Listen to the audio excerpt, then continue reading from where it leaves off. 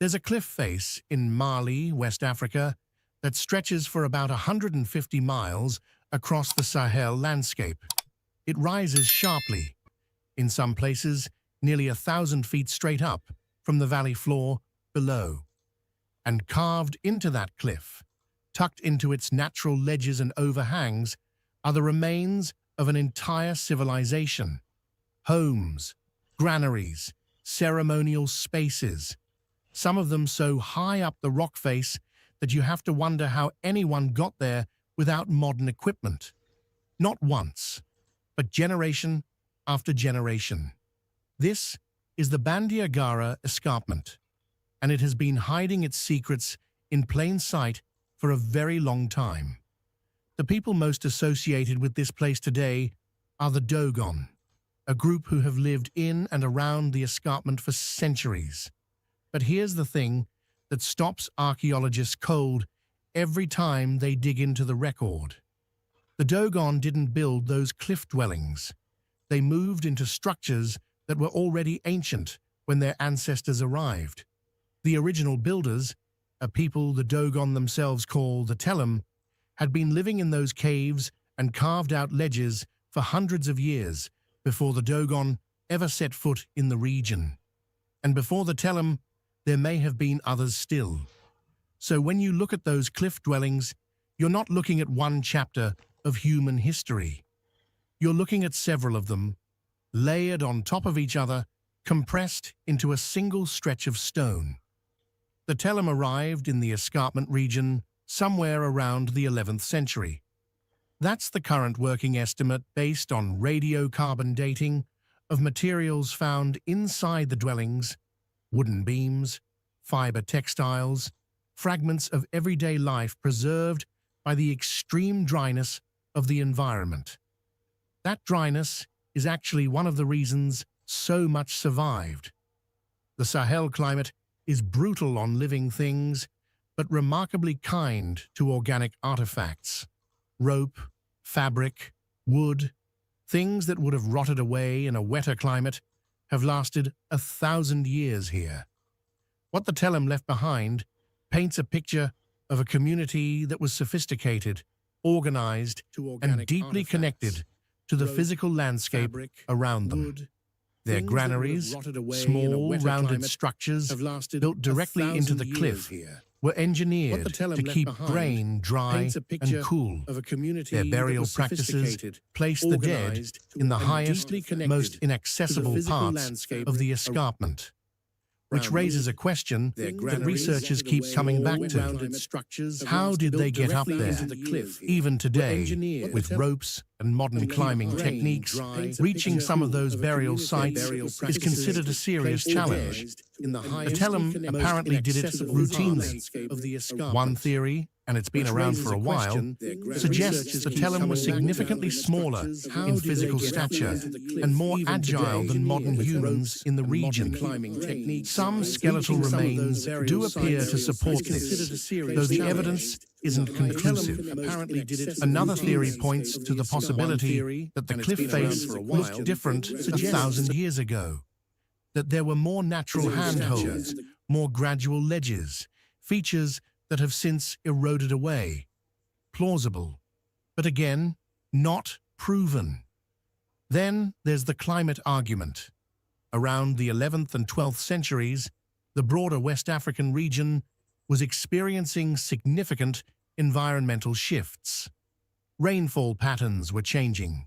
Resources were becoming contested. The escarpment, with its natural defensive advantages, may have been chosen precisely because it was hard to reach. Difficult access for outsiders meant safety for the people inside. That's not a unique idea in human history. Defensive settlement is as old as conflict itself. But the scale of what the Telem achieved on that cliff face goes well beyond simple shelter. By the 15th century, the Telem were gone from the escarpment. Where they went is genuinely unknown. Some researchers believe they were pushed out by the incoming Dogon. Others suggest disease, drought, or internal collapse. The Dogon oral tradition speaks of the Telem with a mixture of respect and unease, as people who possessed abilities ordinary humans didn't have. That kind of language in oral history usually points to something real, even if the details have blurred over time. The Dogon moved into the abandoned dwellings and made them their own. They added to the structures, modified them, built new ones alongside the old, and they carried on living on that cliff face well into the modern era. What's striking about the Bandiagara escarpment is not just its age or its scale, it's the continuity. Multiple cultures, across multiple centuries, all drawn to the same stretch of stone, all finding something worth staying for. That doesn't happen by accident. Something about this place kept calling people back, and we're still not entirely sure what it was. There's a mountain in southern Bulgaria that most people outside of Eastern Europe have never heard of. It sits in the eastern Rhodope range, a landscape of dense forests, sharp ridges, and river valleys that have been contested territory for thousands of years. And on top of one of those ridges, cut directly into the natural rock, is a site so large and so complex that archaeologists are still mapping it. Peperikon, a name that doesn't roll off the tongue easily for most Western viewers. But the site itself, once you understand what's actually there, is genuinely difficult to dismiss. This isn't a place where someone built on top of the earth. The people who constructed Peperikon carved into it. Rooms, staircases, ceremonial spaces, drainage channels, all cut from the living rock of the mountain itself. The earliest layers of human activity here date back roughly 8,000 years. That's not a typo. 8,000 years of continuous or near-continuous human presence on a single mountain ridge. To put that in context, that predates the Egyptian pyramids by several thousand years. The site covers an area of roughly 86 acres. That's large by any standard, and what makes it particularly compelling is the range of what's been found there. Thracian pottery, Roman construction, Byzantine fortification walls, medieval additions, layer after layer of different cultures, different empires, different belief systems, all of them apparently deciding that this particular ridge was worth controlling. The question is why? Part of the answer may lie in geography. Peperikon occupies a naturally defensible position. The ridge drops steeply on multiple sides, which means any attacking force would have had to come at it from a limited number of directions. Control this site, and you control movement through a significant stretch of the Rhodope valleys. That kind of strategic value doesn't go unnoticed by any culture that understands warfare and trade routes, and pretty much every culture that passed through the Balkans did. But the strategic argument only takes you so far, because Peperikon wasn't just a fortress. The evidence points to something more layered than that. At the heart of the site, researchers have identified what appears to be a large ceremonial complex, a round altar, a great hall, spaces arranged in ways that don't make sense purely as military architecture. The Thracians, who are most strongly associated with the site's peak period of use, were not a people who separated the sacred from the political. Their kings were also their priests, or at least closely tied to religious authority. A site like Peperikon, commanding, elevated, visible for miles, would have carried enormous symbolic weight. There's also the matter of an ancient written reference. The Greek geographer Ptolemy mentioned a settlement in the Rhodope region that some researchers believe corresponds to Peperikon. And there are accounts, fragmentary, debated but persistent, of an oracle located in the mountains of Thrace, a place where fire divination was practiced, where the future was read in the behavior of flames on an altar. One particular account, preserved in ancient sources, describes how Alexander the Great's father, Philip II of Macedon, may have received a prophecy connected to a Thracian oracle site. Some Bulgarian archaeologists have argued, with some heat, that Perperikon is that site. It's a significant claim, and it's not universally accepted. The evidence is circumstantial rather than definitive, but it's not without foundation either. What has been found at Perperikon is consistent with fire ritual. The large round altar near the center of the complex shows evidence of sustained, repeated burning, not the kind of burning associated with cooking or simple heating, but ceremonial burning, controlled, deliberate, the kind that happens in the same place, in the same way, over a long period of time. By the medieval period, Perperikon had become a fortified town of some regional importance. Byzantine and later Bulgarian rulers built walls, towers, and a church on top of the older Thracian foundations. The site was eventually abandoned sometime in the 14th or 15th century, likely a combination of Ottoman expansion and the broader disruptions that reshaped the Balkans during that period. Today, excavations are ongoing. New sections of the site are uncovered regularly, and each new discovery tends to complicate the picture rather than simplify it. That's the honest reality of Perperikon. The more you uncover, the more questions surface. Was it primarily a religious center that also served military functions, or a military stronghold that incorporated religious practice because that's simply how Thracian society operated? Maybe both. Maybe neither fits cleanly. 8,000 years is a long time to keep a secret. Perperikon is still keeping most of them.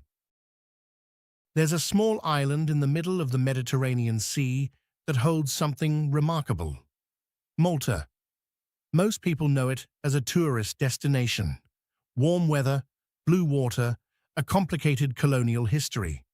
What far fewer people realize is that this island contains some of the oldest freestanding stone structures on the planet.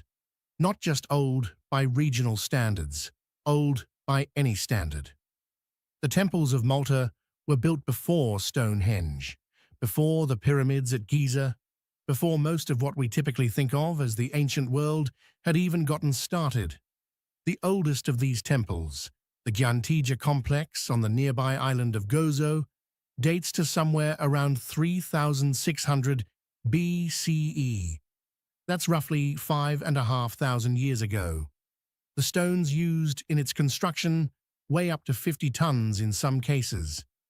And the people who built them had no metal tools, no wheeled vehicles, no draft animals capable of moving that kind of weight. What they had was time, organization, and an understanding of engineering that we are still working to fully appreciate. So the first question isn't what these temples were for. The first question is how they got built at all. Malta's temple period spans roughly from 3,600 to 2,500 BCE, about 1,000 years of continuous monumental construction on an island that measures barely 17 miles long. During that period, somewhere between 7 and 30 distinct temple complexes were constructed across the Maltese archipelago, depending on how you count the surviving and partially surviving structures. The most significant ones, Gyantija, Hagar Kim, Najdra, Taksien, are now UNESCO World Heritage Sites and have been studied extensively since the 19th century. What the archaeology reveals is a society that was, by any reasonable measure, sophisticated. The temples are not rough piles of stone. They're carefully planned structures with distinct architectural features. A trefoil layout in many cases, with semicircular apses arranged around a central corridor. The walls are constructed using two types of limestone found on the island, chosen deliberately. The harder coralline limestone was used for exterior walls and load-bearing elements. The softer Globigerina limestone, easier to carve and shape, was used for interior surfaces and decorative elements. That's not accidental selection. That's applied knowledge of material properties. Inside the temples, researchers have found altars, animal bones indicating ritual sacrifice, carved decorations, and in some cases, figurines. The figurines are particularly striking. Large, rounded forms, human in shape but exaggerated, almost abstract. Some are seated. Some appear to be sleeping. The largest examples, found at the Taxian temple complex, depict figures of considerable scale. What they represent is debated. A deity, a priest, an idealized human form connected to fertility or ancestor veneration. Nobody knows for certain. But the care and consistency with which these figures appear across multiple sites suggests they were central to whatever belief system drove the construction of these temples. And then there's the astronomical alignment question. At Manidra, one of the better preserved complexes, the temple is oriented so that sunlight enters the main corridor and strikes the altar directly at sunrise on the spring and autumn equinoxes. At the solstices, the light hits the edges of specific doorway stones in a way that appears deliberate rather than coincidental. This kind of solar alignment requires sustained observation of the sky over many years and the ability to translate those observations into architectural decisions. It's not primitive thinking, it's methodical. Here's where the story takes a strange turn. Around 2500 BCE, Malta's temple building culture simply stops. The temples are abandoned, and shortly afterward, within a few centuries, a completely different population appears on the island with different pottery, different burial practices, different everything. What happened to the original temple builders is one of the genuinely unresolved questions of Mediterranean archaeology. Disease, famine, environmental collapse, conflict with incoming groups. All of these have been proposed. None has been conclusively demonstrated. It's an entire civilization that rose, flourished, built some of the most sophisticated structures of its era, and then vanished, with no clear written record, no obvious successor culture, no definitive explanation. What they left behind are these temples, still standing after 5,000 years, still aligned to the same solstices they were built to track, still holding whatever meaning was carved into their stones by people whose names we will never know. The Maltese temples don't give up their answers easily. Researchers have spent decades on this archipelago, and the fundamental questions, who exactly these people were, what they believed, why they disappeared, remain genuinely open. There's a stretch of northern England where the landscape changes almost without warning. The rolling green fields of the south give way to something harder, bleaker, a long exposed ridge of dolerite rock cutting across the horizon like a scar. And running along that ridge for mile after mile is one of the most ambitious construction projects the ancient world ever attempted, Hadrian's Wall. Built on the orders of a Roman emperor who looked at the northern edge of his empire and decided that this, right here, was where civilization ended and everything else began. And at one of the highest, most exposed points along that wall sits a fort that has outlasted the empire that built it. Housesteads, known in its day as Vercovicium, a name that translates roughly as the place of the effective fighters. That detail alone tells you something about what Rome expected from the people stationed here. Housesteads was constructed around 124 CE, shortly after Hadrian himself visited Britain in 122 CE and ordered the wall's construction. The fort sits on a natural escarpment, Wind Sill, the same ridge of hard volcanic rock that the wall follows for much of its length. The Romans didn't choose this location despite its difficulty. They chose it because of it.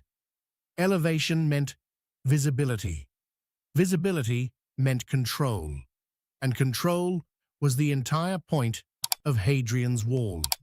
The fort covers roughly 5 acres and was designed to house a garrison of around 800 infantry soldiers.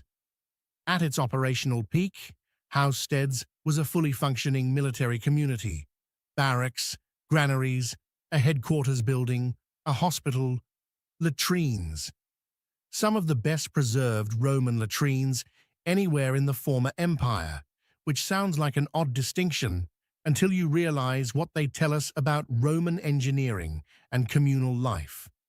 These weren't primitive pits. They were flushed with running water channeled from a cistern system, organized, efficient, engineered to keep a large population of men healthy in a damp, cold, difficult climate. The troops stationed at Housesteads were not, for the most part, Roman in the ethnic sense. That's a detail that surprises many people. By the 2nd and 3rd centuries CE, the Roman military drew from across the empire and beyond. Housesteads was garrisoned at various points by a unit from the Tungrian region, modern-day Belgium. There's also evidence of soldiers from North Africa, from the Rhine frontier, from other corners of a vast and diverse military machine. These men came from completely different cultures, different climates, different languages, and they ended up on a windy ridge in northern England, spending years or decades of their lives maintaining a wall at the edge of the known world. What that actually felt like is something the archaeological record only partially captures, but it does capture some of it. Tombstones found at and near Housesteads carry inscriptions that name individual soldiers, their home regions, their ages at death. There are records of personal dedications to gods, not just the official Roman pantheon, but local deities, Germanic gods, gods whose names appear nowhere else in the Roman record, men bringing their beliefs with them to a place far from home. That's not just military history, that's human history. Beyond the garrison itself, a civilian settlement, a vicus, grew up outside the fort's walls over time. Traders, families, craftspeople, tavern keepers. The presence of women and children in these settlements is well documented. Housesteads wasn't just a military installation. It became, over time, a community, a strange, improvised, multinational community on the edge of the empire, but a community nonetheless. The wall and its forts were abandoned progressively through the 4th century as Roman authority in Britain weakened and eventually collapsed altogether. By the early 5th century, the garrisons were gone, the civilian settlements dispersed, and Housesteads began its long, slow return to the landscape. What's remarkable is how much survived. The exposed, difficult terrain that made Housesteads strategically valuable also made it largely unattractive for later agricultural development. Stones were robbed for local building projects over the centuries. That happened across the entire wall. But the basic footprint of the fort remained.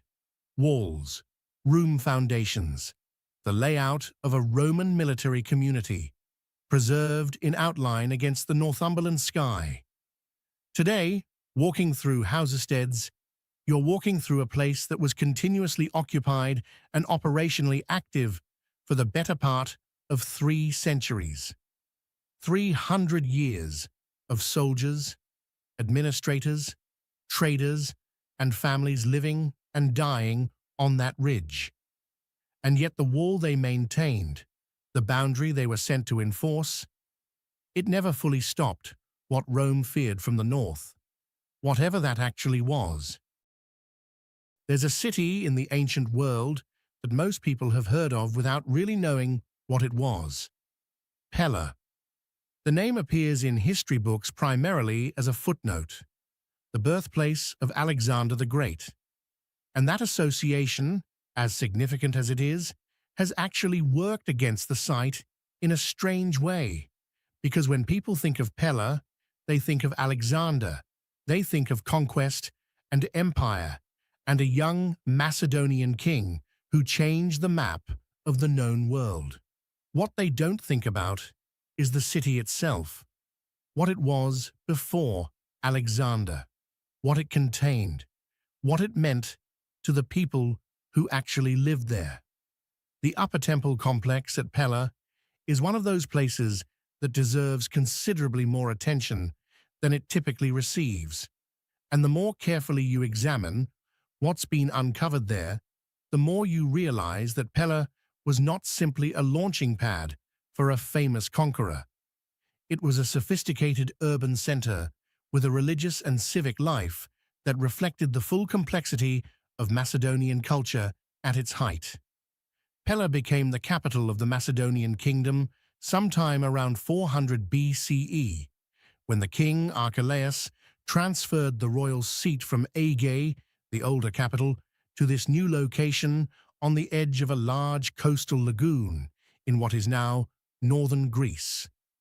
The choice was deliberate. Pella offered access to the sea, connection to major overland routes, and a flat, expansive site suitable for large-scale urban planning. Archelaus brought in Greek artists, architects, and intellectuals. The playwright Euripides spent his final years at the Macedonian court. The painter Zeuxis worked there. Pella, from its earliest days as a capital, was reaching towards something, a particular kind of cultural legitimacy that the wider Greek world hadn't always extended to Macedonia. The Upper Temple area sits on elevated ground within the ancient city's footprint. Excavations conducted primarily by Greek archaeologists over the past several decades have revealed a complex of religious buildings whose scale and refinement challenge the older notion of Macedonia as a rough, peripheral culture on the edges of the Greek world. The temples here were built to standards consistent with the best construction of the classical period. Stone foundations, carefully fitted column drums, decorated terracotta roof elements, the kind of architectural investment that signals institutional commitment, not improvisation. What deities were worshipped in the Pella Upper Temple complex is a question that the evidence addresses only partially. Dedications and votive offerings found at the site point to Aphrodite and Cybele, among others. Cybele is particularly interesting in this context.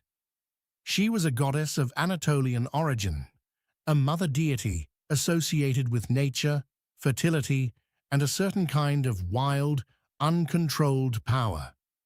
Her cult spread widely across the Greek and later Roman world, but her presence at Pella, in significant form, suggests something about the religious openness of Macedonian culture.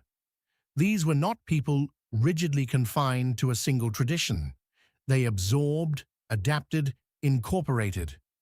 The mosaics found across Pella, not specifically in the temple area, but throughout the excavated city, are among the finest examples of pebble mosaic work surviving from the ancient world. The famous hunting scene, showing figures in dynamic motion with a naturalism that anticipates later Hellenistic art, was found in a private house. That detail matters.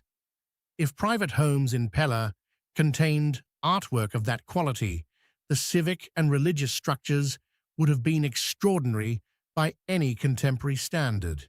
But here's what the archaeology keeps pushing back against. The written record for Pella is thin, genuinely thin. For a city that was one of the most powerful in the Greek-speaking world for nearly 2 centuries, the documentary evidence is frustratingly sparse. Much of what we know comes from the ground itself, from what excavators have physically uncovered rather than from texts that describe the city as it was. That gap between archaeological richness and documentary silence is one of the defining challenges of Pella scholarship.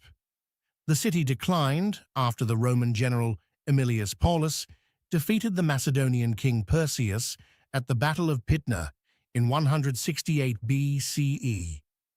Rome sacked Pella, stripped it, and while the city continued to exist in reduced form for some time afterward, it never recovered its former status. Eventually, the lagoon that had made Pella's location so advantageous silted up. The water receded, the trade routes shifted, and the city slowly subsided into the flat plain of northern Greece. What remains is substantial enough to be significant, but it represents a fraction of what Pella once was, a birthplace of empire, now mostly buried under agricultural fields. The upper temple still holding its questions, the mosaics still vivid after 2,000 years. There's a mound rising out of the flat northeastern Syrian plain that doesn't look like much from a distance. Just a low hill, really, the kind of subtle elevation that you might drive past without a second thought if you didn't know what was underneath it. But Tel Leilan, that's what archaeologists call it, using the Arabic word for mound, is not a natural formation.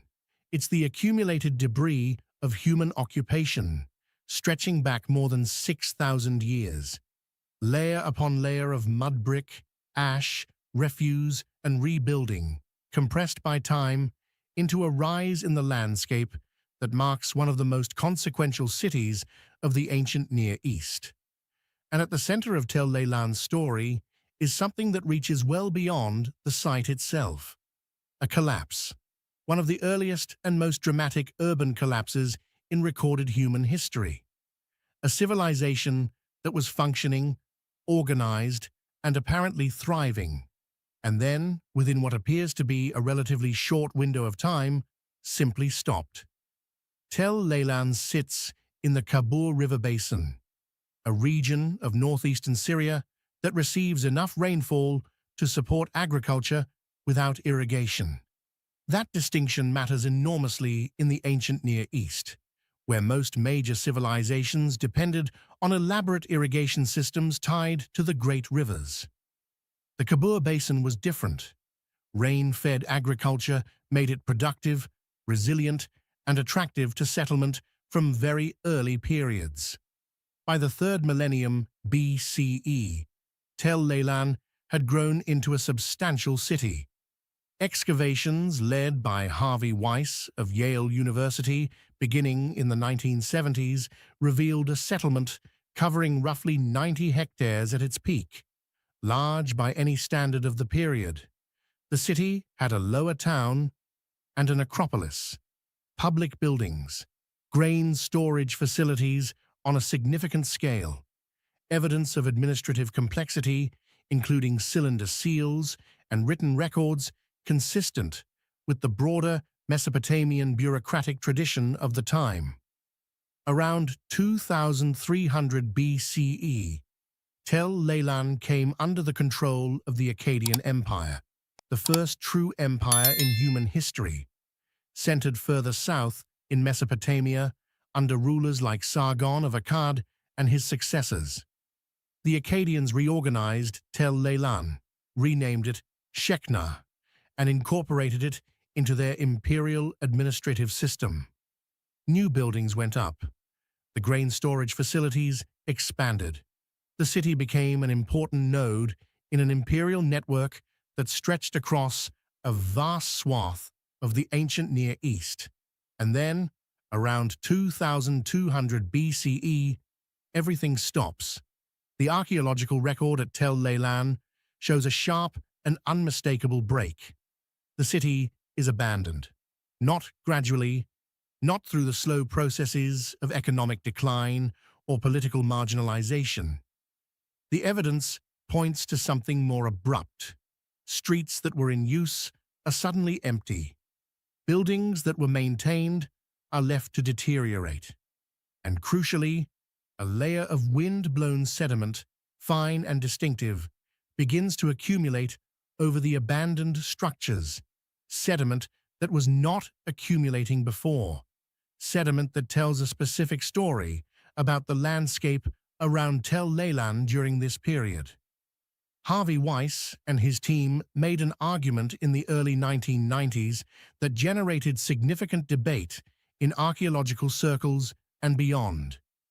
They proposed that the collapse of Tel Leilan, and by extension, the broader collapse of the Akkadian Empire around the same time, was triggered not primarily by political or military factors, but by a prolonged and severe drought, a climate event lasting perhaps 3 centuries, affecting a wide swath of the ancient Near East and Eastern Mediterranean. The evidence they marshaled was geological as much as archaeological. Soil samples from Tel Leilan and surrounding areas showed a dramatic shift in wind-blown particle deposition consistent with severe aridification. Similar signals appeared in marine sediment cores from the Gulf of Oman. Ancient pollen records from the region told the same story. The land dried out. The rain-fed agriculture that had made the Kabul Basin productive failed. And without that agricultural base, a city like Tel Leilan simply could not sustain itself. The debate around this interpretation has been substantial. Some researchers accept the climate argument largely as presented. Others argue that the picture is more complicated, that political instability, military pressure, and internal Akkadian tensions contributed significantly to the collapse independent of climate factors. The honest answer is probably that multiple causes converged. Empires rarely fall for a single reason. What makes Tel Leilan particularly significant in a broader context is the implication. If a major climate shift contributed to the collapse of the Akkadian Empire around 2200 BCE, it raises uncomfortable questions about the relationship between environmental stability and civilizational continuity, questions that feel less academic and more urgent, depending on when you're reading them. There's a stretch of farmland in North Yorkshire, England, that holds something most people have never heard of. 3 large, circular earthworks, arranged in a line across the landscape, each one roughly the same size, each one separated from the next by roughly a mile. From ground level, they're easy to miss. The banks have eroded over thousands of years, and modern agriculture has worked around and in some cases directly over them for generations. But from the air, the pattern is immediately clear. 3 rings, deliberate, aligned, built by people who understood something about this particular piece of ground that we're still trying to reconstruct. The Thornborough Henges, constructed somewhere around 3,500 to 2,500 BCE, which places them broadly contemporary with Stonehenge, though Thornborough is considerably less famous. That gap in public recognition is not a reflection of the site's significance. By most archaeological measures, Thornborough was one of the most important ceremonial complexes in Neolithic and early Bronze Age Britain, possibly the most important in northern England during its period of use. The site drew people from considerable distances.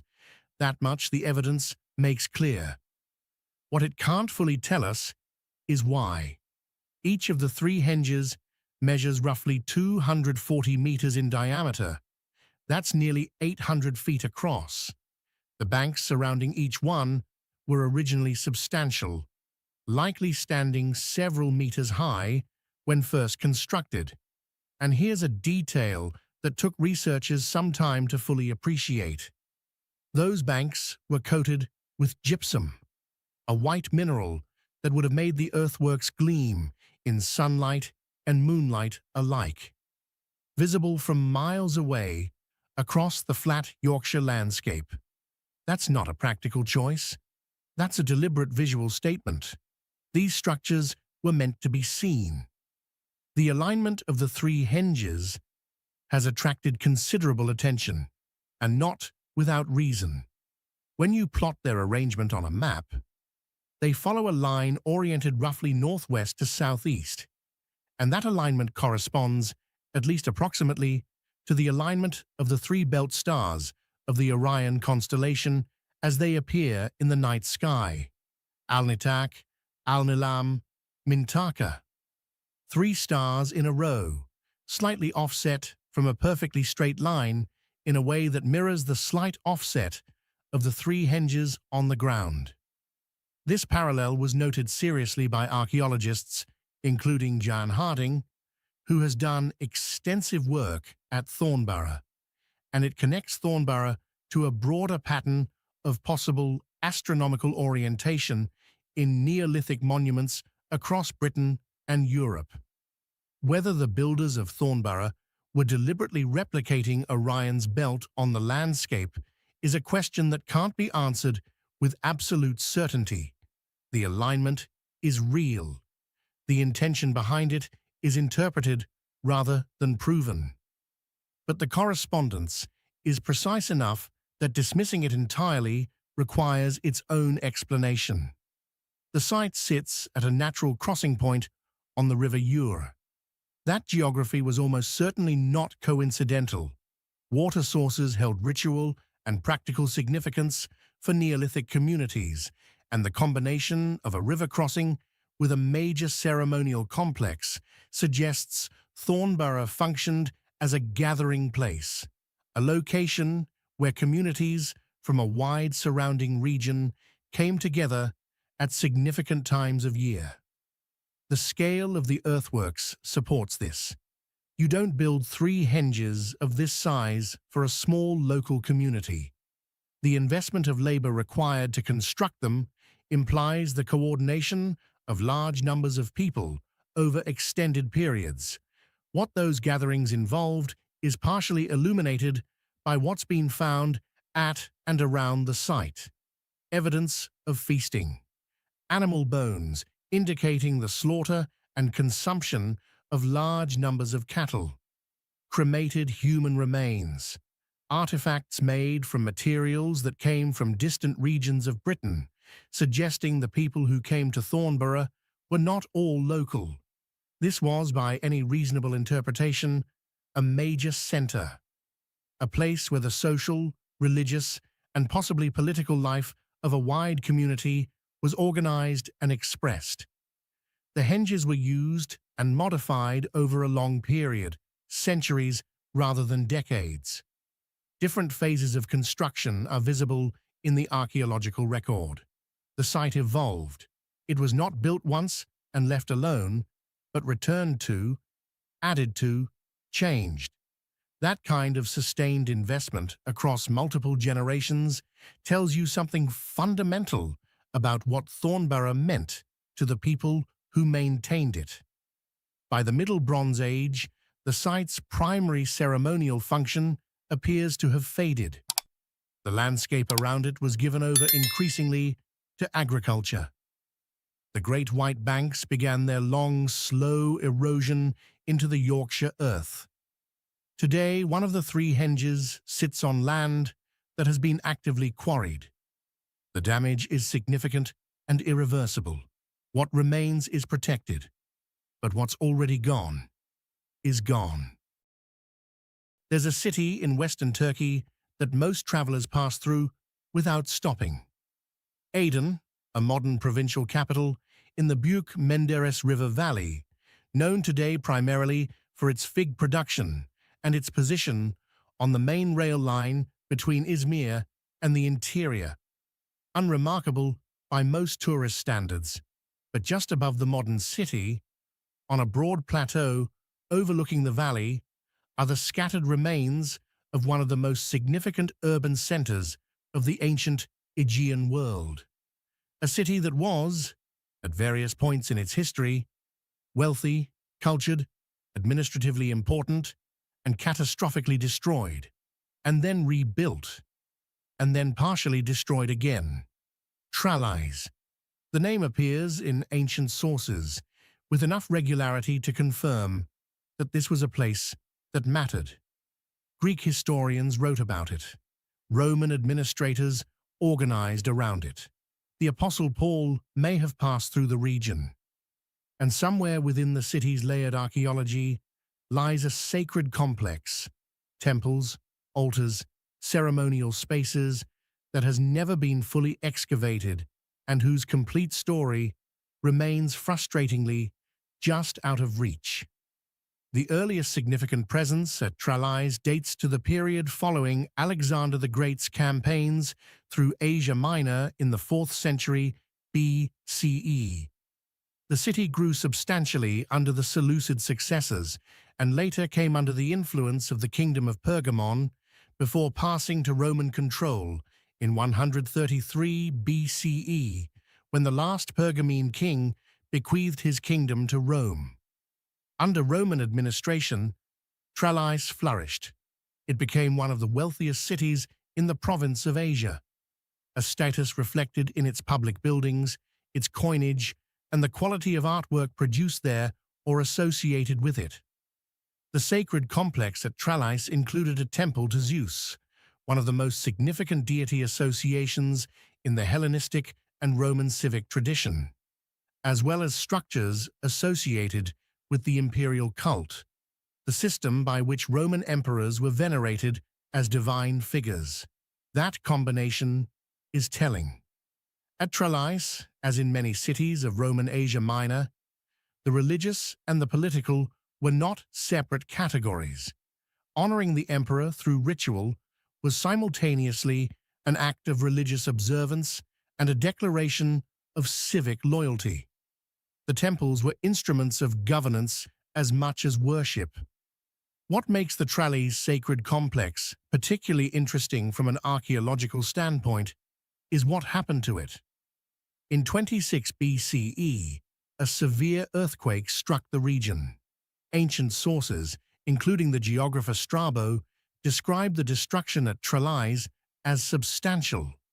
The Emperor Augustus responded by providing financial assistance for reconstruction, a gesture that was both genuinely useful and politically calculated. Cities that received imperial aid tended to reciprocate with enthusiastic expressions of loyalty. The rebuilt structures at Tralles almost certainly reflected this dynamic. New temples and public buildings, constructed with imperial support, would have carried visible markers of that connection. But the earthquake of 26 BCE was not the last. The region of Western Turkey sits on one of the most seismically active zones in the world, and Tralles was struck repeatedly over its history. Each major seismic event reshaped the city's archaeology in ways that make clean interpretation difficult. Structures from different periods collapse onto each other. Rebuilding phases overlap. What looks like a single complex may represent 3 or 4 different construction episodes separated by centuries and disaster. The surviving above-ground remains at the site today are limited but evocative. A section of gymnasium wall standing to a considerable height. Column fragments. Architectural elements scattered across the plateau. The most famous image associated with Tralles is the so-called Tralles Youth, a marble statue of exceptional quality discovered at the site in the 19th century and now held in the Istanbul Archaeological Museum. The statue dates to the Roman imperial period and displays a technical mastery that confirms what the ancient sources suggest. Tralles was not a provincial backwater. It was a city that could afford and attract the finest work of its era. What the sacred complex looked like at its height, the arrangement of its temples, the rituals performed within them, the visual experience of moving through those spaces is something that current excavation data can only partially reconstruct. The site has seen significant looting and uncontrolled digging over the centuries. Much that might have answered key questions has been removed, scattered, or destroyed before systematic archaeology could record it. That loss is real, and it's worth sitting with for a moment, because what's gone from Tralles isn't just stones and artifacts. It's context, the relationships between objects, between spaces, between layers of time that tell you not just what existed, but how it was used and what it meant. There's a town in central Turkey, in the region known as Cappadocia, where the ground beneath your feet is not what it appears to be. Derinkuyu, a modest, unremarkable settlement on the surface, the kind of place you might pass through on your way somewhere else without giving it a second thought. Flat landscape, volcanic rock, the characteristic cave formations that make Cappadocia one of the most visually distinctive regions in the world. But underneath Derinkuyu, beginning just a few meters below the surface and descending through 19 distinct levels to a depth of approximately 60 meters, is a city, a complete, fully functional city, built entirely underground. Not a shelter, not a storage facility, a city with ventilation shafts, wells, wineries, oil presses, stables, kitchens, communal spaces, a church, a school, missionary quarters, the infrastructure of an entire community, carved out of the soft volcanic tuff by human hands over a period of time and through a process of construction that remains only partially understood. Derinkuyu is the largest of approximately 200 underground settlements identified in the Cappadocia region. It could accommodate, by most estimates, somewhere between 20,000 and 50,000 people. Those numbers are genuinely difficult to absorb. 20,000 people living underground.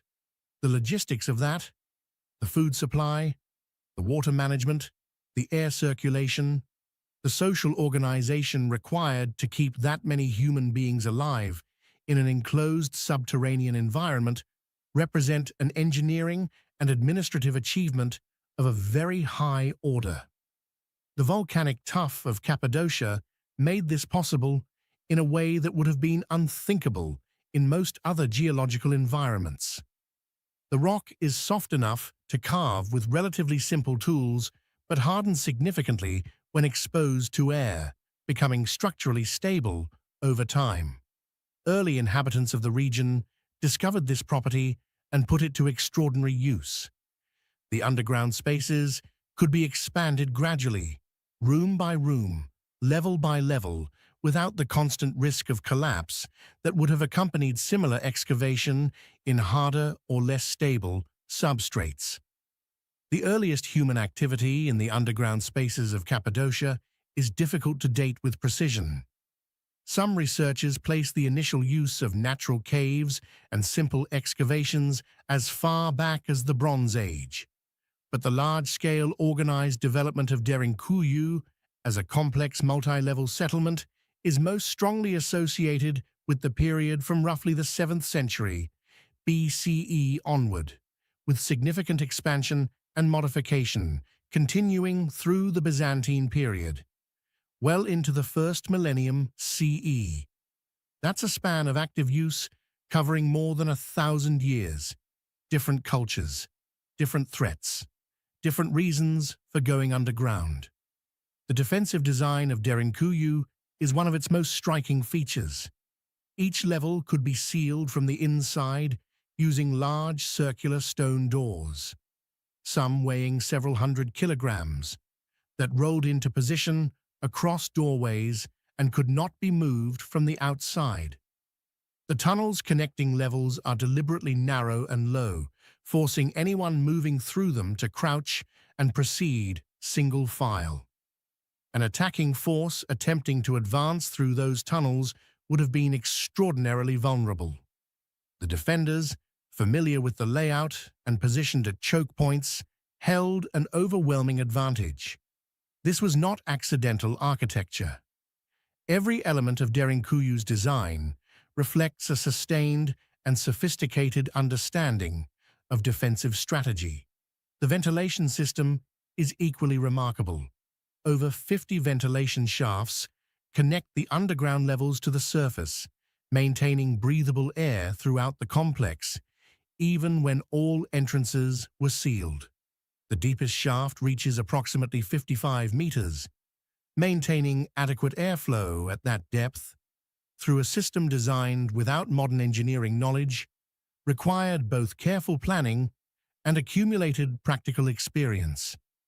It worked. That much is beyond dispute. Who specifically built Derinkuyu and when the major phases of its construction occurred involves more interpretive uncertainty than the physical facts of its existence. The Phrygians, who inhabited this region of Anatolia in the early 1st millennium BCE, are one candidate. Early Christian communities fleeing Roman persecution are another, and there is clear evidence of Christian use. The church carved into one of the lower levels is unambiguous. Byzantine-era inhabitants certainly used and expanded the complex during periods of Arab raids between the 7th and 10th centuries CE. The honest answer is that Derinkuyu's construction history is cumulative rather than singular. Different groups at different times carved new spaces, modified existing ones, and adapted the underground city to their particular circumstances and needs.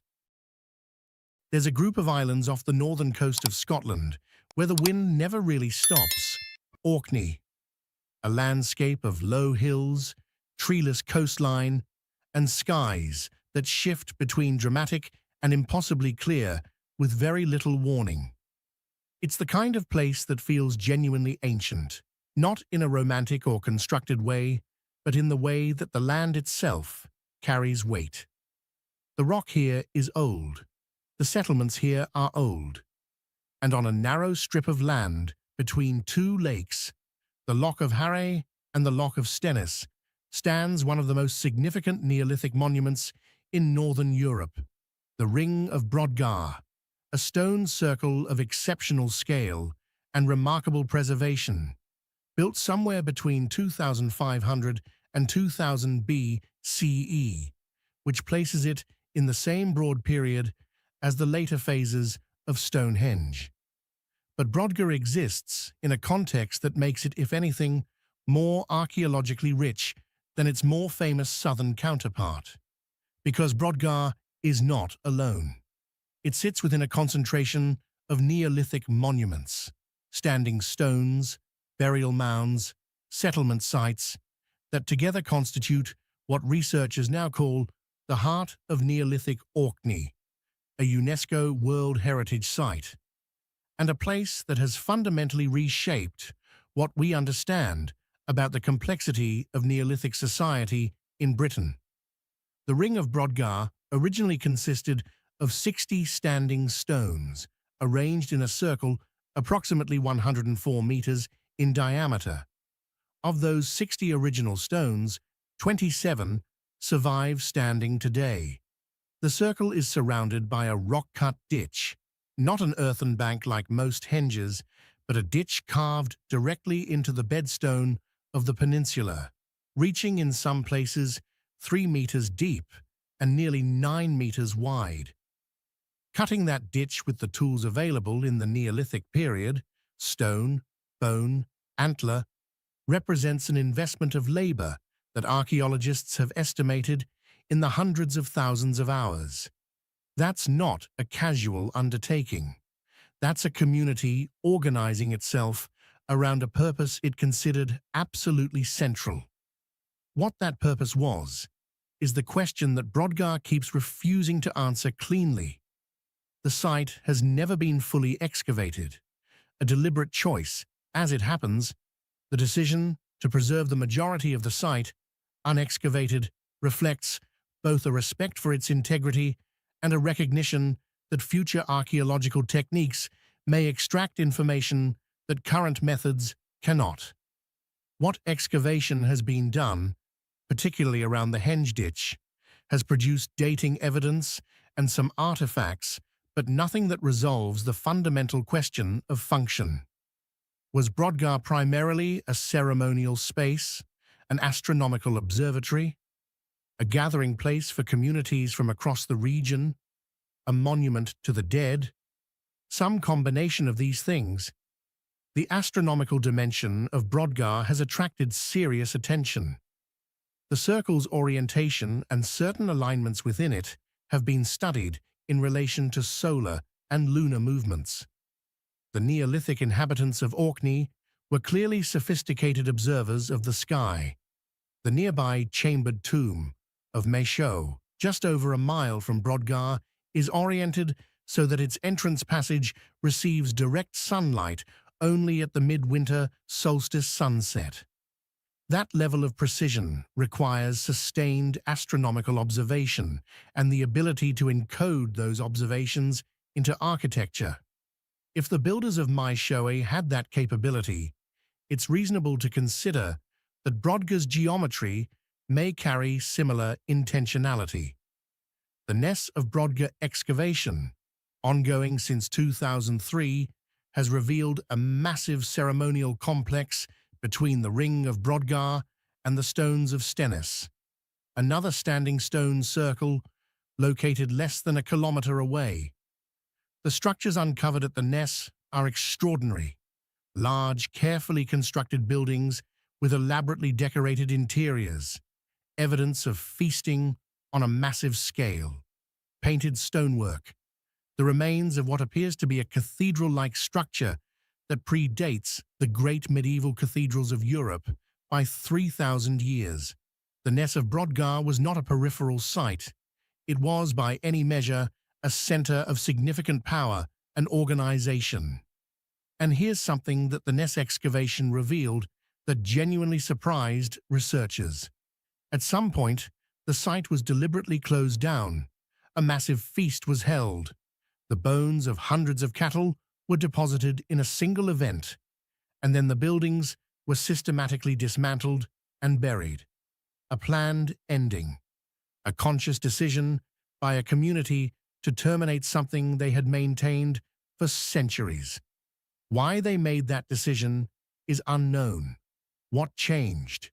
What shifted in their world or their beliefs that made them decide to end it this way, with ceremony and deliberate closure, rather than gradual abandonment? The Ring of Brodgar still stands in the wind off the Orkney locks. The stones that remain are enough to convey the scale of what was intended. There's a flat, sun-baked plain in the La Mancha region of central Spain that most people associate with one thing and one thing only: Don Quixote. Cervantes set his famous novel in this landscape deliberately. The Manchegan Plain as a place of illusion, of things that aren't quite what they seem, of windmills mistaken for giants. It's a literary association so powerful that it tends to obscure everything else about this region, including the fact that La Mancha contains one of the most unusual and archaeologically significant Bronze Age sites in all of Western Europe, Motilla del Azuer. The name itself is relatively modest. Motilla simply means small mound in the local dialect. But what sits beneath and around that mound is anything but modest. A fortified settlement, built approximately 4,000 years ago, organized around a central tower and well system that represents, as far as current evidence can determine, the oldest known water management structure in the Iberian Peninsula, possibly among the oldest in Western Europe.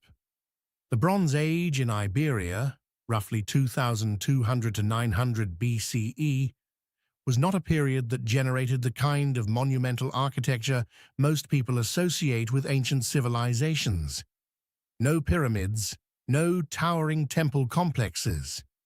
The archaeological signature of Bronze Age Iberia is generally subtler than that, which is part of what makes Motilla del Azuer so striking. It stands out even against the broader European Bronze Age record as something genuinely unusual in its design and its apparent function. The site consists of a central fortified tower surrounded by concentric rings of walls, three successive defensive perimeters enclosing an inner compound. The entire complex measures roughly 100 meters in diameter. The tower at the center rises, in its surviving state, to several meters, and originally would have been considerably taller. From the top of that tower, the surrounding plain is visible for a significant distance in every direction. Control and visibility. The same logic that drove fortification decisions across the ancient world is clearly present at Motilla de la Zuer. But the tower is not the most important element of the site. At the base of the central tower, the inhabitants of Motilla de la Zuer sank a well, and that well is what makes this site genuinely remarkable. The well reaches the water table at a depth of approximately 5 meters. It was maintained, cleaned, and actively used throughout the settlement's occupation, a period spanning roughly from 2200 to 1300 BCE, nearly 1,000 years of continuous use. Excavations led by Spanish archaeologist Miguel Fernández Miranda and later by teams from the University of Castilla-La Mancha have recovered an extraordinary quantity of material from the well and its immediate surroundings: pottery, animal bones, human remains, artifacts that together paint a detailed picture of daily life in a Bronze Age community organized around a single critical resource: water. In the La Mancha Plain, water has always been the determining factor. The region receives limited and unpredictable rainfall. The summers are long and hot. Rivers run low or dry entirely during drought periods. 4,000 years ago, before modern irrigation and water infrastructure, the difference between a reliable water source and an unreliable one was quite literally the difference between survival and abandonment. The well at Motilla de la Zuer appears to have been that reliable source, and the fortifications surrounding it suggest that the community was very much aware of what they had and very much committed to defending it. This wasn't simply a settlement that happened to have a well. The entire spatial organization of the site, the concentric walls, the central tower, the arrangement of residential and storage spaces, was designed around protecting access to water. Isotopic analysis of human remains found at the site has produced some genuinely interesting results. The individuals buried at Motilla de la Zuer show dietary signatures consistent with a community that had reliable, year-round access to water and the agricultural productivity that comes with it. They were, relative to other Bronze Age populations in the region, comparatively well-nourished. The well was working. The system was functioning.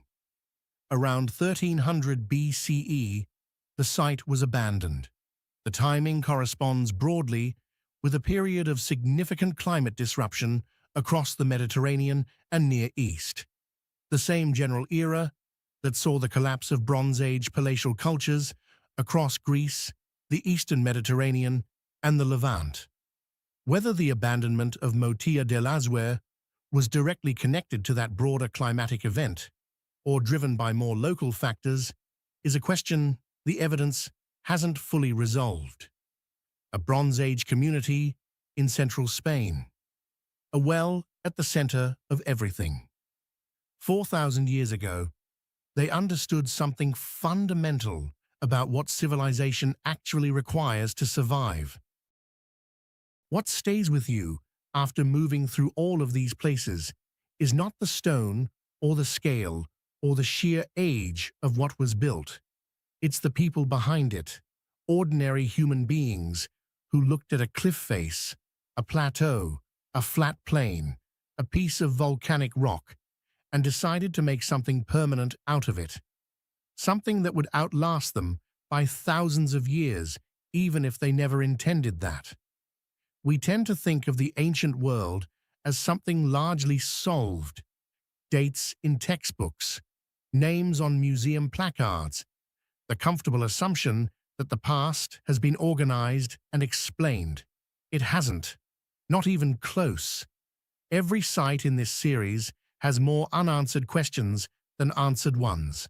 And that's not a failure of archaeology. That's an honest reflection of how deep and how complex the human story actually is. There's more to explore, more sites, more mysteries, more moments where the evidence stops and the questions begin. If this series has meant something to you, if it's made you curious, made you think, made you want to know more, please consider subscribing and supporting the channel. It's what makes this kind of storytelling possible. We're just getting started. Bali is an island that has never been shy about its spiritual life. Temples rise from rice terraces, offerings line every doorstep, and the line between the sacred and the everyday has always been deliberately thin here. But even by Balinese standards, what waits at the bottom of the Pakarisan River Valley is something different, something older, something that stops you before you fully understand why. To reach Gunung Kawi, you descend. That is the first thing to understand about this place. You leave the road, leave the noise, and walk down nearly 300 stone steps, cut into the hillside, passing through a towering split gate that frames the valley below, like a painting someone forgot to finish. The air changes as you go lower, cooler, heavier, with the smell of moss and river water. By the time you reach the bottom, the modern world feels genuinely far away. What greets you there are 10 enormous shrines carved directly into the face of a volcanic cliff. Not built against the rock, not assembled from cut blocks, carved into it. Each shrine stands roughly 23 feet tall, a towering niche cut deep into the stone, and inside each niche is a form that represents a royal memorial tower, what the Balinese call a kandi. The cliff itself became the building material, the scaffold, and the monument all at once. They were created in the 11th century, most likely during the reign of King Udayana or his son Anak Wungsu, one of the most powerful rulers in Balinese history. The shrines are believed to honor members of the royal family, the king, his queens, and possibly his concubines, though the exact identities have never been confirmed with certainty. An inscription at the site, written in an early form of Balinese script, is one of the oldest ever found on the island, and even that offers only partial answers. What the inscription cannot explain is the sheer scale of the decision to carve these memorials the way they did. The builders had choices. They could have constructed freestanding temples, as was common across the Hindu-Buddhist world of that era. Instead, they chose to go into the mountain, to let the rock itself become the vessel for royal memory. That is not a practical decision. That is a philosophical one. Across the river from the main group of 5 shrines stands a smaller cluster of 4, and slightly apart from those, a lone 10th shrine associated with the king's chief minister. The spatial arrangement was intentional. Even in death, hierarchy was preserved. The king and his queens faced each other across flowing water, the river acting as a kind of eternal boundary between the royal chambers. The surrounding complex grew over centuries. Monks once lived in the small chambers cut into the rock face above the shrines. A working temple still operates at the site today, tended by priests who maintain rituals that connect the living community to the royal ancestors honored in the stone. This is not a dead archaeological site. It is an active one. Incense burns, flowers are placed, and the old relationship between the human and the divine continues in the same valley where it began nearly 1,000 years ago. What makes Gunung Kawi genuinely hard to absorb is the combination of its age and its completeness. Many ancient sites survive as fragments, a foundation here, a broken column there. The shrines at Gunung Kawi are largely intact. The carved niches still hold their shape with remarkable precision. The proportions, the symmetry, the deliberate placement against the vertical cliff, all of it reads clearly, even today. You do not have to imagine what this place looked like. You can simply look. There is something in that permanence worth sitting with. A king in 11th century Bali made a decision to be remembered not in a building that could be dismantled or relocated, but in the living rock of a river valley. He chose the mountain itself as his monument. The mountain obliged, and 1,000 years later, the river still runs, the stone still holds, and the shrines still watch the water pass, patient in a way that only stone can be. From the carved cliffs of Bali, we move now to a coastline shaped not by human hands, but by forces so violent and so ancient that the result looks almost impossibly like it was designed. Where Gunung Kawi speaks to the human impulse to impose order on stone, the north coast of Ireland presents something that flips that idea entirely.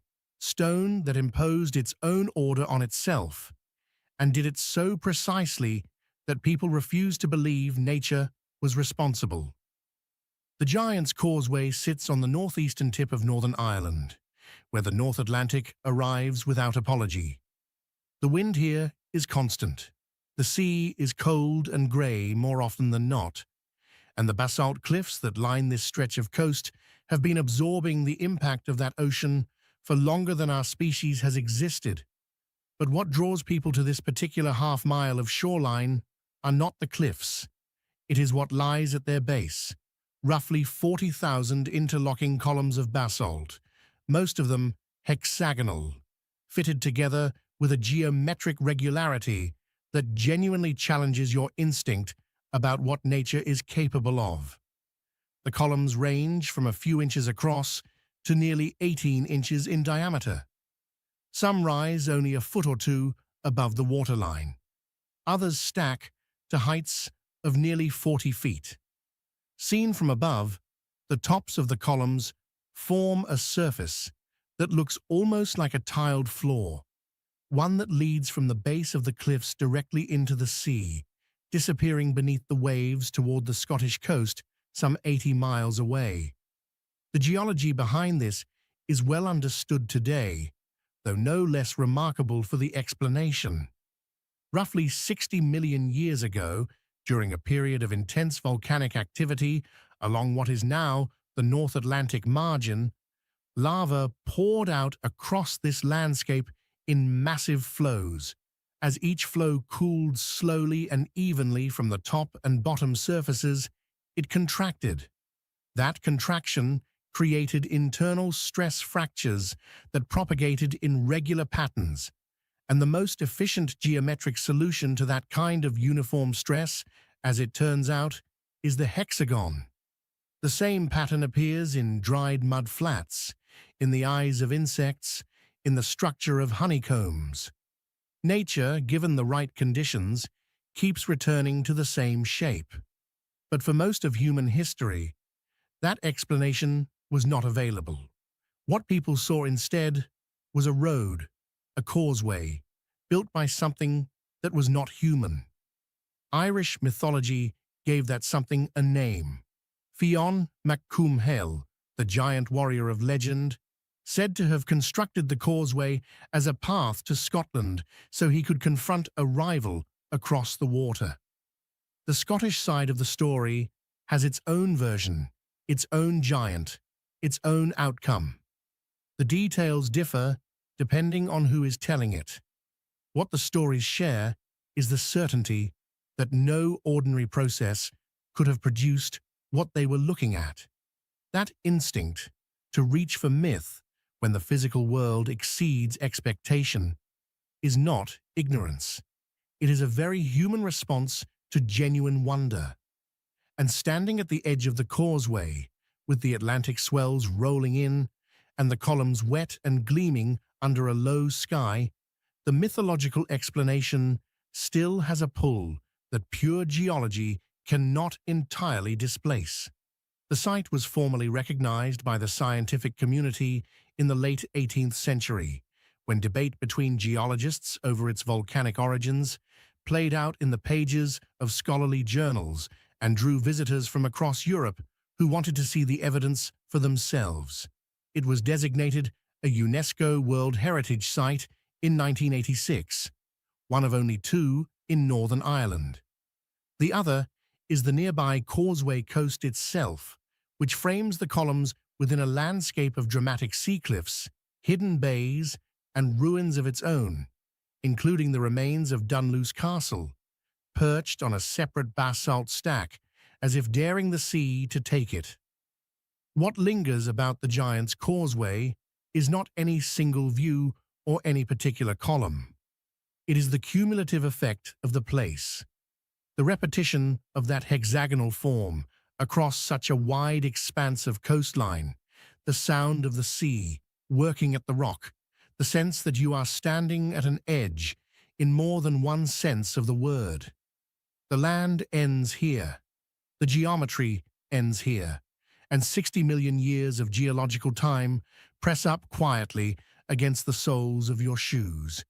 The giants, if they existed, built well. And if they did not, well, 60 million years of volcanic cooling managed to produce something that still makes the myth feel entirely reasonable. The Atlantic coast of Ireland and the highland valleys of southern Colombia share nothing obvious, not climate, not culture, not geography. But both places carry the same quiet insistence that something significant happened here, and that the people responsible for it understood scale in a way that still commands attention. We leave the cold basalt shore behind and travel to a warmer kind of ancient, where the stone is not volcanic geometry, but carved human form. Hundreds of them, scattered across a mountain landscape that has been holding its secrets for more than 2,000 years.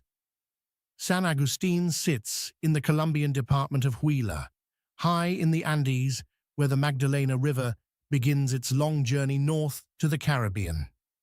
The elevation here runs between 5,000 and 6,000 feet, and the landscape is one of deep green valleys, steep ravines, and a persistent mist that moves through the hills in the mornings, like something with its own intentions.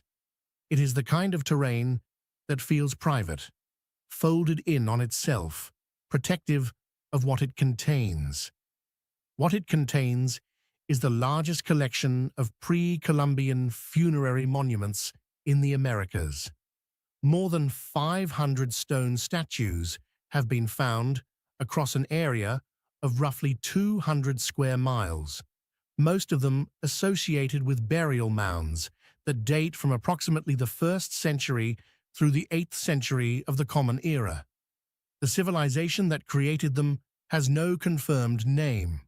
They left no written language, no clear successor culture, and no oral tradition that has survived intact to carry their story forward.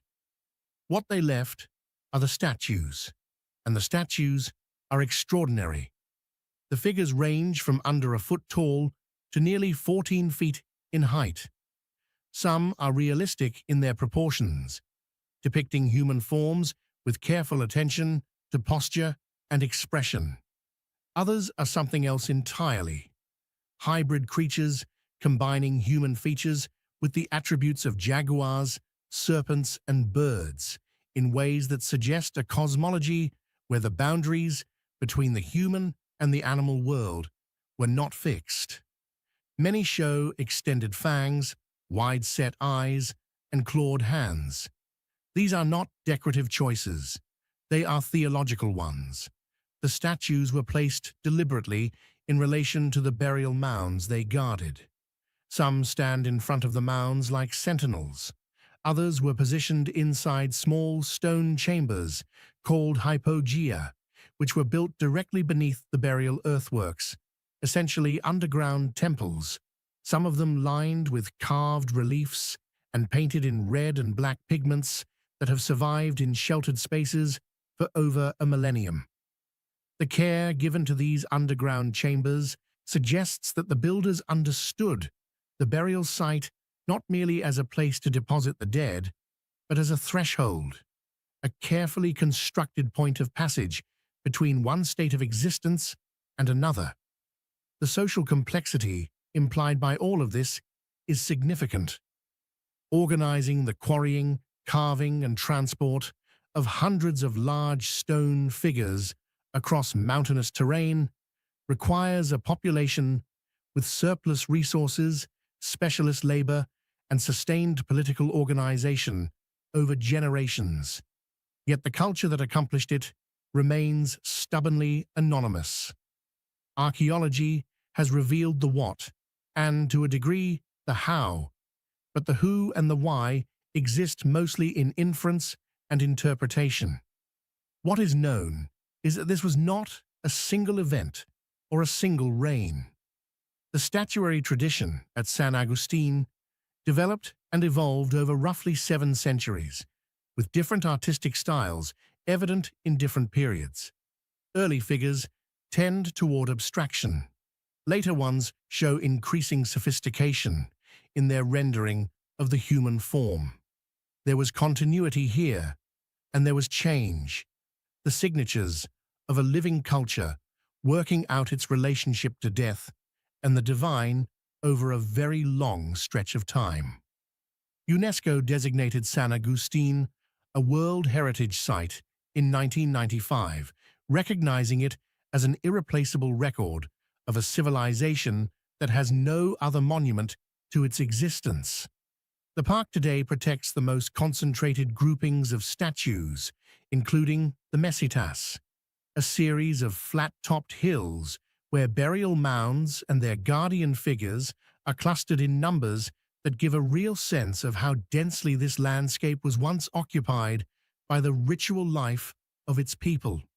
Walking among the statues in the morning mist, with the Andes rising on all sides and the sound of the Magdalena somewhere below in the valley, the anonymity of the builders does not feel like a loss so much as an invitation. They did not sign their work with names.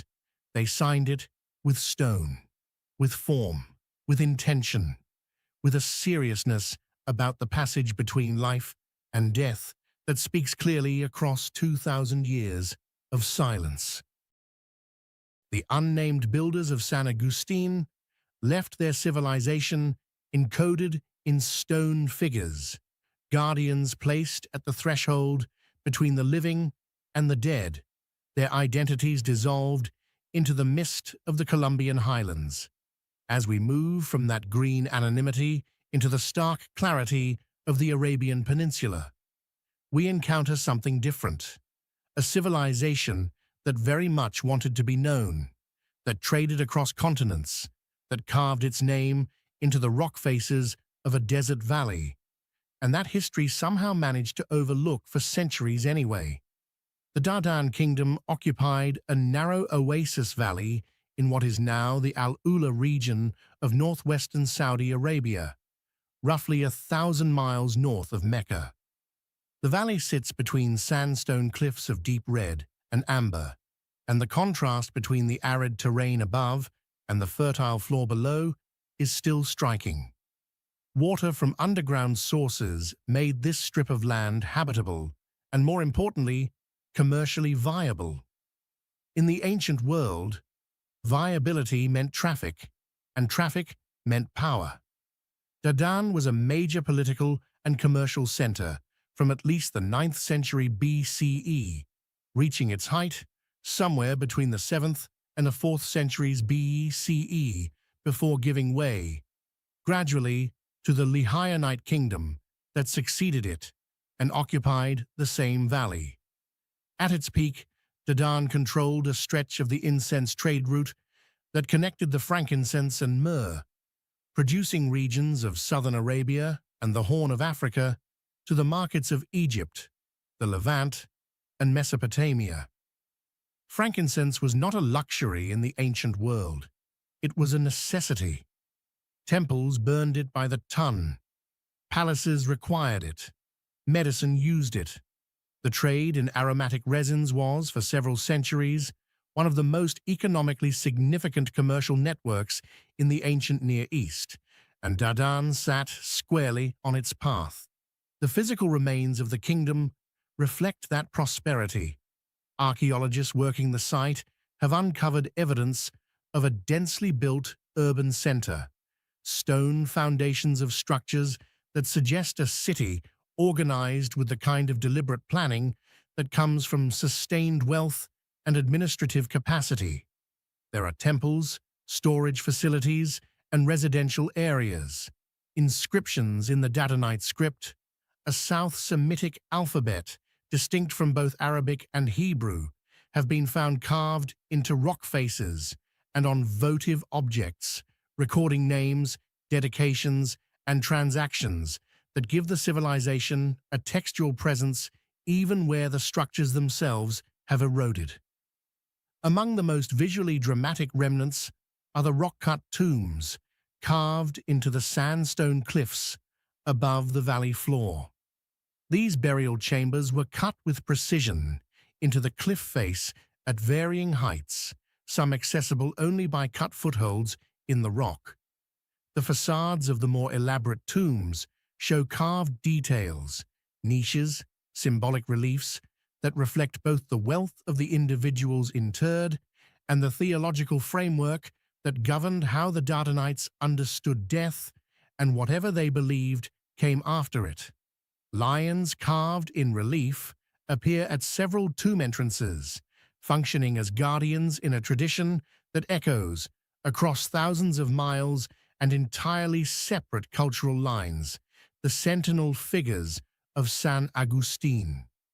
What makes Dadan particularly compelling from a historical perspective is its cosmopolitan character. The inscriptions found at the site are not all in Dadanite script. There are texts in Minaic, the language of a South Arabian trading kingdom. There are references to individuals from different regional backgrounds, merchants, priests, envoys, who passed through, settled temporarily, or made dedications at the local temples. Dadan was not an isolated community. It was a node in a network, and the diversity of its textual record reflects the diversity of the world it was connected to. That world connection is also why its disappearance from popular historical consciousness is somewhat puzzling. The Greeks knew of the region. The Hebrew Bible references a place called Dedan, believed by many scholars to correspond to this same valley in contexts that suggest it was recognized as a place of significant trade and cultural presence.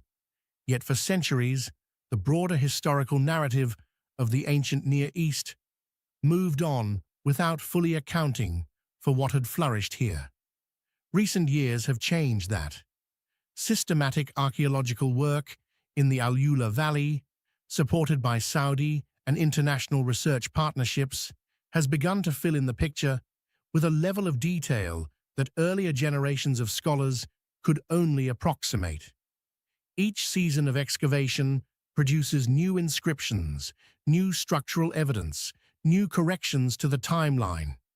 The valley kept its secrets well, but the rock remembers everything written on it, and there is a great deal written here. The rock faces of the Dadan Valley hold their inscriptions with a permanence that time has so far respected. Names and dedications pressed into stone by people who understood that the desert preserves what other climates destroy.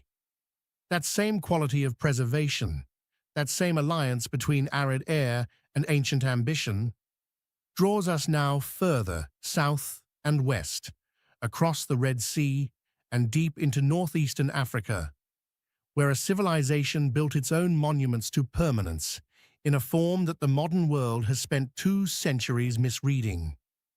Most people, asked to picture ancient pyramids, place them instinctively in Egypt. The image is fixed. The 3 great structures at Giza, broad and massive against a pale sky. Their proportions so familiar, they have become almost symbolic rather than architectural. What far fewer people picture are the pyramids of Sudan. And yet, there are more of them, significantly more.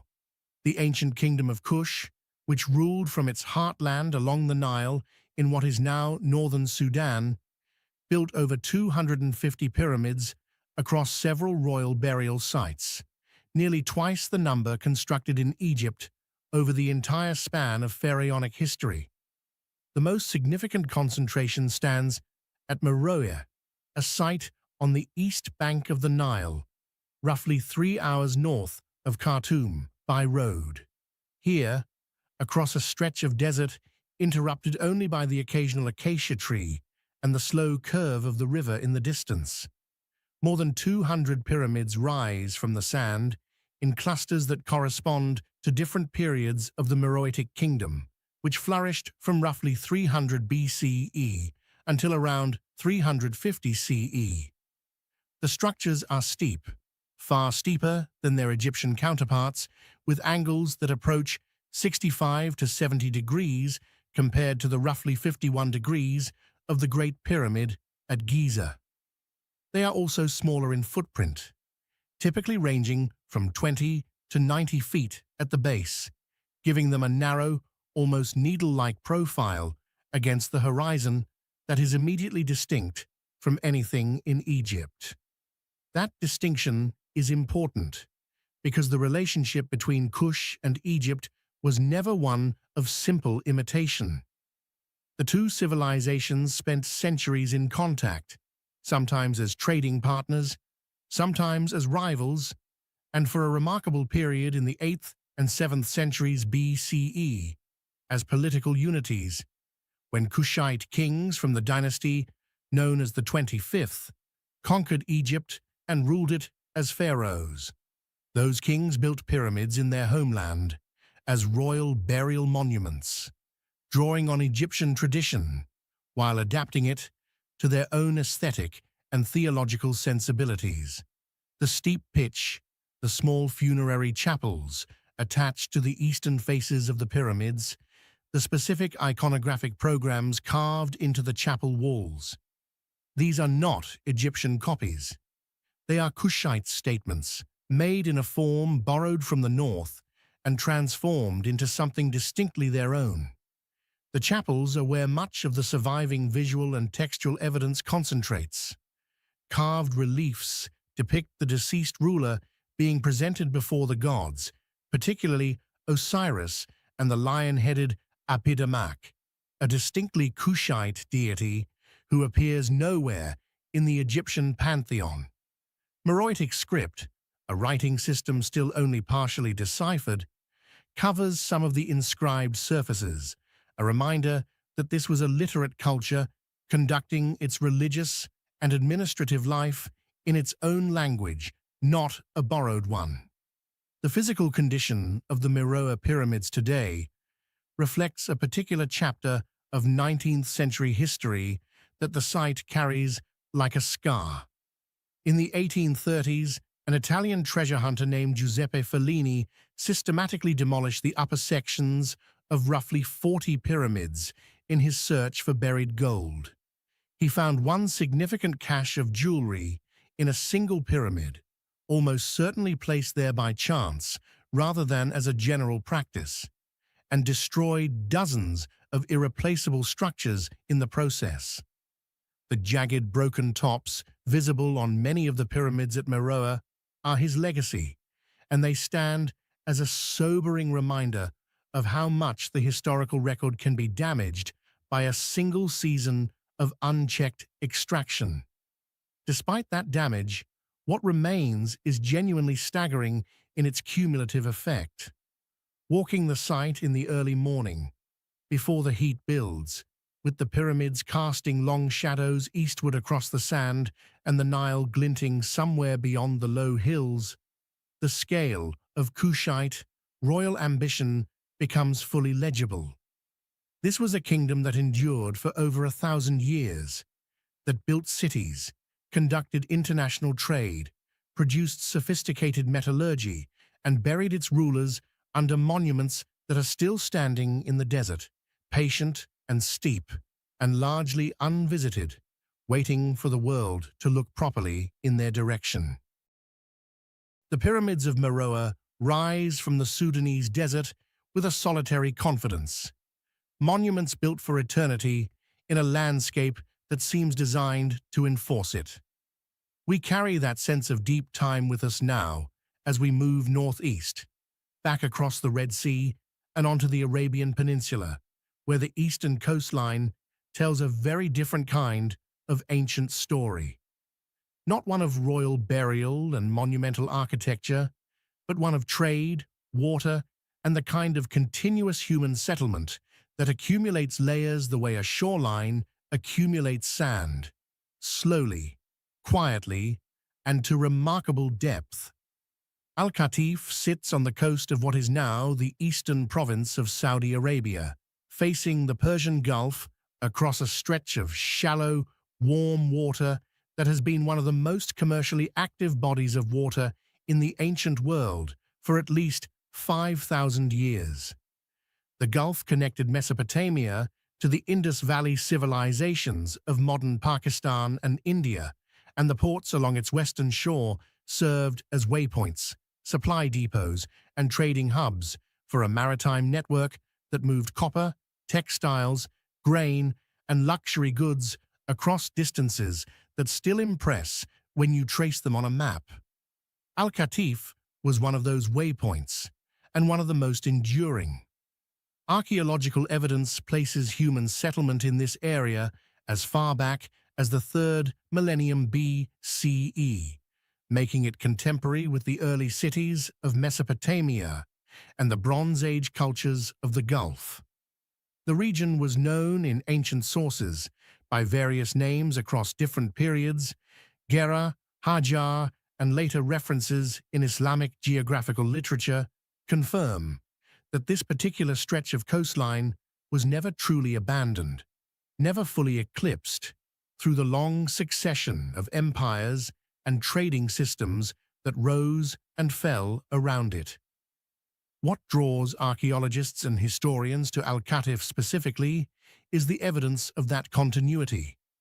The ancient foundations discovered beneath and around the modern city represent occupation layers that span from the Bronze Age through the Dilmun civilization, a Gulf culture centered on the island of Bahrain, but with significant mainland presence, through Parthian and Sasanian Persian influence, into the early Islamic period and beyond. Each layer is a chapter, and the chapters stack in a sequence that reflects the changing political and commercial geography of the ancient Near East with unusual completeness. The Dilmun connection is particularly significant. Dilmun appears in some of the oldest written records known to archaeology. Sumerian texts from the 3rd millennium BCE describe it as a sacred, pure land, a place associated with origins and divine favor. Later texts make clear it was also a thoroughly practical commercial reality, exporting dates, copper, and other goods into the Mesopotamian market system. The eastern coast of Arabia, including the Al-Qatif region, formed part of Dilmun's mainland territory, and the material culture recovered from this area, including distinctive Dilmun stamp seals, pottery styles, and burial practices, connects it firmly to that wider Gulf trading world.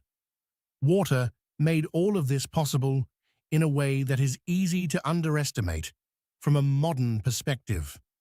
The Al-Qatif oasis, fed by artesian springs that push fresh water to the surface in the midst of an otherwise arid coastal environment, supported agricultural production, particularly date palms, that could sustain a population large enough to participate meaningfully in regional trade. Dates were not merely food. They were a storable, transportable caloric resource that functioned almost as currency in the ancient Gulf economy. A settlement with reliable date production and a coastline accessible to Gulf shipping was, in the ancient world, a settlement with structural advantages that compounded over centuries. The physical remains visible today are fragmentary in the way that continuously inhabited sites always are. Each generation of builders repurposing the materials of the last, erasing foundations as they lay new ones, leaving an archaeological record that requires careful excavation to read. The old town of Al-Khatif, portions of which survived into the 20th century before rapid modernization altered the urban fabric substantially, still shows traces of its layered past in the arrangement of neighborhoods, the alignment of old streets, and the occasional exposed stonework that surfaces when construction disturbs the ground beneath the modern city. What Al-Khatif represents, in the broadest sense, is the quiet power of geographic advantage sustained across millennia. The springs did not move, the coastline did not close, and so the settlement persisted, through the Bronze Age, through Persian dominion, through the rise of Islam, through the Ottoman period, and into the present, accumulating history the way all truly old places do. One generation at a time, each one building on the foundations of the last, without always knowing exactly what lay beneath.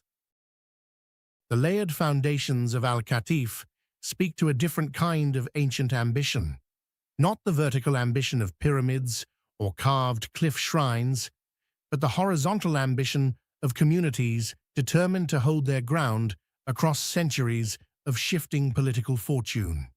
That instinct to define and defend a boundary, to draw a line between what is ours and what lies beyond, is as old as settled life itself, and nowhere does it express itself more plainly than in the walls that ancient builders raised across the desert landscapes of Arabia, structures that time has worn down, but not entirely erased, still visible in the terrain, like old sentences, partially rubbed from a page. Desert walls are easy to underestimate. They do not soar. They do not carry the visual drama of cliff-carved shrines or steep-sided pyramids.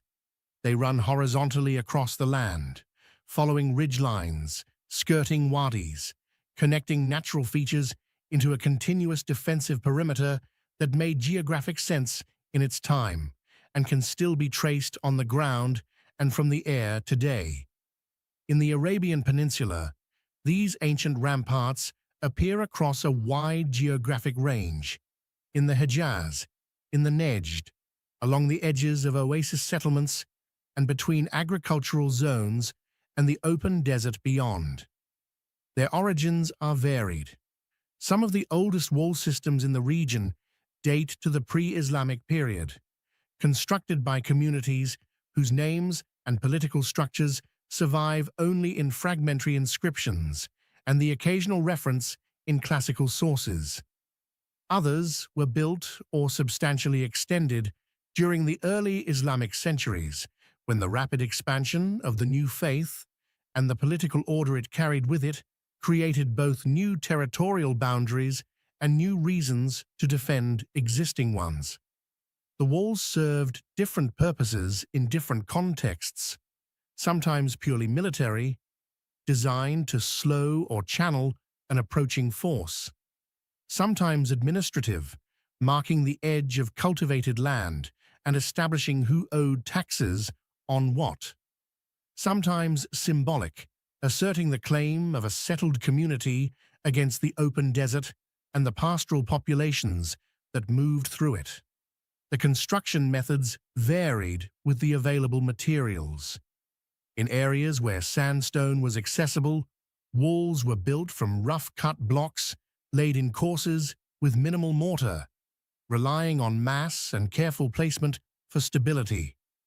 In regions where stone was scarce, builders used mud brick, less durable, more vulnerable to rain and flash flooding, but enormously practical in an environment where the raw material was literally underfoot.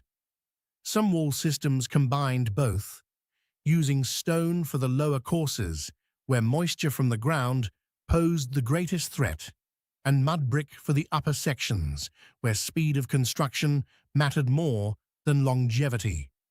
What survives today varies enormously by location and construction method. The stone walls have held their form with reasonable fidelity in areas where the climate has been dry and the human pressure for reuse of building material has been limited. The mud brick sections have fared less well, reduced in many places to low earthen ridges that are identifiable as walls only to a practiced eye. Their height collapsed inward over centuries of neglect.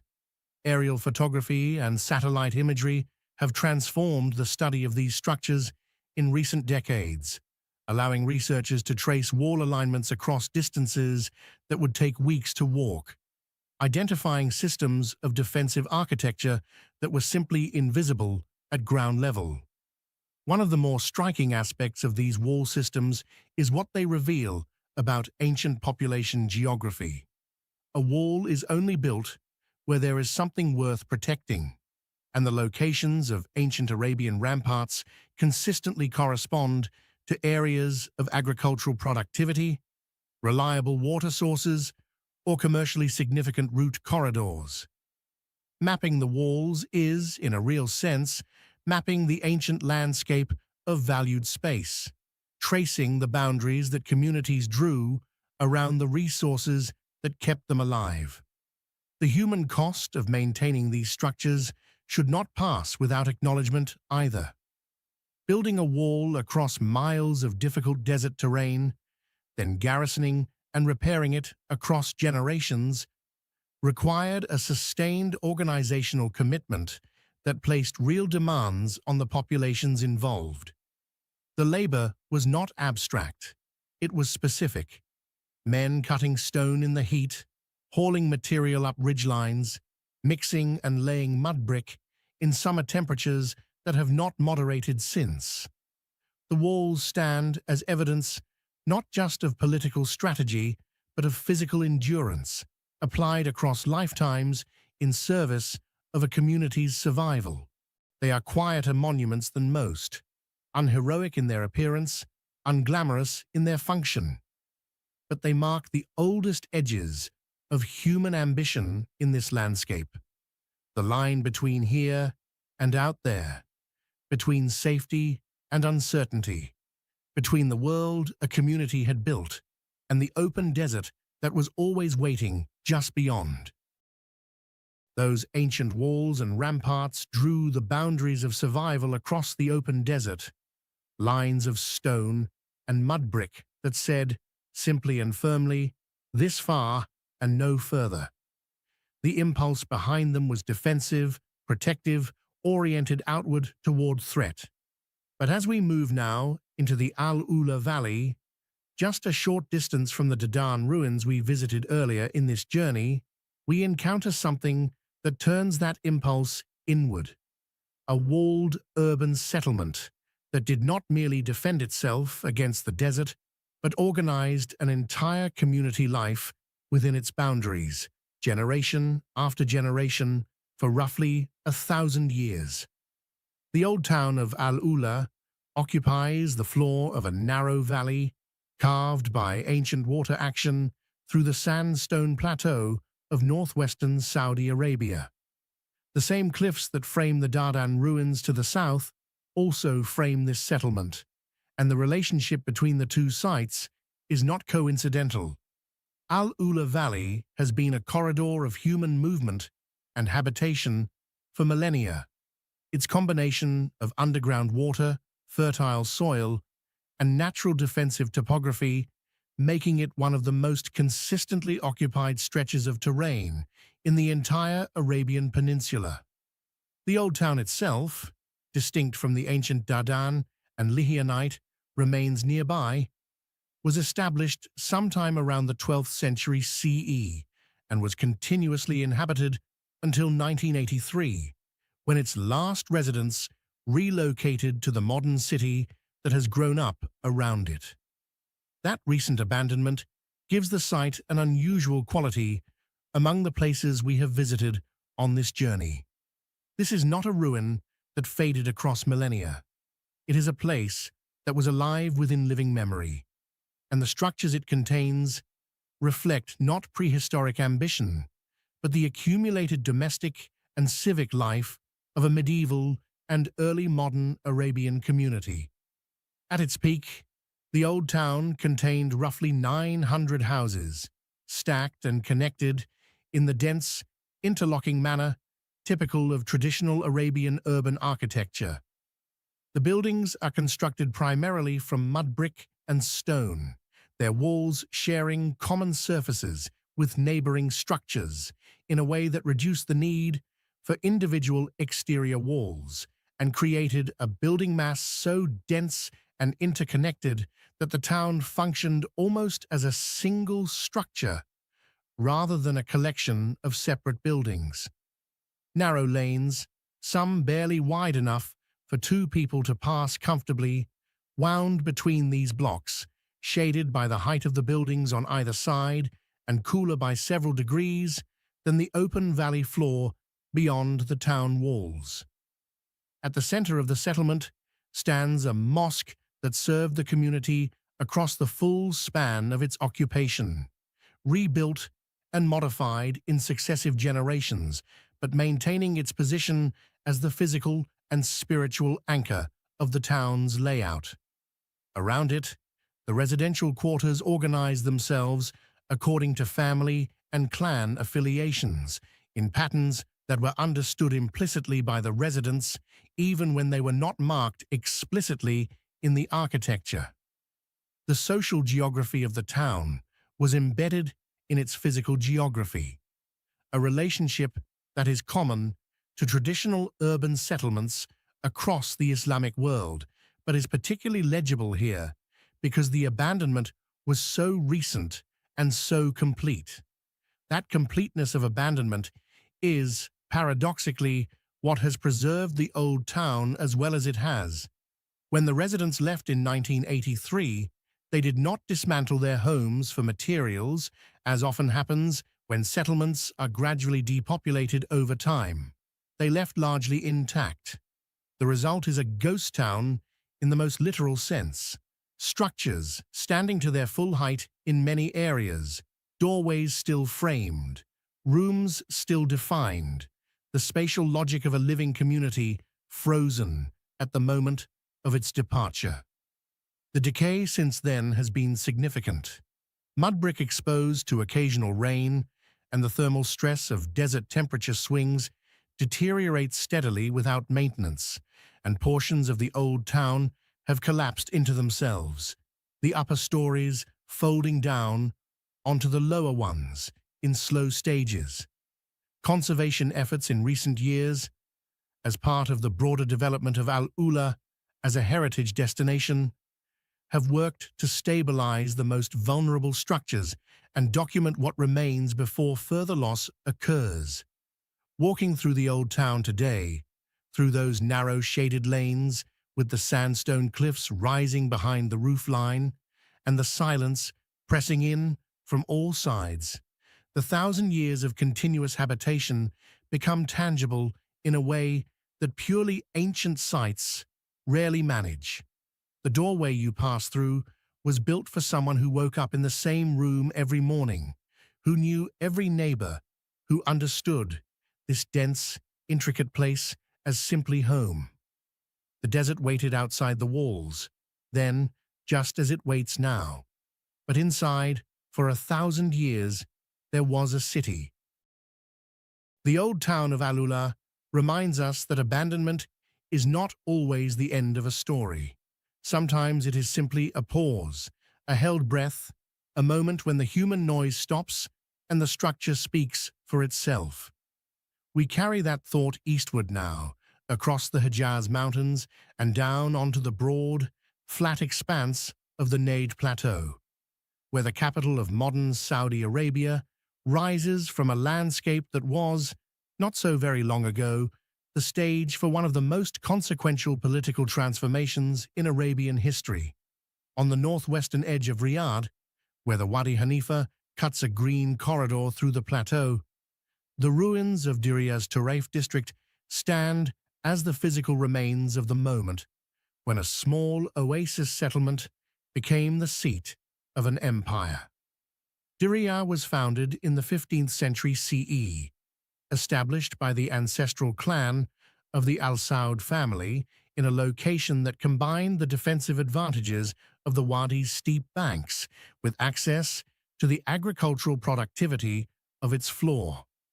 For 2 centuries, it was a regional settlement of modest significance, prosperous enough, stable enough, but not yet the center of anything beyond its immediate hinterland. That changed in 1744, when a meeting took place within its walls that altered the trajectory of Arabian history in ways still felt today. In that year, Muhammad ibn Saud, the ruler of Diriyah, formed an alliance with Muhammad ibn Abd al-Wahhab, a religious scholar who had developed a reformist interpretation of Islamic practice that emphasized a return to what he understood as the foundational principles of the faith. The political and the theological joined hands in Diriyah, and the partnership between the Al Saud family and the religious reform movement that emerged from that agreement became the ideological engine of a rapid territorial expansion. Within decades, the first Saudi state controlled much of the Arabian Peninsula, and Diriyah was its capital. The Turaif district was the heart of that capital, the royal and administrative quarter built on a promontory above the Wadi, where the plateau edge drops away sharply, giving the site both natural defensibility and a commanding view of the valley below. The architecture of Turaif is Najdi mud brick at its most ambitious, thick-walled structures with the characteristic triangular crenellations along their parapets, decorative geometric patterns pressed into plaster surfaces, and the specific spatial organization of traditional Najdi domestic and civic architecture. Courtyards surrounded by rooms of specific and understood function, reception areas separated from private quarters by deliberate architectural sequences. The scale of what was built here during the late 18th and early 19th centuries reflects the resources flowing into Diriyah at the height of Saudi power. Palaces for senior members of the ruling family, a mosque complex that served both the resident population and visiting dignitaries, administrative buildings, storage facilities, and the dense residential quarters of the court community. All of it constructed in mud brick. All of it organized across the promontory in a layout that was both practically efficient and symbolically legible. The height of the buildings, the elaboration of the decorative programs, the size of the reception halls, these were statements of authority, communicated in the architectural language of the Najd.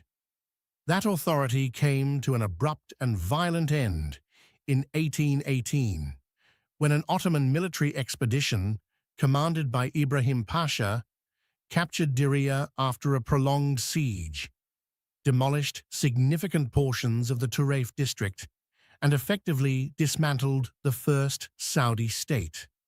The campaign was thorough and deliberately destructive. The Ottomans understood that the physical capital of a political movement carried symbolic weight, and they acted accordingly. What they left behind was a ruin, and a ruin it remained for nearly 2 centuries. The rehabilitation of Diriyah as a heritage site in the 21st century has been one of the most ambitious historic preservation projects undertaken in the Arabian Peninsula. Turaif was designated a UNESCO World Heritage Site in 2010, and subsequent years have brought systematic conservation, archaeological documentation, and the careful stabilization of surviving structures. The mud brick walls that remain standing have been reinforced and protected against further weathering. The spatial logic of the district has been made legible again for visitors who walk through it today. What strikes most forcefully in Turef is not the scale of the ruins, but the intimacy of the architecture. The human proportions of doorways, the domestic quality of courtyard spaces, the sense that power in this place was exercised not from a distant palace, but from rooms that were, by any measure, modest in their physical dimensions. The first Saudi state changed the map of Arabia from buildings that would not look out of place in any traditional Nejdi village. That combination of historical consequence and architectural humility gives Diriyah its particular and lasting resonance. The mud brick walls of Diriyah carry the weight of a political transformation that reshaped an entire peninsula. Power exercised from modest rooms, consequence built from humble materials. From that plateau, in the heart of Arabia, we now make one of the longest geographic leaps of this journey, crossing oceans and continents to arrive in the foothills of the Bolivian Andes, where a sandstone outcrop rising from the surrounding forest holds what may be the largest carved rock in the world. The scale shifts, the hemisphere shifts, but the human impulse behind what we find here, to impose meaning on stone, to make a landscape speak the language of belief and authority, remains exactly the same. El Fuerte de Samaipata sits at roughly 6,000 feet above sea level in the Bolivian department of Santa Cruz, on the eastern slopes of the Andes, where the mountains begin their long descent toward the Amazon basin. The terrain here is greener and warmer than the high Andean Altiplano further west, a transitional zone between mountain and lowland that has historically made it a place of contact between different ecological zones and the cultures that developed within them. The name Samaipata comes from the Quechua words for rest and highlands, a resting place in the heights, and the site does carry a quality of deliberate pause, of a place chosen for reasons that go beyond the merely practical. The centerpiece of the site is a sandstone hill, roughly 220 meters long and 60 meters wide, whose upper surface has been carved so extensively and so intricately that it is difficult, standing on it, to find a section that has not been shaped by human hands. Channels, niches, geometric forms, zoomorphic figures, particularly felines and serpents, ceremonial seats, and what appear to be conduit systems for liquid flow are cut into the rock surface across its full extent. The carving is not the work of a single period or a single culture. It accumulated over centuries, with different hands and different intentions, leaving their marks in successive layers on the same stone canvas. The earliest significant occupation of the site is associated with a pre-Inca culture whose identity remains debated among archaeologists.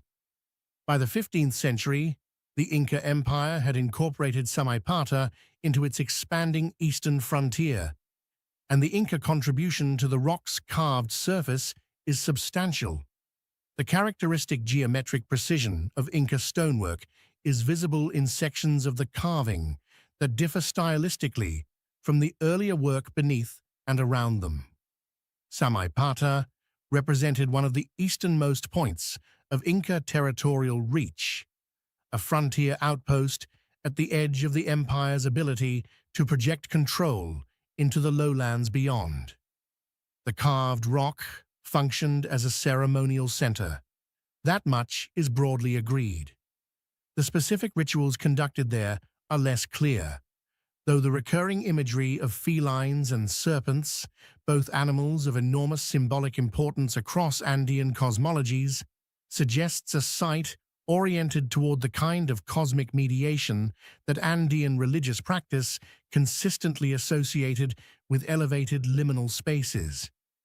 The hilltop position, the carved seats that may have served as thrones or ritual stations, the channels that may have directed chicha, fermented maize beer used in Andean ceremony, across the rock surface during ritual events, all of these point toward a place where the boundary between the human community and the forces that governed its world was understood to be unusually thin.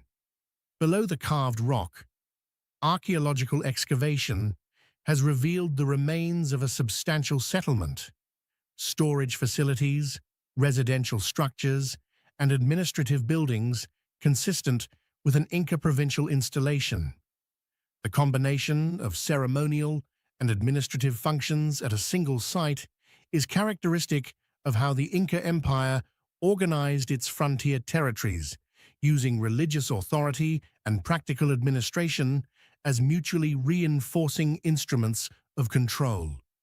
The rock above legitimized the state below, and the state below maintained and elaborated the rock above.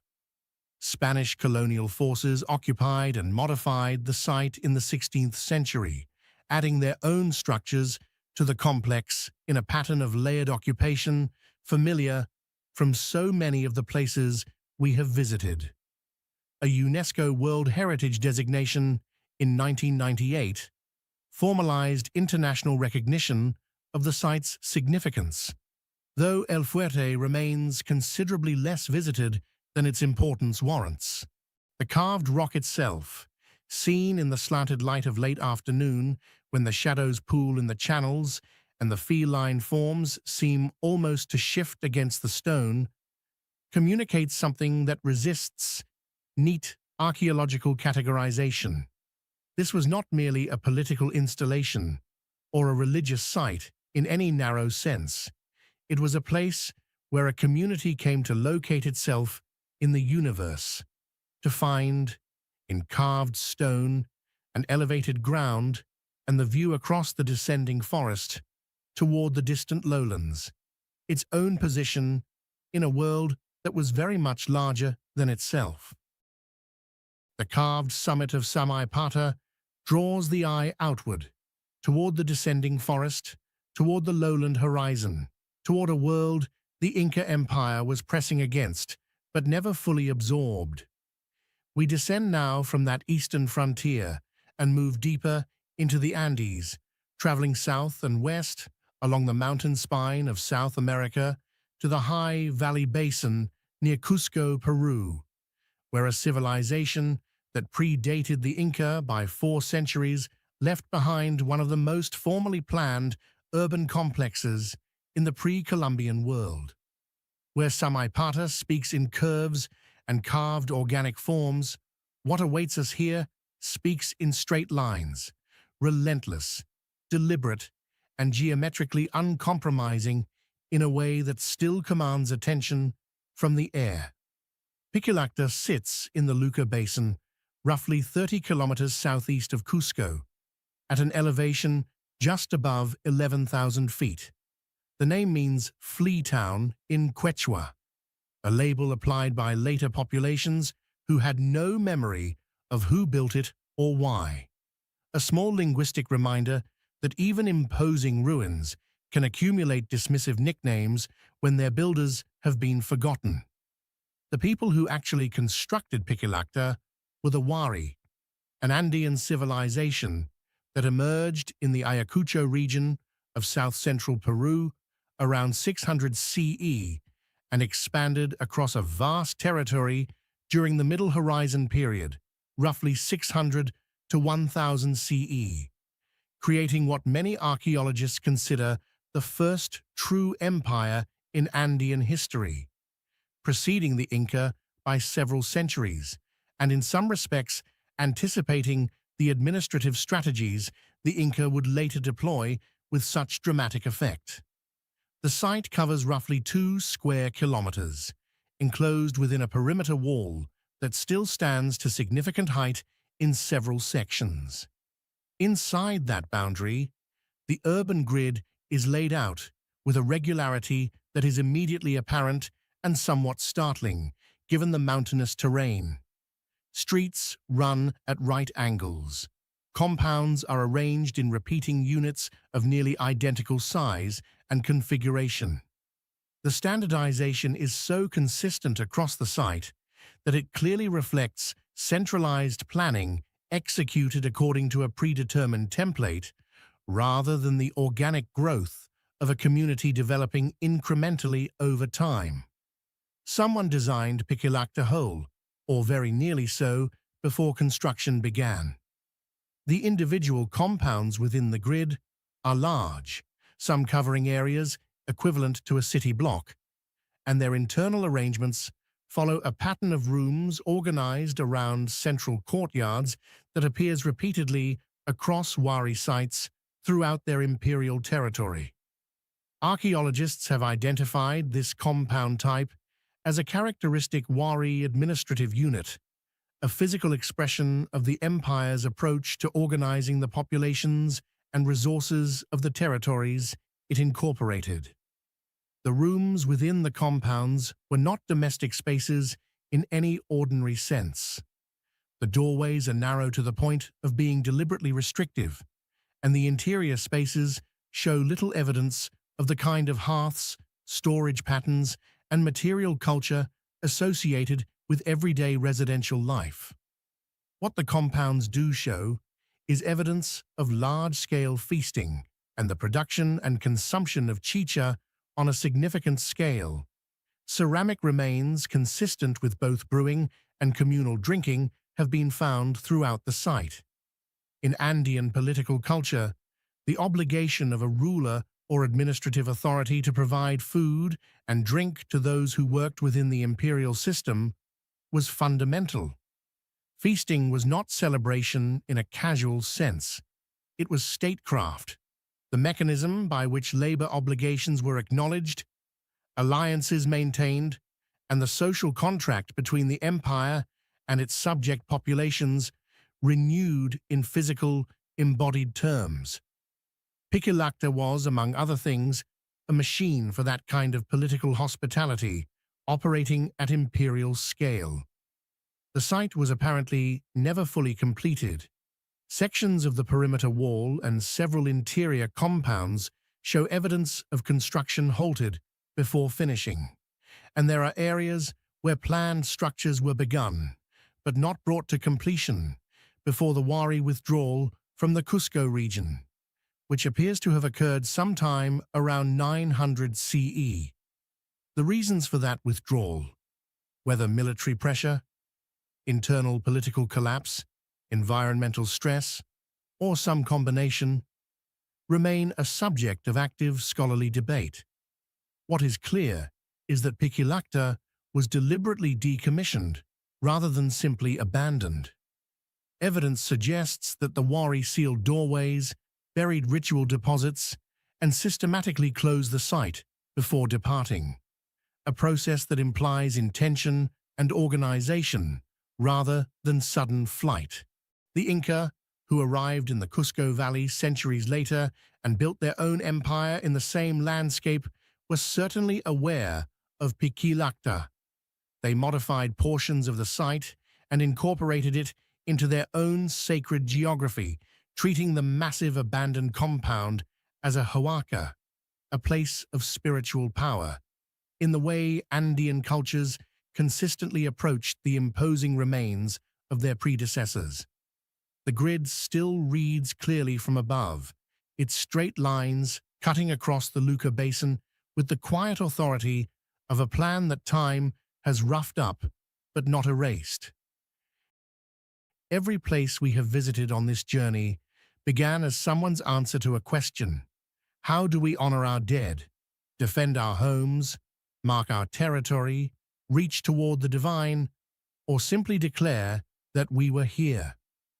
The stones at Gunung Kawi, the basalt columns of the Irish coast, the faceless guardians of San Agustin, the inscribed cliffs of Dadan, the steep pyramids of Sudan, the layered foundations of Al-Katif, the desert ramparts, the ghost lanes of Al-Ula, the mud-brick courts of Diriyah, the carved summit of Samaipata, the geometric grid of Pikilakta.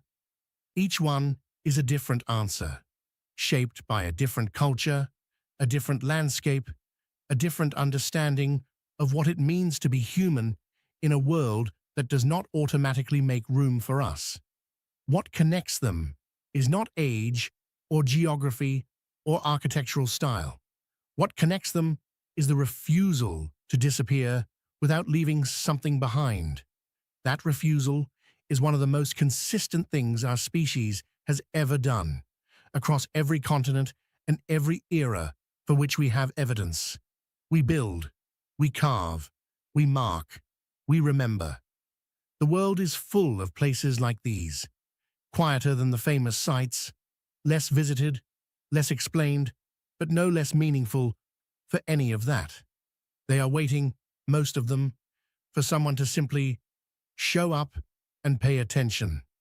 If this journey gave you something, a place you want to learn more about, a civilization you had never considered before, a moment of genuine surprise, then it did exactly what it was meant to do.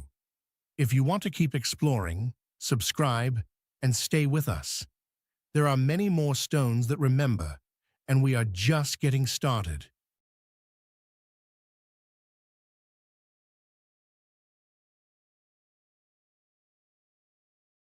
There is a cliff face in southern Iran that has been staring down at the living for over 2,500 years.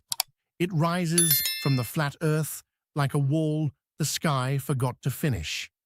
And carved into it, not painted, not scratched, but cut deep into the rock itself, are the tombs of 4 Achaemenid kings, Darius the Great, Xerxes, Artaxerxes, Darius II, men who once commanded armies so large that historians still argue about the numbers, men who built roads across continents and bent the ancient world to their will. And when they died, they chose this cliff, not a valley, not a city, this specific cliff, in this specific place, for reasons that archaeologists are still, quietly, debating. The site is called Naqsh-e-Rustam. The name translates roughly to Picture of Rustam, a reference to the Persian mythological hero that locals in the medieval period believed was depicted in the carvings. They were wrong about that, but the name stuck anyway, the way names tend to do when a place is old enough that nobody remembers who named it first. What we know for certain is this: the cliff at Naqsh-e-Rustam was not chosen casually. The Achaemenid kings, who ruled Persia from roughly 550 to 330 BCE, were not people who made careless decisions about where to put things. These were administrators, builders, men who coordinated the construction of Persepolis, one of the most sophisticated palace complexes the ancient world had ever seen, just a few miles away. When they picked this cliff for their eternal resting place, there was a reason, possibly several reasons, and those reasons connect directly to something older, something that was already at Naqsh-e-Rustam, long before the first Achaemenid king ever set eyes on it. Because here is where the story gets interesting. Cut into the lower section of that same cliff, partly obscured now by the later royal tombs above it, is a much older relief carving. Scholars refer to it as the Elamite relief. The Elamites were a civilization that preceded the Persians in this region by well over 1,000 years. They carved figures into that rock, performed rituals at that site, and considered it, by all the evidence we have, sacred ground. So when Darius the Great chose Naqsh-e-Rustam for his tomb, he wasn't just picking a dramatic backdrop. He was deliberately associating himself with a place that already carried the weight of deep, ancient reverence. He was borrowing something, legitimacy maybe, or power, or both.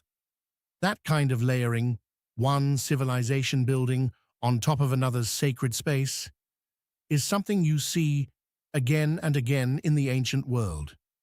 But at Naqsh-e-Rustam, It's unusually transparent.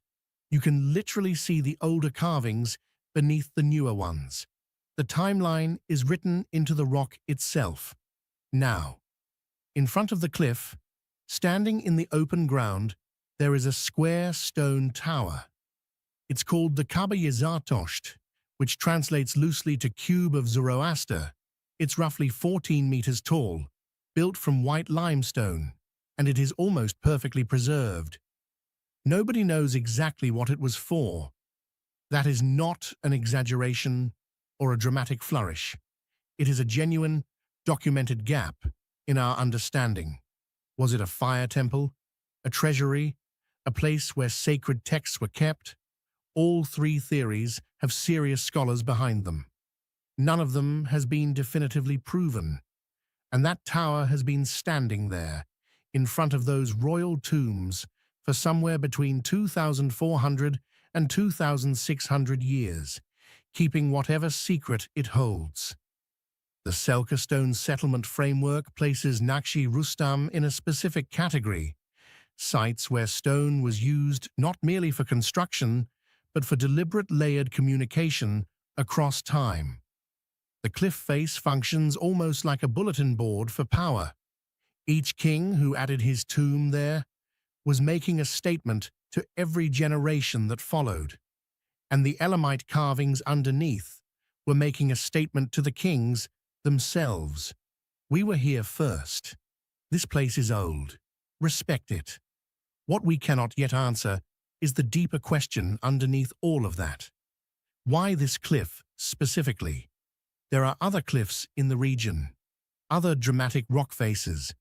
What made this one the one? Was it purely visual? Was there a water source nearby that's since dried up? Was there something about the orientation?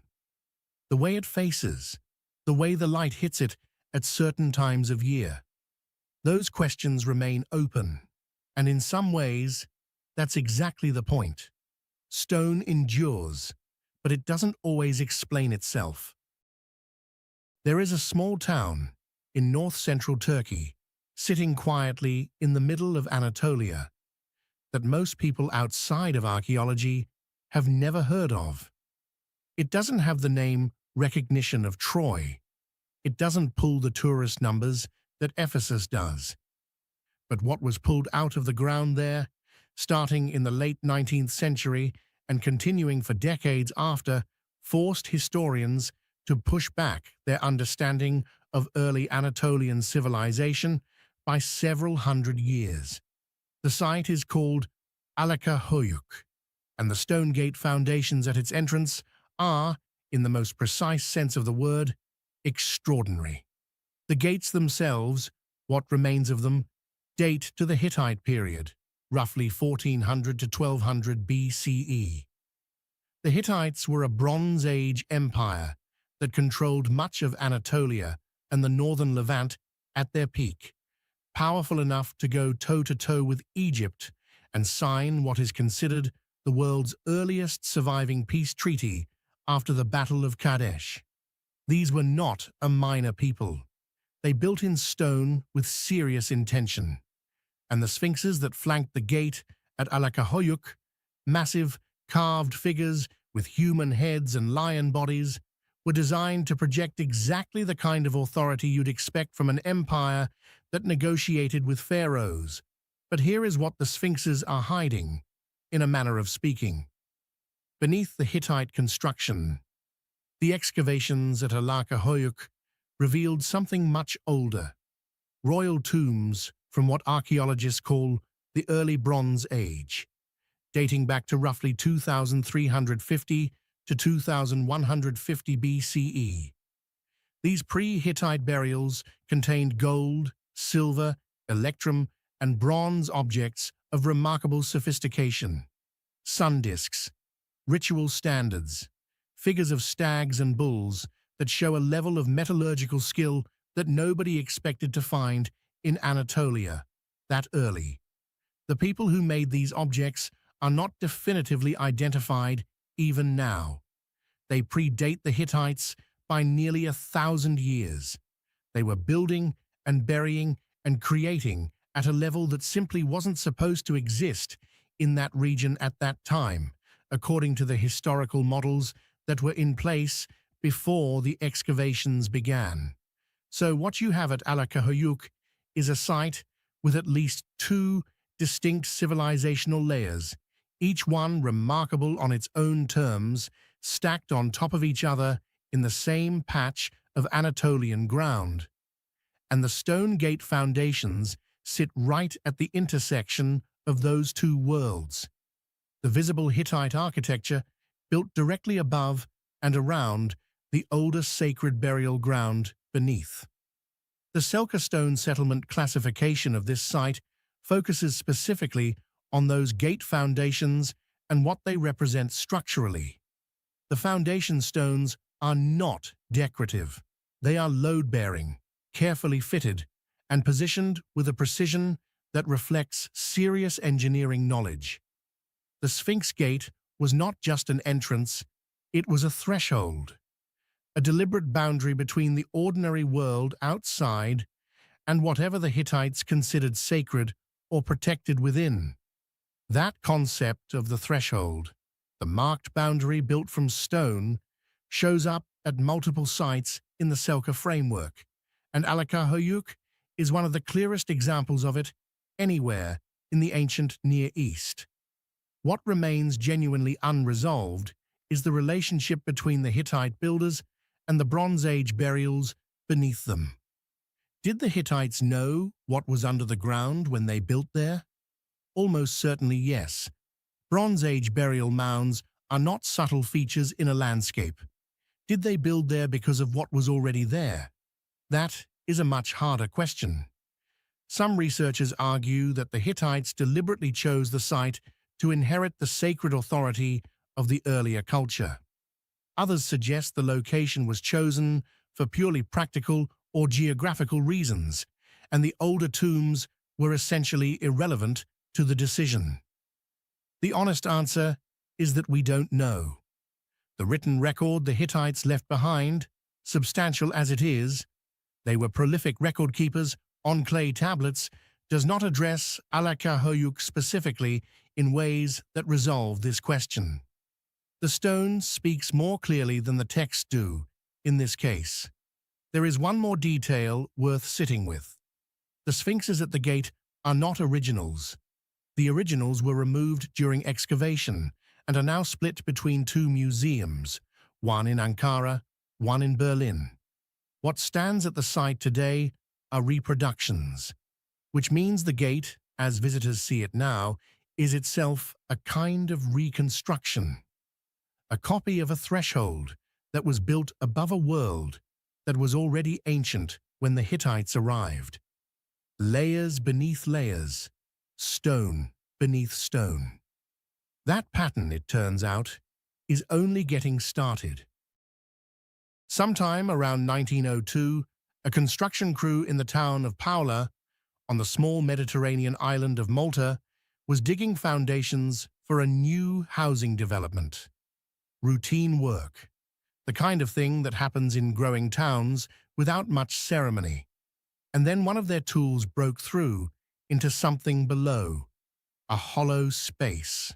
Then another, then a network of chambers carved entirely out of living rock, descending in 3 distinct levels into the earth beneath them. The workers, by most accounts, kept quiet about it for several years. The full scope of what they had found didn't reach archaeologists until around 1907. By that point, some of the upper chambers had already been disturbed. What remained, however, was enough to stop the archaeological community cold.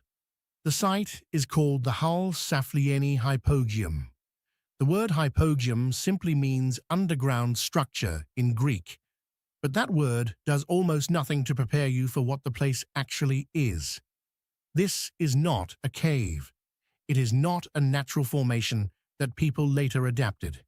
Every chamber, every corridor, every curved ceiling and carved niche in the Hal Saflieni Hypogeum was cut by human hands, using tools made of stone and bone and antler, somewhere between 3,600 and 2,500 BCE. That places its construction before Stonehenge, before the pyramids at Giza, before most of the structures that tend to anchor our mental picture of the ancient world. The three levels descend to about 10 meters below the surface. The uppermost level appears to be the oldest, carved into natural cave formations that were then expanded and refined. The middle level is where the craftsmanship becomes, frankly, startling. Chambers here were cut with a precision and deliberateness that goes well beyond functional necessity.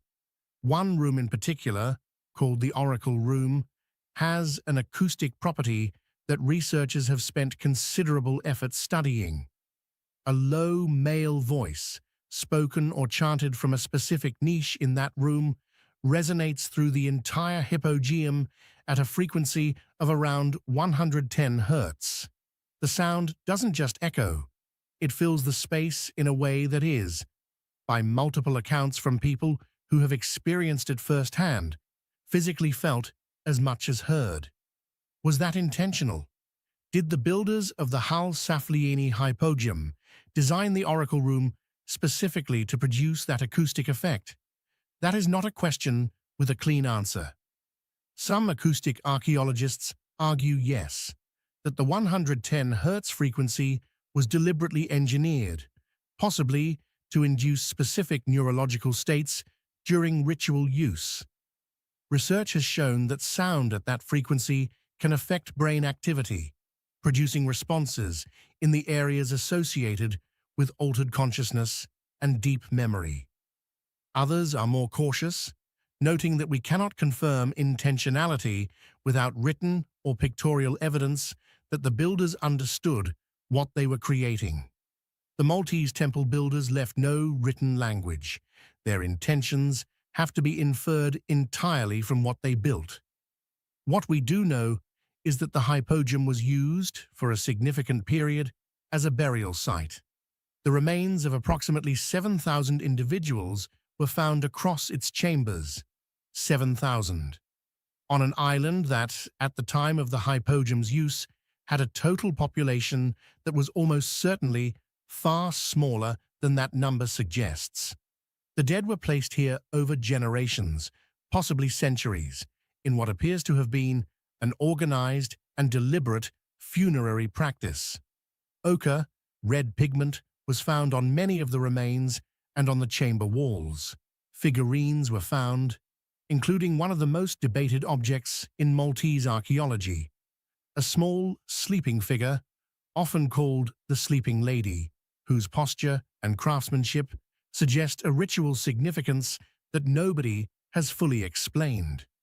The Selka stone settlement framework positions the Hal Saflieni Hypogeum as one of the most significant examples of intentional subterranean stone shaping in the ancient world.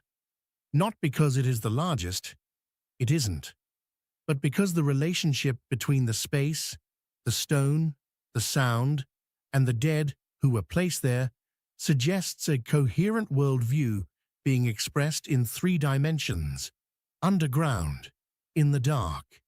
These were not people simply disposing of their dead. They were constructing an architecture of belief, and they were doing it in stone, beneath the earth, in a way that was meant to last. It has lasted 5,000 years and counting. What remains unanswered is the larger question of the culture that built it. The Maltese temple builders appear, and then, around 2,500 BCE, disappear from the archaeological record with an abruptness that is itself unexplained. No clear evidence of invasion. No obvious environmental catastrophe on the scale that would account for it. They built something extraordinary, and then they were simply gone. There is a hill in Aberdeenshire, in the northeast of Scotland, that on a clear day gives you a view stretching for miles in every direction. The hill is called Tap O Noth. It rises to about 563 meters above sea level, which in Scottish terms is not exceptional. There are higher hills, more dramatic hills, but Tap o' Noth has something on its summit that very few hills anywhere in the world can claim. The remains of a vitrified hill fort, a stone structure so intensely heated at some point in its history that the rock itself melted and fused together into a glassy, slag-like mass.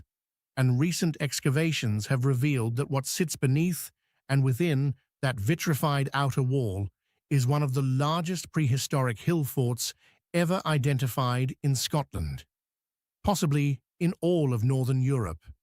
The numbers, when they came in, genuinely surprised the archaeologists running the dig. The excavation that brought Tap o' Noth back into serious academic focus was led by a team from the University of Aberdeen, with results published around 2020 and 2021.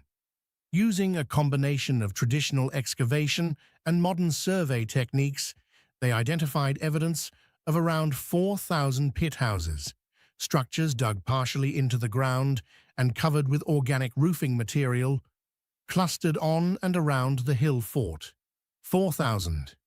If that number holds up under further analysis, and researchers are still working through the implications, Tap o' Noth was not a small defensive outpost or a seasonal gathering place. It was, at least at some point in its history, a substantial settlement, a community large enough that calling it a town, by the standards of its era, is not unreasonable. The dating is where things get complicated and genuinely interesting. The vitrified wall, that fused, glassy outer fortification, appears to date to the Iron Age, roughly the first millennium BCE. But some of the evidence from the pit houses suggests activity at the site stretching back considerably further. The full chronology of Tap o' Noth is still being assembled, and it is likely to take years of additional work before the picture is clear. What researchers are already confident about is that this site was used, returned to, and built upon across a significant span of time. It was not a single-moment construction. It grew, it changed, and at some point, something happened to its outer wall that subjected the stone to temperatures high enough to cause vitrification. That last point is worth slowing down on. Vitrified forts are found at roughly 50 sites across Scotland and a handful of other locations in Europe.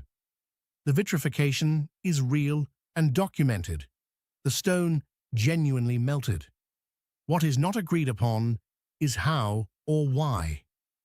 The two main explanations that have been seriously debated among researchers are these. First, that the vitrification was accidental, the result of the fort being set on fire by attackers, with the timber laced through the stone walls, burning hot enough and long enough to melt the rock. Second, that the vitrification was intentional, that the builders themselves set fire to the walls deliberately, possibly to strengthen the structure, possibly for ritual reasons, possibly both. The problem with the first theory is a structural one. Experiments attempting to replicate accidental vitrification through attack fires have generally struggled to produce the sustained, even temperatures that the actual vitrified forts display. The problem with the second theory is the obvious question it raises. Why would you deliberately destroy the integrity of your own defensive wall, even partially? And what would the ritual logic behind such an act look like? Neither explanation has been definitively ruled out. And there is a third possibility that some researchers have raised more quietly, that the vitrification occurred not during the life of the fort, but after its abandonment, for reasons that had nothing to do with the original inhabitants. That theory has its own problems, not least the question of who would have bothered. The Selkirk stone settlement classification of Tap o' Noth focuses on the stone core of the hill fort structure, the foundation and inner construction that predates or underlies the vitrified outer wall. That core represents a level of organized labor and site planning that, given the scale now emerging from the excavations, was considerably more sophisticated than the site's relatively obscure reputation would suggest.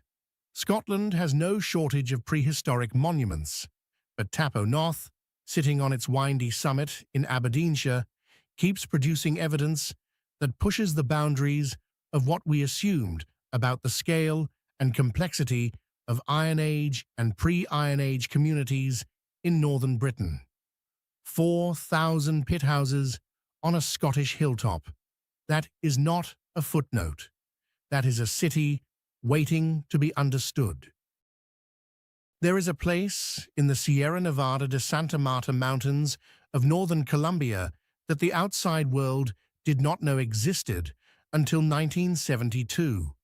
And even then, the people who found it first were not archaeologists. They were looters. A group of treasure hunters working their way through dense jungle came across stone terraces emerging from the hillside, connected by ancient stairways, partially consumed by centuries of vegetation. They pulled artifacts from the site and began selling them on the black market in Santa Marta. The objects were unusual enough and valuable enough that word eventually reached Colombian authorities and then archaeologists. By 1976, a formal excavation was underway. What they found was a city, not a ceremonial outpost, not a seasonal camp. A city built on a steep jungle mountainside, covering roughly 30 hectares, with hundreds of terrace platforms connected by a network of stone paths and stairways. The local indigenous people, the Kogi, already knew it was there. They had always known. They called it Teyuna.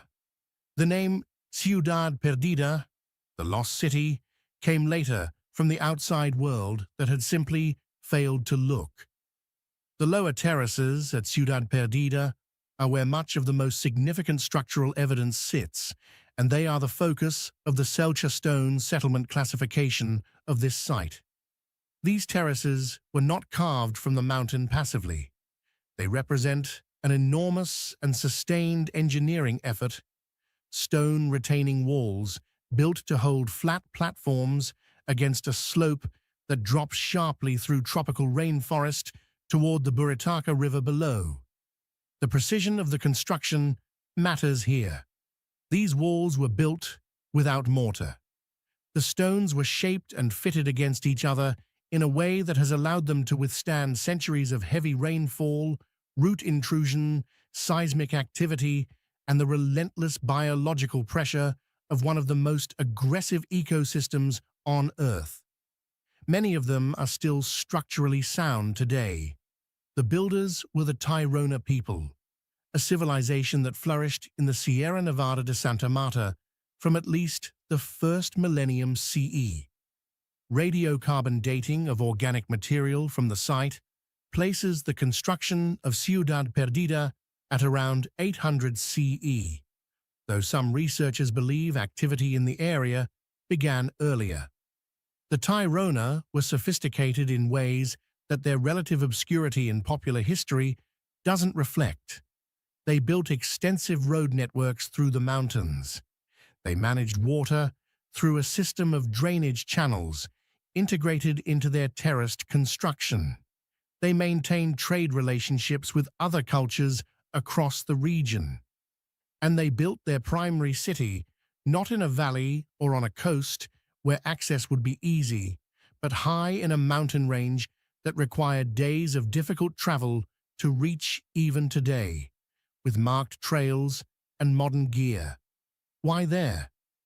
That question sits at the center of what makes Ciudad Perdida genuinely puzzling as a settlement choice. The Sierra Nevada de Santa Marta is not an easy place to live. The lower terraces in particular, despite their engineering quality, occupy terrain that demanded constant maintenance against the jungle's efforts to reclaim them. The Tairona clearly had both the labor force and the organizational capacity to build almost anywhere in their territory. They chose the high mountains. The prevailing explanation among researchers is defensive, that the elevation and the difficulty of access provided natural protection. But the Kogui, the descendants of the Tairona who still live in the Sierra Nevada today, offer a different framing. For them, Tayuna is not primarily a defensive site. It is a sacred one. The Sierra Nevada is, in their cosmology, the heart of the world. Building there was not a strategic calculation. It was an obligation. That tension between the archaeological interpretation and the indigenous understanding of the same place is one that runs through the Ciudad Perdida literature and has no clean resolution. Both frameworks contain real information. They just organize it differently. What the lower terraces show, structurally and materially, is a community that understood its landscape with extraordinary intimacy. The drainage systems built into the terrace walls account for the specific rainfall patterns of the Sierra Nevada in ways that suggest generations of observation and accumulated knowledge translated directly into construction decisions. This was not trial and error building. This was informed, deliberate engineering rooted in deep environmental knowledge. The Spanish conquest disrupted the Tairona catastrophically in the late 16th and early 17th centuries. Ciudad Perdida was abandoned. The jungle moved in quickly, as jungle does, but the lower terraces held. Stone fitted against stone, without mortar, on a steep Colombian mountainside for over 1,000 years. The jungle never fully won. There is a bend in the Usumacinta River, on the border between what is now southern Mexico and Guatemala, where the jungle comes down hard to the water's edge on both sides, and the air sits heavy and green and close. In that bend, on the Mexican side, the ancient Maya city of Yaxchilan occupies a limestone promontory that the river wraps around on 3 sides like a natural moat. To reach it today, you take a boat. You always had to take a boat, or cross at a specific shallow point that the Maya controlled. That geography was not accidental. The people who built Yaxchilan understood exactly what the river gave them, and they built accordingly for centuries. Most visitors who make the journey to Yaxchilan come for the major structures, the main plaza, the grand staircases, the elaborately carved lintels above the doorways of the principal buildings, which are among the finest examples of Maya stone carving anywhere in the world. Those lintels tell stories, dynastic histories, ritual events, the names and deeds of rulers carved with a specificity and artistry that still stops people cold when they stand in front of them. They are remarkable. But the Selka stone settlement framework directs attention elsewhere, at Yaxchilan, to the lesser structures, the smaller buildings scattered across the site's multiple levels, the constructions that receive less scholarly attention and far fewer photographs, but which, taken together, reveal something about how this city actually functioned on a daily basis that the grand monuments don't show you. Yaxchilan was occupied and developed across a long period, with its peak influence running roughly from 250 to 900 CE, during what archaeologists call the Classic Maya period. At its height, it was a regional power, controlling trade along the Usumacinta and maintaining complex political relationships, sometimes alliances, sometimes violent rivalries, with neighboring cities, including Piedras Negras and Palenque.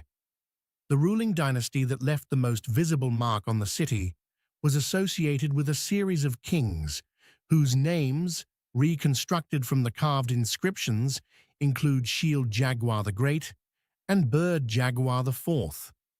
These were not ceremonial figureheads. They were active political and military operators whose decisions shaped the city's physical form as much as its political fortunes. The lesser structures at Yaxchilan are distributed across a series of natural and modified terraces that step up from the river level into the higher ground behind. Many of these buildings have not been fully excavated. Some have been stabilized against collapse, but not cleared. Others are still partially buried under centuries of accumulated organic material and root systems. What the work that has been done reveals is a construction vocabulary that is consistent across the site. Limestone blocks cut and fitted with care, corbelled vault roofing systems, doorways oriented with deliberate attention to sight lines and solar events, but applied at varying scales depending on the function and status of each structure. Here is what makes the lesser structures specifically interesting in the context of the Selka framework. The major buildings at a Maya site, like Yaxchilan, were built to impress, to project power, to anchor ritual events that the entire community participated in. Their scale and ornamentation reflect their public function. The lesser structures had different jobs. Some appear to have been residential, housing the intermediate class of administrators, scribes, and craft specialists that kept a city of Yaxchilan's complexity operating. Others show evidence of specialized production or storage. A few have interior arrangements that suggest ritual use at a smaller, possibly more private scale than the grand temple ceremonies conducted in the main plaza. That diversity of function, expressed through variations in the same basic stone construction tradition, is what the Selka classification is tracking. The lesser structures are where the texture of daily life at Yaxchilan is most legible, precisely because they weren't built for an audience. They were built to be used. The collapse of Yaxchilan, like the collapse of the broader classic Maya civilization across the lowlands, happened with a speed that still puzzles researchers. By around 900 CE, the city appears to have been largely abandoned. The last dated monument at the site was carved in 808 CE. After that, silence.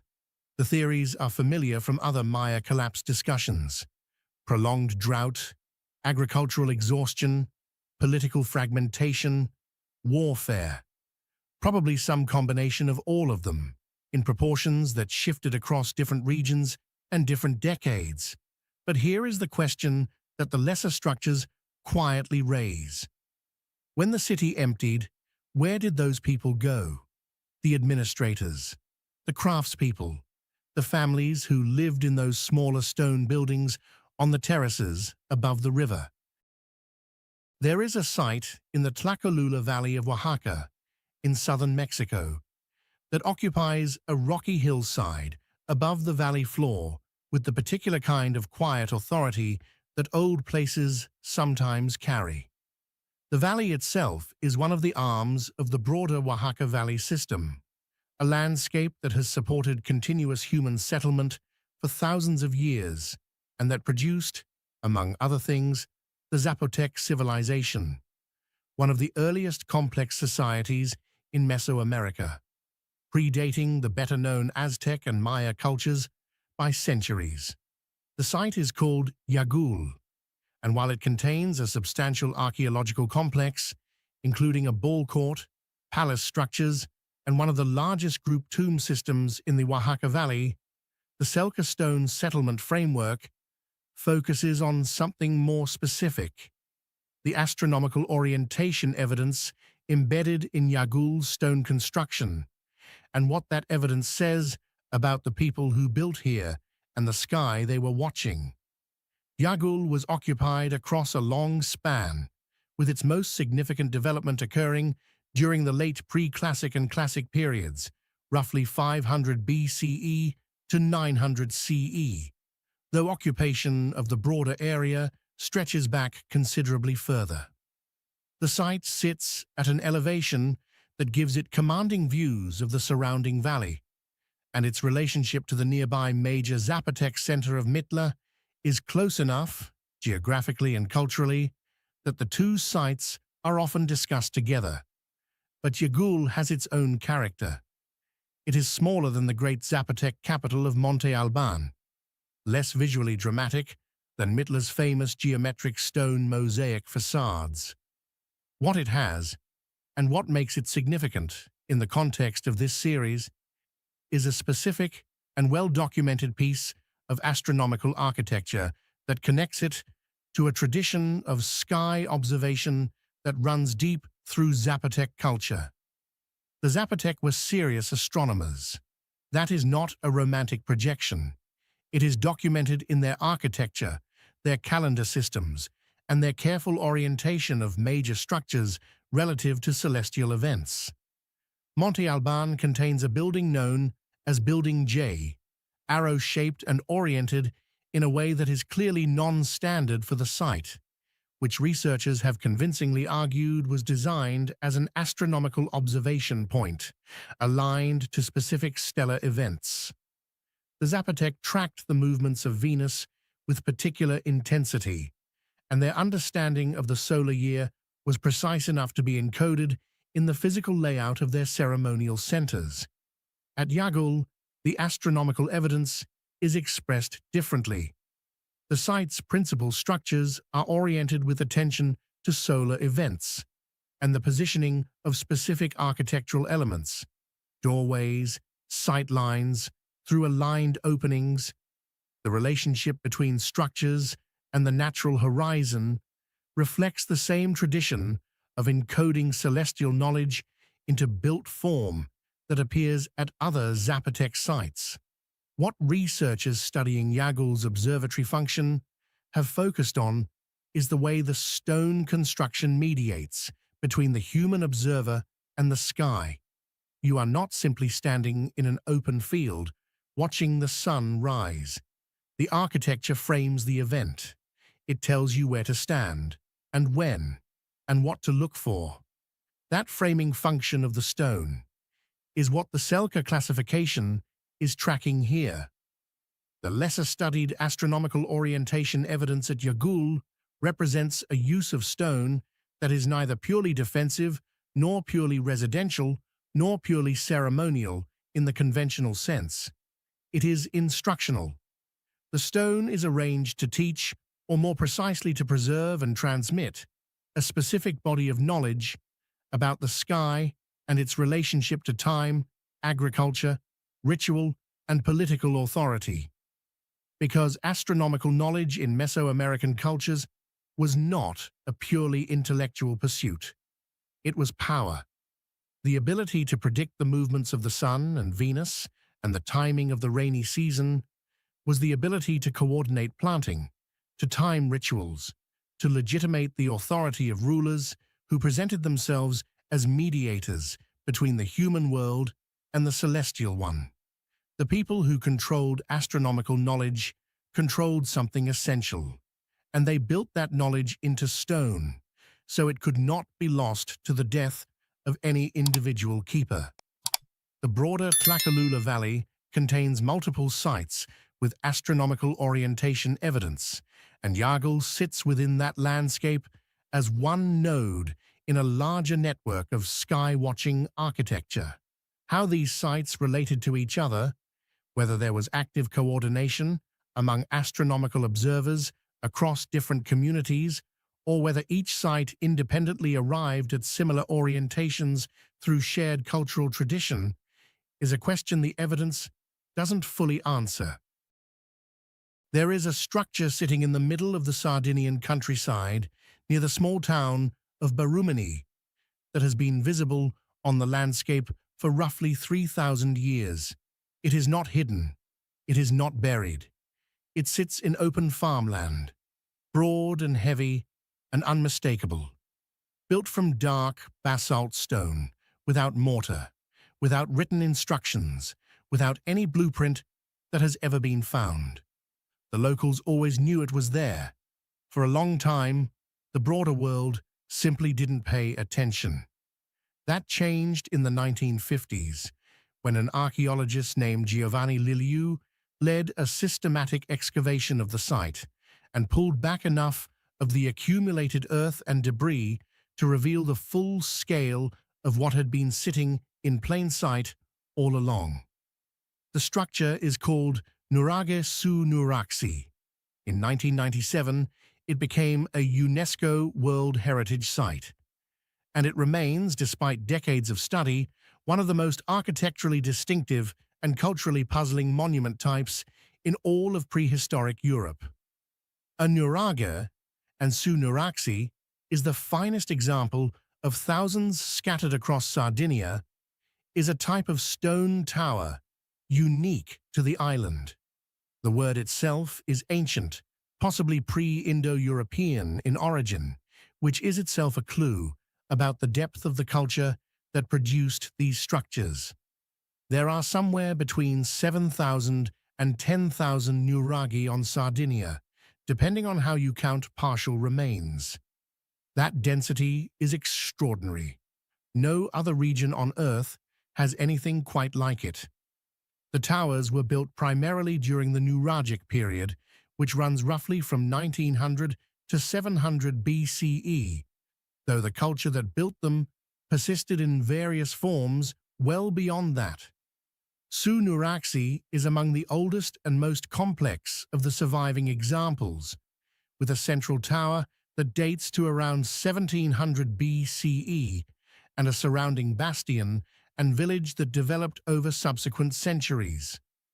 The central tower at Su Nuraxi rises to about 15 meters today, though it was almost certainly taller in its original form. It was built using a technique called Cyclopean masonry, large, irregular stones fitted together without mortar in a way that relies entirely on the weight and geometry of the stones themselves for structural integrity. The interior of the tower contains corbelled chambers stacked vertically, connected by internal staircases cut into the walls. The construction is sophisticated in a way that is easy to underestimate when you're looking at it from the outside. From the outside, it looks like a very large pile of dark stone. From the inside, it is a carefully engineered vertical space that has held its form for nearly 4,000 years. What was it for?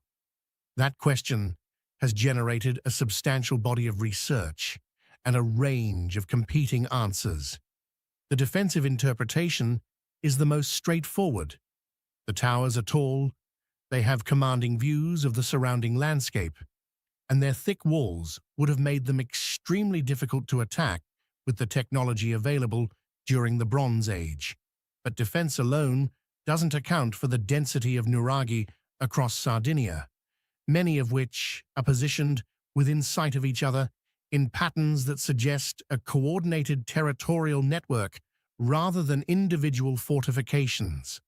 Some researchers have proposed that the towers functioned as chieftains' residences, combining defensive, administrative, and ceremonial functions in a single structure. Others have focused on the intervisibility between towers, suggesting a signaling network that allowed rapid communication across large distances. The village that grew up around Su Nuraxi adds another layer to the interpretation problem. Excavations revealed a complex of round stone huts surrounding the central tower and its bastion, with evidence of metalworking, food storage, and what appears to be communal activity spaces. This was not a fortress with a small garrison.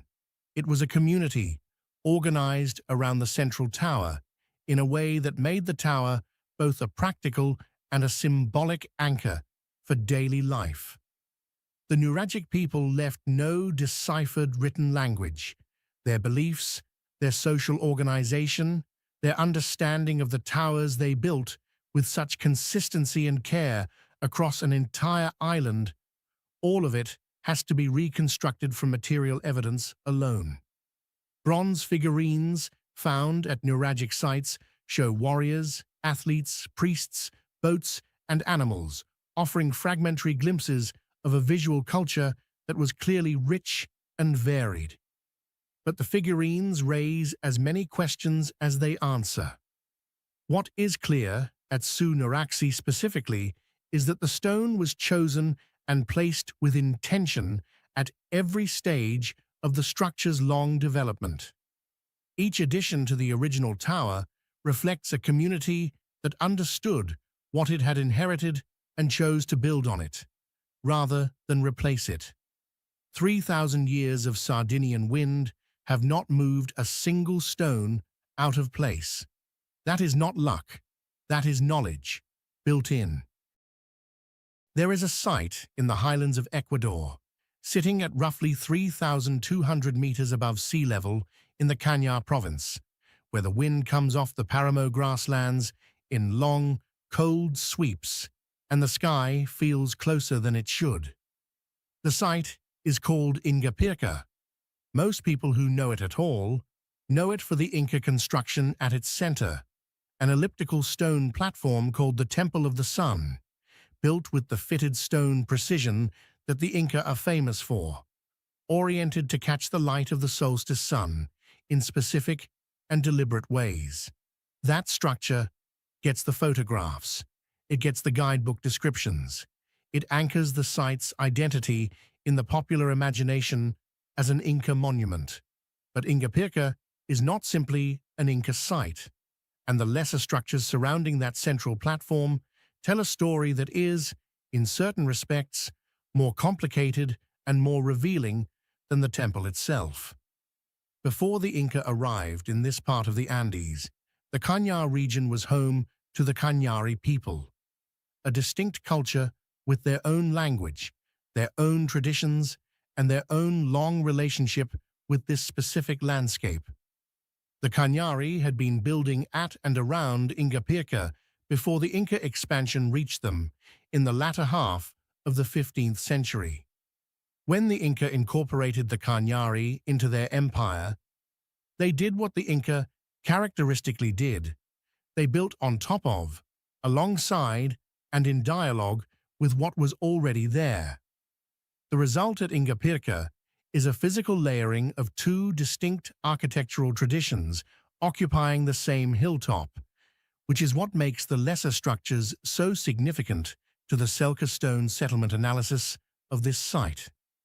The Inca construction at Ingapirca is immediately recognizable to anyone familiar with sites like Machu Picchu or Ollantaytambo. The stones are cut with extraordinary precision, fitted together without mortar in joints so tight that the blade of a knife cannot be inserted between them. The elliptical platform is the clearest example of this at the site, and its solar orientation has been confirmed through archaeoastronomical study. The structure is aligned so that during the June solstice, sunlight enters specific openings and illuminates the interior in ways that cannot be accidental. The Inca understanding of solar movement and their ability to encode that understanding in stone construction is well documented across their empire, and Ingapirca is a clean example of that tradition applied at the empire's northern edge. The lesser structures are different in character.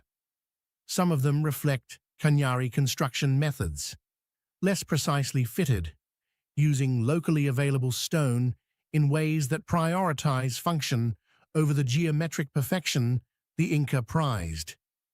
Others appear to represent hybrid construction, where Inca and Cañari techniques are visible in the same building, suggesting a period of transition or collaboration between the two traditions. Rectangular enclosures, storage facilities, and what appear to be residential structures are distributed across the hilltop in a spatial arrangement that researchers are still mapping and interpreting. Some of these structures have been excavated, many have not. What the lesser structures reveal, when examined as a group, is that Ingapirca was a functioning community and administrative center, not simply a ceremonial site. The Inca used it as a tambo, a way station along the royal road system that connected the empire from what is now Colombia to central Chile. Travelers, soldiers, and goods moved through this high Andean hilltop. People lived here, worked here. The lesser structures are where that daily administrative and residential life was conducted, while the Temple of the Sun anchored the site's ceremonial identity. The Cañari dimension of Ingapirca is the part that deserves more attention than it typically receives. Archaeological work at the site has identified Cañari ceramics, burial practices, and construction elements that predate the Inca period and establish this hilltop as a place of significance long before the empire arrived. The Cañari relationship with Ingapirca was not erased by the Inca presence. It was complicated by it, absorbed into it, and in some ways preserved by it, because the Inca chose to build at a place the Cañari already considered important. That pattern should feel familiar by now. It has appeared at nearly every site in this series. Sacred ground accumulates. Cultures arrive, find something already there, and choose to add their own layer rather than start fresh somewhere else. Why? Is it purely practical? These hilltops and riverbanks and cliff faces were simply good locations that independent cultures kept recognizing as such? Or is something else being transmitted across generations, some understanding of place that persists even when the people who first held it are gone? Ingapirca sits at 3,200 meters and offers no easy answers. In 2011, a team of Chinese archaeologists working in the Shanxi province of northern China began to fully reckon with something that had been sitting in plain sight, partially misidentified, for years. A large earthen mound in the Mu-Us Desert region, long assumed to be a remnant of the Great Wall's later construction phases, turned out to be something else entirely, something considerably older and considerably stranger. What emerged from systematic survey and excavation was the outline of a massive walled city built primarily from stone, dating to roughly 2,300 to 1800 BCE. The site is called Shimao, and in the years since that initial reckoning, it has forced a quiet but significant reassessment of what was happening in northern China during the late Neolithic and early Bronze Age, a period that, in the standard historical narratives, was not supposed to contain anything quite like this. The scale of Shimao is the first thing that demands attention. The outer wall of the settlement encloses an area of approximately 4 square kilometers. The inner walled zone, a step pyramid structure at the site's heart that rises to about 70 meters in its current eroded state, crowns a natural stone outcrop that was shaped and built upon with deliberate and sustained effort over what appears to have been several centuries. The pyramid-like structure at the center, archaeologists refer to it as the palatial zone, contains evidence of elite residence, ritual activity, and craft production of considerable sophistication. Jade objects, turquoise, painted murals, and what appear to be the remains of human sacrifice have all been documented at the site. The combination is striking. This was not a simple defensive enclosure or a seasonal gathering point. Shimao was a city with all the complexity that word implies. The stone walls themselves are the focus of the Selcha stone settlement classification here, and they are worth examining in some detail. The walls were not built casually. They incorporated a system of bastions, projecting sections that allowed defenders to observe and engage threats along the wall's face, that appears sophisticated enough to suggest either independent development of advanced defensive architecture or contact with traditions that had already worked through those design problems elsewhere. The stone used in the construction was quarried locally from the same rocky terrain that the site occupies, and the builders clearly understood how to select and place stone for maximum structural effect. Sections of the wall have been excavated to reveal internal construction techniques that include the use of fill materials packed between stone faces, a method that increases stability and was used in various forms at fortified sites across Eurasia during broadly similar periods. But the walls at Shimao contain something that goes beyond engineering. Excavators found, embedded within the foundation layers of the Eastern Gate area, a collection of human skulls, dozens of them, arranged in pits in a pattern that does not appear random. The prevailing interpretation is that these represent foundation sacrifices, rituals conducted during construction to consecrate or protect the walls. Similar practices are documented at other ancient sites across different cultures and geographies, which is itself an interesting pattern. But the scale and organization of what was found at Shimao suggests a ritual program of some deliberateness, not isolated acts. Someone planned this. Someone decided how many and where and when. The question of who built Shimao and what happened to them is genuinely open. The site does not fit neatly into the known cultural sequences of the region during this period. Some researchers have proposed connections to the later cultures of the Yellow River Valley. Others point to similarities with steppe cultures to the north and west. The jade and turquoise objects found at the site indicate long-distance trade or exchange networks reaching well beyond the immediate region. Shimao was not isolated. It was connected to something larger. The exact nature of those connections is still being traced. What happened to Shimao is also unresolved. The city appears to have been abandoned around 1800 BCE after several centuries of occupation. There is evidence of burning at the site, and some researchers have interpreted this as evidence of violent destruction. Others argue the burning was localized, and the abandonment was more gradual. The subsequent history of the region does not show a clear successor culture that claimed Shimao as an ancestor site, which leaves the city's legacy somewhat suspended. Impressive, documented, and genealogically orphaned in the historical record. A walled city of 4 square kilometers rising from the Mu'as Desert, built by people whose descendants we cannot confidently name. The stone walls stood for centuries before they fell. There is a place in the Bighorn Mountains of Wyoming, at an elevation of about 2,900 meters, where the snow stays on the ground for most of the year and the wind is a constant physical presence.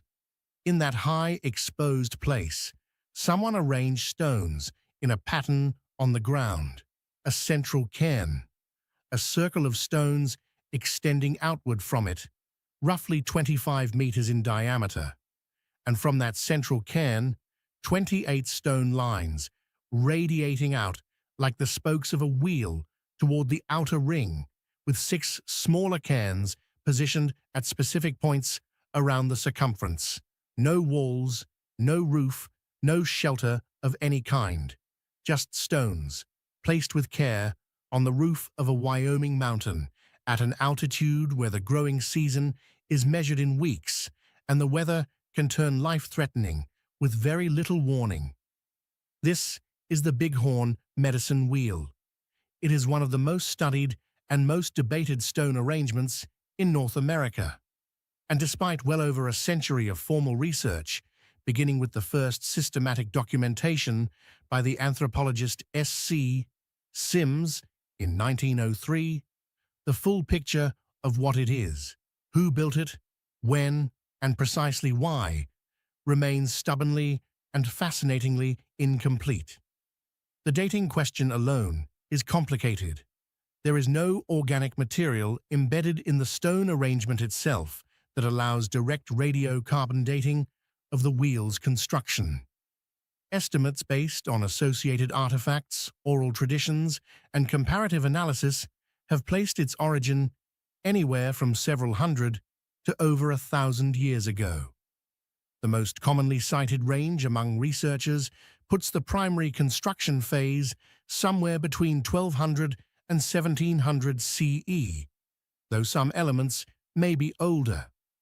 The Crow people, whose traditional territory includes the Bighorn Mountains, have oral traditions connected to the site, and multiple other plains and mountain peoples consider it significant within their own cultural frameworks. The National Historic Landmark designation the site received in 1970 acknowledged its importance without resolving the questions about its origins. The astronomical dimension of the Bighorn Medicine Wheel is where much of the modern research focus has concentrated, and it is where the most specific and testable claims have been made. Beginning in the 1970s, astronomer John Eddy conducted a detailed study of the wheel's geometry and its relationship to celestial events. What he found was that several of the cairns positioned around the outer ring align when viewed from specific positions with the rising and setting points of the sun at the summer solstice. Other alignments he identified correspond to the heliacal rising, the first appearance above the horizon after a period of invisibility of three bright stars, Aldebaran, Rigel, and Sirius. These stellar events, Eddy argued, could have served as a practical astronomical calendar marking the beginning and end of the short, high-altitude summer, the timing of important ceremonial gatherings, or the coordination of hunting activities tied to seasonal animal movements. Those findings have been both supported and challenged in the decades since.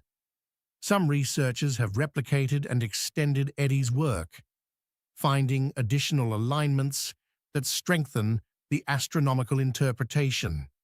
Others have raised methodological concerns, pointing out that with a structure containing 28 spokes and 6 peripheral cairns, the number of possible alignment combinations is large enough that some significant-looking alignments may be coincidental rather than intentional. That debate has not been fully resolved, and it probably cannot be resolved through astronomical analysis alone. What the oral traditions of the peoples connected to this site offer is a different kind of evidence that formal archaeology has historically been slow to integrate but is increasingly taking seriously. The Crow name for the site and the stories associated with it convey an understanding of the wheel's purpose and significance that does not map neatly onto either the purely astronomical interpretation or the purely ceremonial one. It is both, and possibly more than both, in ways that the categories available to outside researchers don't fully capture. The Selkirk Stone Settlement Framework positions the Bighorn Medicine Wheel as one of the clearest examples in this series of stone used not to enclose or elevate or defend, but to mark, to inscribe meaning onto landscape at a scale and in a location that required deliberate effort to reach and maintain. The mountain doesn't make this easy. Getting to the wheel in the months when it's accessible requires real physical commitment. That commitment was apparently considered worthwhile, repeatedly, across generations. 28 spokes, 6 cairns, 1 central point. The geometry is simple enough to describe in a sentence. Understanding what it meant to the people who built it and returned to it across centuries is a different matter entirely. From a cliff face in Iran to a windswept mountain in Wyoming, from a subterranean world beneath Malta to a jungle city in the Colombian highlands, from the deserts of northern China to the valley floors of Oaxaca. What connects these places is not geography. It is not the civilization that built them. It is something quieter than that, and more persistent. Stone chosen deliberately. Stone placed with knowledge. Stone used to say something that the builders understood might need to outlast them. And here is what stays with you after all 11 sites. Not one of these cultures knew the others existed. They were separated by oceans, by centuries, sometimes by millennia. And yet the impulse was the same. Mark this place. Build it to last. Make the knowledge physical so it cannot be forgotten. Maybe that tells us something about what human beings are. At the core, when the noise falls away, we find a place that matters, and we build. If this documentary series is something you want to see continue, more sites, more questions, more stones, with stories still locked inside them, subscribing to the channel is the most direct way to make that happen. We appreciate every single one of you watching.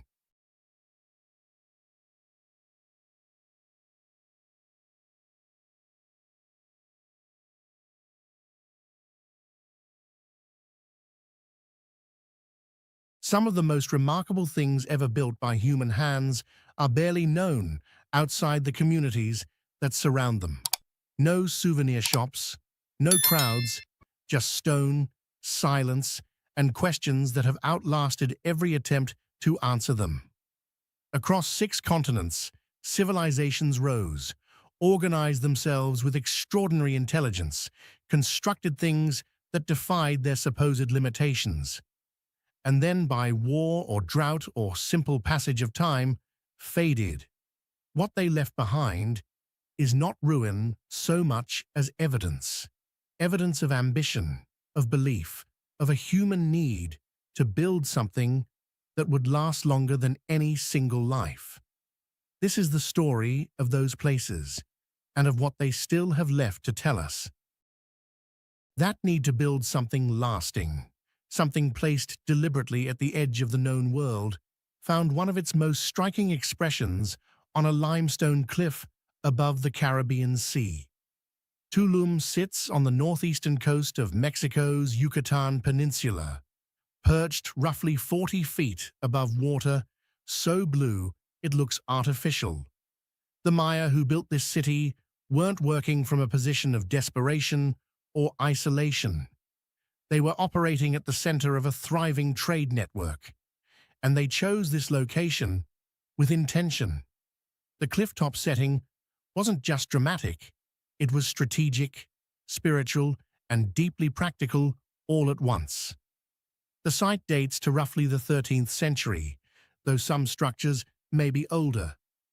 By the time Spanish explorers first spotted it from the sea in 1518, Tulum was still a functioning city, one of the last Maya settlements to remain occupied after European contact. The Spanish accounts describe seeing a city larger and more orderly than Seville. That detail tends to get overlooked in popular histories, but it matters. These were not the remnants of a collapsed civilization. This was a living community, organized and intact. The walled enclosure that defines Tulum is one of its most distinctive features. The Maya built walls on 3 sides, leaving the sea cliff itself as the 4th. Inside that perimeter, the layout follows a logic that becomes clear the longer you study it. The largest and most prominent structure, known today as El Castillo, rises from the highest point of the cliff. It served multiple purposes simultaneously: as a temple, as a landmark visible from the water, and almost certainly as a navigational aid for canoe traders moving along the coast. A small window positioned in one of its towers aligns in a way that, under certain conditions, creates a natural beacon. Sailors who knew what to look for could use it to identify a safe channel through the reef below. That combination of the sacred and the functional runs through everything the Maya built at Tulum.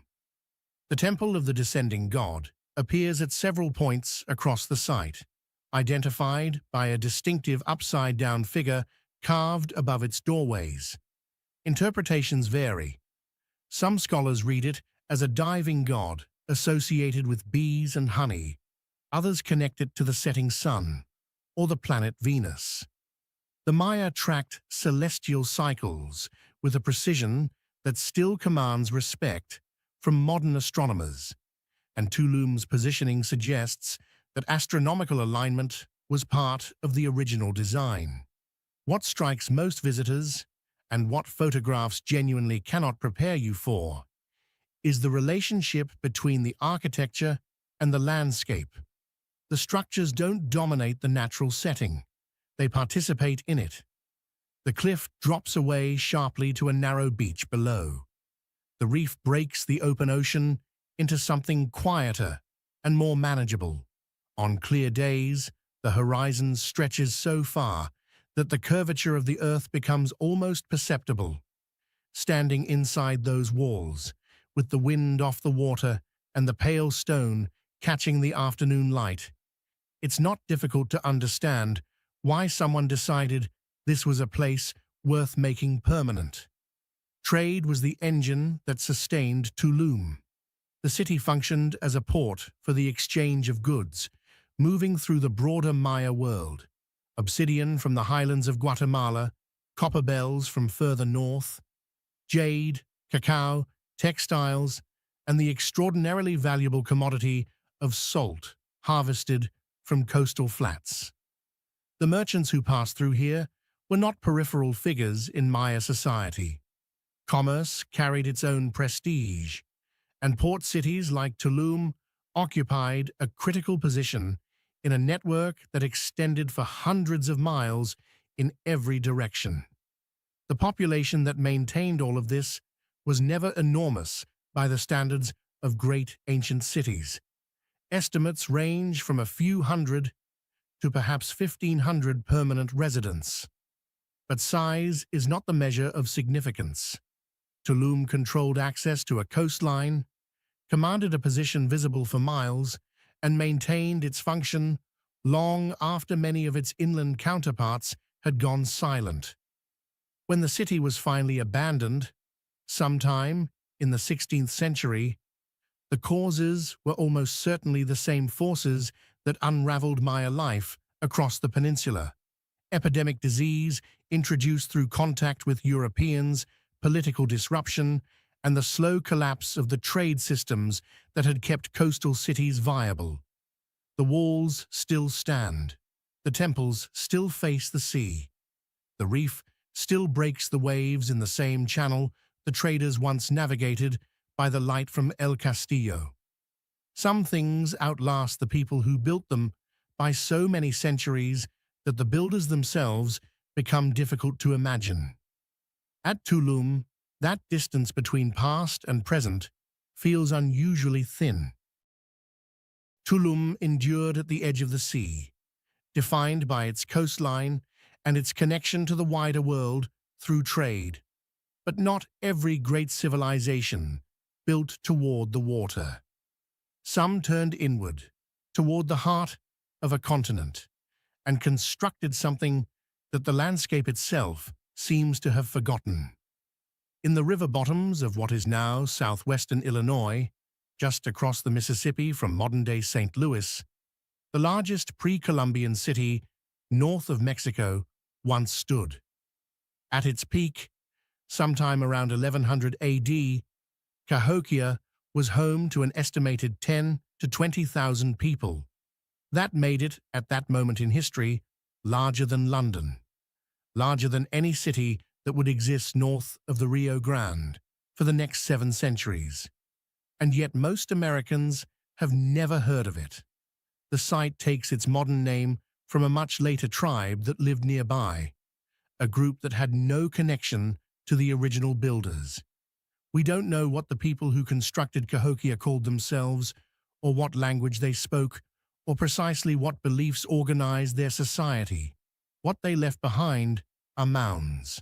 More than 100 of them, built from tens of millions of baskets of hand-carried earth, arranged across a carefully planned urban landscape that covered nearly 6 square miles. The centerpiece is Monk's Mound, named after a group of Trappist monks who farmed its terraces in the early 19th century and had nothing to do with its construction. It rises in 4 distinct terraces to a height of about 100 feet. The base covers 14 acres, larger at its footprint than the Great Pyramid of Giza. On its summit stood a massive wooden building, perhaps 50 feet tall, that almost certainly served as the residence or ceremonial space of Cahokia's paramount chief. From that elevation, the entire city would have been visible. The plazas, the smaller mounds, the thatched rooftops of thousands of homes arranged in deliberate order below. The Grand Plaza at the base of Monk's Mound stretched for 50 acres and was deliberately engineered to be flat. Soil was imported, low areas were filled, and the entire surface was leveled with a care that implies both sophisticated planning and an organized labor force operating under central direction. This was not a village that grew organically over generations. Cahokia was designed. Surrounding the central precinct, a massive wooden stockade was constructed and rebuilt multiple times, a wall of upright logs that enclosed the most sacred precincts of the city.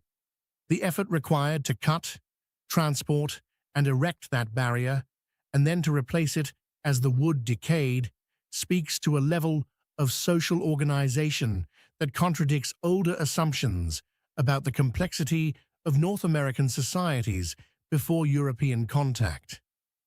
Among the most haunting discoveries at Cahokia are the sites archaeologists have come to call Woodhenge, a series of large circles formed by wooden posts set into the ground at precise intervals. The posts aligned with solar events, marking the solstices and equinoxes with an accuracy that required careful astronomical observation over long periods of time. The people of Cahokia were reading the sky and encoding what they found into the physical structure of their city, much as the Maya had done at Tulum and at dozens of other sites across Mesoamerica. What happened to Cahokia remains one of the more debated questions in North American archaeology. The population appears to have peaked around 1100 and then declined steadily over the following 2 centuries. By 1350 or so, the city had been largely abandoned. Theories include prolonged drought, agricultural exhaustion of the surrounding floodplain, political instability, and possibly flooding from the Mississippi itself. No single explanation has achieved consensus. The honest answer is that we don't fully know. What makes that uncertainty so striking is how thoroughly Cahokia vanished from cultural memory. By the time European explorers and settlers moved through the region, no one they encountered claimed descent from Cahokia's builders or carried oral traditions that pointed clearly back to the mounds. A city of tens of thousands had risen, flourished, and dissolved without leaving a continuous human thread connecting it to the present. The mounds remain. They rise from the Illinois bottomland with a quiet authority that still manages to surprise first-time visitors who crest a rise and suddenly see Monk's Mound filling the horizon ahead of them. There is a state historic site, a small museum, a UNESCO World Heritage designation. And still, on most days, the place is nearly empty. A civilization that once held tens of thousands of lives now holds mostly silence. That silence is its own kind of evidence. Cahokia reminds us that silence can settle over even the greatest of cities, leaving little behind but earthen monuments and unanswered questions. That same silence, heavy, deliberate, and carved from solid rock, waits on the eastern edge of the Mediterranean. on an island that has watched civilizations rise and collapse for 3,000 years. Cyprus sits at a crossroads. It always has. Positioned between the coastlines of Turkey, Syria, Lebanon, and Egypt, the island absorbed influences from every direction and, at its best moments, synthesized them into something distinctly its own.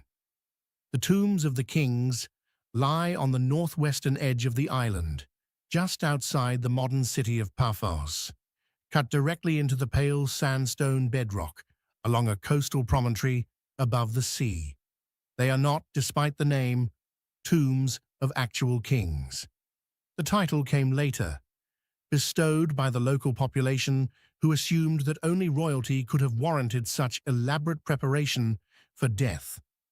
The assumption is understandable. These are not simple graves.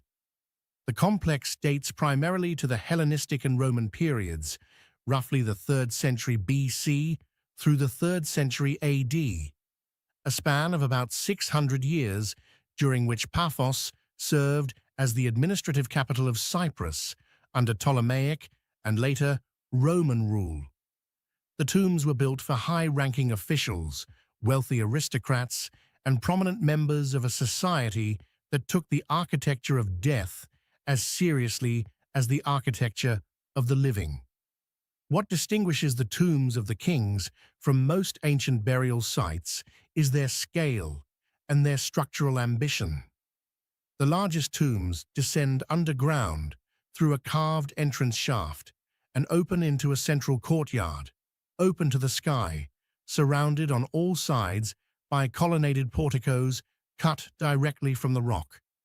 The columns are Doric, precise, formal, deeply Hellenistic in their proportions, and the fact that they were not constructed but excavated, chiseled from the living stone of the earth, gives them a permanence that freestanding columns rarely achieve. The rock itself became the architecture. Off the central courtyards, burial chambers extend inward, their walls sometimes decorated with painted plaster, their ceilings still carrying traces of the care that went into preparing them. The dead were placed in niches cut into the chamber walls, or laid on rock-cut benches, or interred in sarcophagi that have long since been removed by looters who worked these sites for centuries before archaeologists arrived. The looting was thorough. Most of what would have told us about individual occupants, jewelry, pottery, inscriptions, personal objects, is gone. What remains is the architecture itself, and architecture, it turns out, communicates quite effectively without words. The design of these underground spaces reflects a belief that carried across much of the ancient Mediterranean world, that the dead deserved a dwelling that mirrored the dignity of the living. The colonnaded courtyard reproduced below ground the kind of peristyle garden that wealthy Hellenistic households built above it. The deceased was not being hidden or simply disposed of. They were being housed in a residence that announced their status to anyone who descended to visit. That practice of visiting the dead was real and routine in the ancient world.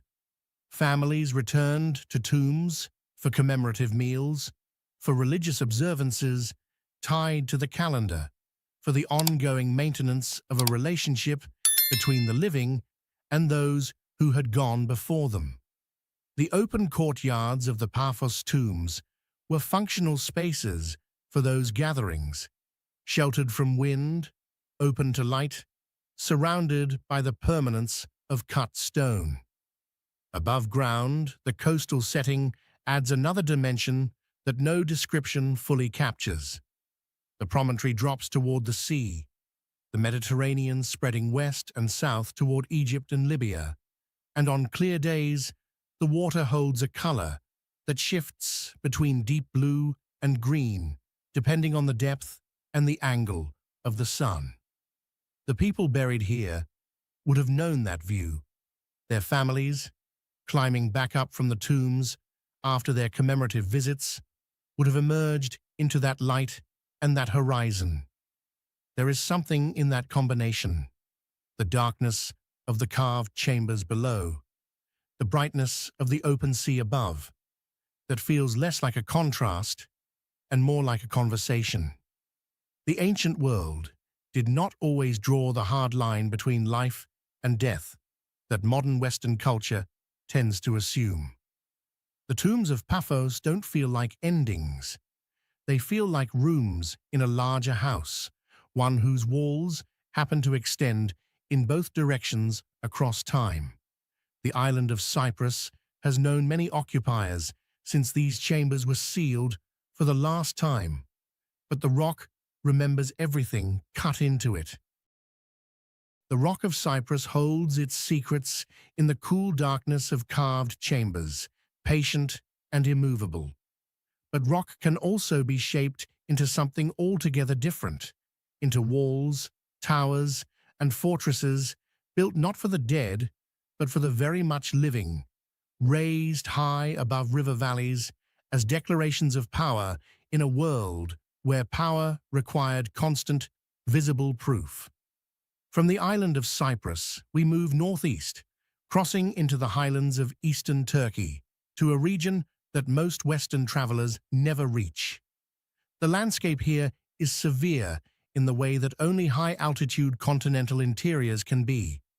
Broad volcanic plateaus, edged by mountain ranges, winters that arrive early and stay long, summers that burn the grass to the color of straw. It is not an easy country.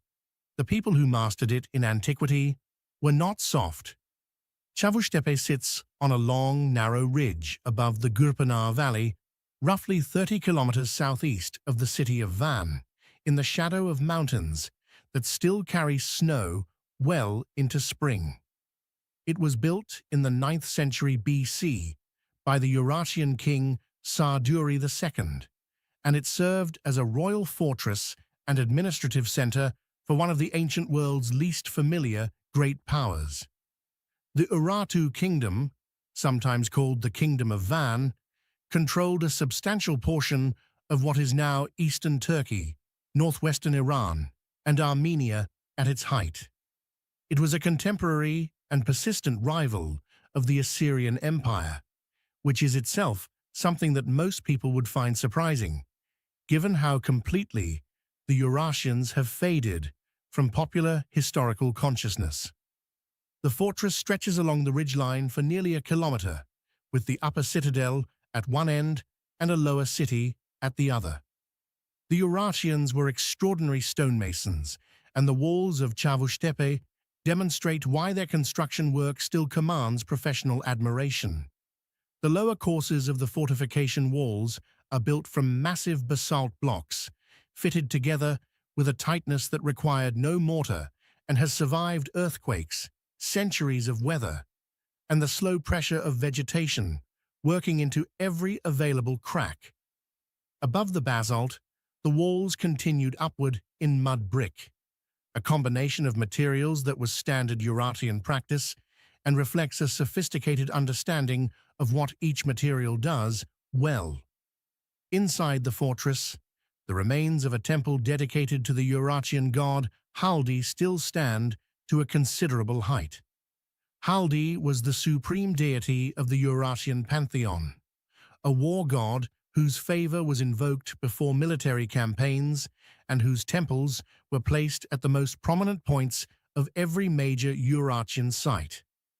An inscription carved into the stone near the temple entrance identifies the site by its ancient name, Sarduri Hainali, the city of Sarduri, and records the king's accomplishments in the formal, declarative language that ancient rulers used when they wanted history to remember them favorably.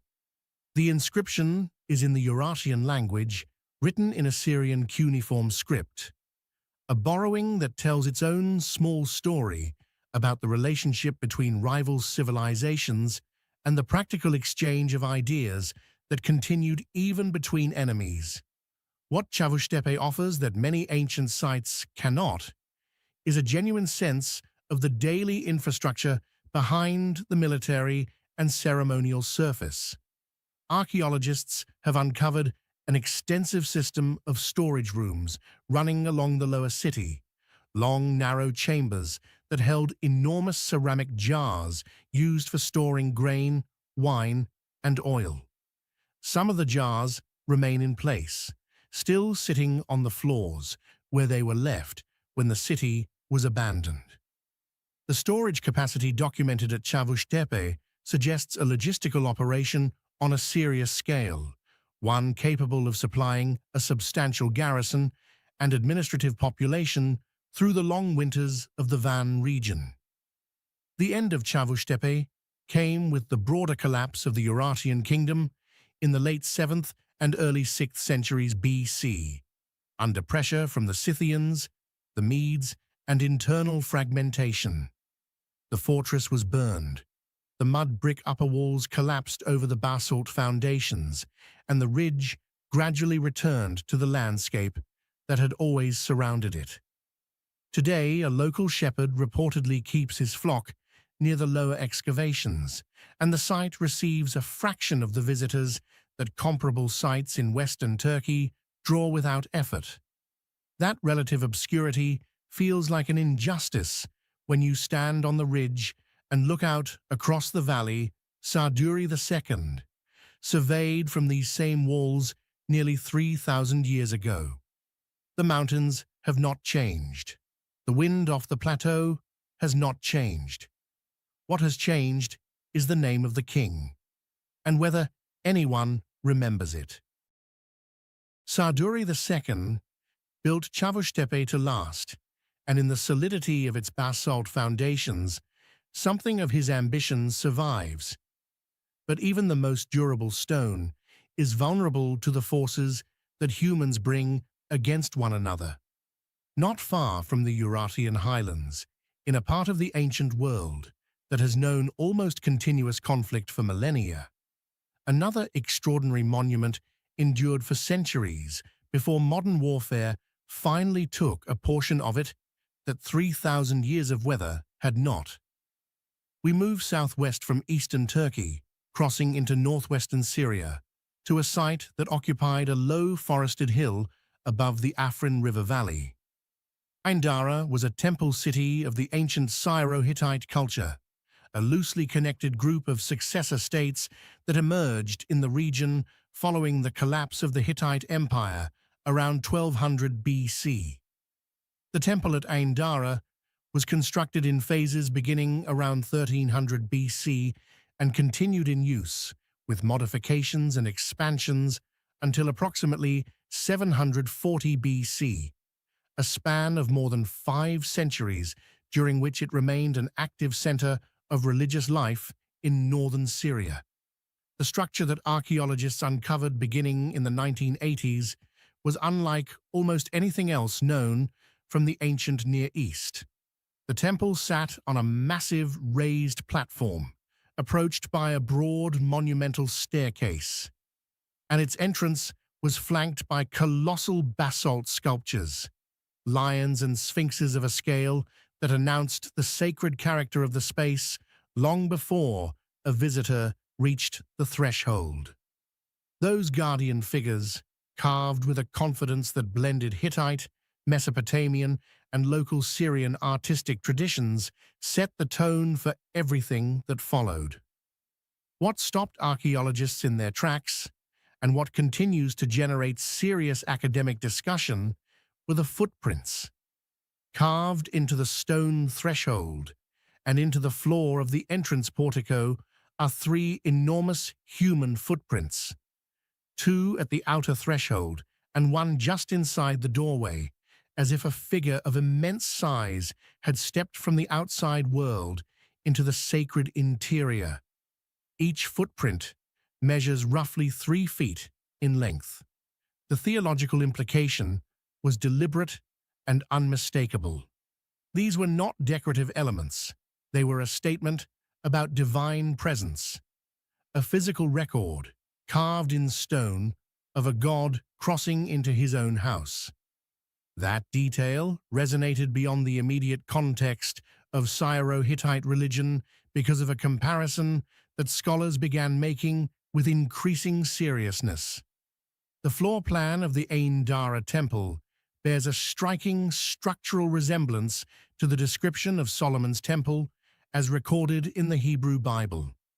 The proportional relationships between outer courtyard, entrance hall, main sanctuary, and inner sanctuary, the sequence of spaces and their relative dimensions, align closely enough that many researchers believe both buildings drew on a shared architectural tradition, common to the northern Levant during the early Iron Age. Neither structure influenced the other directly. Both appear to reflect a regional template for sacred architecture that was widely understood and applied across a broad geographic area. The inner sanctuary of the Ain Dara temple was the most elaborately decorated portion of the building. Its walls were lined with carved orthostats, large upright stone slabs bearing processions of lions, sphinxes, and mythological figures, rendered in a style that combined formality with a surprising degree of movement and life. The craftsmanship was not merely competent. In several panels, it was genuinely accomplished, reflecting a sculptural tradition that deserves far more recognition than it typically receives in broad histories of ancient art. Ain Dara survived the fall of the Syro-Hittite states, the campaigns of the Assyrian Empire, the long centuries of subsequent occupation and neglect, and the slow burial that preserved so much of what archaeologists eventually found. It did not survive January 2018, when Turkish airstrikes targeting Kurdish forces in the Afrin region struck the site and destroyed a significant portion of the temple platform and its sculptures. Satellite imagery confirmed the damage within days. What had endured for roughly 3,000 years was gone in a matter of seconds. The loss was documented, mourned by scholars, and then largely absorbed into the broader ongoing catastrophe of Syria's cultural heritage under sustained conflict. That absorption, the way destruction on this scale can become almost routine, is its own kind of tragedy, separate from the physical loss of the stones themselves. What remains at Ain Dara is still significant. The footprints, recorded photographically and in casts before the strike, still exist in documentation, if not entirely in place. Knowledge, at least, is harder to bomb than basalt. But the hill above the Afrin River is quieter now than it has been in a very long time. The silence that has settled over Ain Dara carries a particular weight, the weight of deliberate destruction, of history interrupted by violence. But there is another kind of silence, older and stranger, that has nothing to do with war or loss. It is the silence of the genuinely inexplicable, the kind that gathers around objects whose purpose no one has satisfactorily explained in centuries of trying. From the scarred hills of northwestern Syria, we travel east across the full breadth of Asia to the forested mountains of Japan's Nara prefecture, where something sits in a cedar grove on a hillside above the ancient capital region that has been puzzling observers for at least 14 centuries. The Japanese have a word, fushigi, that translates roughly as mysterious or strange, but carries a connotation of something beyond ordinary strangeness, something that resists the usual categories of explanation. Masuda no Iwafune is, by almost any measure, fushigi. The object is a single enormous granite boulder, roughly 11 meters long, 8 meters wide, and 4.5 meters tall, weighing an estimated 800 tons. That alone would make it notable. What makes it extraordinary is what was done to it. The top surface has been carved flat and perfectly level, then divided by 2 parallel channels, running the full length of the stone, creating a precise geometric grid that could not have happened naturally under any circumstances. The sides have been cut into smooth, near-vertical faces. The entire mass has been shaped with an intention that is unmistakable, even if that intention remains completely unclear. The name translates to something like rock ship of Masuda, and the ship analogy is visible once you know to look for it. The elongated form, the flat deck, the channels that some have compared to a vessel's structural elements. Medieval Japanese texts refer to the stone in passing, noting its existence without explaining its origin or function, which suggests that even by the 7th and 8th centuries AD, when those records were written, the knowledge of why it was made had already been lost. The Asuka period in Japanese history, roughly 550 to 710 AD, produced a remarkable concentration of enormous carved stones across the Nara region. These objects, collectively referred to as kishiwada or mysterious stones, appear to have been created during a period of significant cultural transformation, when Buddhism was arriving from the Korean peninsula and China.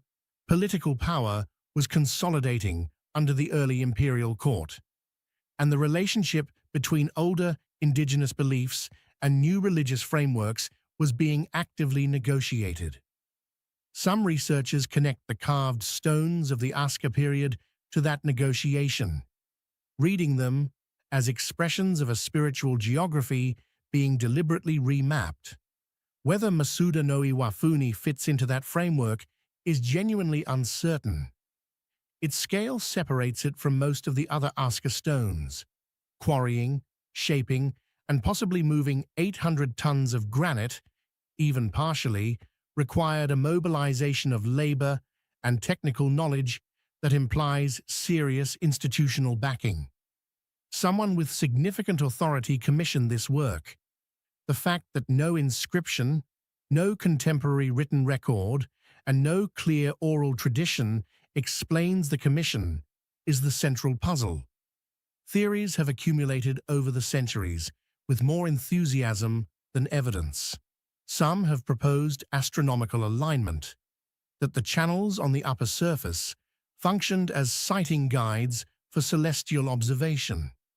Others have suggested the stone served as a ritual platform, a boundary marker, or a symbolic representation of a sacred mountain. A persistent minority position holds that it was intended as a tomb component, perhaps a lid or covering for a burial chamber that was never completed. None of these explanations has achieved anything approaching consensus, because none of them fully accounts for all the features of the object. What the stone does, regardless of its original purpose, is provoke a very specific kind of attention. Standing beside something that massive, something that has been so deliberately shaped by human hands and yet refuses to yield its meaning, produces a particular quality of awareness. The questions it raises are not frustrating in the usual sense. They are clarifying. They remind you that the past is genuinely foreign, that the people who made this object inhabited a mental and spiritual world that cannot simply be decoded by applying modern assumptions backward through time. The cedar forest around the stone is quiet in the way that old forests in Japan tend to be, a managed, attended quiet, as if the silence itself is being carefully maintained. Visitors come, walk around the stone, take photographs, and leave with the same uncertainty they arrived with. The stone does not offer resolution. It offers presence. And sometimes, presence is the more honest answer. Masuda no Iwafune confronts you with the limits of interpretation. A monument so deliberate and so silent about its own meaning that it demands a kind of intellectual humility. Not every ancient structure withholds itself in that way. Some speak with surprising clarity across the centuries, not through inscriptions or surviving records, but through the sheer coherence of their construction. From the cedar forests of Nara, we cross the full width of Eurasia and then the North Atlantic, arriving on one of the most dramatically situated coastlines in Europe, where a small stone building has been standing, without mortar and without significant deterioration, for somewhere between 1300 and 1500 years. The Dingle Peninsula extends into the Atlantic from the southwestern corner of Ireland, like a finger pointing toward America. The landscape is the kind that painters and photographers return to repeatedly without ever quite capturing. Green hills dropping sharply to dark cliffs, the ocean silver or slate or deep green depending on the weather, and the weather changing several times before noon on any given day. People have lived here for a very long time. The peninsula is scattered with ancient field systems, standing stones, ring forts, and early Christian remains that accumulate into a portrait of continuous human habitation, stretching back well before the historical record begins. Galaris Oratory sits in a shallow valley a few miles from the tip of the peninsula, visible from the road as a dark, boat-shaped mass of corbelled stone that looks, from certain angles, as if it has simply grown from the ground rather than been placed there. It is small, roughly 10 feet wide, 15 feet long, and perhaps 17 feet at its highest interior point. A single low doorway faces west. A small window opening pierces the east wall above the altar position. That is the entirety of its architectural program. The construction method is what elevates Galaris from a historical curiosity to a genuine technical achievement. The walls are built in a technique called corbelling, each successive course of stone laid slightly inward from the one below until the two rising walls meet at the apex without the use of any keystone or arch. Every stone was selected and placed so that it tilts very slightly downward toward the outside of the building, allowing rainwater to run off rather than penetrate inward.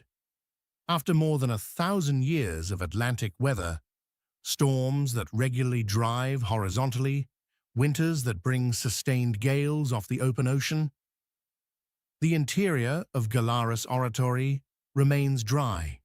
The logic built into the placement of each individual stone has outlasted generations of subsequent builders working with mortar and dressed timber, and every technological advantage the intervening centuries provided. The oratory belongs to the tradition of early Irish Christianity, a form of the faith that developed in relative isolation from Rome during the 5th through 8th centuries and produced a monastic culture of exceptional intellectual and artistic vitality. The monks who built and used Galaris were part of a broader movement that established hermitages and monasteries in the most remote and inhospitable locations available, on cliff edges, on offshore islands, in mountain valleys, as a form of spiritual discipline. The harshness of the environment was not incidental. It was the point. Proximity to the raw forces of the natural world was understood as proximity to the divine. The most famous expression of that impulse is Skellig Michael, the extraordinary monastery perched on a sea stack 8 miles offshore from the Dingle Peninsula, now known to a global audience through its appearance in contemporary cinema. Galaris belongs to the same spiritual tradition, though it received its monks on the mainland rather than a wave-battered rock.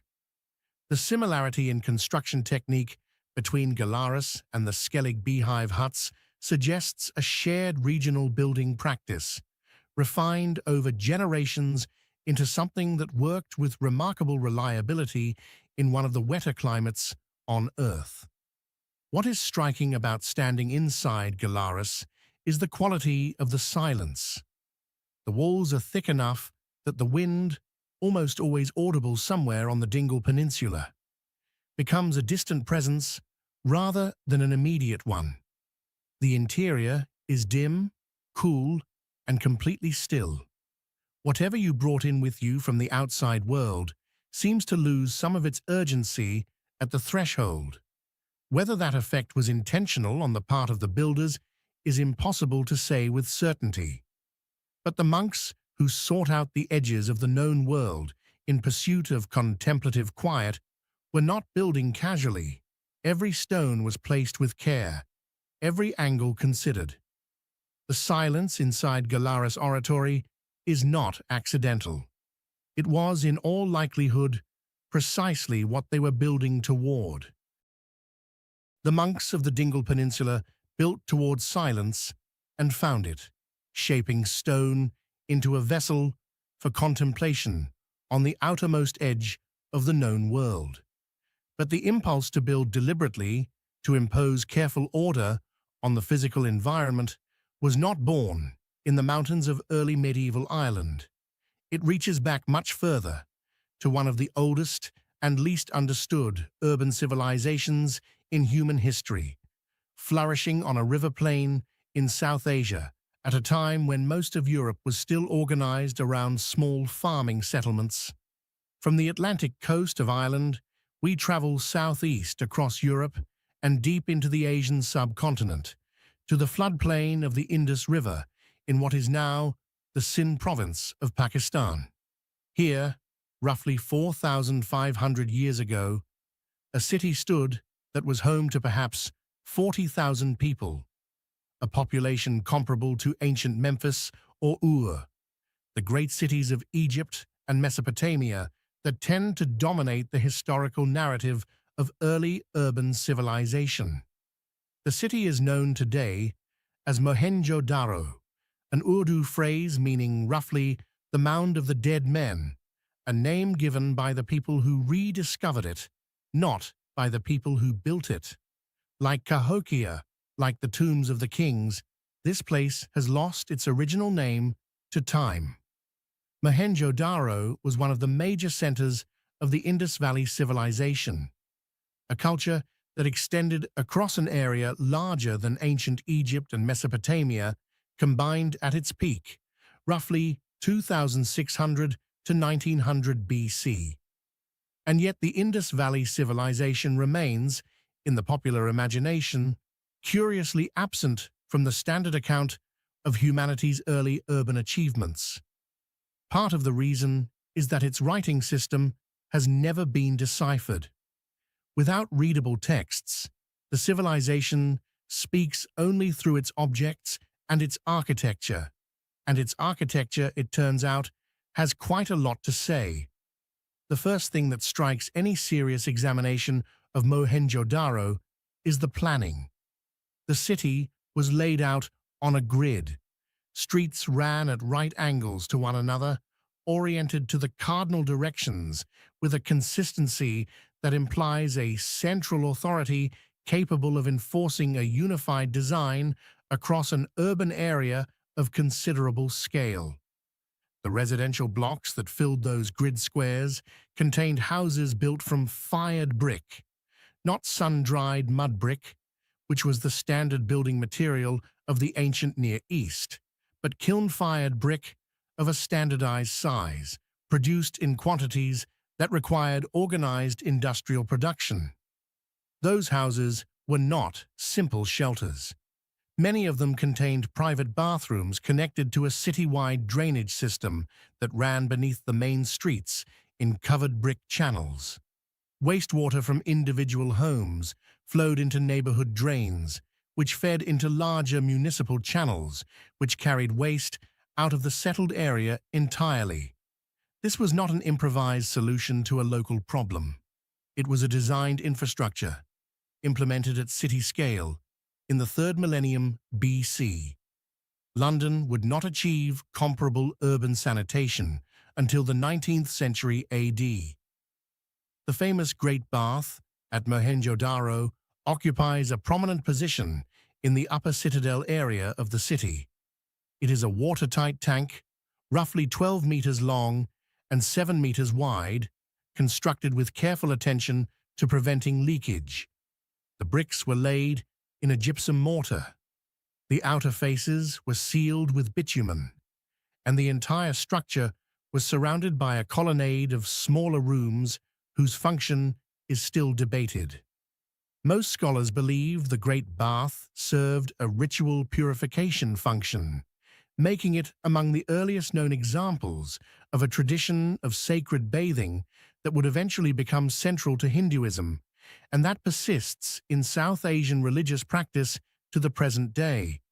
What the Indus Valley civilization did not leave, or has not yet yielded, is evidence of the monumental religious architecture or royal display that characterizes ancient Egypt or Mesopotamia. There are no great temples identifiable as such, no pyramids, no colossal royal portraits. Whatever hierarchy organized Mohenjo-Daro, and a city of 40,000 people required hierarchy of some kind, it did not apparently express itself through the kind of conspicuous architectural grandeur that makes other ancient civilizations immediately legible to modern eyes. That absence is itself a form of evidence, though scholars disagree about what it proves. Some read it as suggesting a relatively egalitarian social structure by ancient standards. Others argue the evidence simply hasn't been found yet. The site has been only partially excavated, and the water table beneath the lower city has made deep investigation technically difficult. Mohenjo-Daro was abandoned around 1900 BC, possibly due to shifts in the Indus River's course, prolonged drought, or a combination of environmental pressures. The city that pioneered urban sanitation, standardized construction, and grid planning simply, quietly, emptied out. The bricks remain, fired so well that some were reused by railroad construction crews in the 19th century, who found them lying in the open and saw only useful material, not history. Mohenjo-Daro left behind a civilization legible in its infrastructure, in drains and fired brick and the careful geometry of streets, but mute on the deeper questions of belief, ritual, and the inner life of the people who built it. That tension between the physical evidence that survives and the meaning that doesn't is one of the defining frustrations of ancient history. And nowhere does that frustration arrive in quite so direct and immediate a form as on a high plateau in the mountains of Laos, where thousands of enormous stone vessels sit in open fields, waiting for an explanation that has not yet fully arrived. From the Indus Plain, we travel east and southeast, crossing the Indian subcontinent and the hills of Southeast Asia, climbing to the Xinghuang Plateau in north-central Laos. The elevation here is roughly 1,000 meters above sea level, high enough that the climate is noticeably cooler than the tropical lowlands, and the landscape opens into rolling grassland punctuated by stands of pine. A setting that feels more like the highlands of Central Asia than the jungle-covered terrain most people associate with this part of the world. It is in this unexpected landscape that the Plain of Jars begins. The name is straightforwardly descriptive. Scattered across an area of roughly 90 kilometers, clustered in more than 90 distinct sites, are somewhere between 1,300 and 2,500 large stone vessels, cylindrical or slightly tapered, carved from a variety of stone types, including sandstone, granite, limestone, and a locally quarried conglomerate. The smallest of them stand perhaps half a meter tall. The largest reach nearly 3 meters and weigh an estimated 30 tons. They were carved, transported to their current locations, and arranged in groupings that appear deliberate without conforming to any pattern that has been definitively explained. The jars date to the Iron Age, roughly 500 BC to 500 AD, though the full chronological range of their use and construction is still being refined through ongoing excavation and analysis. They are associated with a culture that left no written records, no monumental architecture beyond the jars themselves, and no direct cultural descendants who can explain through oral tradition what their ancestors intended. What archaeology has established is that the jars were connected to burial practices. Excavations around and beneath them have recovered human remains, burial goods including glass beads, iron and bronze objects, and ceramics, and in some cases, the bases of the jars contain traces of cremated remains.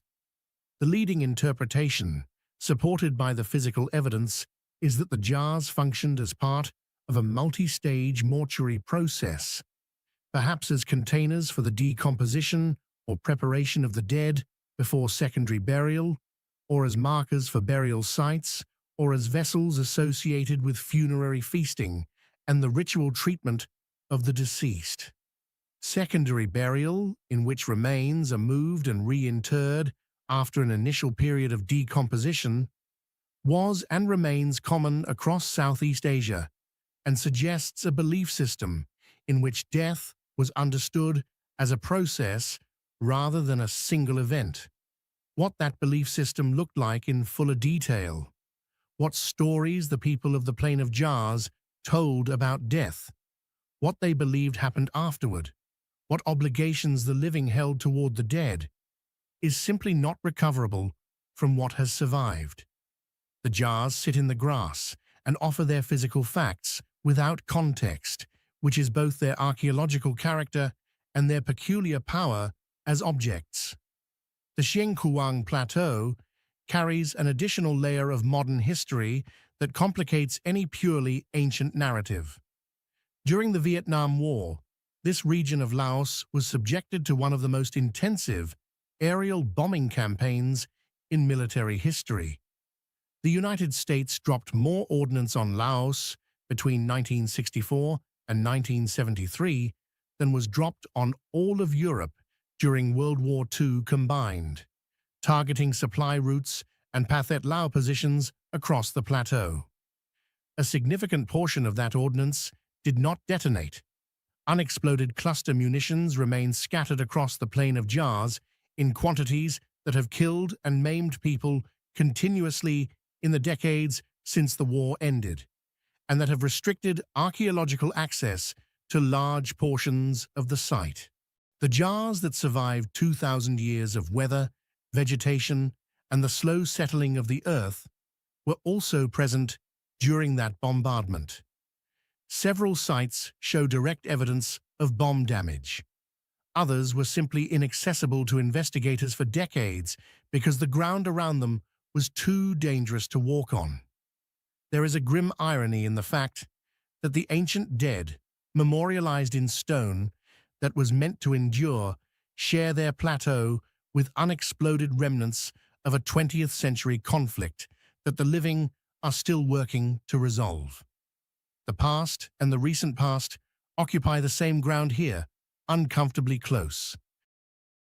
The Plain of Jars holds its meaning at a distance, offering physical evidence without the cultural framework needed to fully interpret it.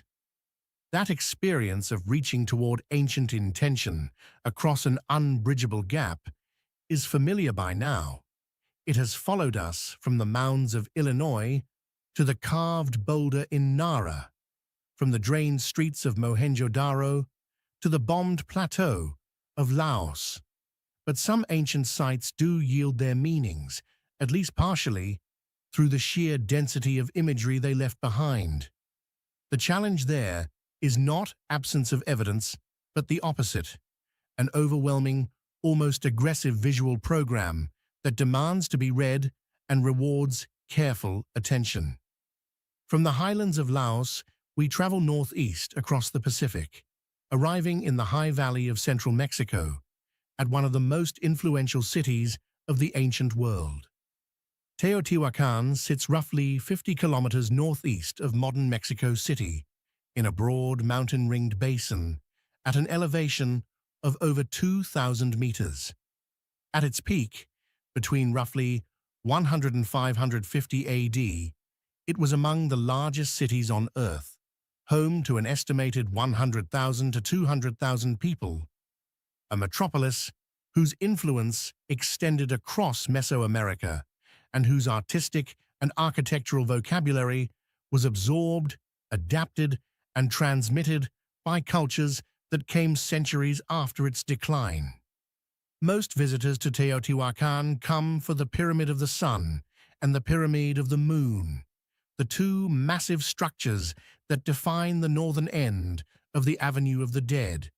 Those monuments are genuinely impressive in scale and deserve their reputation.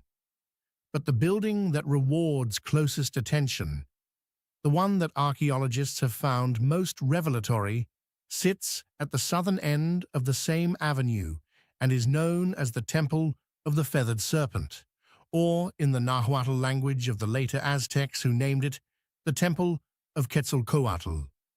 The temple was constructed in the early period of Teotihuacan's greatness, around 200 AD, and it was built to communicate. The facade that originally covered its stepped pyramid tiers was covered in carved stone heads of two alternating types: the feathered serpent itself, with its distinctive rattlesnake rattles and collar of feathers, and a second creature whose identity has been debated, but which many researchers identify as a representation of a storm or rain deity. These heads projected outward from the facade in 3 dimensions, hundreds of them, their original surfaces painted in vivid pigments whose traces still survive in sheltered areas. The overall effect, when the temple was freshly completed and fully painted, would have been one of almost hallucinatory visual intensity. What archaeology revealed beneath and around the temple was darker than the facade suggested. Excavations beginning in the 1980s uncovered mass burials surrounding the structure, more than 200 individuals, many of them arranged in ways that indicated sacrifice. Warriors buried with their hands bound behind them, groups interred at the 4 cardinal directions in numbers that appear ritually significant, individuals dressed in the regalia associated with military identity. The temple's construction, it became clear, had been consecrated through organized killing on a scale that represented a state-level deployment of violence in service of religious and political legitimacy. That discovery reframed the temple's imagery. The feathered serpent was not merely a decorative motif. It was the central figure in a theological and political program being enacted simultaneously in stone, pigment, and human life. Whoever commissioned this building, and Teotihuacan's governance, remains poorly understood, given the absence of clearly identified royal portraits or dynastic inscriptions of the kind found at Maya sites, was making a statement about power that operated on every available register at once. The city that surrounded this temple was itself a statement of comparable ambition. The Avenue of the Dead runs for more than 2 kilometers in a nearly perfect straight line, oriented to a specific astronomical alignment, flanked by platform structures and apartment compounds that housed a population drawn from across Mesoamerica. Obsidian workshops, ceramic production areas, and residential compounds identified through their distinctive pottery as housing populations from Oaxaca and the Gulf Coast suggest a city that functioned as a genuine cosmopolitan center, drawing people, goods, and ideas from an enormous geographic radius. Teotihuacan was abandoned around 550 AD, possibly following internal unrest. Evidence of deliberate burning concentrated in the city's civic and ceremonial core suggests that the end may have come from within, rather than from external conquest. The population dispersed, the city emptied, and the pyramids stood without a name their builders would have recognized. The Aztecs, who arrived centuries later, named the place and incorporated it into their own mythology, calling it the place where the gods came to create the sun and the moon. They understood, looking at what remained, that something of enormous consequence had happened here. They were right. They just didn't know exactly what. Teotihuacan reminds us that even the most visually commanding ancient sites can withhold their deepest secrets. That a city of 200,000 people, decorated with hundreds of carved stone deities and consecrated with the lives of its own inhabitants, can still leave historians debating the names of its rulers and the precise character of its beliefs. Mystery, it turns out, is not reserved for small or obscure places. Sometimes the largest stages hold the most elusive stories. From the high basin of central Mexico, we cross the Atlantic, moving east and south across the Mediterranean world, arriving finally at one of antiquity's most celebrated destinations, a place that drew pilgrims, kings, and conquerors across hundreds of miles of desert for the privilege of hearing a single voice speak from the darkness of a stone sanctuary. Siwa is an oasis in the western desert of Egypt, roughly 50 kilometers east of the Libyan border and 300 kilometers south of the Mediterranean coast. The journey to reach it has always been formidable. The desert surrounding it is among the most inhospitable terrain on Earth, vast, flat, and almost entirely without water across stretches that defeated armies and swallowed caravans before modern transportation made the crossing manageable. The oasis itself appears suddenly and implausibly, a dense concentration of date palms and freshwater springs set in a natural depression below sea level, surrounded on all sides by sand and stone that extend to every horizon. People have lived at Siwa for at least 10,000 years, drawn by the water that makes settled life possible in an otherwise impossible landscape. But the site's ancient fame rested on something more specific than its water. The Temple of Amun at Siwa housed one of the ancient world's most respected oracles, a voice that rulers consulted before major decisions and that ordinary pilgrims traveled extraordinary distances to hear. The oracle's reputation spread across the Mediterranean world during the first millennium BC, reaching Greece, Carthage, and eventually Rome, and drawing visitors whose names still resonate across 25 centuries of subsequent history. The temple complex sits on a rocky outcrop called a gurmi, rising above the oasis floor, its mud brick walls eroded by time and the salt-laden groundwater that has been slowly dissolving the foundations of ancient Siwa for centuries. What remains is fragmentary, sections of wall, carved reliefs still bearing traces of pigment, the general outline of a sanctuary that was considerably more imposing in its working days. The oracle operated from an inner chamber where the god Amun, in the form of a sacred cult image, was believed to communicate his will through the movements of a ritual boat carried on the shoulders of priests, through the interpretation of sacred sounds, or through a medium whose exact role is not entirely clear from surviving accounts. The most famous consultation at Siwa took place in the spring of 331 BC, when Alexander the Great made the journey from the Mediterranean coast specifically to visit the oracle. The journey nearly killed his army. Ancient sources describe the expedition, crossing pathless desert, nearly dying of thirst, guided at one point by a pair of snakes or, in another account, by ravens, depending on which ancient author you follow. What Alexander asked the oracle and what he was told remained private. He shared the content of the exchange with no one, saying only that he had received the answer he desired. Ancient sources report that the oracle's priests greeted him as the son of Ammon, a designation that Alexander subsequently incorporated into his public image and royal propaganda with evident satisfaction. That encounter between the Macedonian conqueror and the desert oracle has a quality that history occasionally produces and rarely sustains.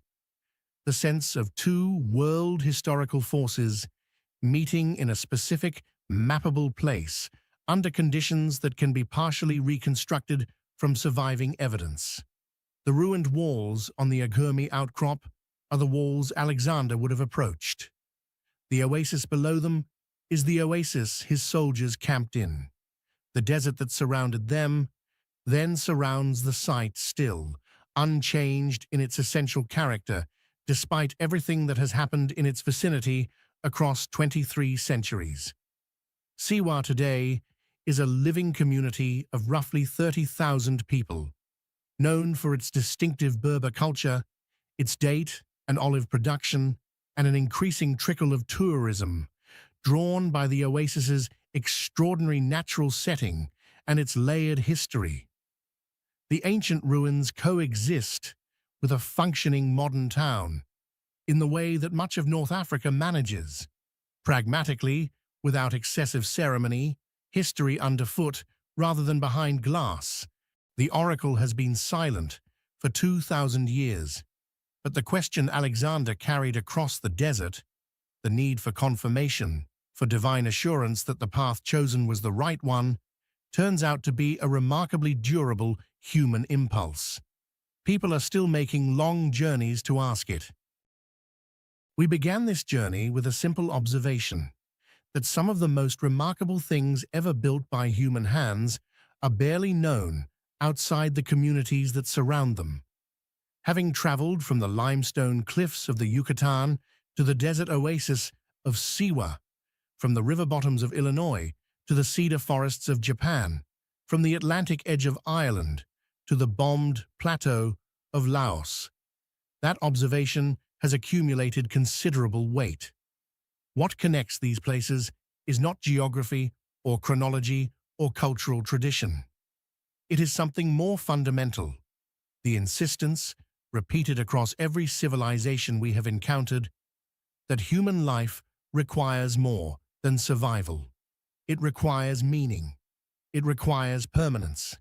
It requires the construction of something that will outlast the individual life and speak, however imperfectly, to whoever comes after. The people who built Galaris Oratory and the Temple of the Feathered Serpent, who carved the jars of Jingkuang and the footprints at Ain Dara, who fired the bricks of Mohenjo-Daro and raised the mounds of Cahokia, they did not know each other. They shared no language, no religion, no common political history. What they shared was the conviction that the work was worth doing, that stone shaped with intention meant something, that the effort of building carefully, building permanently, building beautifully was itself an answer to the fact of human mortality. 3,000 years from now, someone will look at what we have left behind and ask the same questions we have been asking here. The honest hope is that our answers are half as durable as the questions. If this journey has meant something to you, please consider subscribing to the channel and leaving a like below. New documentaries go up regularly, and every subscription genuinely helps this work continue. Thank you for watching.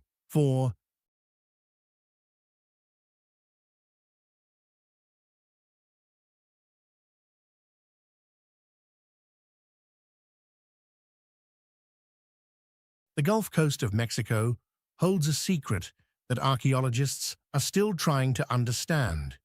Near the modern city of Veracruz, hidden beneath centuries of jungle growth, the Chempoala stone circles rise from earth that's been farmed, walked over, and largely ignored for generations.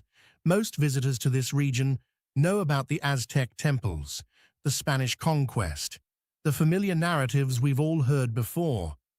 But these circles, they predate all of that. We're looking at structures built somewhere between 1200 and 1519 AD, though recent excavations suggest the foundational work might reach back even further. The Totonac people, who controlled this region before the Aztecs arrived, left behind something remarkable here. Not pyramids, not palaces, stone circles arranged in patterns that seem to map something we haven't quite figured out yet. Each circle measures roughly 30 to 40 feet in diameter. The stones themselves aren't massive, nothing like Stonehenge, but their placement shows a precision that demands explanation. Stand in the center of one at dawn during the spring equinox, and the sun rises directly over a specific marker stone. Do the same during winter solstice, and a different stone frames the sunrise perfectly. The Totonacs never developed a written language we've been able to fully decode, so we're left reading their intentions through architecture alone. What we do know comes from Spanish chronicles, written decades after contact, and those accounts are problematic at best. The conquistadors weren't archaeologists. They were looking for gold, not understanding. But here's what makes Chempoala particularly intriguing. The circles aren't alone. Scattered throughout the complex are smaller stone arrangements, almost like satellites orbiting the main structures. Some align with the circles, others point toward geographic features miles away, specific mountains, river junctions, coastal landmarks. Local tradition, passed down through generations who've farmed this land, suggests these were ceremonial spaces, places where the community gathered during harvest times, where important decisions were made, where the living connected with ancestors. That makes sense on the surface, but it doesn't explain the astronomical precision.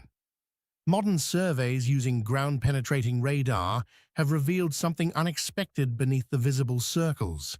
There's a network of stone channels, too regular to be natural, running between each formation. Some archaeologists think these carried water for rituals. Others believe they might have been acoustic channels, designed to carry sound in specific ways during ceremonies. Then there's the matter of the stones themselves. Geological analysis shows they didn't come from nearby.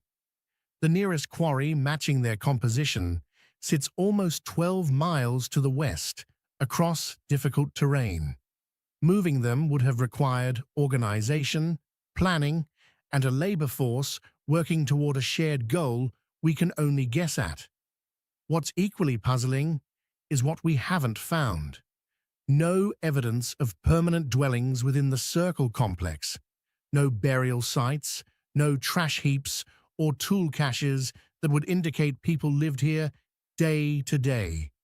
Whatever happened at Chempoala's stone circles, it wasn't routine daily life. The Spanish virtually destroyed what remained of Totonac culture during their conquest of Mexico. Temples were dismantled, priests were killed or converted, and oral traditions were severed. By the time anyone thought to seriously document these circles, the people who built them had been gone for centuries. We're left with stones that still stand, still align with celestial events, still pose questions we're only beginning to ask properly. Climate studies of the region reveal that during the circle's construction period, the Gulf Coast experienced significant environmental changes. Rainfall patterns shifted. The coastline moved. What we see today isn't what the builders saw. That complicates interpretation even further. Some researchers propose that Chempoala was part of a larger network of similar sites stretching along the coast, most now lost to erosion, agriculture, and urban development. If that's true, we're looking at fragments of something much bigger, a systematic attempt to mark the land in ways that transcended individual settlements. The few Totonac descendants who still live in the region speak of these circles with a reverence that goes beyond tourism. They'll tell you stories passed down about the old ones, who could read the sky like we read books, who knew when rains would come, when to plant, when danger approached. The circles, they say, were tools for that reading. Modern astronomers confirm the circles tracked not only the sun, but specific pre-Columbian star patterns altered by Earth's axial precession. Shempoala remains silent, but it still asks what our ancestors knew and what we've forgotten. Deep in the Peruvian Andes, where the air thins and modern roads give way to footpaths, lies a place the Inca considered sacred long before they built their empire. Vilcabamba isn't Machu Picchu. It doesn't draw crowds or appear on travel agency brochures. The stone complex here sits at roughly 9,000 feet elevation, tucked into a valley that seems designed to keep secrets. Spanish conquistadors searched for this region obsessively in the 1500s, convinced it held the last refuge of Inca gold. They found ruins, just not the kind they were hoping for. The stones at Vilcabamba don't fit the architectural style we associate with the Inca. They're older, rougher in some ways, yet more ambitious in others. Massive blocks, some weighing upward of 70 tons, fitted together without mortar, in patterns that have survived earthquakes that leveled everything built afterward. Walk through the complex on a clear morning, and you'll notice something immediately. The stones aren't randomly placed. They form distinct clusters, each oriented toward different points on the horizon. One group faces the rising sun during June solstice. Another aligns perfectly with the Southern Cross constellation, as it appeared roughly 2,000 years ago. That dating creates problems for conventional timelines. The Inca Empire, as we know it, flourished between 1400 and 1533 AD. But radiocarbon dating of organic material found between the stone joints at Vilcabamba suggests construction phases reaching back to at least 800 AD. Some samples have tested even older, though those results remain controversial. Either the Inca inherited these structures from a predecessor culture, or our understanding of when advanced stonework began in the Andes needs serious revision. The Conquistador chronicles mention Vilcabamba repeatedly, but always in frustrating fragments. Pedro Sarmiento de Gamboa, writing in 1572, described it as a place of the old ones before the Inca held power. Another Spanish account calls it a fortress not made by men of this age. Dramatic language, certainly, but based on what they were seeing. Engineering that didn't match anything in their European experience. The stone complex follows the natural contours of the landscape in ways that seem almost deliberate, as if the builders were working with the mountain rather than imposing structures upon it. Terraces step down the hillside in gradual increments, each level containing stone platforms that serve no obvious agricultural purpose. Too small for significant farming, too exposed for comfortable habitation. Ground-penetrating radar surveys conducted in 2019 revealed something unexpected beneath the visible structures. A network of chambers and passages extending into the mountainside itself. Some appear natural, enlarged and modified by human hands. Others seem entirely excavated from solid rock. What's down there remains largely unexplored. The Peruvian government has restricted access pending proper archaeological protocols. Local Quechua communities who live in the valley below maintain traditions about Vilcabamba that don't appear in any Spanish records. They speak of it as a listening place, where ancestors came to hear messages from the earth itself. One elder interviewed during a 2015 documentary expedition described rituals where community leaders would spend nights alone among the stones, waiting for guidance on important decisions. That might sound like folklore, but acoustic studies of the site have discovered something peculiar. The stone arrangements create unusual sound properties. Certain frequencies, particularly low-range tones around 30 to 40 Hz, resonate and amplify within the complex in ways that don't occur naturally. Whether this was intentional or accidental, we can't say for certain. But it wasn't random. The engineering challenges alone should give us pause. Moving 70-ton blocks up a mountain, at elevation, without wheels or draft animals. The Inca didn't have horses until the Spanish arrived, requires knowledge of leverage, friction, and materials that we're only now beginning to appreciate. Some archaeologists propose elaborate ramp systems. Others suggest the blocks were quarried closer than we think, though geological surveys haven't confirmed nearby sources. Then there's the matter of the cuts themselves. Several stones at Vilcabamba show evidence of precise shaping, using techniques that leave marks inconsistent with bronze or stone tools, which is what the culture supposedly had access to. The cuts are too clean, the angles too exact. Some researchers have proposed harder tool materials we haven't found yet. Others suggest methods involving heat or chemical weathering to soften stone before carving. Neither explanation fully satisfies the evidence. The Spanish abandoned their search, and the Inca knowledge keepers were gone, lost to disease and conquest. On the Isle of Lewis, off the northwestern coast of Scotland, a stone tower rises from landscape that hasn't changed much in 2,000 years. Dun Carlaway isn't graceful. It's not meant to be. The Broch, that's what these structures are called, stands roughly 30 feet tall now, though it once reached higher. Double-walled, hollow in the center, built from stones that fit together with a tightness that still baffles engineers who study it. No mortar, no cement, just stone on stone, holding fast against North Atlantic storms that have eroded coastlines and toppled everything else built in the same era. The Picts constructed Dun Carlaway sometime between 200 BC and 200 AD. At least, that's the time frame archaeologists generally agree on. But the Picts left no written records, so we're estimating based on artifacts found inside and comparisons with similar structures scattered across Scotland's northern reaches. More than 500 brochs dot the Scottish landscape.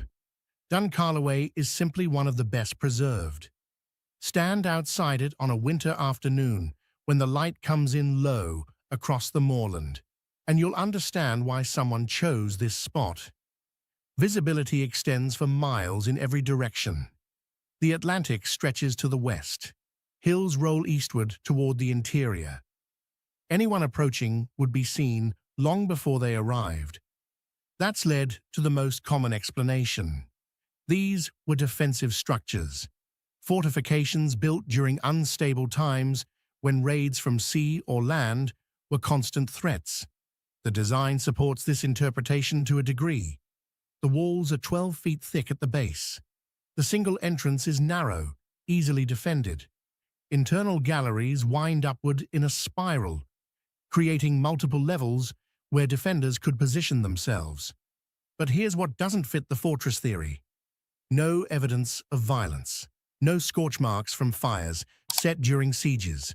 No arrowheads, no weapon caches, no skeletal remains showing trauma. Excavations inside Dun Carlaway have uncovered pottery, tools, remnants of daily life. Just not the signs of conflict you'd expect from a structure supposedly built for war. The architecture itself poses questions that defensive purposes don't adequately answer. The interior space is relatively small, maybe 30 feet in diameter. You could house a family, perhaps two, but not a garrison. The galleries that wind through the walls are ingeniously constructed, true, but they're also acoustic chambers.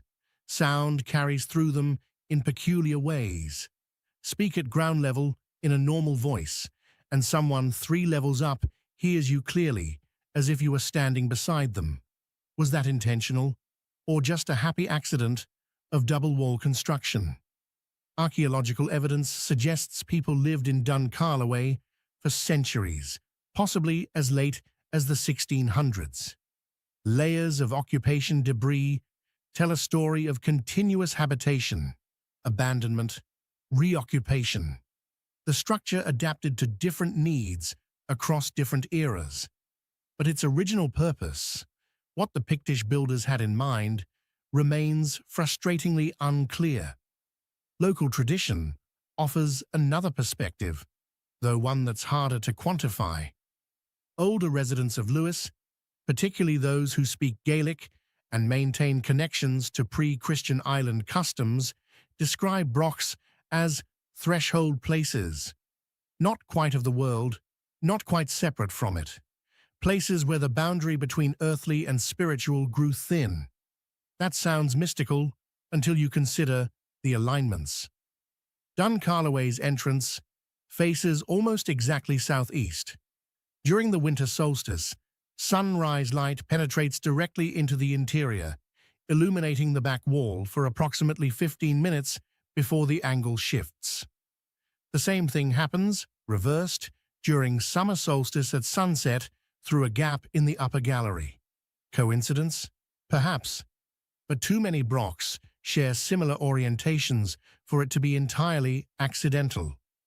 The stones themselves came from nearby outcrops, which makes sense given their weight and the difficulty of transport across rough terrain. But the selection wasn't random. Geological analysis shows the builders chose specific types of rock: harder stones for corners and stress points, slightly softer material for fill. They understood load distribution, compression, how weight travels through stacked stone. Modern attempts to replicate Broch construction using period-appropriate tools have largely failed. The tolerances are too tight, the engineering too sophisticated. It's possible to stack stones into tower-like shapes, certainly, but not with the stability and longevity these structures demonstrate. Climate records show colder temperatures, shorter growing seasons, and scarce resources during the Broch era. Yet communities invested years of labor to build hundreds of these towers across islands and coasts. Why? What threat or need justified that expense? In the humid lowlands of Veracruz, Mexico, a city rises from the jungle that shouldn't exist according to what we thought we knew about pre-Columbian architecture. El Tajín covers roughly a square mile of cleared forest, though ground-penetrating surveys suggest the ancient city extends far beyond what's been excavated. At its center stands the Pyramid of the Niches, a structure so geometrically precise, so mathematically deliberate, that it challenges assumptions about what cultures without written mathematical systems could achieve. The pyramid isn't massive by Mesoamerican standards. It rises only about 60 feet high. But count the niches, the square recesses built into each of its 6 levels, and you get exactly 365, one for each day of the solar year. That's not approximate, that's exact. The Totonac people, likely the same culture responsible for the Chempoala circles we discussed earlier, built El Tajín between 600 and 900 AD. At least, those are the dates that current excavations support. The city thrived during a period when the classic Maya civilization was collapsing to the south. While other Mesoamerican centers were being abandoned, El Tajín was expanding. What makes this site particularly significant isn't just one pyramid. It's the entire complex. 17 ball courts have been identified so far, more than any other Mesoamerican city. These weren't recreational facilities. The Mesoamerican ball game held profound ritual significance. Life and death stakes, quite literally, based on carved panels showing players being sacrificed after matches. But here's where El Tajin diverges from other sites: the architectural integration of seemingly incompatible elements. Pyramids aligned to solar events. Ball courts oriented to stellar risings. Buildings positioned to create sightlines that connect astronomical phenomena with earthly ceremonies. The whole city functions as a kind of three-dimensional calendar, marking time through stone and shadow. The niches on the pyramid create another effect that wasn't understood until recently. As the sun moves across the sky, shadows fill and empty from the recesses in a wave pattern that moves around the structure.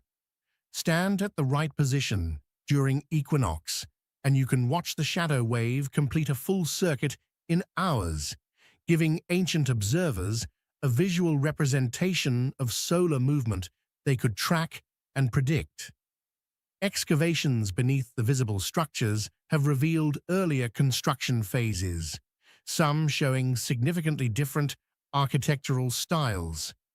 Foundation layers contain pottery and tools that predate the Totonac period, suggesting El Tajin was built atop something older, perhaps incorporating knowledge from predecessor cultures we know even less about.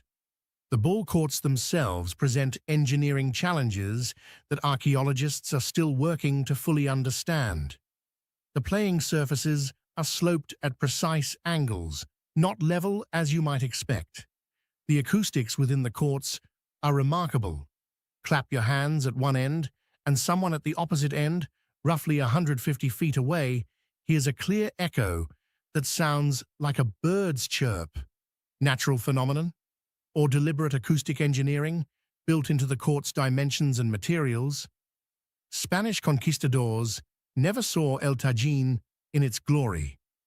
By the time Europeans arrived in the region, the city had been abandoned for centuries. The jungle had reclaimed it. Local indigenous people knew it was there, certainly, but they didn't speak of it much to outsiders.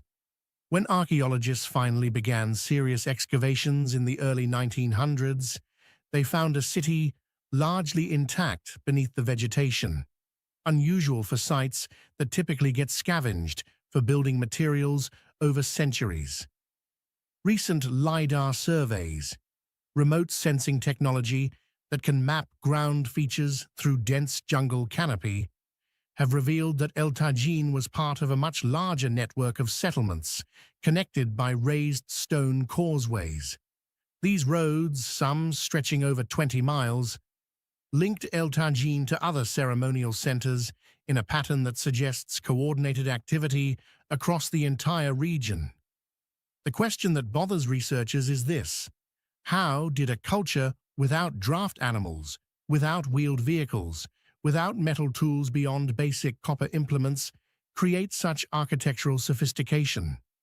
The standard answer involves large labor forces and long construction periods.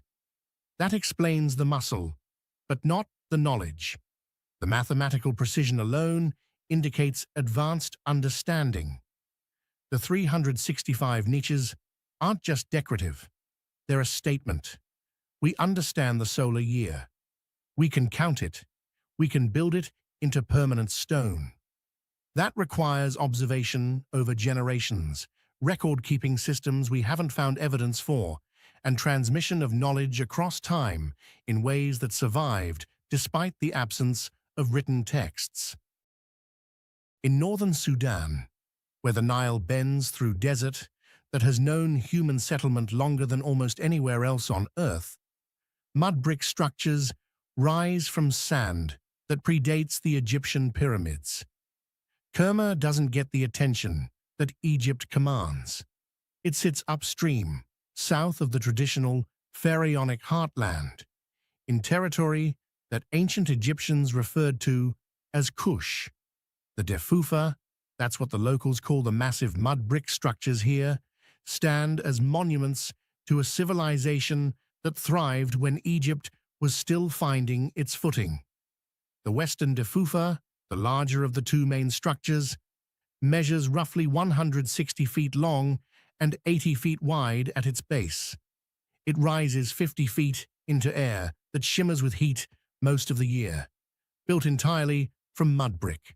No stone, no mortar, just Nile clay mixed with straw, shaped into blocks, dried under the African sun, then stacked into a mass that has survived nearly 4,000 years. That's the part that doesn't make sense to modern engineers. Mud brick shouldn't last that long, not in this climate, with temperature swings from scorching days to cold desert nights, not with the occasional violent rainstorm that pounds the region. The Defufa should have eroded into shapeless mounds centuries ago, but it hasn't. Archaeological excavations beginning in the 1970s revealed why. The builders used graduated brick sizes throughout the structure. Larger bricks at the base, progressively smaller as the structure rises. The clay composition varies by level as well. Different ratios of sand to silt, different binding materials mixed in. The whole thing functions as an integrated system, designed to handle stress, expansion, contraction. Kerma flourished between 2500 and 1500 BC. During that millennium, it served as the capital of the Kingdom of Kush, a power that traded with Egypt, fought with Egypt, and occasionally conquered parts of Egypt. The relationship between these two Nile civilizations was complex, sometimes cooperative, often hostile, always interconnected. The eastern Defufa, smaller than its western counterpart, sits about a mile away, within what was clearly a separate ceremonial precinct. This structure shows different architectural features: interior chambers, narrow passageways, what appear to be alteration phases, suggesting it was modified multiple times over centuries of use. What were these buildings for? The honest answer is we're not entirely sure. No inscriptions explain their purpose. The Kerma culture left no extensive written records that we've deciphered. We're left interpreting based on archaeological context and comparison with other ancient structures. The most accepted theory suggests they were temples, though temples to what deity or serving what specific rituals remains unclear. Burial sites surrounding both Defufas have yielded thousands of graves, some containing individuals buried with significant wealth. Gold, ivory, elaborate pottery. The positioning of these graves in relation to the structures suggests the Defufas held religious significance, at minimum. But here's what complicates that interpretation: astronomical alignments that seem too precise to ignore. The Western Defufa's main axis runs almost exactly east-west. During equinoxes, sunrise and sunset align directly with the structure's longest walls. Whether this was intentional or coincidental, we can't say definitively, but the builders certainly had the sophistication to plan such alignments if they chose to. Recent excavations have uncovered something unexpected. Beneath the visible structures lie earlier construction phases. The Defufas weren't built in single campaigns. They were raised, added to, modified over centuries.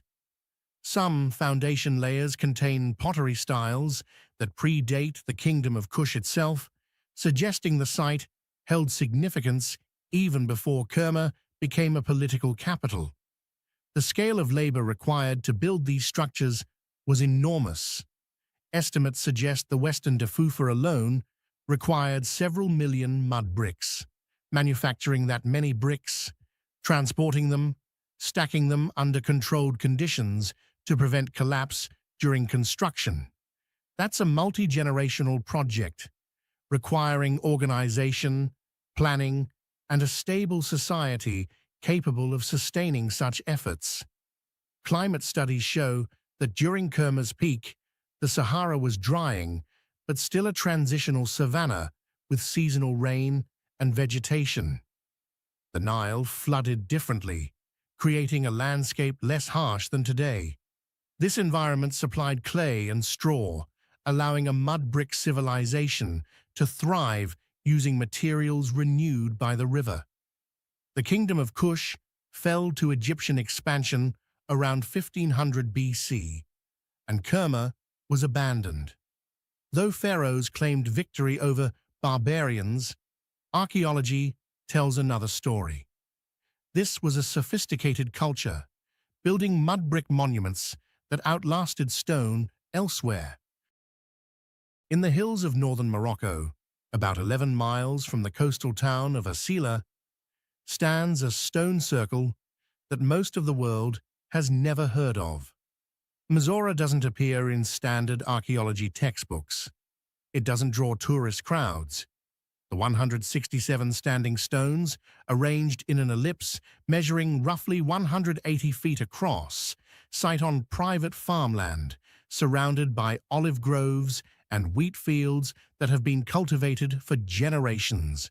Local farmers work around the stones, have done so for as long as anyone can remember, treating them as permanent features of the landscape, like hills or streams. The stones themselves aren't uniform. Some reach 10 feet tall, others barely clear 5 feet. They're arranged in a pattern that's clearly deliberate, but whose purpose remains debated. At the center of the ellipse stands a single large stone, a marker of some kind, though what it marked or why has been lost to time. Dating Mzora has proved difficult. No organic material has been found in direct association with the stones that would allow radiocarbon dating. The stones themselves are local limestone, weathered by centuries of North African sun and wind. Based on weathering patterns and comparison with other megalithic sites, estimates place construction somewhere between 3000 and 1500 BC. But that's a wide window that doesn't tell us much. What we do know comes from measurements and alignments. The ellipse's major axis runs almost perfectly north-south. The entrance, if that's what it is, faces west toward the Atlantic Ocean, roughly 15 miles distant. During spring and autumn equinoxes, the sun sets directly in line with this western opening, framing the setting sun between two larger stones that flank the entrance. That alignment alone wouldn't prove intentionality, but there's more. The ellipse's proportions follow a mathematical ratio that appears repeatedly in ancient structures worldwide, roughly 3:2, the same ratio found in the golden section that architects have used for millennia to create aesthetically pleasing proportions. Local Berber tradition holds that Mzora marks the burial site of Antaeus, the mythological giant from Greek legend whom Hercules defeated. That's almost certainly mythologized history rather than literal fact, but the persistence of the story suggests the site held significance long before Islam arrived in North Africa, long before the Romans controlled these coastal regions. Roman writers mentioned a massive circular monument somewhere in Mauritania, the ancient name for this region, but their descriptions are vague, geographic references unclear. Whether they were describing Mzora or some other site lost to time, we can't say with certainty. Excavations in the 1930s, limited and poorly documented by modern standards, uncovered fragments of pottery and tools within the circle that suggested human activity spanning millennia. Different cultural layers, different time periods, all using this same space for purposes we can only infer. The number of stones, 167, has generated speculation about numerological or astronomical significance. Some researchers have proposed lunar calendars, Others suggest the count relates to star positions visible in the ancient night sky. None of these theories have been proven conclusively, but the specific number seems too large to be purely symbolic and too precise to be random. What makes Mizora particularly intriguing in our larger investigation is its isolation. The nearest comparable stone circles sit across the Mediterranean in southern Spain and Portugal, or much farther east in the Middle East. This region of Morocco doesn't have a tradition of megalithic construction. Mizora stands alone, an anomaly in North African archaeology.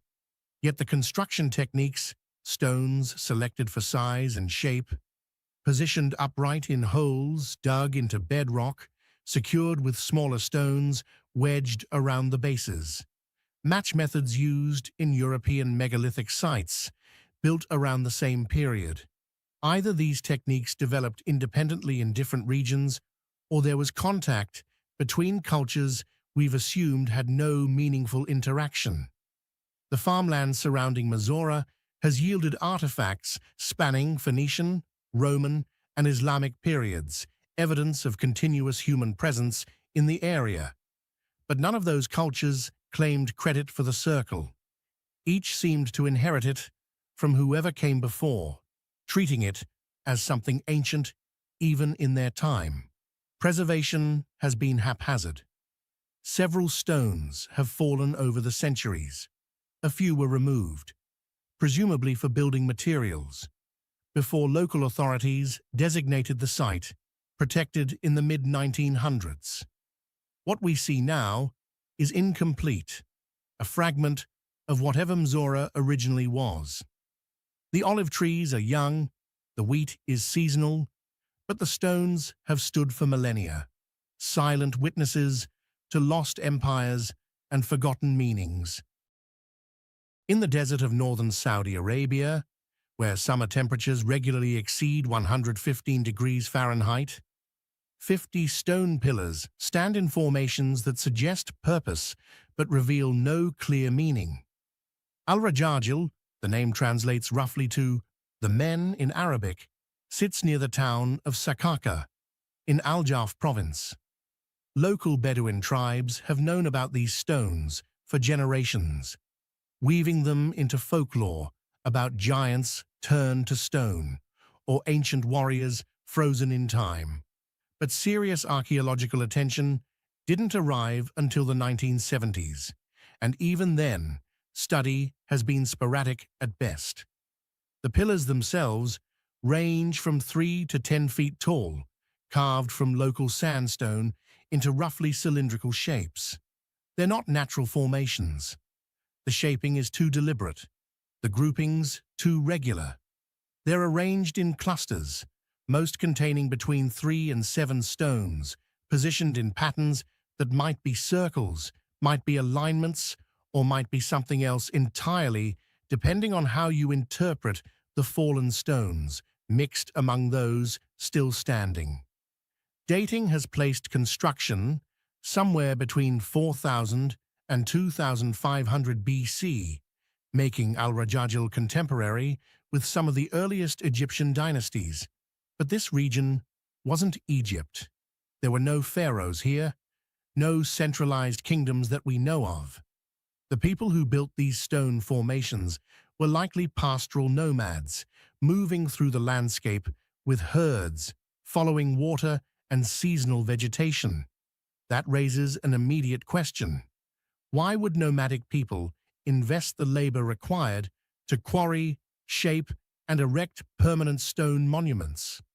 Nomads travel light by necessity. They don't typically build things meant to last millennia. Yet here, these pillars stand, defying that assumption. The stones showed tool marks consistent with pecking and grinding, techniques where harder stones are used to slowly abrade softer stone into desired shapes. It's labor-intensive work.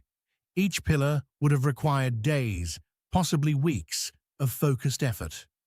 Multiply that across 50 pillars, and you're looking at a significant community investment. But for what purpose? The most common interpretation suggests astronomical markers. Several of the pillar groups align with solar and stellar events visible in the ancient sky. One cluster marks the winter solstice sunrise with reasonable precision.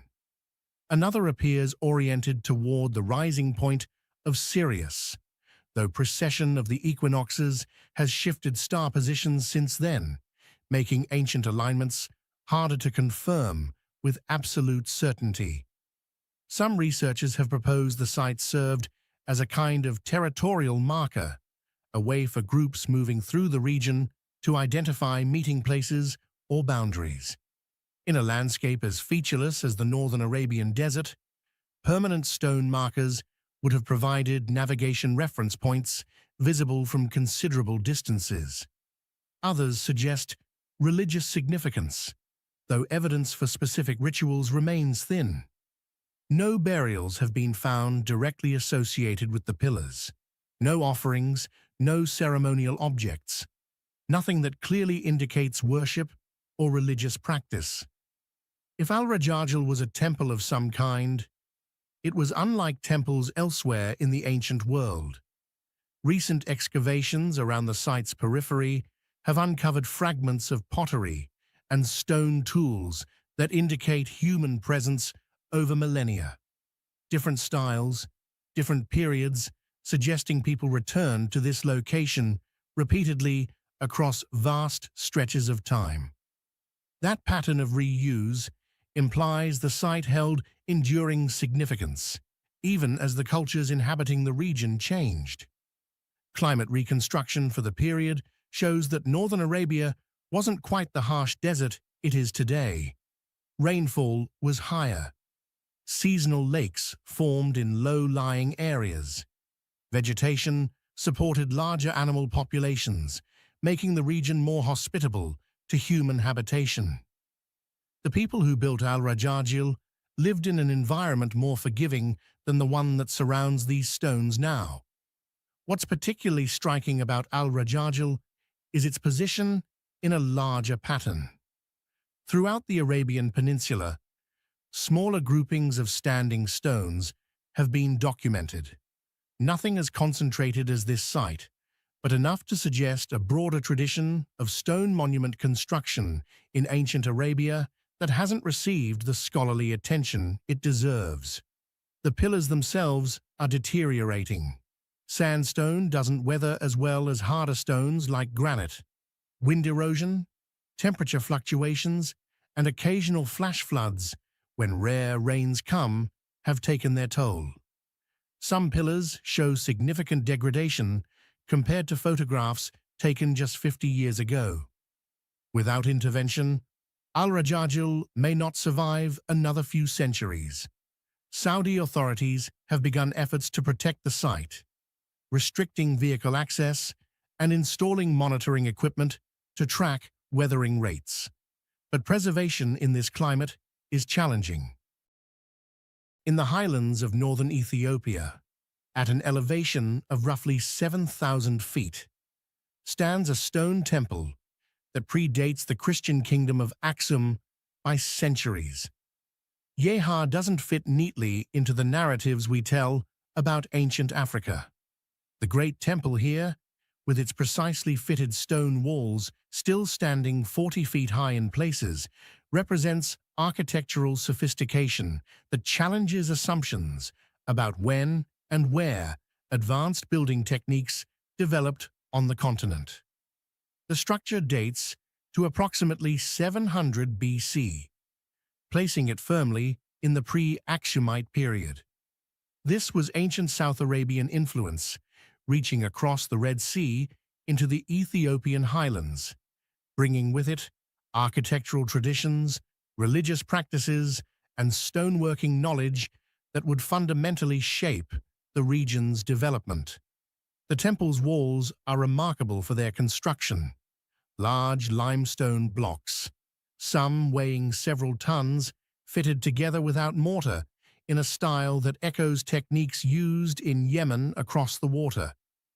But these aren't crude imitations of foreign architecture. The builders adapted those techniques to local materials and conditions, creating something that belongs specifically to this highland environment. Walk around the perimeter, and you'll notice the precision. The corners meet at exact right angles. The courses of stone remain level across spans of 30 feet or more. The blocks themselves show minimal gaps between them, tight enough that a knife blade won't fit in most joints. That level of accuracy requires sophisticated surveying tools and mathematical understanding of angles and proportions. The temple originally stood as part of a larger complex. Excavations have revealed foundation walls of surrounding structures, evidence of courtyards, what appear to be ceremonial pools or cisterns.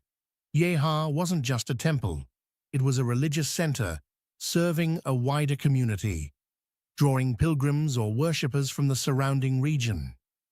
The deity worshipped here was likely Almaka, the moon god of the Sabaean culture centered in Yemen. Inscriptions found at the site, written in the ancient South Arabian script, reference this deity and describe offerings made by local rulers. These texts provide rare written evidence of the culture that built Yeha, though frustratingly, they tell us more about who made offerings than about the structure itself or how it was built. What puzzles archaeologists is the complete absence of construction debris around the site. When ancient peoples built large stone structures, they left behind evidence of the work: broken tools, discarded stone chips, construction ramps, quarry sites nearby. Yeha shows almost none of this. Either the site was meticulously cleaned after construction, which seems unlikely, or the building techniques employed methods that didn't generate the waste we'd expect. The stones themselves came from quarries located several miles away, according to geological analysis. Moving multi-ton blocks across that distance, then up to this elevated site, would have required organization and labor resources, indicating a stable, structured society capable of sustaining such projects over years or decades. The interior of the temple has been modified over subsequent centuries. Christian monks occupied Yeha, starting around the 6th century AD, converting the ancient temple into a church. They built walls inside the original structure, added windows, installed altars. These modifications make it difficult to determine exactly what the temple's interior configuration looked like originally. But the exterior walls remain largely as they were built 27 centuries ago. The limestone has weathered, certainly. Lichens grow in patches on the northern faces where moisture collects. But the structural integrity hasn't failed. No major collapses, no significant shifting of the massive blocks. Recent studies using ground-penetrating radar have suggested there may be chambers or passages beneath the temple that haven't been excavated. Ethiopian authorities have been cautious about invasive archaeology at Yeha, particularly given its continued use as a religious site by the Ethiopian Orthodox Church. The monastery built within and around the ancient temple remains active, monks still conducting services in spaces that have seen worship in various forms for nearly 3,000 years. The connection between Yeha and the later Aksumite kingdom remains a subject of scholarly debate. Aksum, which rose to prominence starting around the 1st century AD, built its own impressive stone architecture, including massive carved obelisks and palace complexes.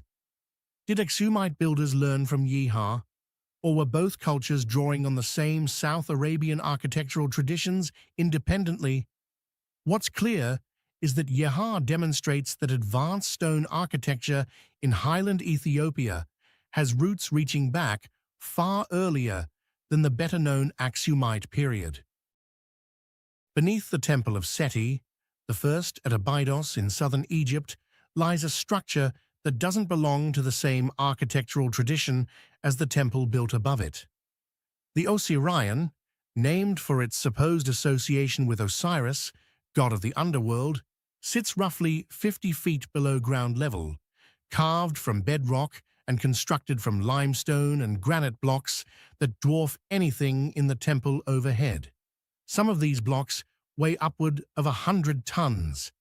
They're fitted together with a precision that's difficult to explain, using the tools and techniques we assume the ancient Egyptians possessed.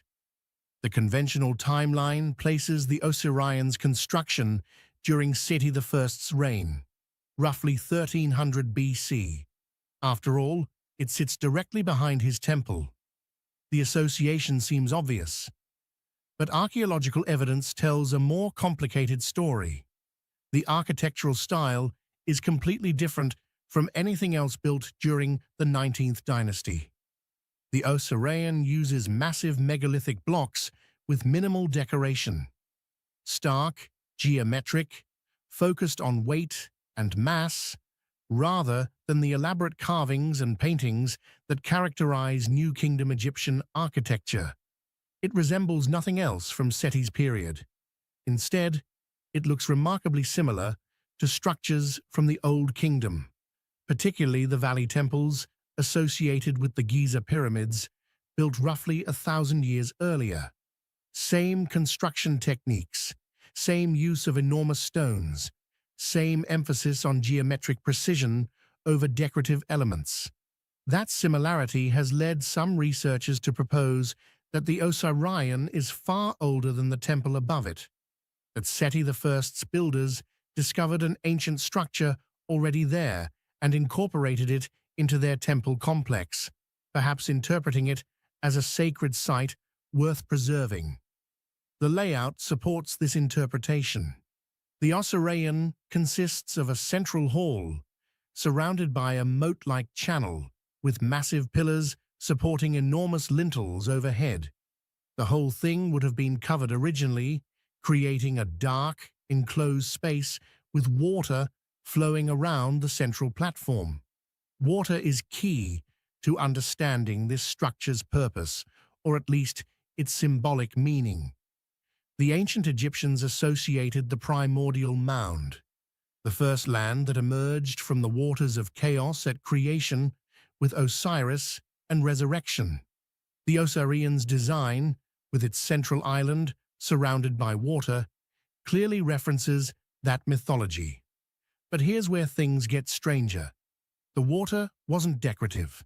The moat channels connected to the Nile's groundwater table. When the river flooded annually, water would rise through the channels, actually flooding the structure to depths of several feet. The central platform would become an island, just as mythology described the primordial mound. That's sophisticated hydraulic engineering. The channels had to be precisely calculated to allow water in and out without eroding the structure or flooding uncontrollably.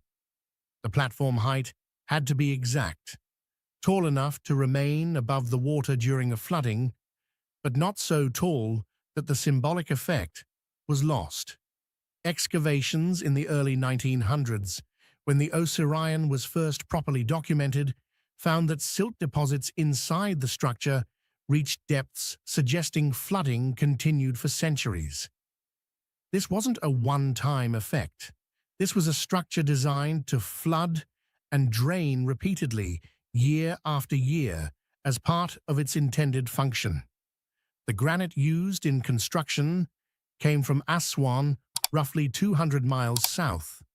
Moving 100-ton blocks that distance, then lowering them into a pit 50 feet deep with the precision required for the tight joints we see, represents an engineering challenge that modern contractors would struggle with using current equipment.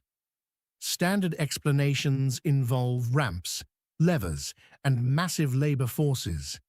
Those methods can move stone, certainly, but they don't adequately explain the precision. The granite blocks in the Osirian fit together with gaps measuring fractions of an inch, across joints spanning 20 feet. That's not the result of brute force. That's careful planning and execution, requiring accurate measurement and mathematical understanding. Tool marks on the granite show evidence of methods that don't match what we know about bronze or copper tools available in ancient Egypt. Some cuts appear too clean, too straight, suggesting either harder tools we haven't found evidence for, or techniques involving abrasives and time that we haven't fully reconstructed. The ceiling blocks, enormous lintels weighing dozens of tons each, pose their own questions. How do you position those precisely atop pillars while working 50 feet below ground level in a confined space? The logistics alone seem nearly impossible. Yet there they sit, still bearing their tremendous weight after 3,000 years minimum. The Osirian hides its secrets in plain sight, beneath a familiar temple, quietly challenging accepted timelines. In the foothills of central Greece, near the city of Volos, lies evidence of Europe's earliest known organized settlement, a community that thrived when most of the continent was still inhabited by scattered hunter-gatherer groups. Sesklo dates to approximately 7,000 BC. That's 9,000 years ago. To put that in perspective, this settlement was already ancient when the first pyramids were being planned in Egypt. The people living here were farming, raising livestock, and building permanent stone structures, while much of Europe was still living in temporary shelters. The settlement covers roughly 50 acres, though the core residential area is smaller, perhaps 50 acres of concentrated building. What makes Sesklo significant isn't just its age, it's the level of organization visible in the ruins. This wasn't a random clustering of huts. The buildings follow planned layouts. Streets run in deliberate patterns. There's evidence of communal structures separate from residential spaces. The houses themselves were rectangular, built from stone foundations supporting mud brick walls. Roofs were likely thatch or wood, which haven't survived, but post holes and wall configurations suggest pitched roofs designed to shed the region's winter rains. Some structures had 2 stories, with stone staircases still visible in the archaeological record. What's remarkable is the consistency. The buildings show similar construction techniques, similar dimensions, similar layouts across the settlement. That implies shared knowledge, shared standards, some form of community planning that went beyond individual families, building whatever suited their immediate needs. The site's centerpiece is what archaeologists call the Acropolis, a raised area with larger structures built on stone platforms. One building in particular stands out, roughly 30 feet long, divided into multiple rooms, with foundations indicating substantial walls capable of supporting significant weight. This was likely a communal building, perhaps for gatherings, storage, or religious ceremonies. Excavations have revealed sophisticated pottery throughout the settlement. Not crude vessels, but well-formed pieces with decorative patterns showing artistic sensibility and technical skill. The clay was tempered, fired at controlled temperatures in kilns that would have required knowledge of combustion and heat management. These people understood materials science in practical, applied ways. Agricultural evidence shows they were growing emmer wheat and barley, along with lentils and peas. They kept sheep, goats, cattle, and pigs. This wasn't subsistence farming. The variety and quantities suggest surplus production, food security beyond immediate needs. That surplus is what allows communities to develop specialized skills, pottery, building, tool-making, because not everyone needs to spend all their time producing food. Tool assemblages from Sesklo show the transition from stone to early metallurgy. While most tools were still stone, obsidian from the island of Melos, flint from local sources, a few copper objects have been found in later layers, dating to around 5500 BC. These early metal items weren't practical tools yet. They were ornamental, status objects, suggesting developing social hierarchies and trade networks sophisticated enough to move materials between regions. The obsidian is particularly telling. Melos sits roughly 150 miles southeast across open water. Getting obsidian from there to Sesklo required maritime trade networks, boats, navigation knowledge, established exchange relationships between distant communities. This wasn't isolated village life. These people were connected to broader regional systems. Climate studies of the period show favorable conditions for agriculture in this part of Greece. Temperatures were stable, rainfall adequate, growing seasons long enough to support the crops they were cultivating. The environment was conducive to settled life in ways that encouraged the kind of long-term investment we see in Sesklo's architecture. But here's what's puzzling. The settlement was abandoned around 5500 BC, after flourishing for roughly 1500 years. There's no clear evidence of destruction, no signs of warfare or catastrophic events. The people simply left. Later occupations occurred on the site, but they were different cultures with different building traditions. The original Sesklo culture disappeared. Where did they go? Did they migrate to other regions, carrying their agricultural knowledge and building techniques with them? Or did the community disperse, absorbed into other groups? The archaeological record doesn't provide clear answers. The ruins at Sesklo sit quietly, with stone foundations outlining buildings and streets visible as slight depressions. Excavation trenches cut through layers of human occupation, revealing walls, floors, and the material remains of daily life from 9 millennia ago.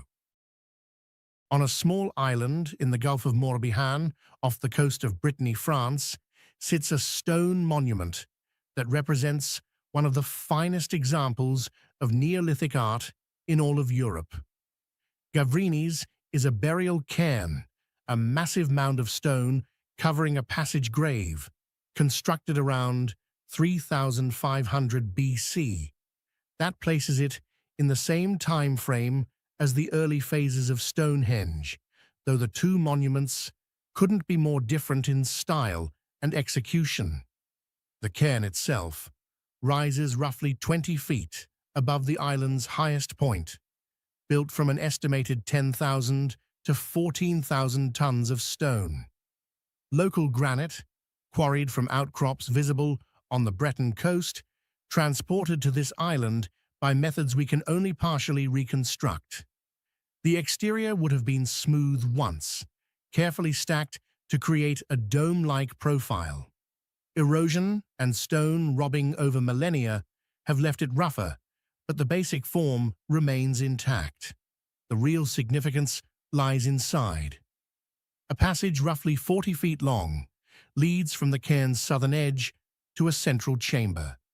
The passage is lined with 29 stone slabs, each standing upright, each covered almost entirely with carved designs.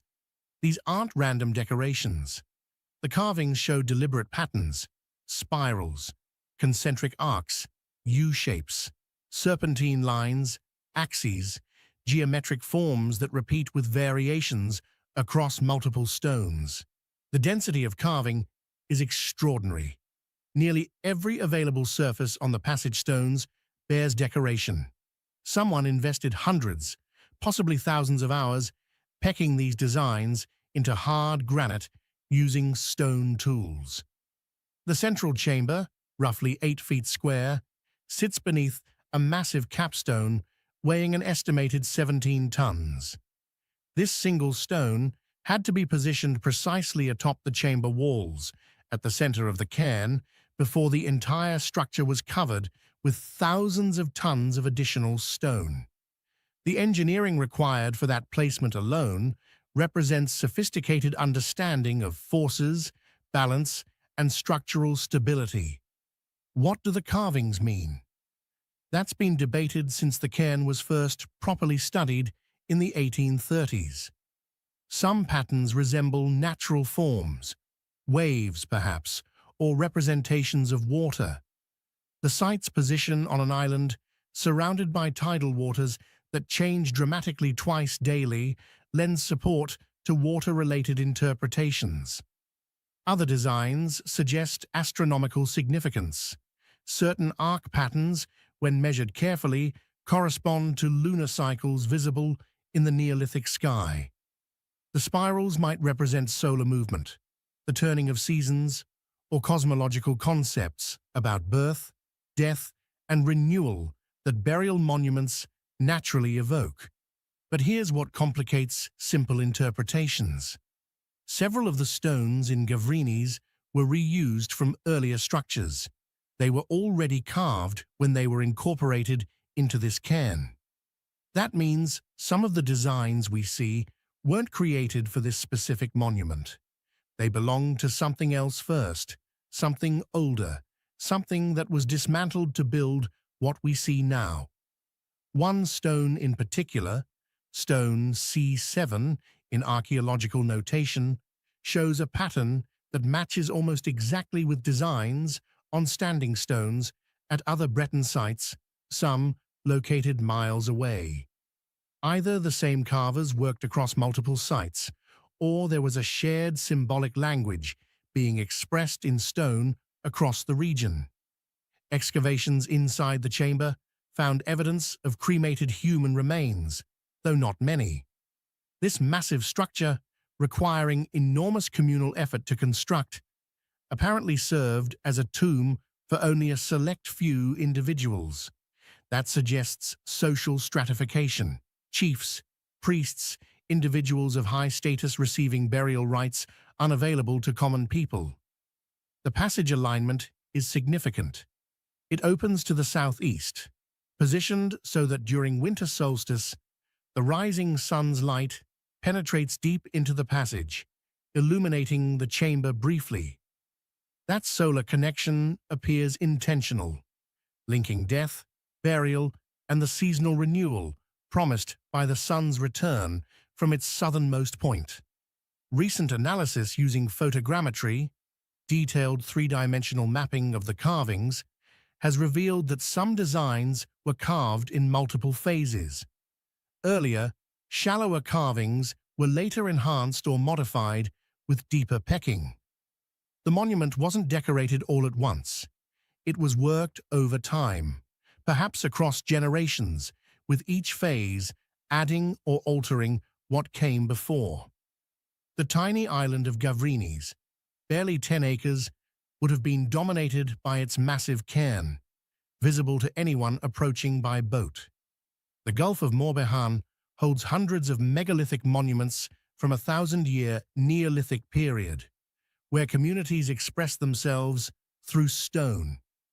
Gavrinis stands out, not largest or oldest, but the most artistically sophisticated, with carvings spiraling across passage stones, still posing questions about their meaning after 5,000 years.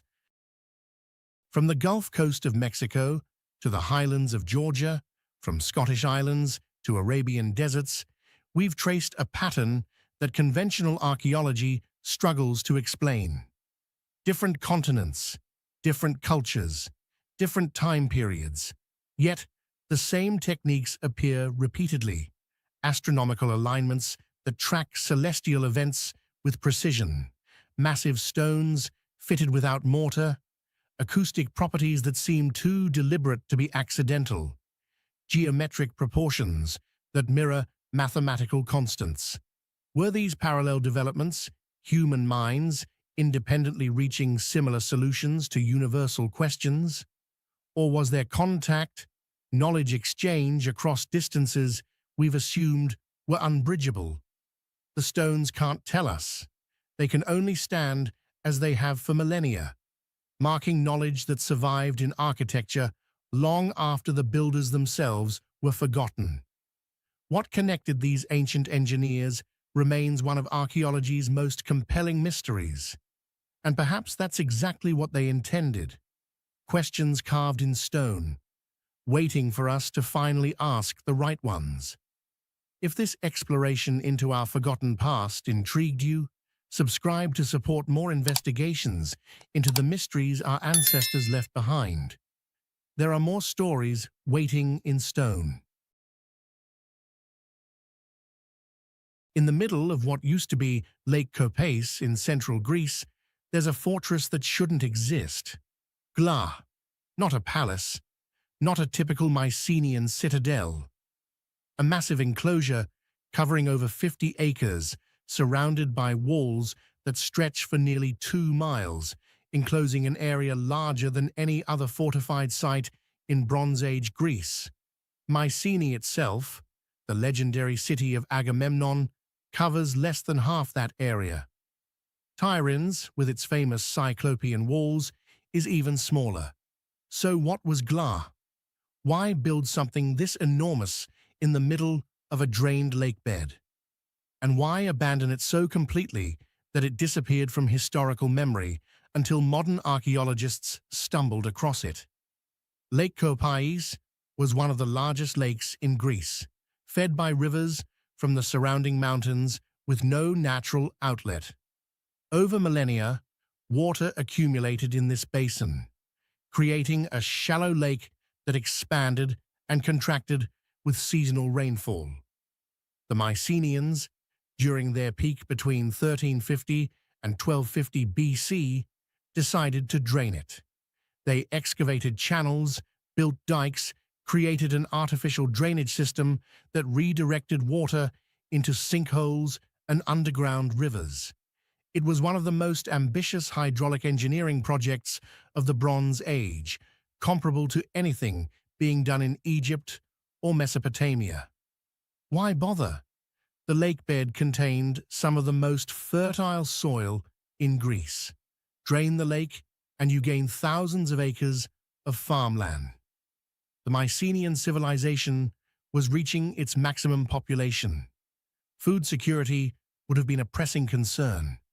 Control the drained lake bed, and you control agricultural surplus. Control agricultural surplus, and you control political and military power. Gila sits on a low, rocky outcrop that would have been an island when the lake was full.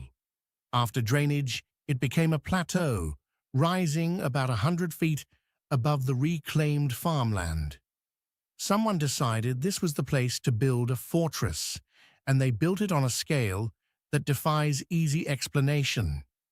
The fortification walls are built from limestone blocks, not precisely fitted like the walls at Mycenae, but substantial nonetheless, averaging about 15 feet thick and probably originally 20 feet tall. 4 gates pierce the walls, each with massive lintels weighing several tons. Inside the enclosure, archaeologists have found relatively little. 2 small palace-like structures, neither particularly impressive by Mycenaean standards.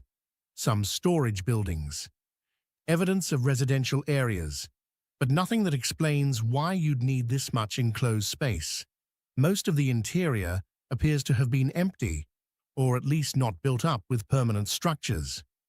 Was it intended as a refuge, where local populations could retreat during emergencies? A giant granary where harvests from the reclaimed land were stored. A construction project that was never completed. The 2 palatial buildings, labeled the Megaron and the South Palace, show typical Mycenaean architectural features. Central halls with hearths, columned porticos, plastered walls that were probably painted with frescoes. These weren't crude military structures. Someone important lived or worked here, at least for a time. But compared to the palaces at Mycenae, Tiryns, or Pylos, these buildings are modest, almost provincial. Here's where the story gets strange. Gla was occupied for less than a century, maybe only 50 years. Construction probably began around 1300 BC. By 1200 BC, the site was abandoned. The drainage system for Lake Kopais failed shortly after, Channels silted up, dikes collapsed, the lake returned, swallowing the reclaimed farmland and turning Gla back into an island. All that work, all that investment, effectively wasted. What happened? The collapse of Mycenaean civilization happened. Around 1200 BC, Bronze Age societies across the eastern Mediterranean experienced catastrophic disruptions. Palaces burned, cities were abandoned, trade networks collapsed. Literacy disappeared for centuries. Scholars still debate the causes: climate change, famine, invasions by mysterious sea peoples, internal rebellions. Probably some combination of all of these. Gla was caught in that collapse and never recovered. The ancient Greeks who came after, the classical Greeks of the 5th and 4th centuries BC, had no memory of Gla. Homer's epics mention Mycenae and Tiryns, but not this massive fortress in Boeotia. The site doesn't appear in any ancient texts. By the time Pausanias traveled through Greece in the 2nd century AD, recording monuments and local traditions, Lake Copais had long since refilled, and Gla was just a rocky island that nobody paid attention to. Today, standing on the walls of Gla, the land below is farmland once again. Modern engineers finally drained Lake Copais, achieving what the Mycenaeans failed to do thousands of years earlier. The vast fortress remains, enclosing emptiness, proof that some ancient works made sense only to those who built them. The island of Sardinia sits in the Mediterranean like a fortress of limestone and granite, rugged, isolated, and riddled with thousands of ancient tombs carved directly into the rock. The locals call them Domus de Janas, houses of the fairies. But there's nothing mythical about what these chambers represent. They're among the oldest man-made structures in Europe, dating back to around 3400 BCE. That's more than 5,000 years ago, long before Rome, long before Greece, before anyone in Europe was supposed to know how to do this kind of work. Walk into one of these tombs today, and you'll find yourself inside a network of chambers, sometimes just one room, sometimes a dozen, all connected by narrow passageways. The ceilings are low, the walls curve inward, and every surface shows tool marks. Whoever carved these spaces did it with stone tools and an enormous amount of patience. Some tombs have false doors etched into the walls. Others have symbolic carvings, spirals, horns, zigzag patterns that might have meant something specific to the people who made them. We just don't know what. Archaeologists have found human remains inside many of these tombs, not just one or two bodies, but entire communities buried over generations. Families, most likely. The bones are often accompanied by pottery, tools, and small figurines. These weren't simple burials. They were rituals, repeated ceremonies that must have taken hours, maybe days. The dead were placed in specific positions. Offerings were left beside them, and then the tomb was sealed until the next death, when it would be reopened and the process would begin again. But here's what makes the Domus de Janas so puzzling: the sheer number of them. Sardinia has somewhere between 3,000 and 4,000 of these tombs scattered across the island. That's not a handful of elite burial sites. That's an entire culture that invested massive amounts of time and labor into honoring their dead. Why?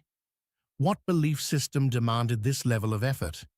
And how did a Stone Age population with no metal tools carve thousands of chambers into solid rock? Some researchers believe the design of these tombs mimics the houses the living once occupied. The multiple rooms, the low doorways, even the decorative elements, they all suggest the tombs were meant to be homes for the dead. a place where the deceased could continue existing in some form. Other scholars think the tombs served a dual purpose. Burial sites, yes, but also gathering places for the living, spaces where families could come together, conduct rituals, and maintain a connection with their ancestors. Then there's the question of organization. Carving a single tomb could take months. Carving thousands means this wasn't just a tradition. It was a coordinated effort across generations. Someone had to teach the techniques. Someone had to choose the locations. And someone had to remember which families were buried where, because these tombs were reused for centuries. That level of social structure suggests a society far more complex than we usually associate with the Neolithic period. And yet, we have almost no idea who these people were. They left no writing, no cities, no large settlements that archaeologists can point to and say, this is where they lived. Just the tombs. And the tombs raise more questions than they answer. Why invest so much in death? Was it religious devotion? Fear? A genuine belief that the dead needed these spaces to survive in another world? Or was it something else entirely? A way to mark territory, to establish identity, to create a permanent link between the living and the land? What we do know is this. The Domus de Llanas represent one of the earliest examples of humans reshaping their environment on a massive scale. Not for survival, not for shelter, but for meaning, for memory, for something that outlasted any individual life, and that impulse, the drive to build something permanent, something that says, we were here, that's been with us ever since. The tombs still stand. Weathered, yes, overgrown in places, but unmistakably human.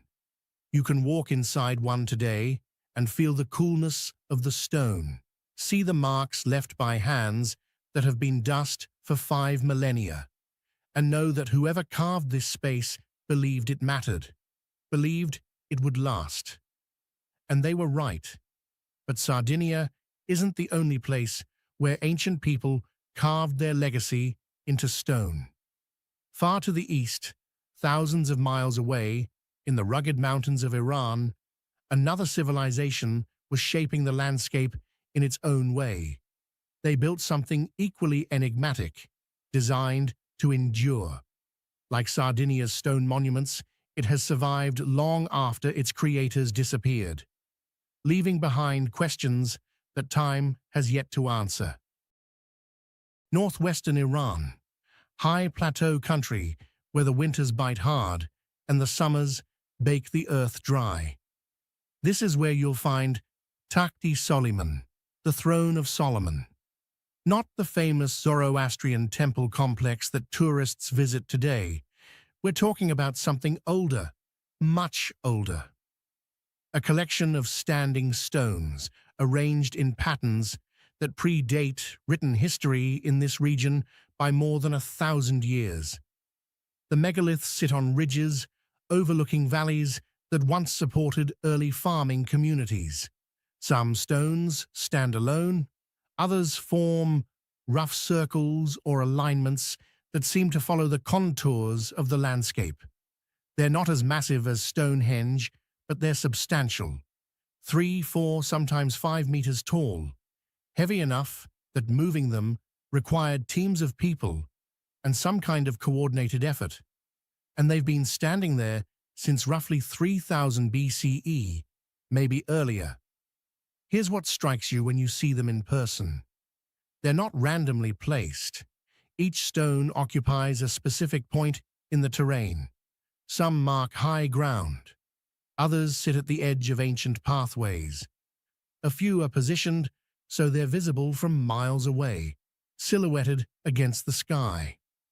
Whoever put them there was thinking about visibility, about how the stones would appear to someone approaching from a distance.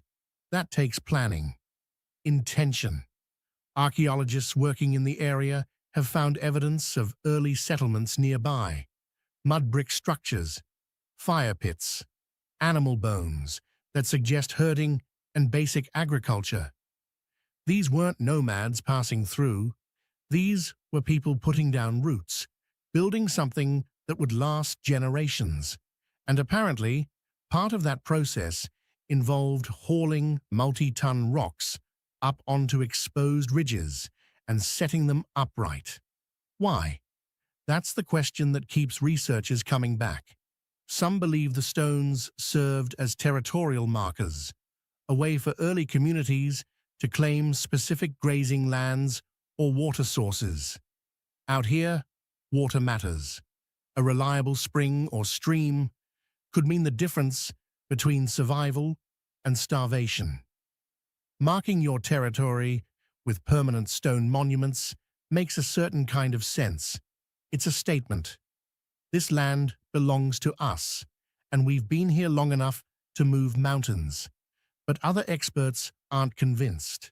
Territorial markers don't usually require this much effort. A simple cairn or a carved rock would do the job. Standing stones suggest something more. Ritual, maybe. Astronomy. There are alignments at Tuc de Soliman that seem to correspond with solar events, solstices, equinoxes, the kind of celestial markers that mattered to agricultural societies trying to predict seasons. Plant too early, you lose the crop to frost. Plant too late, you miss the rains. A stone calendar makes sense for people whose survival depends on timing. Then there's the possibility that the stones weren't functional at all. Not in a practical sense. They could have been religious, commemorative, a way to honor ancestors or gods or forces of nature that these people believed controlled their fate. We know from later periods that this region had rich spiritual traditions: fire worship, sky gods, sacred mountains. Maybe the standing stones were early expressions of those beliefs, places where the living could connect with something larger than themselves. What complicates the picture is how little we actually know about the people who erected these megaliths. They didn't leave inscriptions. No pottery with distinctive markings that we can trace across sites. No grand tombs filled with artifacts. Just the stones themselves and a scattering of settlement debris that tells us they were here. They farmed, they kept animals, and at some point they decided to invest enormous labor into moving rocks. And then eventually they stopped. The tradition didn't continue. Later cultures in the region built different kinds of monuments: fire temples, fortresses, irrigation systems. The standing stones became relics of a forgotten age. Local legends grew up around them. Stories about giants, about kings, about supernatural forces. But the actual purpose, the real reason those stones stand where they do, got lost somewhere in the centuries. What we're left with is a landscape marked by human ambition. You can still walk among those stones today. Feel the wind coming off the plateau. Look out over valleys where people lived and worked and died 5,000 years ago. And you can ask the same questions they must have asked. What lasts? What matters? What's worth the effort of permanence? The megaliths don't answer. They just stand there, weathered and silent, doing exactly what they were made to do: enduring.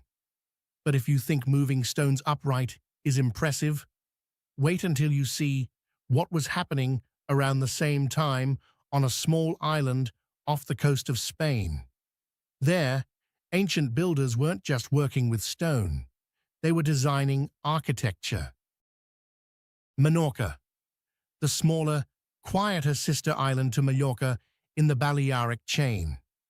Tourism hasn't overwhelmed it quite the way it has the rest of the Mediterranean. And that's fortunate, because scattered across this island are some of the strangest stone structures in Europe. They're called navetas, The word means small ships, and they look exactly like upturned boats made of stone. The most famous is Naveta des Tudons. It sits in an open field near the town of Ciutadella, 2 stories of carefully stacked limestone blocks forming an elongated dome.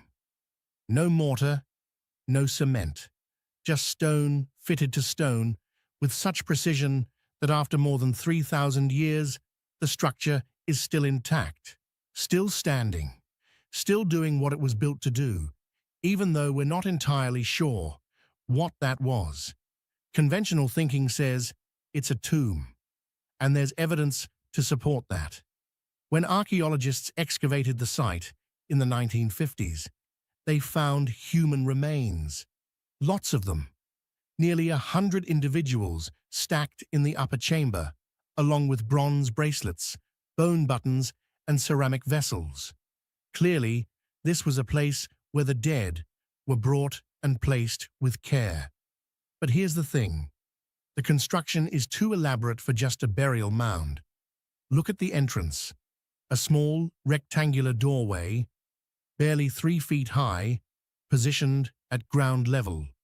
You have to crouch to get inside. Once you're in, there's a narrow corridor that leads to a central chamber. From there, a crude stone stairway climbs to an upper level. The walls lean inward as they rise, creating a corbelled vault that distributes weight and keeps the whole thing from collapsing. That's sophisticated engineering. That's knowledge of physics applied in stone. And this wasn't the only one. Menorca has dozens of navetas, though most are in ruins. Naveta des Tudons is the best preserved, but the others follow the same basic design. Same boat-shaped profile, same corbelled interior, same orientation, more or less, with the entrance facing southeast. That consistency suggests a shared blueprint, a common understanding of how these structures should be built, which means there was cultural continuity, shared knowledge passed down through generations. But why build them this way? Why make them look like ships? Some researchers think it's symbolic. The boat as a vessel for the journey to the afterlife, a concept that shows up in cultures all over the world. The Egyptians buried their pharaohs with actual boats. The Vikings did the same. Maybe the people of Menorca 3,000 years ago believed something similar, that the dead needed a vessel to carry them beyond this world. Others aren't so sure. The boat shape might be purely structural. An inverted hull is inherently stable. It sheds rainwater. It resists collapse. If you're building with stone and you don't have arches or domes, a corbelled vault shaped like a boat's hull is one of the most effective designs you can use. Function, not symbolism. Practical engineering that happens to look like something meaningful. Then there's the question of who was buried here. Nearly 100 people in one structure suggests communal burial.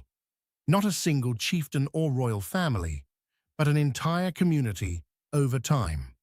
Bodies were added, older remains were moved to make room, and the process continued for generations. That indicates social cohesion. A group of people who saw themselves as connected, who believed their dead belonged together in this permanent stone house. What we don't have is context. No surrounding settlement that archaeologists can point to and say, these were the builders. No foundational myth preserved in later texts. The culture that built the Navetas vanished without leaving much of a written trace. By the time the Romans showed up, the locals had different traditions, different buildings. The Navetas were already ancient, already mysteries. And yet, they worked. The design worked so well that Naveta des Tudons has survived earthquakes, storms, centuries of neglect, and the weight of its own stone. It's outlasted the people who built it by 3 millennia. Stand in front of it today, and you're looking at a structure that predates classical Greece, predates the Roman Republic, predates almost everything we think of as Western civilization. It's humbling in a way. These weren't people with cranes or blueprints or formal education in architecture. They had stone tools, strong backs, and a clear vision of what they wanted to create. And they succeeded, built something that's still here, still impressive, still raising questions we can't fully answer. But while the people of Menorca were stacking stones into ship-shaped tombs, another civilization across the Mediterranean was taking burial architecture in an entirely different direction. Underground, hidden, and hauntingly beautiful. Central Italy before Rome mattered, before the Caesars, before the Republic, even before the legends of Romulus and Remus. This was Etruscan country, a civilization that flourished in the region we now call Tuscany, starting around 900 BCE and lasting until the Romans absorbed them, erased their language, and took credit for half their innovations. The Etruscans left behind cities that crumbled, temples that dissolved back into the earth. But their tombs, those survived, hundreds of them, carved into the soft, volcanic rock called tufa, creating underground cities for the dead that rival anything the living ever built. Visit Cerveteri or Tarquinia today, and you'll walk through necropolises that stretch for miles. Rows of burial mounds rising from the landscape like gentle hills. But those mounds are deceptive. Beneath each one is a tomb, sometimes a single chamber, sometimes an entire house, complete with rooms, hallways, and furniture, all carved from solid rock. Step inside one of these tombs, and the first thing that hits you is the detail. Ceiling beams carved in stone, imitating wooden construction. Pillars that serve no structural purpose, but are there because that's what a proper house should have. Even the furniture is carved in place. Stone beds, stone chairs, stone shelves where the dead person's possessions would have been displayed. Whoever designed these spaces wasn't just creating a burial vault. They were recreating home. The walls tell stories. Frescoes painted in red, black, and ochre show scenes of banquets, dancers, musicians, athletes competing in games, hunters pursuing deer through forests, ships sailing across painted waves. These aren't somber memorial images. They're celebrations. Life continuing beyond death, rendered in pigment that somehow survived 25 centuries underground. One tomb shows a married couple reclining on a stone couch, their painted faces turned toward each other in conversation. Another depicts servants bringing food and wine as if preparing for an eternal feast. The Etruscans clearly believed death wasn't an ending. It was a transition to another existence, one that looked a lot like the best moments of the life they'd just left. But here's what makes these tombs archaeologically fascinating. They're time capsules. The Etruscans buried their dead with everything they might need: pottery, bronze mirrors, jewelry, weapons, even cosmetics. And because the tombs were sealed and stayed sealed for thousands of years, those objects survived intact. We've learned more about Etruscan daily life from their tombs than from any of their settlements.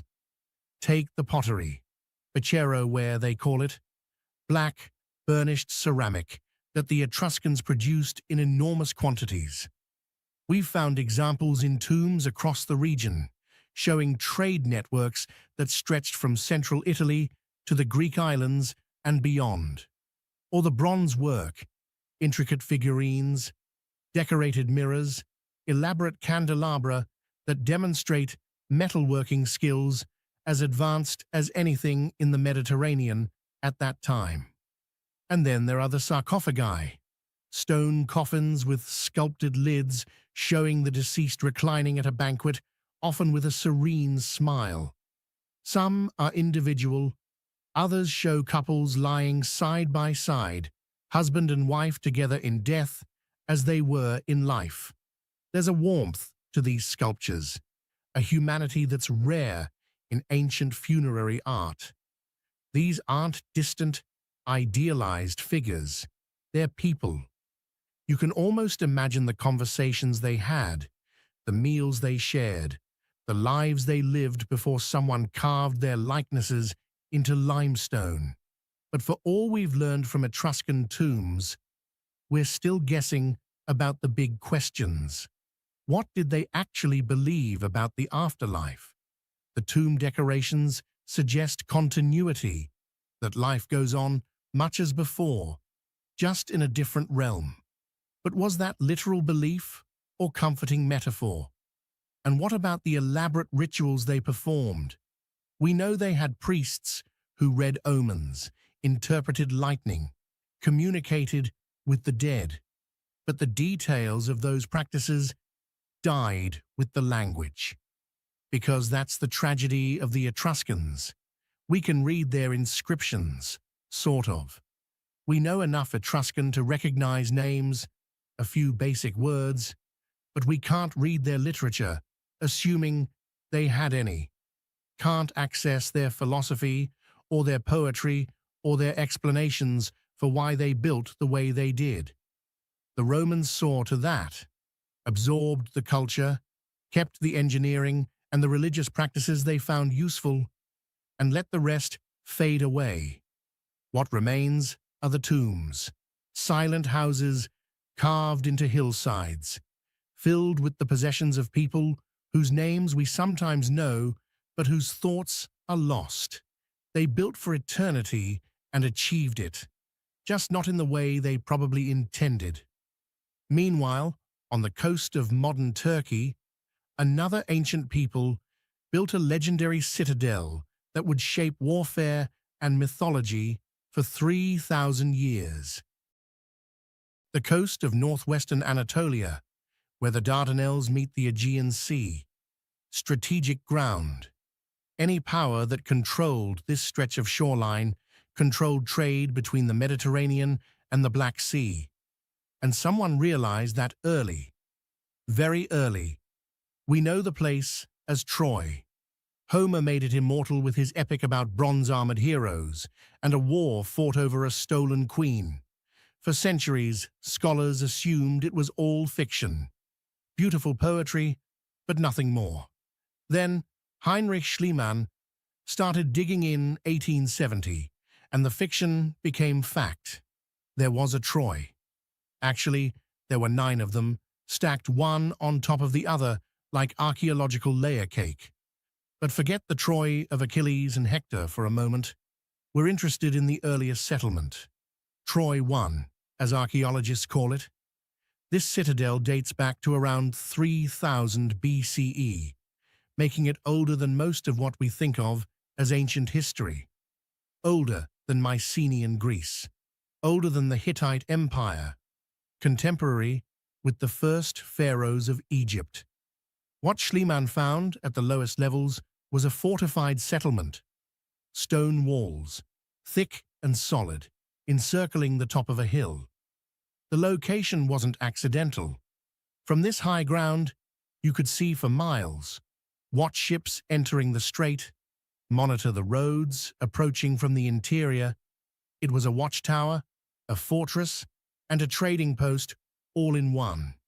The earliest walls weren't elaborate.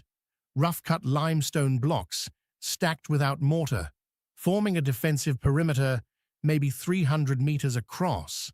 Not huge, but substantial. And clearly built with defense in mind, because these weren't people worried about wild animals. They were worried about other people.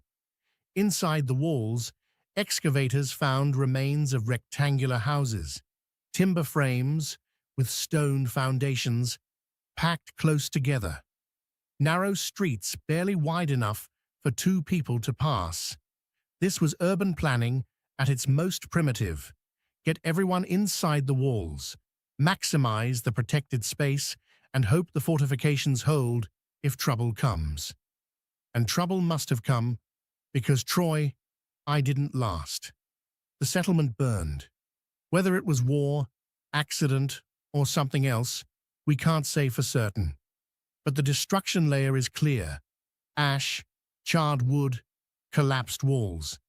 The people who survived rebuilt on top of the ruins, creating Troy 2. And when that burned, they built Troy 3.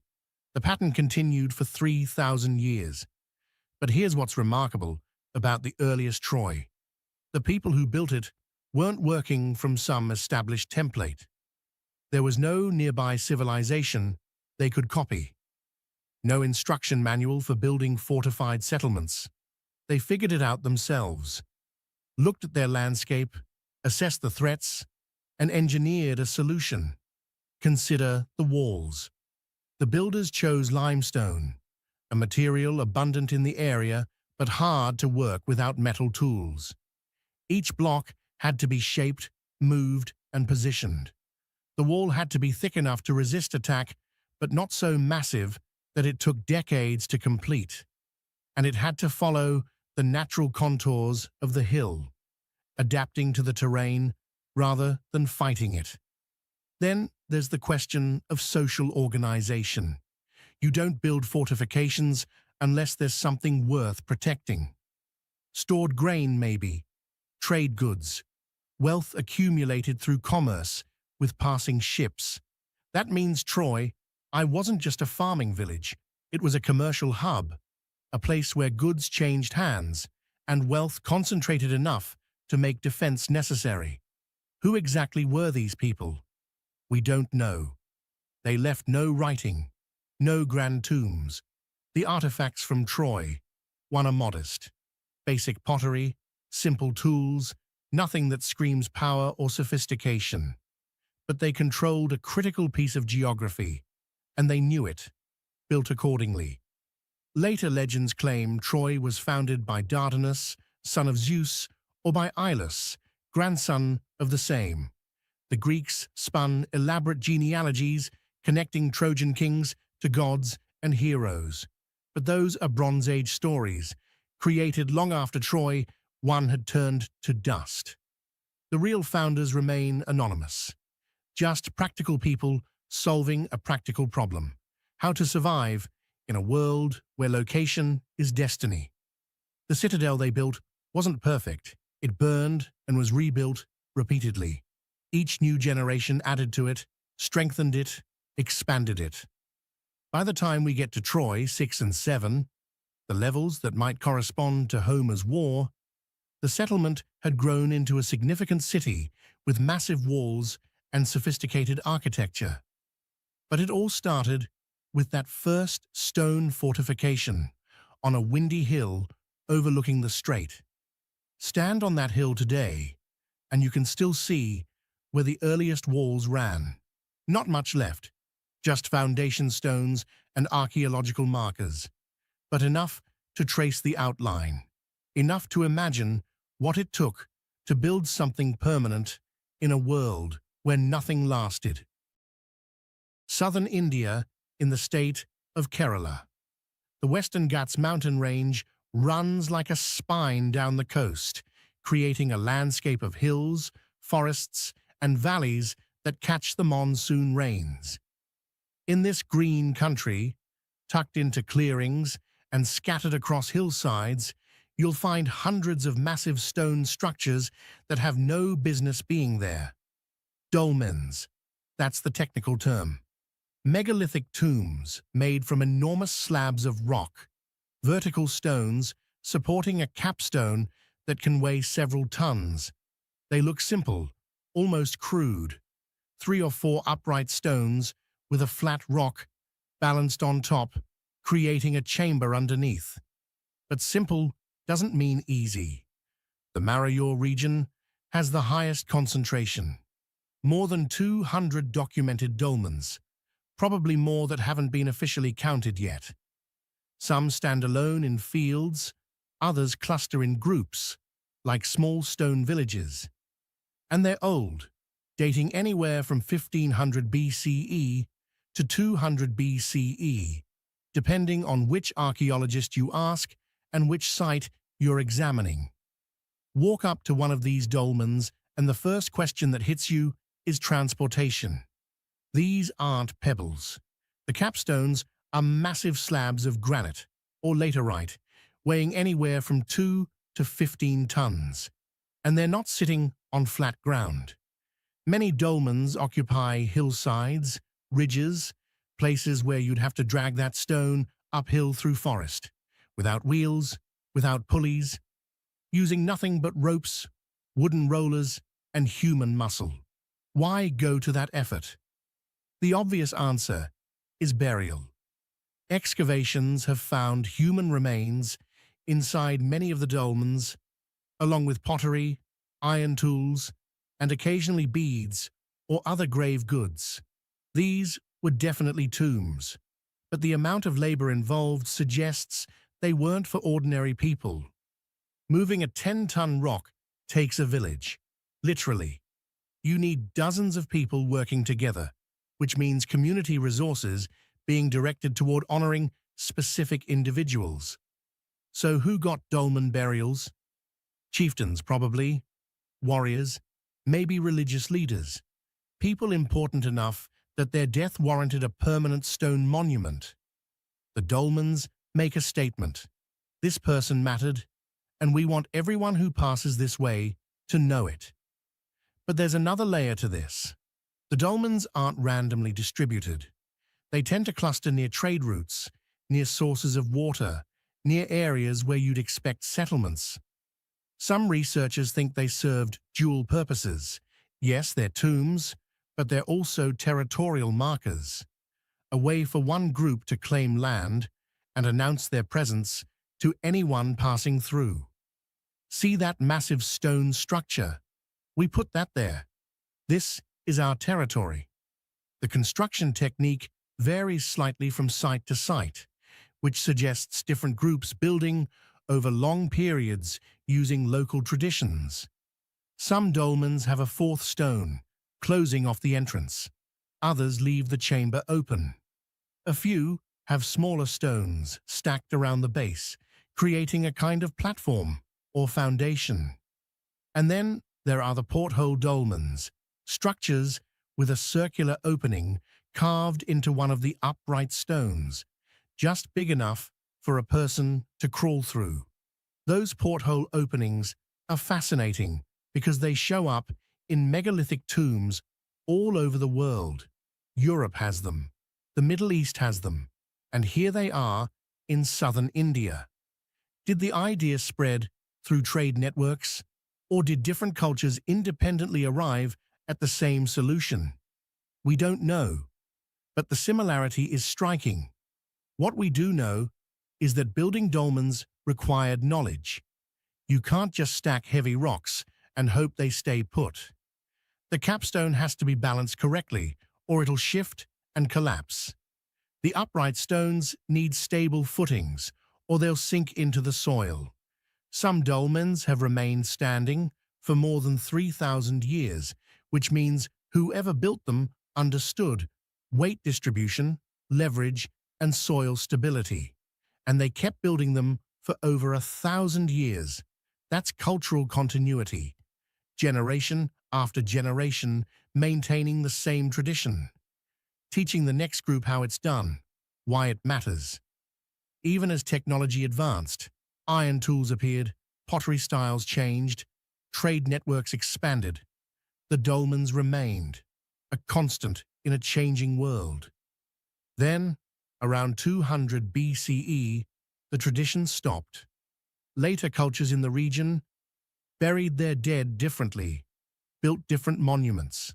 The dolmens became relics, gradually swallowed by forest growth and forgotten by everyone except local communities who spun legends around them.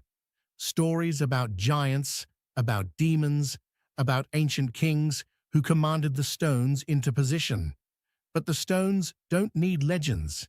They're impressive enough on their own. Stand next to one, feel the rough texture of weathered granite, see the precision of the placement, and you understand that these were built by people who knew exactly what they were doing. People with skills and determination, and a vision of permanence. Crete, the largest of the Greek islands, sitting at the crossroads of three continents. Bronze Age civilizations rose and fell here, but the most famous is Minoan, named after the legendary King Minos, who supposedly kept a minotaur in a labyrinth beneath his palace. Arthur Evans excavated Knossos in the early 1900s and found that palace, or at least what remained of it.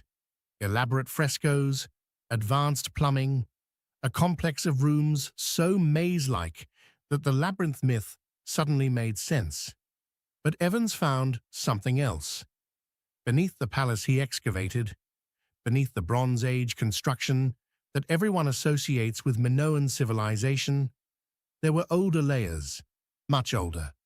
Foundations and walls and pottery that dated back to the Neolithic period, around 7000 BCE. That's 9,000 years ago. Long before writing, before metalworking, before anyone was supposed to be building anything this substantial. The earliest settlement at Knossos wasn't a palace, it was a village. Mud brick houses, simple stone foundations, evidence of farming and animal husbandry. But it was organized. Streets ran in recognizable patterns, houses clustered in neighborhoods. And the settlement was big, covering several acres by 3000 BCE, supporting maybe 1,000 people. For the Neolithic period, that's practically a city. What makes pre-Minoan Knossos significant isn't size, though. It's continuity. People lived on this site for thousands of years. Generation after generation, they built on top of older structures, using the same location, the same basic orientation. When a house collapsed or burned, they cleared the debris and built a new one in the same spot. That kind of persistence suggests the location mattered. Maybe it was the water supply. There's a stream nearby. Maybe it was the soil, fertile enough to support continuous agriculture. Or maybe it was something less tangible. A sacred site, a place that held meaning beyond practical considerations. By the late Neolithic period, around 3500 BCE, the settlement was showing signs of social complexity. Larger buildings start appearing in the archaeological record. Structures that aren't quite houses, not quite temples, but something in between. Communal spaces, possibly. Places where people gathered for ceremonies or to make collective decisions. The pottery from this period becomes more sophisticated, better formed, decorated with increasingly elaborate patterns. That suggests craft specialization, people whose job was making pottery, not farming. And then around 2000 BCE, someone decided to build a palace. Not a chief's house, not a temple. A genuine palace with storage rooms, workshops, administrative quarters, and ceremonial spaces. That's the structure Evans excavated, the one with the famous frescoes and the throne room. But it didn't appear out of nowhere. It was built on top of a settlement that had been there for 5,000 years. All those generations of accumulated knowledge, all that social complexity finally crystallizing into monumental architecture.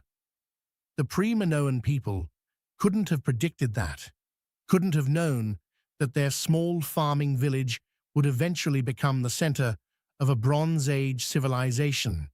But they laid the groundwork, established the patterns, created a community stable enough to persist through climate changes, through cultural shifts, through whatever challenges Neolithic life threw at them. What were they like, those early residents? We have fragments.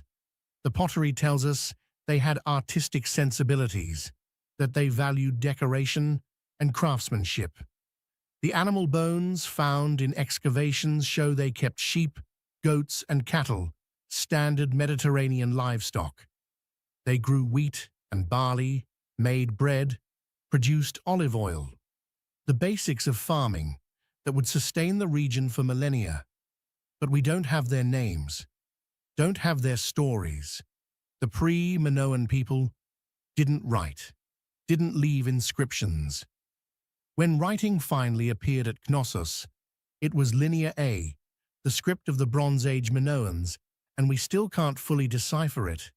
Anything earlier is completely lost. What we do have is the site itself, the layers of occupation, the gradual evolution from simple village to complex society. You can see it in the stratigraphy, each level representing centuries of human activity, compressed into bands of soil and debris. At the bottom, crude pottery and basic tools.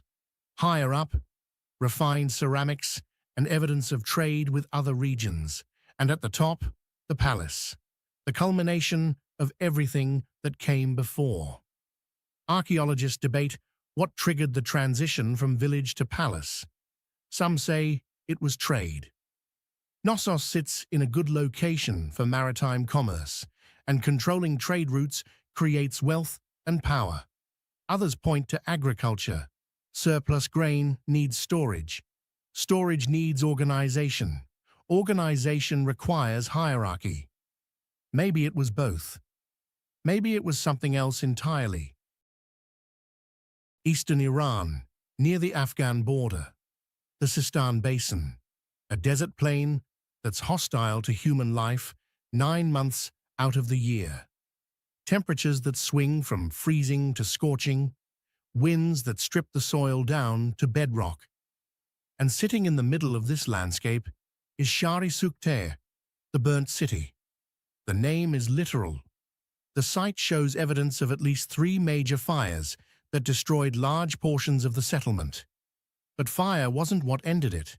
The city was abandoned around 1800 BCE, left to the desert, buried under sand and wind-blown debris for 4,000 years. Italian archaeologists started excavating in the 1960s and discovered something unexpected. This wasn't just another ancient settlement. It was sophisticated, planned, and far more advanced than anything that was supposed to exist in this region at this time. Shari Sukte dates back to around 3200 BCE. That makes it contemporary with the earliest civilizations in Mesopotamia and Egypt. But while those cultures are well documented, Shari Sukte remains relatively unknown, buried in academic journals and specialist publications. It doesn't fit the standard narrative of how civilization developed, so it gets overlooked. The city covered roughly 150 hectares at its peak, roughly 370 acres. That's substantial. Housing maybe 5,000 people, possibly more, and those people weren't scattered randomly across the landscape. They built in districts, residential areas here, workshop zones there, administrative sections in a different quarter. Urban planning. Zoning before anyone was supposed to know what zoning was. The platforms are what catch your attention first. Raised foundations built from mud brick, creating elevated surfaces for major structures. Some platforms rise several meters above the surrounding terrain. Why elevate buildings in a desert? Flooding, probably. The Helmand River runs through the region, and when seasonal rains hit, flash floods can turn dry wadis into torrents in minutes. Building on platforms keeps your structures above the water. But there's more to it than flood control. The platforms create a visual hierarchy. Important buildings sit higher, literally looking down on everything else. It's a statement of power, of organization, of a society complex enough to have layers. And the labor involved in building these platforms, mixing mud, forming bricks, stacking them into stable foundations, that's a massive investment. You need coordination, surplus food to support workers, some kind of authority directing where platforms get built and how high. Inside the residential areas, Excavators found standardized housing, not identical, but following common patterns. Rectangular rooms arranged around small courtyards, walls made from mud brick, usually plastered. Some houses had multiple stories. You can tell from the thickness of foundation walls and the presence of stairway bases. This was permanent architecture. People building homes meant to last generations. The workshop districts are fascinating. One area specialized in lapidary work, cutting and polishing semi-precious stones like lapis lazuli, turquoise, carnelian. Another focused on metallurgy. Excavators found crucibles, slag, and copper objects showing sophisticated smelting techniques. There's evidence of textile production, ceramic manufacture, and even a district that seems to have focused on producing beads for trade. Trade. That's probably what made Shari Sukte possible. The city sits on ancient routes connecting Mesopotamia to the Indus Valley, Central Asia to the Persian Gulf. Goods flowing through these trade networks needed places to stop, to change hands, to be processed and repackaged. Shari Sukte filled that role, and the people who controlled the trade became wealthy enough to build platforms and palaces. But wealth attracts attention.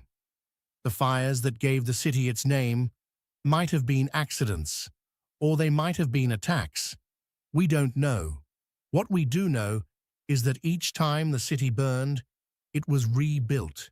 Same location, same basic layout.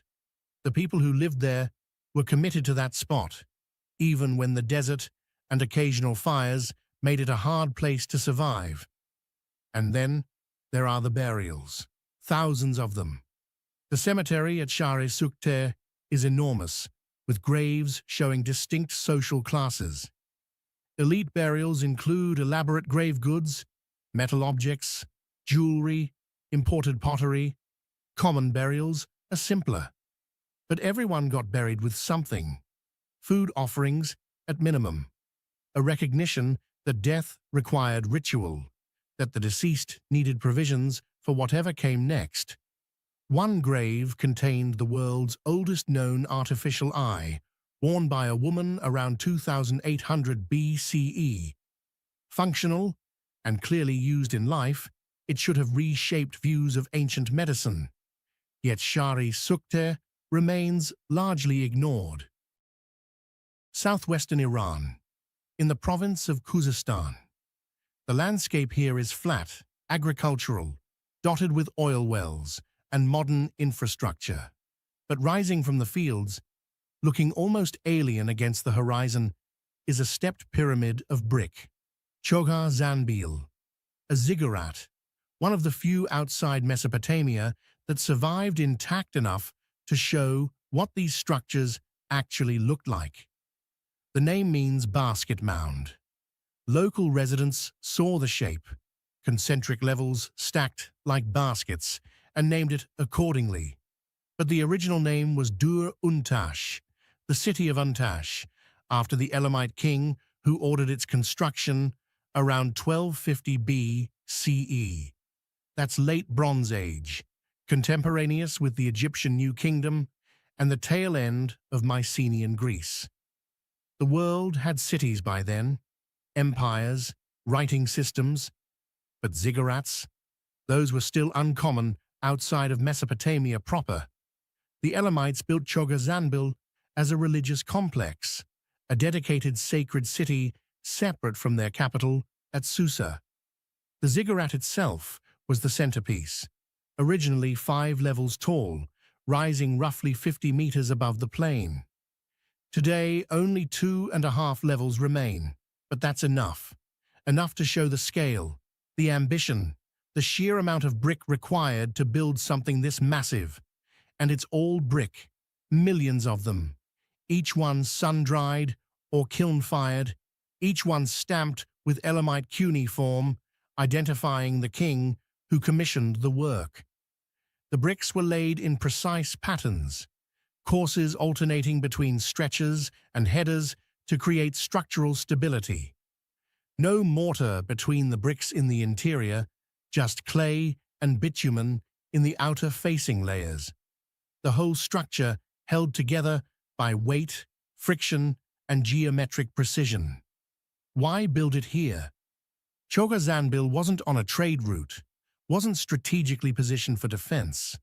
The location seems almost arbitrary until you realize it's exactly halfway between Susa and the Elamite religious center at Anshan. Midpoint, neutral ground. A place where the empire's two most important cities could meet symbolically through shared worship. The ziggurat was dedicated to Inshushinak, the Elamite god who protected Susa, but the complex around it held temples to dozens of other deities, Mesopotamian gods, local spirits, foreign divinities, absorbed through conquest or trade.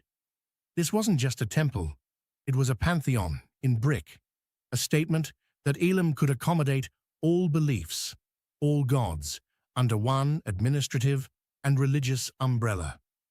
Around the ziggurat, archaeologists found the remains of a planned city that was never fully completed.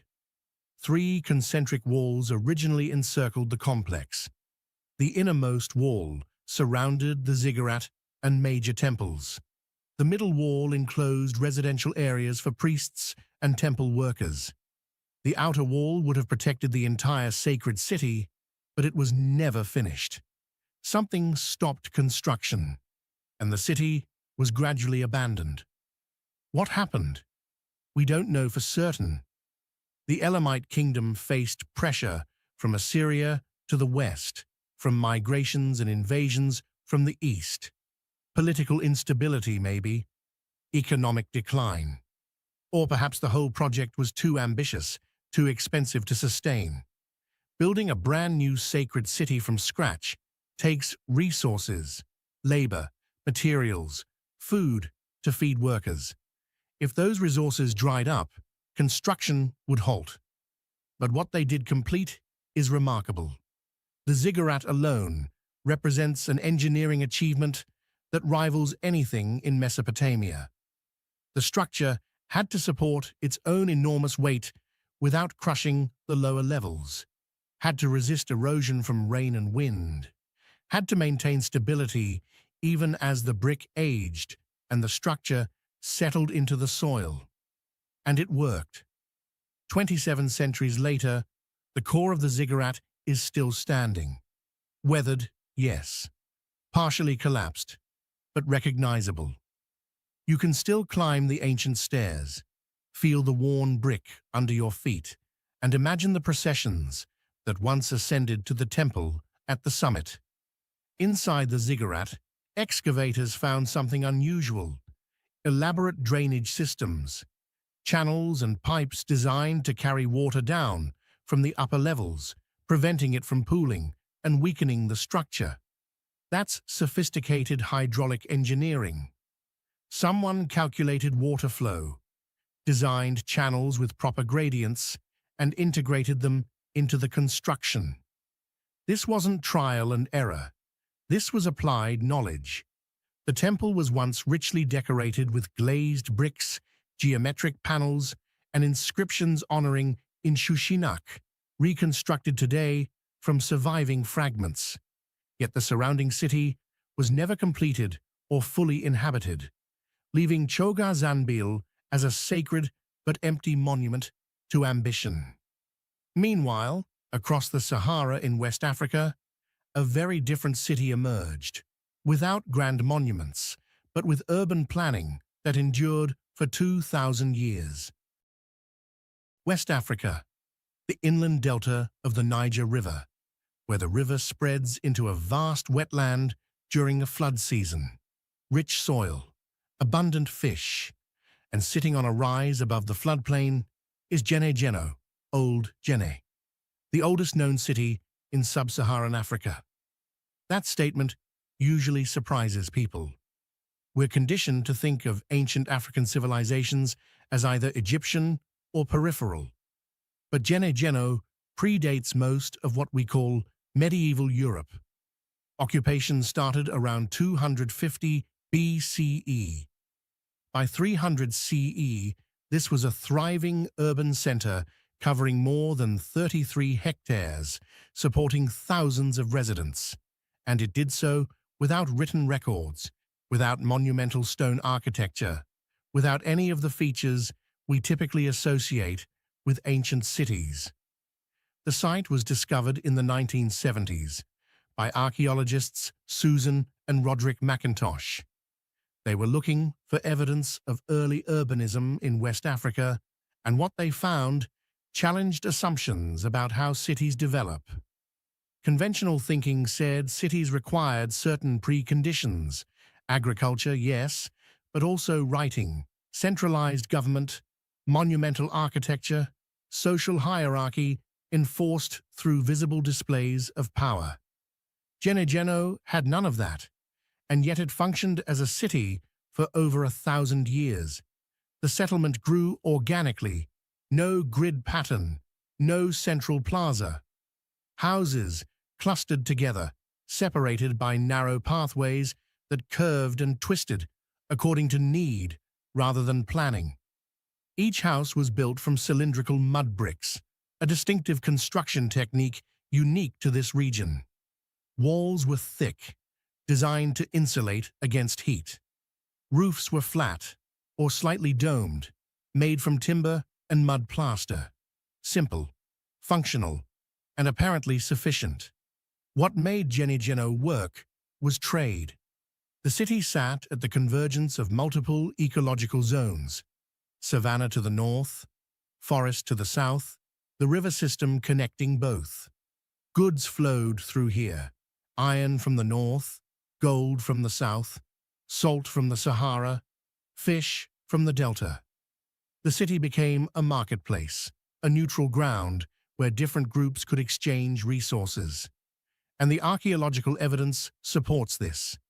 Excavations found iron tools and copper ornaments from hundreds of miles away, pottery styles from different regions, suggesting either trade or the presence of immigrant communities, cowrie shells from the Indian Ocean, meaning trade networks stretched across the Sahara to the Mediterranean and beyond.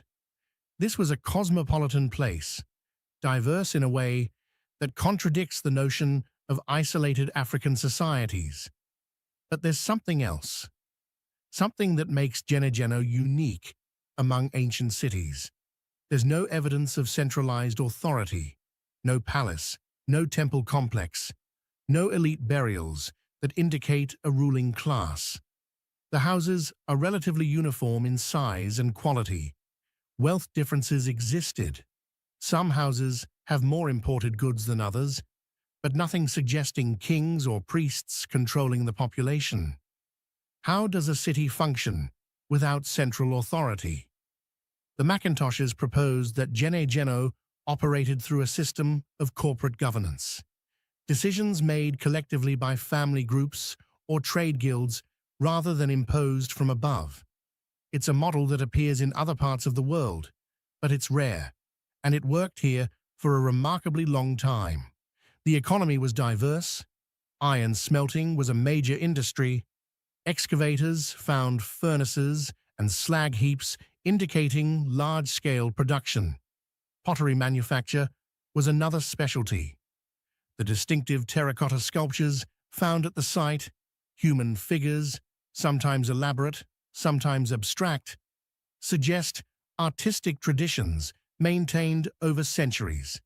And then there was food processing, drying fish, grinding grain, producing oil from local plants, the mundane work that sustains urban populations.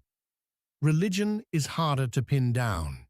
The terracotta figures might be ritual objects, representations of ancestors or spirits, or they might be purely decorative. Without written records, without monumental temples, we're guessing. What we can say is that religion was decentralized, like everything else in Gennaro. No grand priesthood, no state-sponsored ceremonies, just household and community-level practices that leave only faint traces in the archaeological record. The city thrived for over 1,000 years, reaching its peak around 800 CE.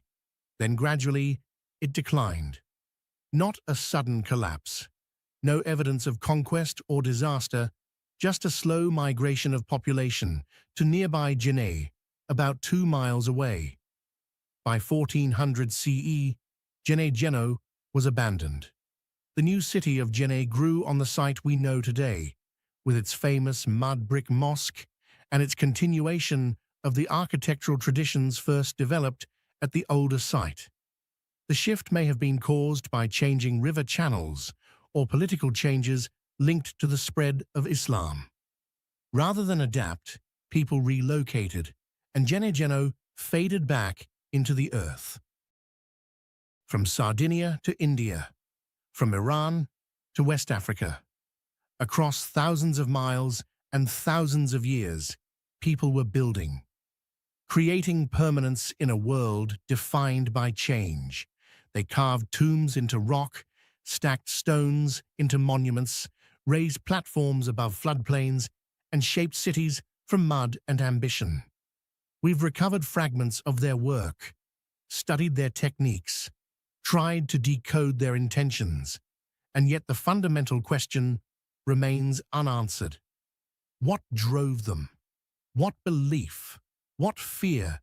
What hope compelled generation after generation to invest in structures they knew would outlast them? Maybe it's the same impulse that makes us build today, the need to leave a mark, to say in stone or brick or earth that we existed, that we mattered, that something of us will remain when memory fades and names are forgotten. These ancient builders succeeded beyond anything they could have imagined.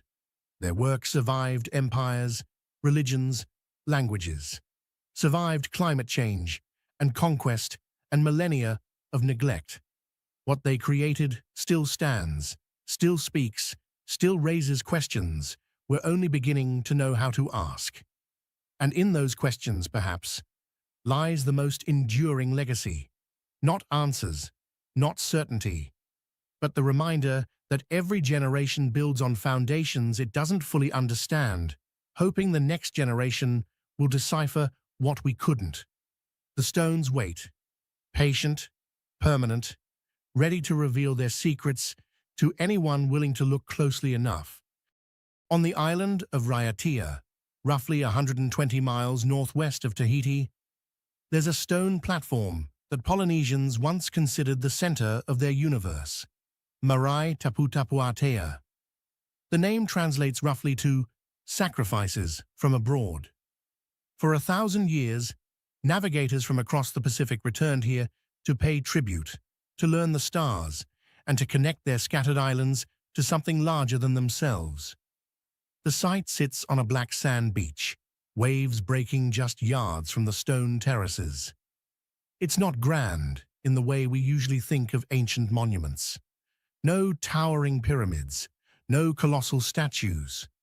Just precisely fitted basalt slabs arranged in rectangular platforms, some standing upright like sentinels facing the ocean. The largest platform stretches about 130 feet long. Coral rubble fills the gaps between stones. And yet this modest arrangement of rock became the spiritual and political center of an oceanic empire. Construction began sometime around 1000 AD, though the exact date remains disputed. What we know for certain is that by the time Europeans arrived in the 18th century, Marae Tapu Tapuatea had already been abandoned for decades. The knowledge of its full purpose had faded, passed down through oral traditions that grew hazier with each generation. Here's what makes this place remarkable.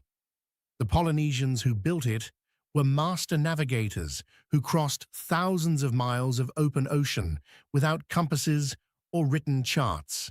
They read waves, followed birds, memorized star paths, and they did all of this while maintaining cultural connections across distances that would have isolated any other ancient civilization. Marae Tapu Tapuatia was the hub of that network. Archaeological evidence suggests the site served multiple functions. Religious ceremonies, certainly. Human sacrifices occurred here, though less frequently than Spanish accounts from other Pacific islands might have you believe. Political gatherings brought chiefs together from Hawaii, New Zealand, the Cook Islands. The Marae functioned as a kind of proto-United Nations, a neutral ground where disputes could be settled and alliances forged. But there's another layer that archaeologists are still piecing together: the site's alignment. The main platform faces almost due east, toward the rising sun during the equinox. The upright stones, called patu, mark specific points on the horizon where certain stars appeared at certain times of year. This wasn't accidental. The builders possessed sophisticated astronomical knowledge and embedded it directly into the architecture. Captain James Cook observed ceremonies here in 1769, though by then the site had already declined in importance. His journals describe elaborate rituals involving priests wrapped in sacred cloth, offerings of pigs and breadfruit, chants that lasted for hours. But Cook also noted that many of the local people seemed unsure about the site's original significance. The institutional knowledge had started to erode. Modern research reveals something even more intriguing. Stone samples from various marae across French Polynesia show that builders transported specific types of basalt over considerable distances. Why go to that effort? The islands had plenty of local stone, unless, of course, the origin of the stone itself held meaning. Perhaps each participating island contributed material from their own shores, physically binding their homeland to this central site.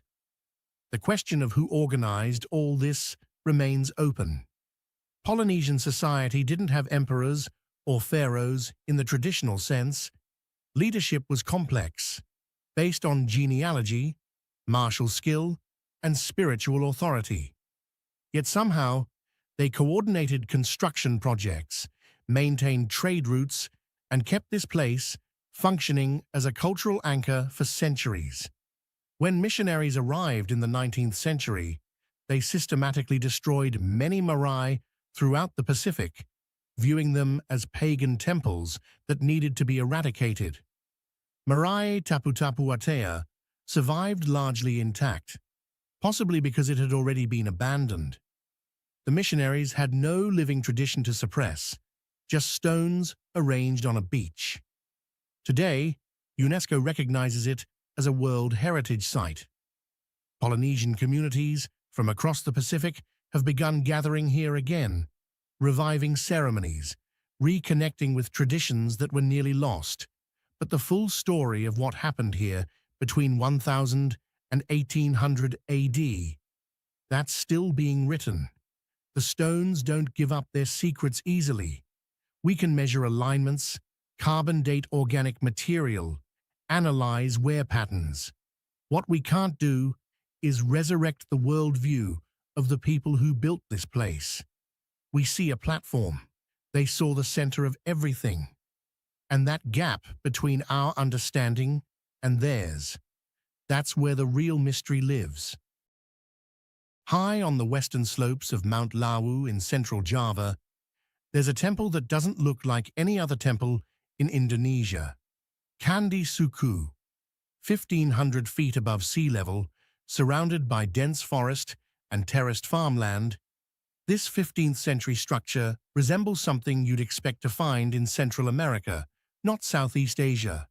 Step pyramids, explicit stone carvings, symbols that scholars still argue about, and a construction date that places it right at the end of Java's Hindu-Buddhist period, just as Islam was sweeping across the island.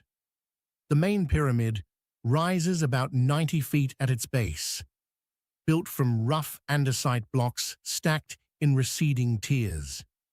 The profile is unmistakable. If you showed someone a silhouette without context, they might guess Mayan. But this is Java, and the builders were operating within a completely different cultural framework. Or were they? The Dutch discovered the site in the 19th century, already overgrown and partially collapsed. Early archaeologists assumed it was another Hindu temple, perhaps dedicated to Shiva. Then they started examining the carvings more closely. That's when things got complicated. Sexual imagery covers many of the reliefs, not subtle suggestions. Explicit depictions of genitalia, copulation, fertility symbols. One famous stone carving shows a blacksmith forging a phallus on an anvil. Another depicts a woman in a position that left Victorian-era scholars scrambling for euphemisms in their field reports. This wasn't typical temple decoration, not even for tantric traditions that occasionally incorporated sexual symbolism. The site's layout adds another layer of strangeness. 3 terraces rise up the mountainside, connected by steep stone stairways. On the lowest terrace, there's a gateway flanked by 2 stone turtles. Turtles appear throughout Javanese mythology as symbols of the cosmos, the foundation upon which the world rests. But these particular turtles have male genitalia carved prominently on their shells. Hard to explain that one with standard iconographic analysis. Local legends call Kandi Suku a place of ritual purification, specifically related to metalworking and fertility. Some stories claim blacksmiths came here to be ritually cleansed before forging sacred weapons. Others suggest it was a site where young people underwent initiation ceremonies. The problem is, we don't have written records from this period. The temple was built during a time of massive cultural upheaval. The great Hindu-Buddhist kingdom of Majapahit was fragmenting. Islam was arriving from the north. Whatever traditions centered on Kandi Suku didn't survive the transition. Carbon dating of organic material found in the temple complex puts construction somewhere between 1437 and 1459 AD. That's remarkably late for a Hindu temple in Java. Most of the great temple building happened centuries earlier. Borobudur was finished by 825 AD. Prambanan by 850 AD. Why would someone build this unusual structure 600 years later using an architectural style that appears nowhere else in the region? Some researchers have proposed that Kandi Suku represents a last gasp of pre-Islamic tradition, built by a community trying to preserve old practices as the religious landscape shifted. The explicit sexual imagery might have been a deliberate statement, a celebration of beliefs that the arriving Muslim traders would have found objectionable. It's a theory. Can't prove it, but it fits the timeline. Then there's the pyramid itself. Hindu temples in Java typically follow a specific architectural vocabulary. Stupas, towers called Kandi, concentric galleries with narrative reliefs. They're ornate, detailed, built to last. Kandi Suku is rougher. The stones are less precisely cut. The proportions are different. It almost looks experimental, like the builders were trying something new, or possibly reviving something very old. That's led a handful of researchers down a more controversial path. What if the pyramid design isn't coincidental? What if there was some kind of ancient contact between Southeast Asia and the Americas? The usual academic response is skepticism, bordering on hostility. No evidence of trans-Pacific voyages during this period. No shared artifacts, no linguistic connections. And yet, there's that pyramid. The Indonesian government has restored parts of the site over the past few decades, replacing fallen stones, clearing vegetation. But restoration always raises questions. How do you know where stones originally sat when you're working from a collapsed ruin? Some archaeologists worry that what tourists see today reflects 20th century assumptions more than 15th century reality. The builders left us a puzzle without instructions. We can describe what we see. What we can't do is explain why they built it this way, what ceremonies took place here, or what message they hoped would survive them. In the Sonoran Desert, about an hour southeast of Phoenix, there's a 4-story mud structure that has baffled visitors since the first Spanish explorers stumbled across it in the 17th century. Casa Grande, the Great House. It stands alone now, protected by a massive metal roof installed in 1932, surrounded by the low mounds and depressions that mark where an entire community once thrived. The Hohokam people built it around 1350 AD, then abandoned it less than a century later. Nobody knows exactly why. The building rises nearly 35 feet from the desert floor, constructed entirely from caliche, a concrete-like mixture of calcium carbonate soil found in the region. The walls at the base are over 4 feet thick. They taper as they rise, but even at the top level, they're still substantial enough to support the weight above. No wooden frame, no stone reinforcement, just layers and layers of mud, shaped by hand, baked hard by the Arizona sun. Stand next to it, and the first question that hits you is simple. Why here? This isn't strategic high ground. There's no natural water source nearby. The Hohokam had to engineer an extensive canal system to bring water from the Gila River miles away. They turned the desert into farmland through sheer determination and hydraulic engineering that rivals anything being done in Europe at the same time.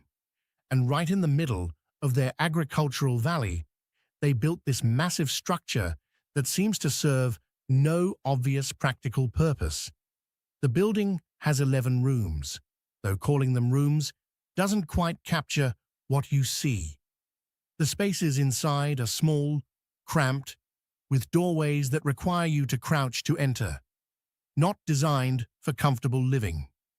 The walls have small openings, windows of a sort, but their placement is peculiar. Several align precisely with the sun's position during solstices and equinoxes. One opening in the upper west wall frames the setting sun on the summer solstice with remarkable accuracy.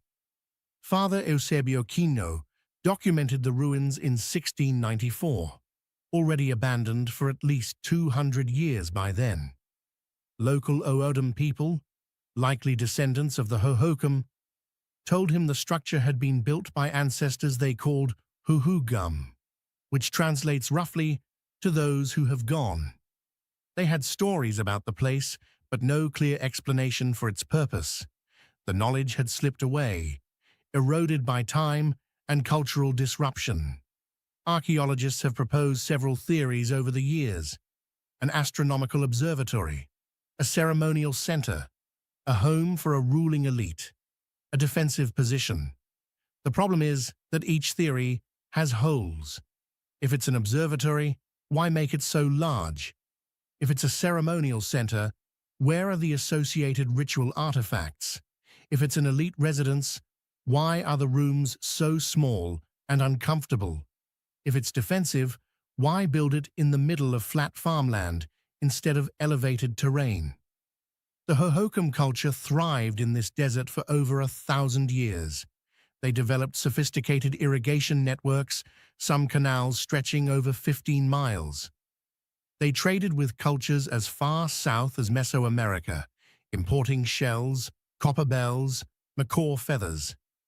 Their pottery was distinctive, decorated with red on-buff designs that evolved in style over centuries.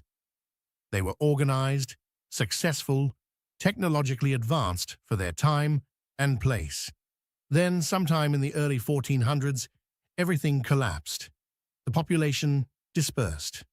The canals fell into disrepair. Villages were abandoned. Casagrande stood empty, slowly weathering in the desert heat. What happened? Climate data suggests a severe drought hit the region around that time. Tree ring studies show a pattern of reduced rainfall. But the Hohokam had survived droughts before. This one shouldn't have ended their civilization. Some researchers point to social factors. Perhaps the irrigation system created inequalities. Those controlling water access gained power. Resentments built. The society fractured from within. It's happened elsewhere. But again, we're speculating. The Hohokam didn't leave written records. We're reading their story from pottery shards and canal remnants and the enigmatic structure they left standing in the desert. Casa Grande became the first archaeological preserve in the United States, protected by an act of Congress in 1892. Even then, people recognized that this was something worth saving, even if they couldn't fully explain what it was. The metal roof that covers it now protects the caliche walls from rain, which would gradually dissolve them. An ironic solution. Building a modern structure to preserve an ancient one. The Hohokam built an entire civilization here. Casa Grande was just one element, but it's the element that survived. The rest is dust and depression in the ground, and that might be the real mystery. Not why they built this particular structure, but why this one remains when everything else around it crumbled away. In the Carpathian Mountains of Romania, high on a defensible plateau surrounded by peaks and forest, the Dacians built their capital, Sarmizegetusa Regia, the sacred fortress. 2,000 years ago, this was the center of a kingdom powerful enough to worry Rome. The Emperor Trajan himself led 2 campaigns to conquer it, finally succeeding in 106 AD, after losses so severe that he stopped issuing regular casualty reports. What the Romans found when they finally breached the walls was a city unlike anything they'd seen in the barbarian territories. Stone sanctuaries, paved roads, a massive circular calendar carved into the bedrock. The site sits at about 4,000 feet elevation, accessible only through narrow mountain passes that the Dacians fortified with walls and watchtowers. Natural springs provided water. The surrounding forests offered timber and game. From a defensive standpoint, it was nearly perfect. Roman legions had to haul siege equipment up mountain trails while defenders rained arrows and rocks down from above. The Dacians built in stone, which surprises people. We tend to think of Iron Age European tribes as living in wooden huts, leaving few permanent traces. Not here. The sanctuaries at Sarmizegetusa Regia used limestone blocks fitted together with wooden clamps, a technique borrowed from Greek architecture. The largest sanctuary, a rectangular structure about 60 feet by 100 feet, had 6 rows of 6 wooden columns supporting a roof that no longer exists. The stone bases remain, arranged in perfect geometric precision. Then there's the calendar, a circular formation of wooden posts set in stone foundations, arranged in multiple concentric rings. The outer ring had 180 posts. The inner rings followed complex mathematical ratios. Archaeologists have spent decades trying to decode its function. Most agree it tracked solar and lunar cycles, possibly predicting eclipses. Some suggest it was also a ritual space where priests performed ceremonies aligned with celestial events. The Dacians didn't write much down, so we're left interpreting what the stones can tell us. King Decebalus ruled from here during the wars with Rome. The ancient sources describe him as intelligent, ruthless, capable of uniting the fractious Dacian tribes into an effective fighting force. He fortified Sarmizegetusa Regia with multiple defensive walls.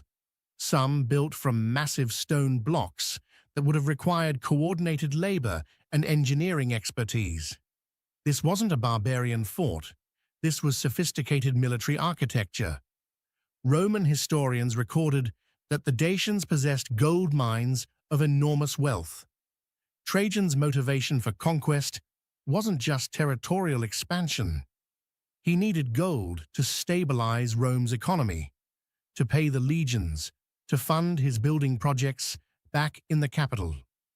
When the Romans finally took Samizigatusa Regia, they plundered an estimated 500,000 pounds of gold and 1,000,000 pounds of silver. Those numbers might be exaggerated, but even half that amount would have been staggering. The Dacians knew they were losing. Before the final assault, they hid portions of their treasure in caves and buried caches throughout the mountains. Some of it has been found over the centuries. Most hasn't. Decebalus himself committed suicide rather than be taken alive. The Romans found his body, cut off his head, and sent it back to Rome as a trophy. After the conquest, the Romans built their own city in the lowlands, also called Samizigatusa, which became the capital of the new province of Dacia. But the original mountain fortress, they mostly abandoned it. Too remote, too difficult to supply. The stone sanctuaries fell into ruin. The wooden structures rotted away. Forests reclaimed the terraces. Excavations began in the early 20th century and continue sporadically today. What archaeologists have found challenges the Roman narrative of civilized conquerors subduing savages.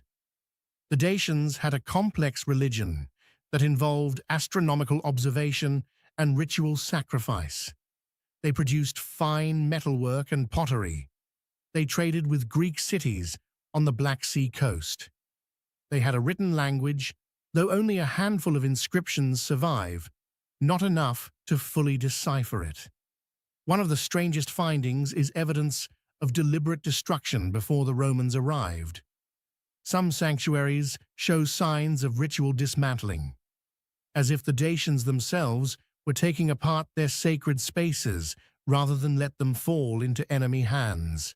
Certain artifacts appear to have been intentionally broken and buried. This wasn't the chaos of defeat. This was organized, purposeful. The Romans wrote the history. They portrayed the Dacians as worthy adversaries, dangerous and cunning, but ultimately inferior to Roman civilization. Walking through Samizigatusa Regia suggests a different story.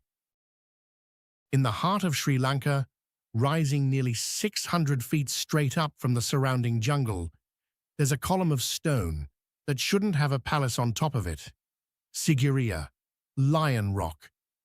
In the 5th century AD, a king named Kashyapa built his capital on this geological anomaly, constructing gardens, fortifications, and a royal residence in a location that defies every practical consideration. He ruled for 18 years from this isolated summit, then lost everything in a single day of battle. The ruins he left behind have puzzled architects and historians ever since. The rock itself is ancient volcanic magma, hardened and exposed after millions of years of erosion wore away the softer stone around it. From a distance, it dominates the landscape, a massive, rust-colored monolith that catches the light at sunset and glows like it's burning from within. The jungle crowds close, but the rock stands clear, impossible to miss. Kashyapa came to power through patricide. He killed his father, King Datusena, and seized the throne from his half-brother Moggallana, the legitimate heir. Moggallana fled to India, and Kashyapa, knowing his brother would return with an army, decided he needed a fortress that couldn't be taken. So he chose Sigiriya. Not a hill that could be fortified, not a strategic river valley, a vertical rock face in the middle of nowhere. The engineering required to build up there staggers the imagination. Every stone, every brick, every drop of water had to be carried up staircases carved into the rock. The workers built a gateway at the base, shaped like a gigantic lion, its paws still visible today. Visitors would climb through the lion's mouth to reach the upper levels. The symbolism was clear. Kashyapa was untouchable, protected by stone and height and the fierce reputation he was cultivating. But here's where it gets interesting. Kashyapa didn't just build a fortress, he built a pleasure palace. The summit had a swimming pool fed by a sophisticated hydraulic system that still functions during monsoon season. Gardens covered the lower terraces, laid out in geometric patterns with water channels and fountains.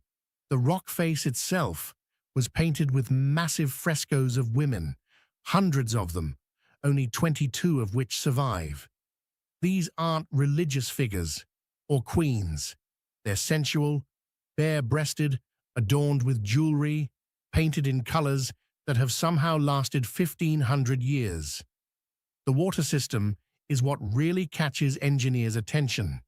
The Sinhalese had developed hydraulic technology that rivals Roman aqueducts. Underground pipes, cisterns, pressure valves, gravity-fed distribution networks. During the monsoon, water would cascade down the rock in controlled channels, feeding the gardens and pools, creating a spectacle of falling water in the middle of the dry zone. In a region where water meant survival, this was the ultimate display of power. Kashyapa could make water flow uphill. The gardens below the rock follow a plan that predates European formal gardens by 1,000 years. Symmetrical layouts, raised beds, water features designed to reflect the rock itself.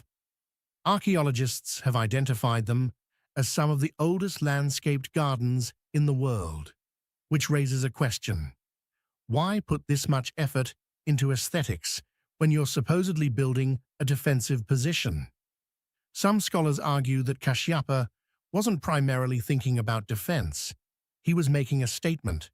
This was a religious site before he claimed it, a Buddhist monastery that had existed for centuries.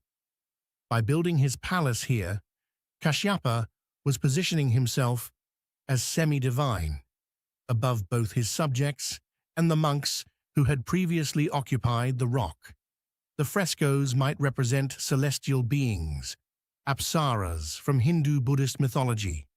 The entire complex might have been designed as a symbolic representation of cosmic geography, with Kashyapa at the center. If that was the plan, it failed. Moggallana returned in 495 AD with an army from the southern India. The two brothers met in battle on the plains below Sigiriya. Kashyapa, seeing himself outflanked, either fell from his elephant or deliberately dismounted, depending on which chronicle you read. Either way, he died on the field. His army scattered. The fortress was abandoned. Monks returned to Sigiriya and used it as a monastery for another 1,000 years. They added inscriptions to the mirror wall, a polished surface where visitors left graffiti poems, some of which still survive. These verses are surprisingly personal, talking about the beauty of the paintings, the impressiveness of the fortress, the emotions the place inspired. By the 14th century, even the monks had left. The jungle moved in. The ruins of the palace cover the summit, just foundations mostly, enough to trace where rooms once stood. The wind blows steady up here, and you're left wondering what Kashyapa thought about during those 18 years. On Mount Bouvray in central France, about 200 miles southeast of Paris, there's a hill fort that witnessed one of the most significant moments in European history. Embark, capital of the Ayadwi tribe. In 52 BC, this was where Vercingetorix was proclaimed supreme commander of the Gallic forces uniting against Julius Caesar. The decision made here led to the last great Celtic uprising, a war that ended with Gaul under Roman control and Celtic culture pushed to the margins of Europe. The settlement covered over 300 acres at its peak, protected by massive stone walls that enclosed workshops, temples, homes, and a political center that nearly changed the course of Western civilization. The Aedui were one of the most powerful Gallic tribes, wealthy from trade and mining, sophisticated enough to mint their own coins and maintain diplomatic relations with Rome. They built Bibracte on a mountain that rises about 2,700 feet above sea level, dominating the surrounding landscape. This wasn't a rough wooden stockade. The fortifications used a technique the Romans called murus Gallicus, Gallic wall, timber framework filled with earth and stone, faced with dressed blocks, reinforced with iron spikes, driven horizontally through the structure. When Caesar later described these walls in his accounts of the Gallic Wars, he did so with a mixture of admiration and unease.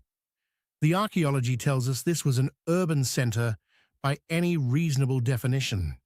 Organized streets laid out in a grid pattern, specialized craft quarters where metalworkers produced tools, weapons, jewelry, a marketplace where merchants traded goods from across Europe and the Mediterranean, amphorae from Italy, glass beads from Egypt, coral from the coast. The Aedui weren't isolated barbarians. They were integrated into trade networks that stretched from Britain to North Africa. But here's what makes Bibracte particularly significant. When the various Gallic tribes met here in 52 BC, they were making a choice that went against decades of precedent. The Aedui had been Roman allies. They'd supported Caesar in his earlier campaigns. But watching Roman power expand into territories that had been Gallic for centuries, watching Roman governors extract tribute and impose laws, something shifted. Vercingetorix, a young chieftain of the Arverni tribe, managed to convince them that alliance with Rome was just a slower form of conquest. The meeting itself left no archaeological trace, no building where we can say this is where it happened. But Caesar's own writings confirm Bibracte as the location where the tribes gathered, where they handed war leadership to Vercingetorix, where they committed to a unified resistance.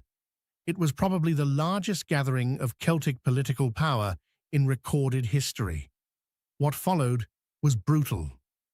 Vercingetorix proved to be a capable military leader, using scorched earth tactics and guerrilla warfare to harass Roman supply lines. He won battles, but Caesar was relentless, methodical, willing to besiege fortified positions until defenders starved. The rebellion ended at Alesia, another hill fort about 50 miles northeast of Bibracte, where Vercingetorix surrendered to save his men from complete annihilation. Caesar kept him prisoner for 6 years, then had him strangled as part of a triumph ceremony in Rome. After the conquest, something unexpected happened. The Aedui abandoned Bibracte and built a new city in the valley below, a Roman-style settlement called Augustodunum, modern Autumn. Within a generation, the hill fort was mostly empty. People took building materials from the old walls to construct new homes in the lowlands. The workshops closed. The temples fell into disrepair. The choice to move wasn't forced by Rome. It was voluntary, a decision by the Aedui themselves to embrace Roman culture, Roman architecture, Roman ways of organizing urban space. Excavations began in the 19th century under Napoleon III, who had a romantic fascination with Celtic history. French archaeologists have been working the site systematically ever since, uncovering evidence that challenges simple narratives about Roman civilization and barbarian resistance. The Celts at Bibracte were producing high-quality goods, following architectural plans, managing complex economic systems. The Romans didn't bring civilization to Gaul. They brought a different kind of civilization, one that eventually absorbed and replaced what was already there. The site is partially reconstructed, with ancient streets, foundations, and the Murus Gallicus visible. A museum and research center continue excavations, uncovering new artifacts and insights each summer. The walls remain, marking decisions that shaped European history, but the people, their language, and culture are mostly lost. Rome prevailed, recording the story in Latin, leaving Bibracte as a historical footnote.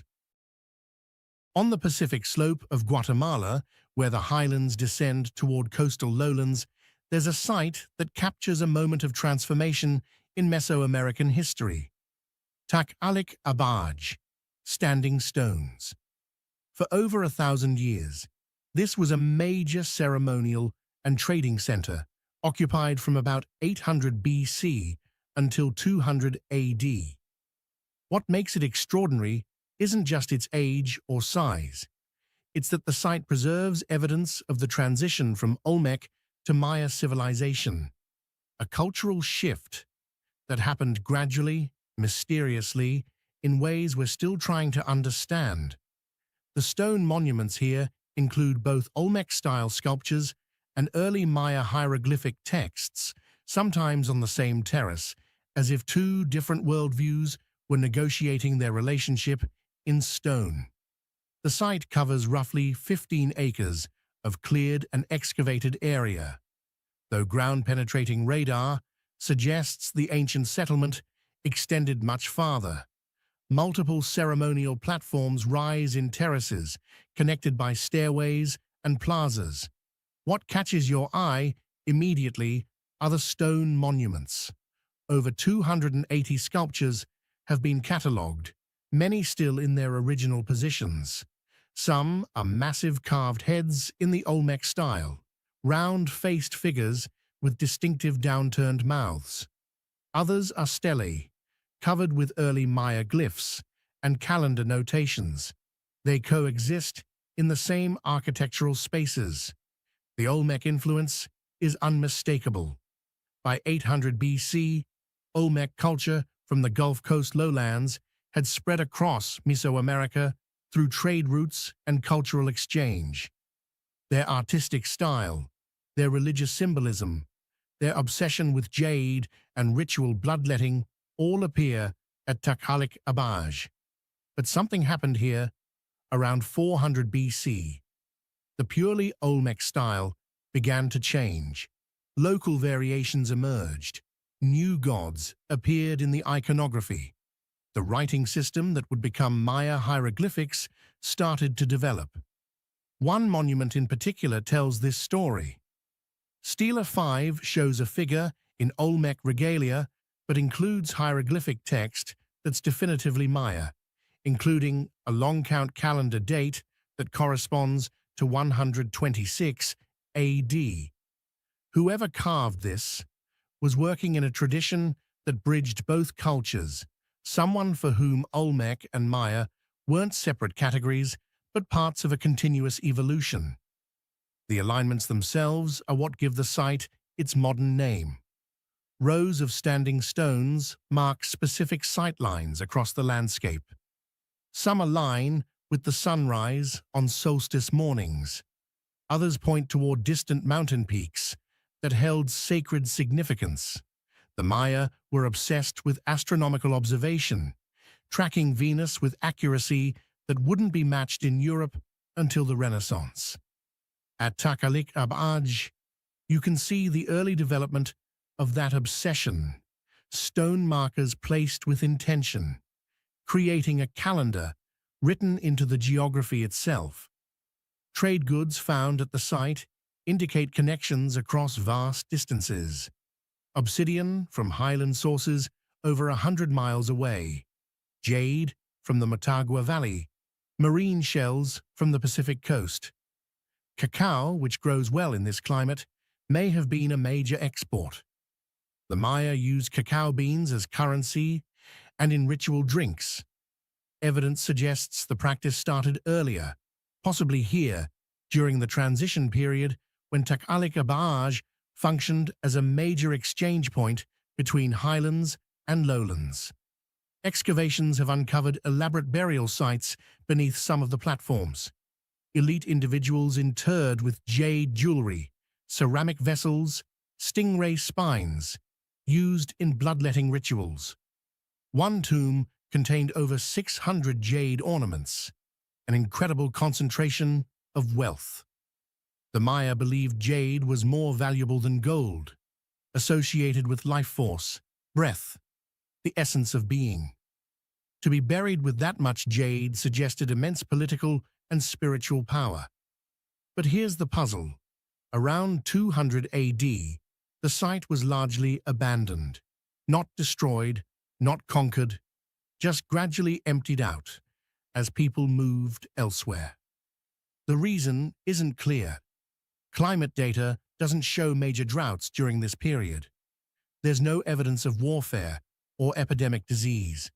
Trade routes may have shifted. Political power may have consolidated at other centers. Whatever the cause, Takalik-Abaj lost its importance and became overgrown by jungle.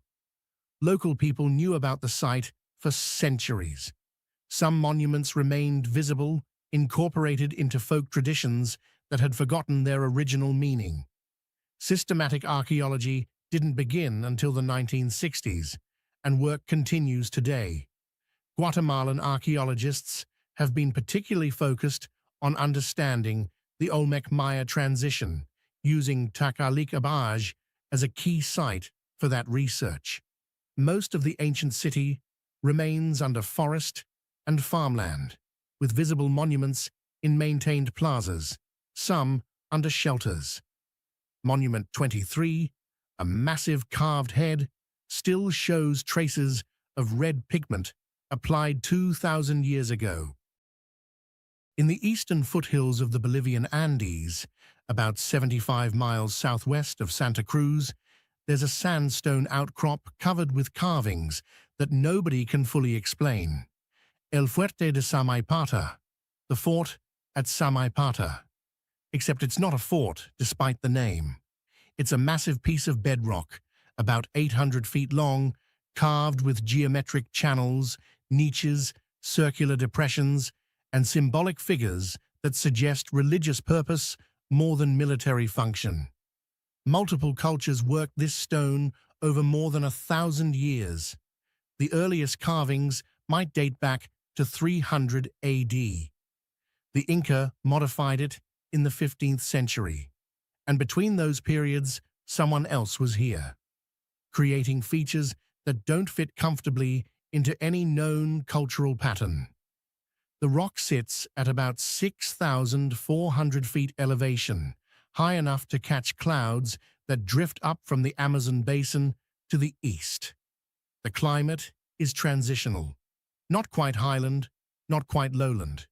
Humid, but not oppressive. The location sits at a crossroads between the Andean civilizations to the west and the lowland cultures of the Amazon drainage.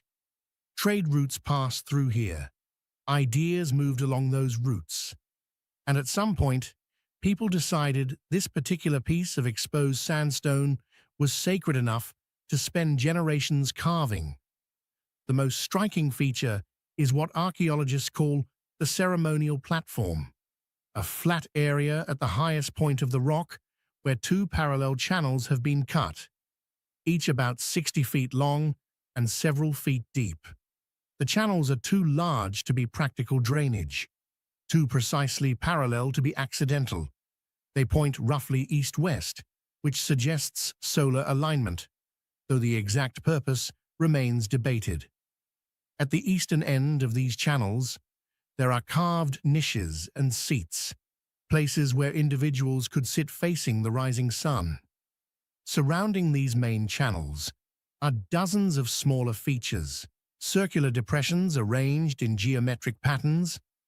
triangular niches cut into vertical faces, representations of felines, possibly jaguars or pumas, though erosion has worn them down enough that identification requires some interpretation.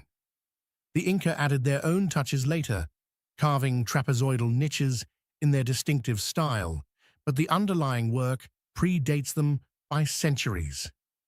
The real mystery involves a series of circular basins and connecting channels that cover one section of the rock. They're clearly artificial, cut with precision into the sandstone. Some archaeologists have suggested they're a model of something, perhaps an astronomical map or a representation of a river system. Others think they're ritual features, where liquids, maybe water or chicha beer, would be poured and channeled in ceremonial contexts. Without written records, we're guessing based on form and position. Spanish chronicles mention the site briefly in the 16th century, describing it as an important indigenous religious center that the Inca had incorporated into their empire. By the time the Spanish arrived, the site was already being abandoned. Local populations had been devastated by European diseases that spread faster than the conquistadors themselves. The knowledge of what ceremonies occurred here, what the carvings meant, died with the people who maintained those traditions. What complicates interpretation is that the rock shows evidence of multiple construction phases with different tool technologies. Some carvings are weathered and ancient. Others are sharper, clearly more recent. The Inca additions are identifiable by style and technique, but there are features that don't match Inca work or the styles of other known Andean cultures. Whoever made those was operating with their own aesthetic and symbolic vocabulary. The Spanish called it a fort because there are defensive walls below the rock, stone structures that date to the Inca period. The Inca did use the site strategically, placing it along their road system that connected the highlands to the eastern frontier. But the carved rock itself isn't defensive. You can't hold territory with ceremonial channels. The military and religious functions seem to have coexisted, with the religious aspect being much older. Modern archaeology at Samaipata has revealed residential areas, agricultural terraces, and water management systems in the surrounding landscape. This was a functioning community, not just a ritual site visited occasionally. People lived here, farmed here, raised families. The carved rock was integrated into daily life, a constant presence in the landscape that shaped how the community understood its relationship to the cosmos. And you're left with the weight of everything we don't know. Who first decided this rock was special? What stories did they tell about it? What did they believe would happen when liquid flowed through those channels? The stone holds the questions, the answers left with the people who carved it. In the highlands of central Peru, near the modern city of Huánuco, there's a temple complex that predates pottery in the region, Cotoche. The name comes from Quechua, meaning pile of stones or heap, which hardly does justice to what archaeologists found when they began excavating in the 1960s. This site was occupied from around 2500 BC to roughly 200 BC, making it one of the oldest ceremonial centers in the Americas. The most famous structure, the Temple of the Crossed Hands, contains a pair of sculpted hands emerging from the walls, positioned one above the other in a crossed pattern. They've become iconic in Peruvian archaeology. What they meant to the people who made them is another matter entirely. The temple sits on the eastern slope of the Andes at about 6,500 feet elevation in the headwaters of the Huallaga River drainage. This is Montaña country, where the mountains begin their descent toward the Amazon. The climate is milder than the high Puna to the west, with enough rainfall to support agriculture. The people living here 3,000 years ago were cultivating beans, squash, chili peppers. They hadn't yet developed ceramics, which makes dating their occupation tricky, but radiocarbon analysis of organic material gives us a timeline. The Temple of the Crossed Hands measures roughly 30 feet square, built from river cobbles and mud mortar. The walls were originally plastered with clay and painted. A central fireplace sits in the middle of the floor, surrounded by a low bench. This wasn't a domestic hearth.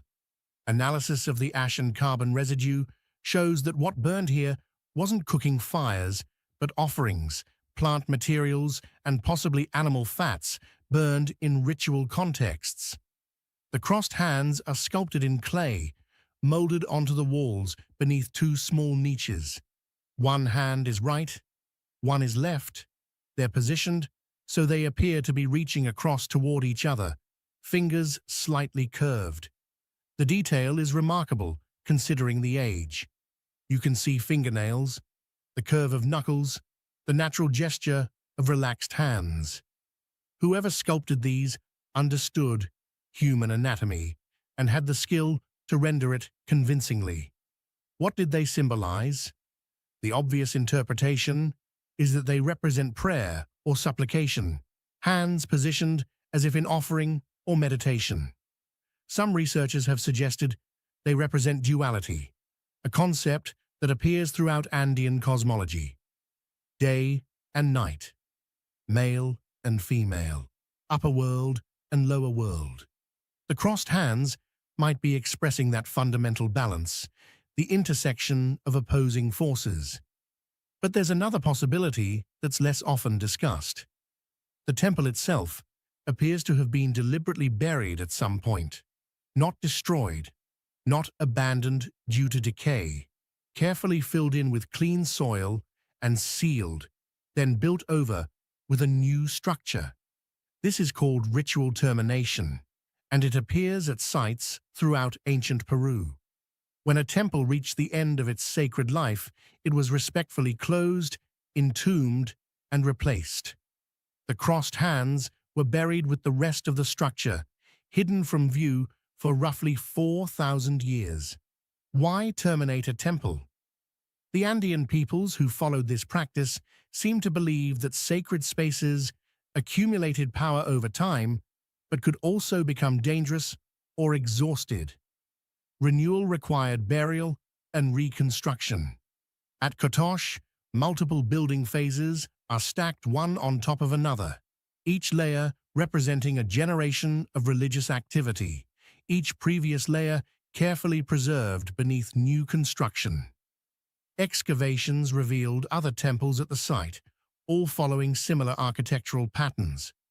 Small square or rectangular rooms, central hearths, ventilation shafts that created updrafts, drawing smoke upward. These weren't public spaces. The rooms are too small for congregations.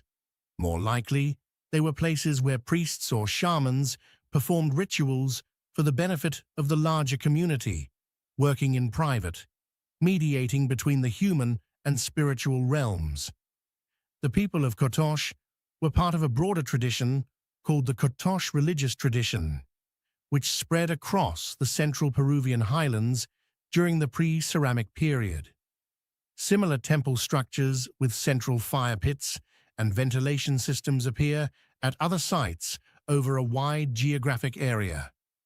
This suggests shared religious beliefs, possibly a network of ceremonial centers that functioned within the same symbolic framework. Around 1200 BC, something changed. Pottery appears in the archaeological record. The architectural style shifts. The old temples were buried and not replaced. By 200 BC, Kotosh was largely abandoned, its temples buried under accumulated soil and vegetation. And we're left trying to translate a gesture made by people who had no writing, whose language is lost, whose beliefs we can only infer from the structures they built and then carefully, deliberately buried for reasons we can only guess at. In western Tajikistan, near the border with Uzbekistan, there's an archaeological site that rewrites our understanding of when Central Asian civilization began.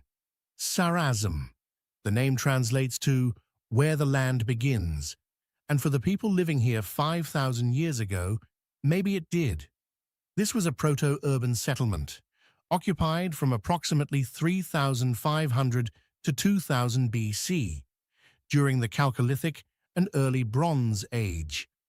At its peak, Sarazm covered over 100 acres, with specialized craft quarters, monumental architecture, and trade connections stretching from the Iranian plateau to the steppes of Kazakhstan. It's one of the oldest cities in Central Asia, and most people have never heard of it. The site sits in the Zeravshan River Valley, a green corridor cutting through otherwise arid terrain.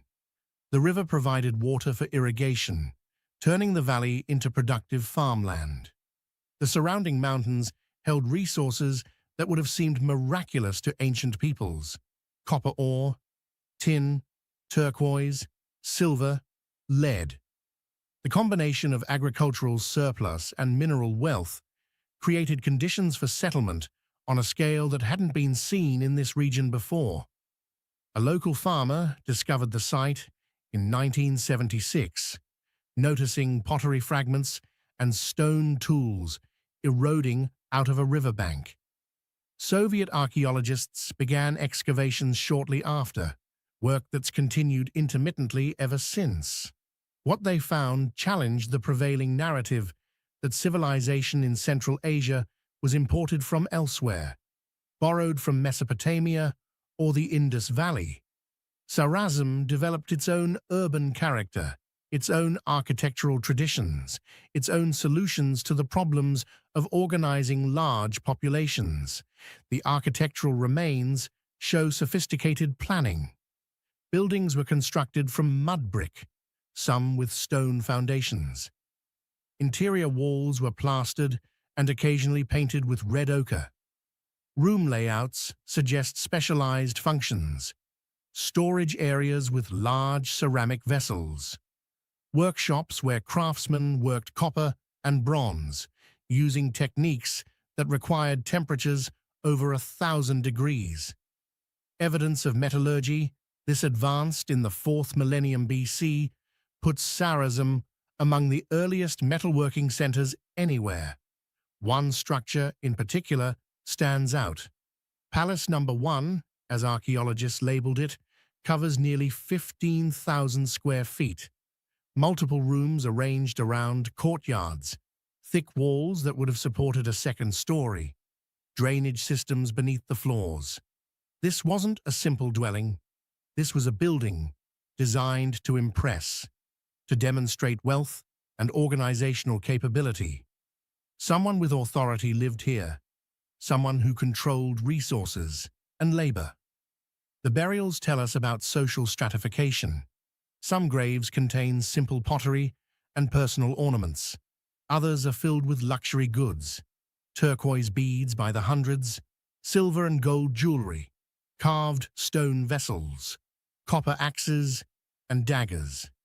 The people buried with these items weren't just wealthy. They had access to trade networks that brought materials from hundreds of miles away.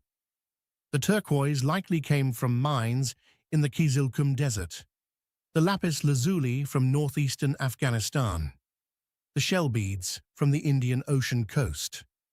What's striking is the timeline. Sarazm was thriving while the pyramids were being built in Egypt, while the early Minoan civilization was developing on Crete, while cities in the Indus Valley were reaching their peak. Central Asia wasn't a backwater. It was part of the interconnected Bronze Age world, producing copper and tin that fed the growing demand for bronze across Eurasia. The metallurgical evidence is particularly important. Archaeologists have found crucibles, slag heaps, copper ingots, finished tools, and weapons. Analysis of the metal shows that smiths at Sarazm were producing bronze, an alloy of copper and tin, which requires both materials and the knowledge to combine them properly. Tin sources in Central Asia were rare and valuable. Control of tin meant control of bronze production, which meant military and economic power. Around 2000 BC, Sarrazam was abandoned without signs of warfare or disaster. Environmental changes, shifting trade routes, or the rise of bronze centers near the Altai Mountains may have caused its decline. Today, the Tajik government preserves the site with shelters and a small museum, and UNESCO recognized it as a World Heritage Site in 2010, though much remains unexcavated under farmland. Mud brick walls, foundations of bronze smiths and farmers' buildings, and the nearby Zaravshan River reveal an ancient, urban life. Sarrazam shows that civilization develops through connected ideas and trade, yet for reasons still debated, its people eventually left, letting new cultures rise later in the same land. In West Lothian, Scotland, about 15 miles west of Edinburgh, there's a hilltop that humans have considered sacred for over 5,000 years, Cairnpapel Hill. The name comes from Gaelic, possibly meaning Hill of the Tent or Hill of the Stallion, though the etymology is disputed and probably irrelevant. What matters is that from roughly 3,500 BC until the early medieval period, people kept coming back to this spot, building and rebuilding, burying their dead, marking the landscape with stones and earthworks that suggest deep continuity of belief across cultures that otherwise left little in common. The hill rises about 1,000 feet above sea level, modest by most standards, but in the relatively flat terrain of central Scotland, it commands impressive views. On clear days, you can see the Firth of Forth to the north, the Pentland Hills to the south, Edinburgh to the east. For ancient peoples navigating by landmarks, this would have been an obvious reference point, visible for miles in every direction. The earliest activity here dates to the Neolithic period, around 3,500 BC. People dug a circular ditch and raised a bank, creating what archaeologists call a henge monument. Inside this enclosure, they erected a circle of standing stones, 24 in all, arranged in an oval pattern about 50 feet across. These weren't massive stones like Stonehenge. Most were between 3 and 5 feet tall. But the effort to transport them, set them upright, align them with purpose, that represented significant communal labor. What were they for? The standard answer is astronomical observation and ritual activity, which is vague enough to be almost meaningless but probably essentially correct. The stones mark sight lines toward significant positions of the sun and moon. Whoever placed them understood celestial mechanics well enough to predict seasonal events. Why that mattered enough to justify the work is the real question. Agricultural societies needed to track seasons for planting, but a stone circle seems excessive for a farming calendar. Around 2000 BC, during the Bronze Age, someone decided to repurpose the site. They dismantled some of the standing stones and built burial cairns inside the circle. These weren't simple graves. The cairns were substantial structures, piles of stone covering burial chambers that held cremated remains, pottery vessels, bone tools, occasionally bronze objects. The burials continued over several centuries, each generation adding to the accumulated mass of stone and earth. One burial in particular caught archaeologists' attention. A stone cist containing 2 beaker vessels, a distinctive type of pottery associated with a cultural movement that spread across Europe around 2500 BC. The so-called Beaker people, named for their characteristic drinking vessels, appeared throughout Britain, sometimes replacing earlier populations, sometimes intermarrying with them. Their presence at Cairn Papel suggests this hilltop remained important even as the population changed. By the Iron Age, around 500 BC, the site's function shifted again. Someone built ramparts and ditches, fortifying the hilltop, turning a ritual center into a defensive position. These modifications weren't extensive, nothing like the massive hill forts found in southern England, but they indicate that practical military concerns had superseded, or at least supplemented, the site's religious significance. Here's what makes Cairn Papel particularly interesting from an archaeological perspective. The site preserves evidence of continuous ritual activity across 3,000 years, spanning the transition from Neolithic to Bronze Age to Iron Age. Each culture that occupied Scotland during this period left traces here, building on what came before, respecting or repurposing earlier structures. That kind of continuity is rare. Most sacred sites get abandoned, destroyed, or so thoroughly rebuilt that earlier phases are obliterated. The Romans probably knew about Cairn Papel. They built the Antonine Wall just a few miles to the north, and Roman surveyors would have noted prominent hilltops when mapping the territory, but there's no evidence of Roman activity at the site itself. Perhaps it was still important to the local Britons, and the Romans avoided it for diplomatic reasons. Or maybe by the 2nd century AD, the hill's sacred status had finally faded. Early medieval burials from around 400 to 600 AD represent the last significant activity. Christian graves, simple inhumations without the elaborate cairns of earlier periods. Then nothing.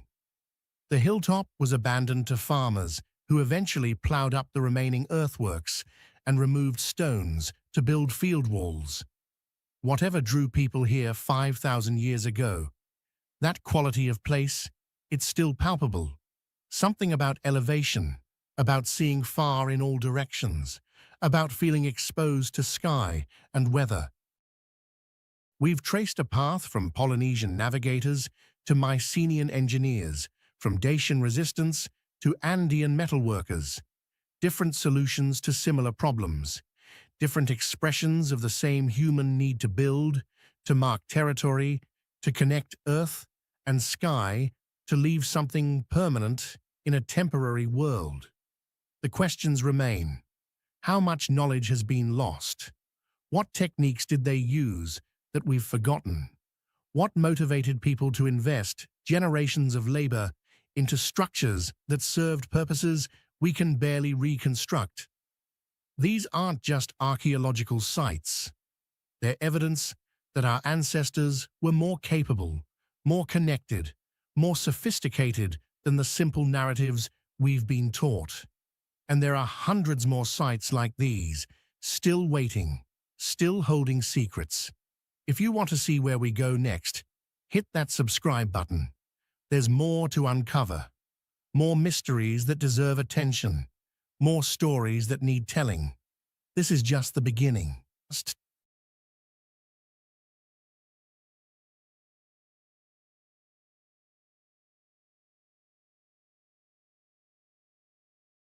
In the farmland outside Seville, Spain, there's a tunnel that shouldn't exist, not according to what we know about the people who lived there 5,000 years ago. The Dolmen de la Pastora stretches nearly 100 feet underground, a corridor built from stones so large it would take a crane to move them today. And yet somehow, Neolithic farmers managed it, without wheels, without metal tools, without any technology we'd recognize. The locals have known about it for centuries. Shepherds used it for shelter. Farmers stored grain inside. But nobody really questioned it until archaeologists started measuring. That's when things got strange. The tunnel runs in a perfectly straight line. The stones overhead, some weighing several tons, balance on upright slabs with barely a gap between them. No mortar, no cement, just stone on stone, fitted so tightly that after 5 millennia, the structure hasn't collapsed. The engineering precision is extraordinary and unsettling. Walk inside and you'll notice the temperature drops. The air smells like damp earth and limestone. Your footsteps echo off the walls. Overhead, massive capstones block out the sky, each one positioned with an accuracy that modern stonemasons respect. These aren't rough-cut boulders stacked carelessly. They're shaped, angled, deliberate. At the end of the corridor sits a circular chamber. This is where they buried their dead. Archaeologists have found pottery shards, bone fragments, tools made from flint. The objects tell us these were farming people, simple lives, small communities, and yet they built something that required knowledge of geometry, physics, and structural engineering. Here's what bothers researchers. Moving one of these capstones would require at least 50 people, maybe more. Lifting it into position without it cracking or crushing the supporting walls. That takes planning, coordination.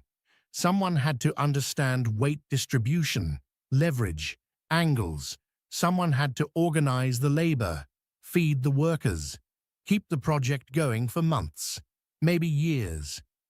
But we have no evidence of the social structure that would make that possible. No palaces, no administrative buildings, no signs of a ruling class who could command that kind of workforce. Just farmers. And this tunnel.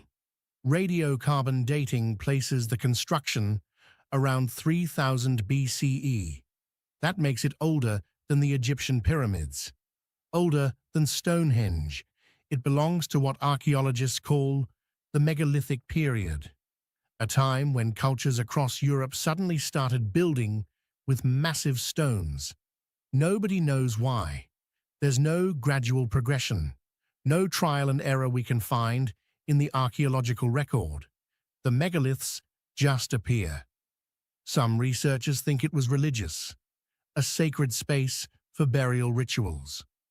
The alignment of the tunnel points roughly east, toward the sunrise during the equinoxes.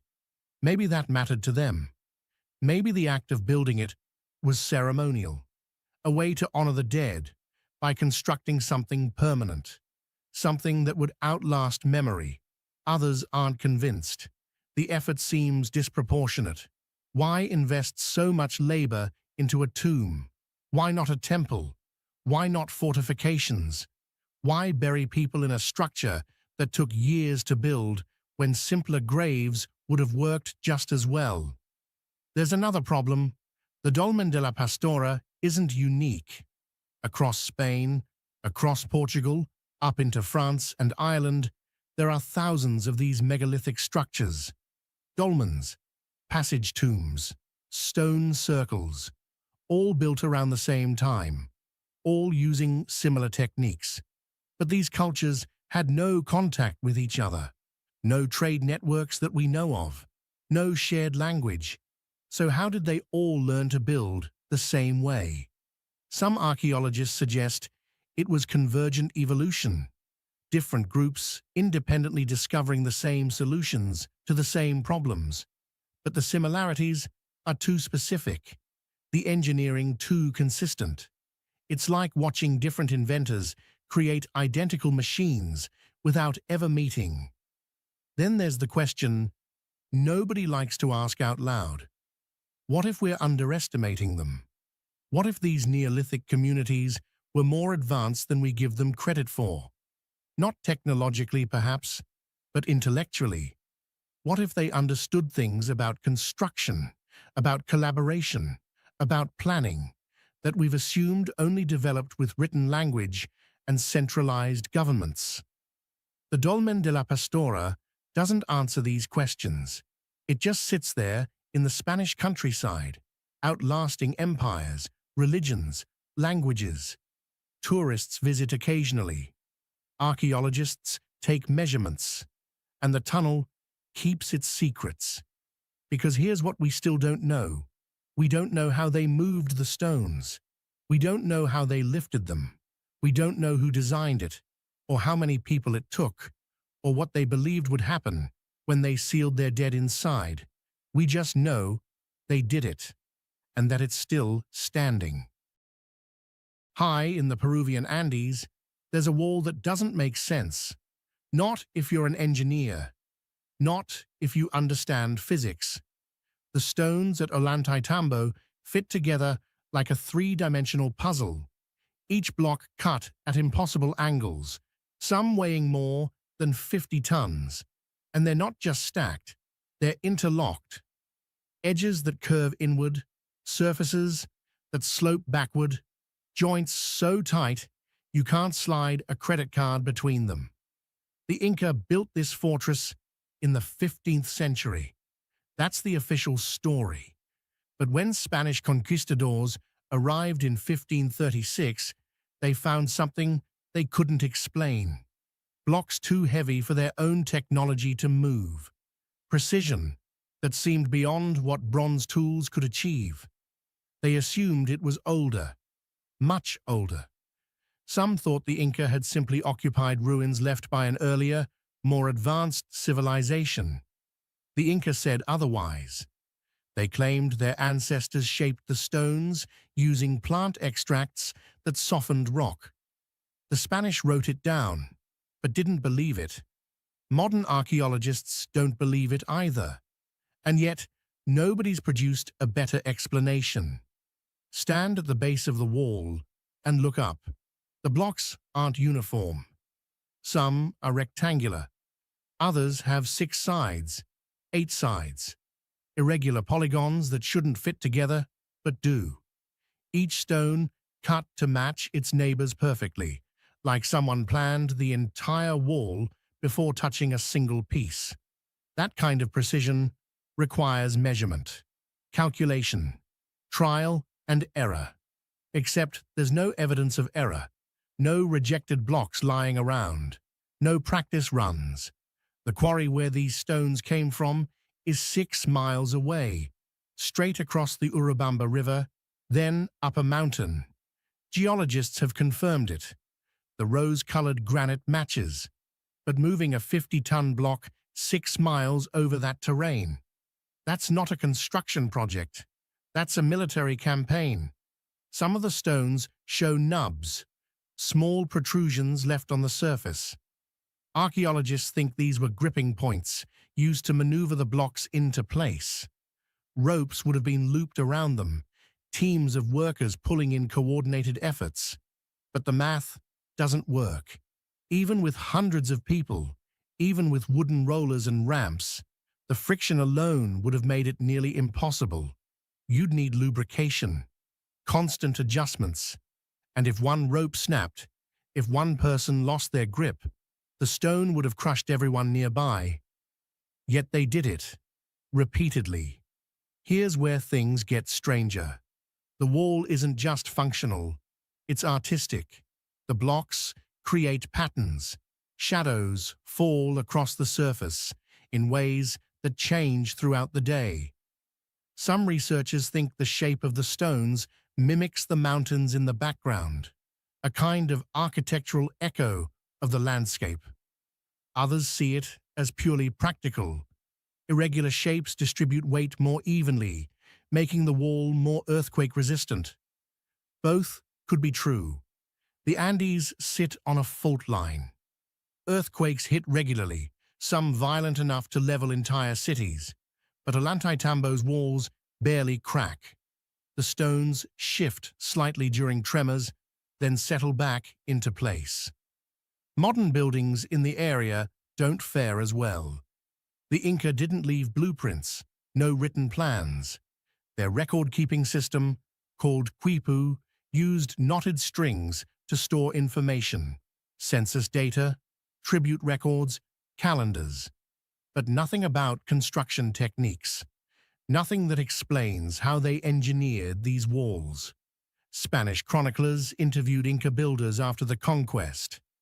The answers they got were vague. The stones were fitted by eye. Workers knew where each block belonged, as if the process was intuitive, instinctive. That explanation frustrates modern engineers who need measurements, angles, specifications. You can't build something this precise by feel. Or maybe you can. Maybe we've forgotten how. There's a theory, not popular but persistent, that the Inca used models, scaled-down versions of the walls, built from smaller stones, to test configurations before committing to the real thing. It would explain the perfection. But no one's ever found these models. No miniature practice walls. No prototypes. Then there's the unfinished section. On the hillside above Ollantaytambo, there are stones that never made it to the wall. Some are half-carved, still attached to the bedrock. Others were abandoned mid-transport.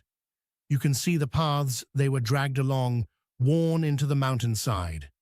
Whatever happened, the work stopped abruptly, and it never resumed.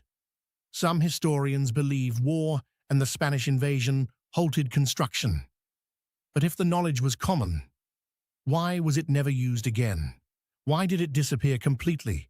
No one builds like this anymore. No one knows how. And Ollantaytambo remains, flawless, silent, and unexplained. The Dead Sea Scrolls made Qumran famous. Ancient texts hidden in caves, preserved for 2,000 years, containing some of the oldest biblical manuscripts ever found. Archaeologists have spent decades studying those scrolls, translating them, arguing about who wrote them. But there's something else at Qumran that doesn't get much attention. Something that was there long before the scrolls. The megalithic walls. They're older than the settlement, older than the pottery and the ritual baths and the scriptorium where monks supposedly copied sacred texts. These walls were built by someone else, someone we can't identify, and they use stones that shouldn't be there. The blocks are massive. Some weigh several tons. They're fitted together with a precision that doesn't match anything else at the site. The later buildings at Qumran, the ones from the Second Temple period, are made from smaller, rougher stones, mud brick, practical construction. But these megalithic walls, they're different. Tighter joints, better engineering, different material. Geologists have tested the stone. It's not local. The nearest quarry that could have produced blocks this size is miles away, across difficult terrain. Whoever built these walls went to considerable trouble, and then at some point, later inhabitants built right on top of them, used them as foundations, incorporated them into newer structures without understanding what they were or where they came from. Most visitors to Qumran never notice. They're focused on the caves, the scrolls, the Essene community that supposedly lived there. But walk around the ruins carefully and you'll see them. Lower courses of stonework that don't match the upper layers. Blocks too precisely cut, too large, too old. Archaeologists first excavated Qumran in the 1950s. Father Roland Deveau led the dig. He was looking for evidence of the people who hid the scrolls. He found living quarters, cisterns, a complex water system. He concluded it was a monastery, a religious community that withdrew from society to live in purity and study scripture. That theory dominated for decades, but it didn't account for the walls. Deveau mentioned them in his reports, but didn't dwell on them.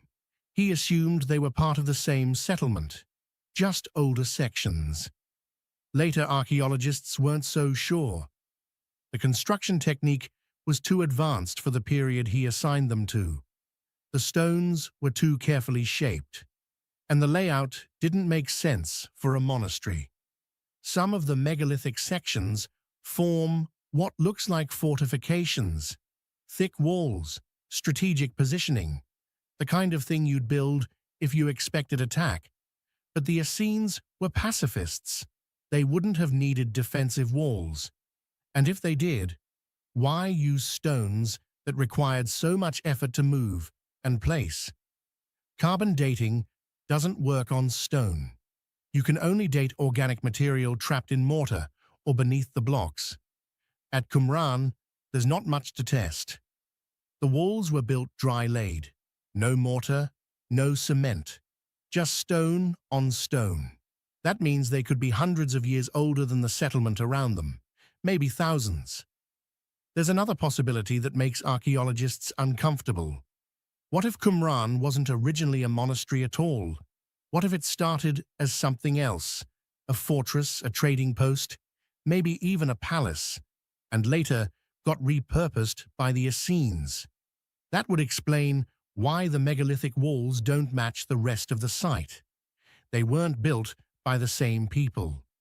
Israeli archaeologist Yitzhak Magen spent years studying Qumran. He rejected the monastery theory entirely.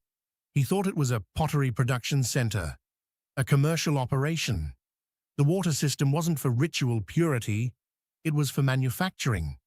The cisterns held water for mixing clay. The rooms weren't monastic cells, they were workshops. His theory explains some things. Qumran produced high-quality pottery, lots of it, but it still doesn't explain the megalithic walls. Why would potters need fortifications built from multi-ton stones? Then there's the earthquake. In 31 BCE, a massive quake hit the Dead Sea region. It cracked cisterns, collapsed buildings, killed people. You can still see the damage at Qumran. Fractured walls, a demolished tower. But the megalithic sections, they barely shifted. Whatever technique was used to build them, it held.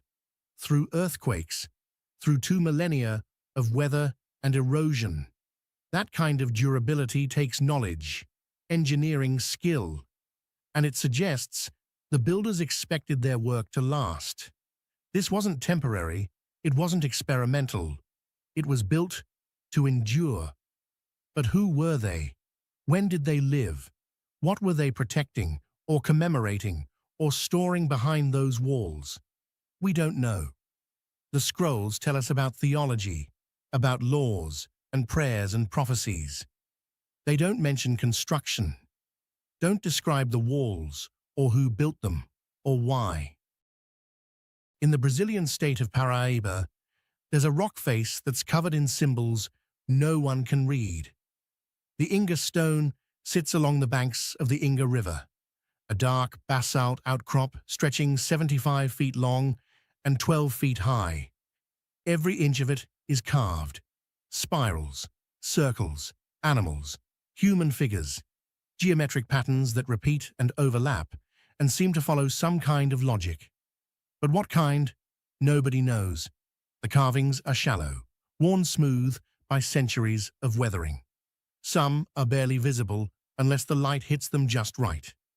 Others stand out clearly, crisp lines etched into the stone with tools that shouldn't have existed when this was made. Because the best estimates date the Inga stone to somewhere between 2,000 and 6,000 years ago, long before metal tools, long before the Portuguese arrived in Brazil. Local indigenous communities have stories about the stone. The Tupi people say it marks a sacred place, a boundary between the world of the living and the world of spirits. Some legends claim the symbols were made by the gods themselves, instructions left for humanity. Others say they're a record of the sky, constellations, planetary movements, eclipses, a celestial map carved in rock. Archaeologists have tried to decode the symbols for decades. They've catalogued more than 400 distinct figures. Some clearly represent animals, fish, birds, reptiles. Others look like humans, stick figures with exaggerated features, arms raised, legs spread, as if dancing or signaling. But the majority of the carvings are abstract, concentric circles, zigzag lines, patterns that could be decorative or could mean something specific. There's no way to tell. In the 1970s, a Spanish engineer named Francisco Pavia Alemany made a bold claim. He said the Inga stone was a Phoenician astronomical chart. He pointed to symbols that resembled ancient Mediterranean writing, argued that sailors from the eastern Mediterranean had crossed the Atlantic thousands of years before Columbus and left their mark in Brazil. He published papers, gave lectures, showed slides comparing the Inga carvings to Phoenician inscriptions. Most academics dismissed him. The similarities were superficial, cherry-picked, the kind of thing you see when you're looking for connections that aren't really there. But Alemany's theory refuses to die. It circulates online, in books about ancient mysteries, in documentaries that lean toward the speculative. Because there's something appealing about the idea, something that explains why the carvings look so deliberate, so organized, so much like a language. But if it's not Phoenician, what is it? One possibility is that it's not writing at all. Maybe the symbols are pictographic, images representing ideas rather than sounds, a visual language that doesn't correspond to any spoken tongue. That would make decoding it nearly impossible. You'd need context, cultural knowledge, access to the minds of people who've been dead for millennia.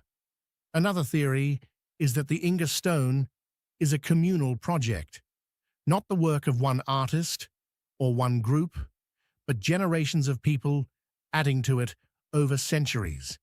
That would explain the variety of styles, the overlapping images, the sense that there's no single organizing principle. Different communities, different time periods, all leaving their mark on the same rock face. But that doesn't explain the precision. Some of the carvings are incredibly detailed, perfectly symmetrical, the kind of work that requires planning, patience, skill, not something you'd expect from random additions over time. There's also the question of tools. Basalt is hard, harder than most stone. You can't carve it with wood or bone. You need something tougher, quartz maybe, or another piece of basalt used as a chisel. But experiments with those materials show that carving even a simple figure would take hours, days. The amount of labor that went into covering 75 feet of rock face would have been staggering. Why invest that much effort? What was so important about this particular spot? Some researchers think the stone marks a territorial boundary, a claim carved into the landscape. Others believe it served a ritual function, a place where ceremonies were performed, where offerings were made to spirits or ancestors. The carvings could be a record of those rituals, a permanent reminder of what happened there. Brazilian archaeologist Vanderlei de Brito Holanda has spent years studying the site. He's measured the figures, analyzed the patterns, compared them to other rock art across South America. He thinks the Inga stone is part of a larger tradition of megalithic carving that stretches across the continent. Similar symbols appear in Peru, in Colombia, in Venezuela. Different sites, different cultures, but the same basic techniques, which means whoever made the Inga stone wasn't isolated. They were part of a network, a shared culture that spanned thousands of miles. In the Spanish town of Trigueros, buried beneath a hillside, there's a corridor lined with engravings that have survived for 5,000 years, the Dolmen of Soto, a passage tomb built from massive stone slabs, some weighing over 8 tons, arranged in a straight line that runs more than 80 feet underground. And almost every surface is covered in carvings, not random scratches, deliberate symbols, repeated patterns, images that seem to tell a story we can't quite understand. The dolmen was discovered in 1922 by a local landowner who was digging on his property. He broke through the earth and found stone, then more stone, then an entrance. When archaeologists arrived, they realized what he'd stumbled onto: one of the most elaborately decorated megalithic tombs in Europe. The engravings are geometric, zigzags, checkerboard patterns, wavy lines that flow across the stone like water. There are anthropomorphic figures too, stylized humans, or maybe gods, with oversized eyes and raised arms. Some researchers think they represent deities. Others see them as shamans or ancestors. A few believe they're astronomical symbols. The problem is, without context, without a cultural framework, they could be anything. Walk through the corridor, and you're surrounded by these images. They're carved into the upright stones, the capstones, even the floor in places. Whoever built this didn't just want a functional tomb. They wanted something that communicated, that spoke to anyone who entered. The effort involved is difficult to comprehend. Carving into megalithic stone with Neolithic tools means hours of grinding, pecking, polishing. For each symbol, for each line. Multiply that by hundreds of carvings and you're looking at years of labor. And this was done before the tomb was sealed, before the dead were placed inside. Why?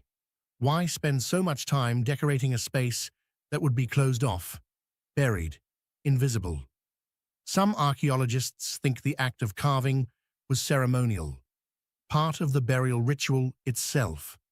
The process mattered as much as the result. Creating these images honored the dead, prepared the space, transformed ordinary stone into something sacred. But there's another detail that complicates things. The carvings aren't random. They're positioned deliberately. Certain symbols appear near the entrance, others deeper inside, closer to the burial chamber. The patterns change as you move through the corridor, as if guiding you, leading you somewhere. French archaeologist Jean Lehelgouac studied the dolmen in the 1960s. He mapped every carving, documented their positions, looked for relationships between symbols. He noticed that some of the geometric patterns resemble maps, not of physical terrain, but of something else. Cosmological diagrams, maybe.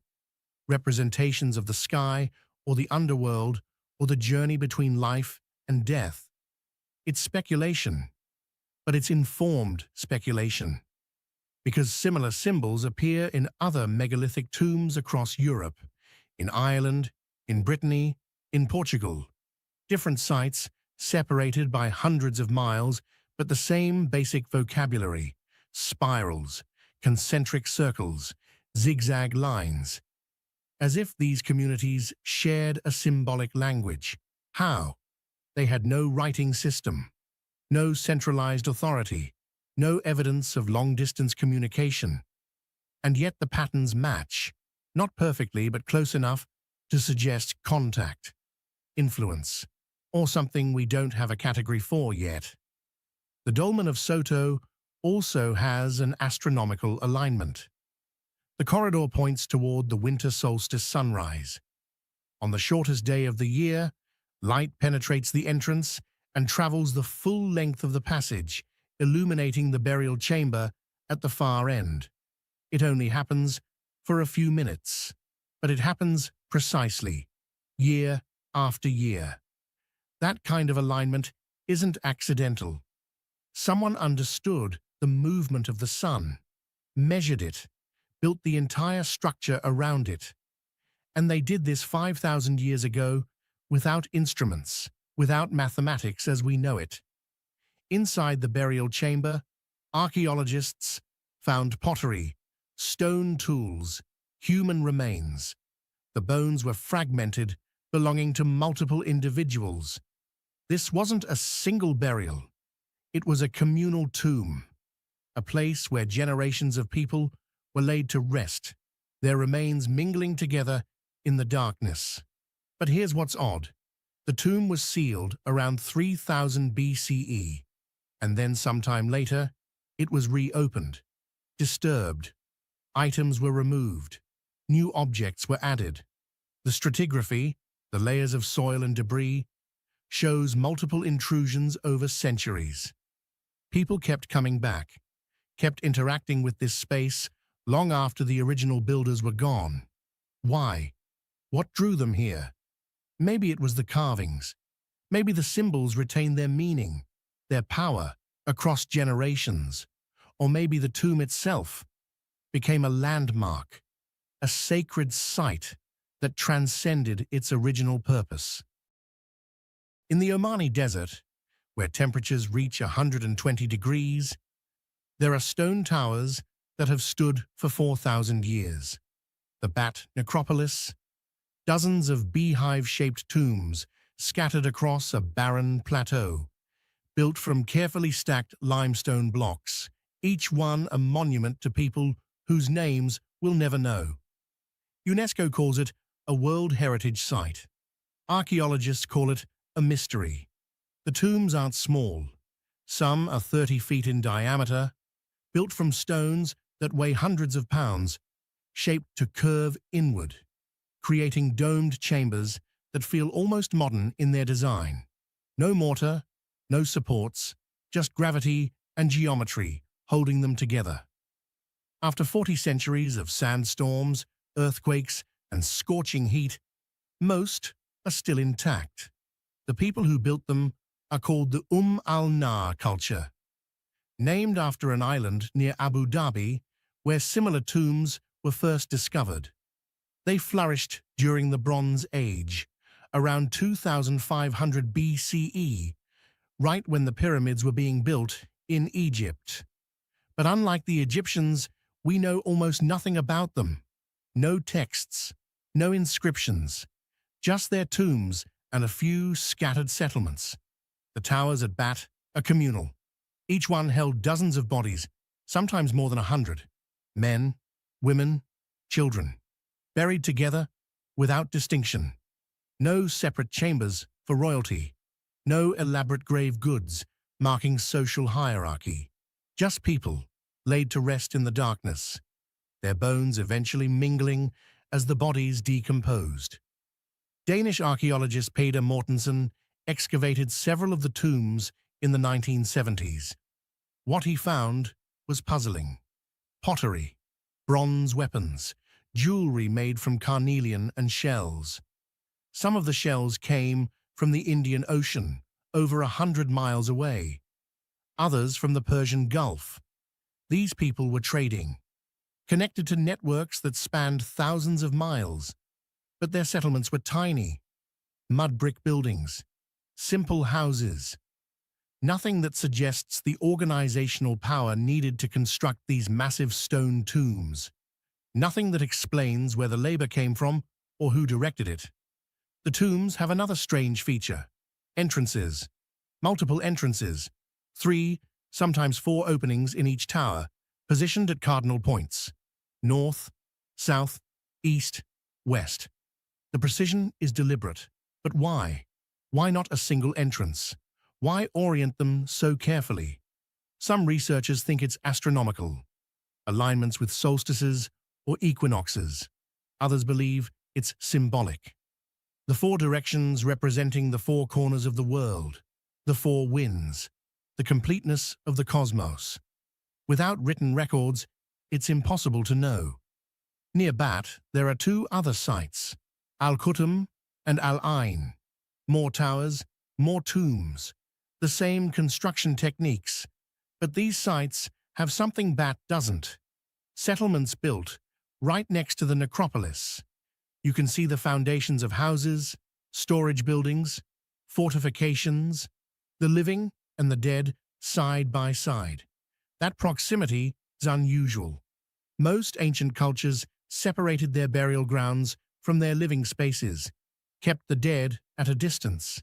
But the al-Nar people built their homes in the shadow of these massive tombs, as if the dead were part of the community, still present, still important. Inside the tombs, archaeologists found evidence of repeated use. Bones pushed aside to make room for new bodies, offerings left and then removed. The chambers weren't sealed permanently. People kept opening them, kept adding to them. The tombs were active spaces, not just final resting places. What's remarkable is the engineering. The beehive design, corbelling it's called, requires each layer of stones to extend slightly inward, gradually closing the dome. One miscalculation and the whole structure collapses. The builders of Bat got it right. Every time. Dozens of tombs, all standing. That's not luck. That's expertise. But where did they learn it?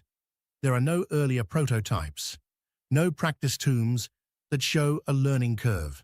The technique appears fully formed, and then, around 2000 BCE, it disappears. The Umalnar culture declines. The tombs stop being built. The settlements are abandoned.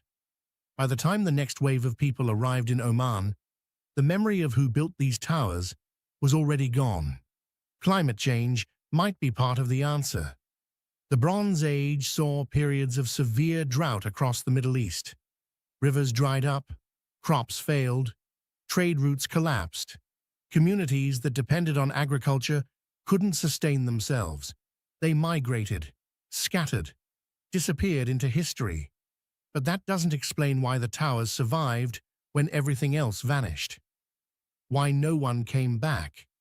Why later inhabitants of the region didn't repurpose the stones or build on top of the ruins. It's as if the tombs became untouchable, forgotten but respected, left alone in the desert to weather and wait. In eastern Turkey, near the modern city of Malatya, there is a large mound rising nearly 100 feet above the surrounding plain. Its name is Arslantepe, Lion Hill. From a distance, it appears unremarkable, just a rounded rise of earth covered in grass, dust, and scattered shrubs. But beneath its surface lie the layered remains of one of the oldest known centers of organized power in human history. Excavations at Arslantepe began in the 1960s, led by Italian archaeologists from the University of Rome.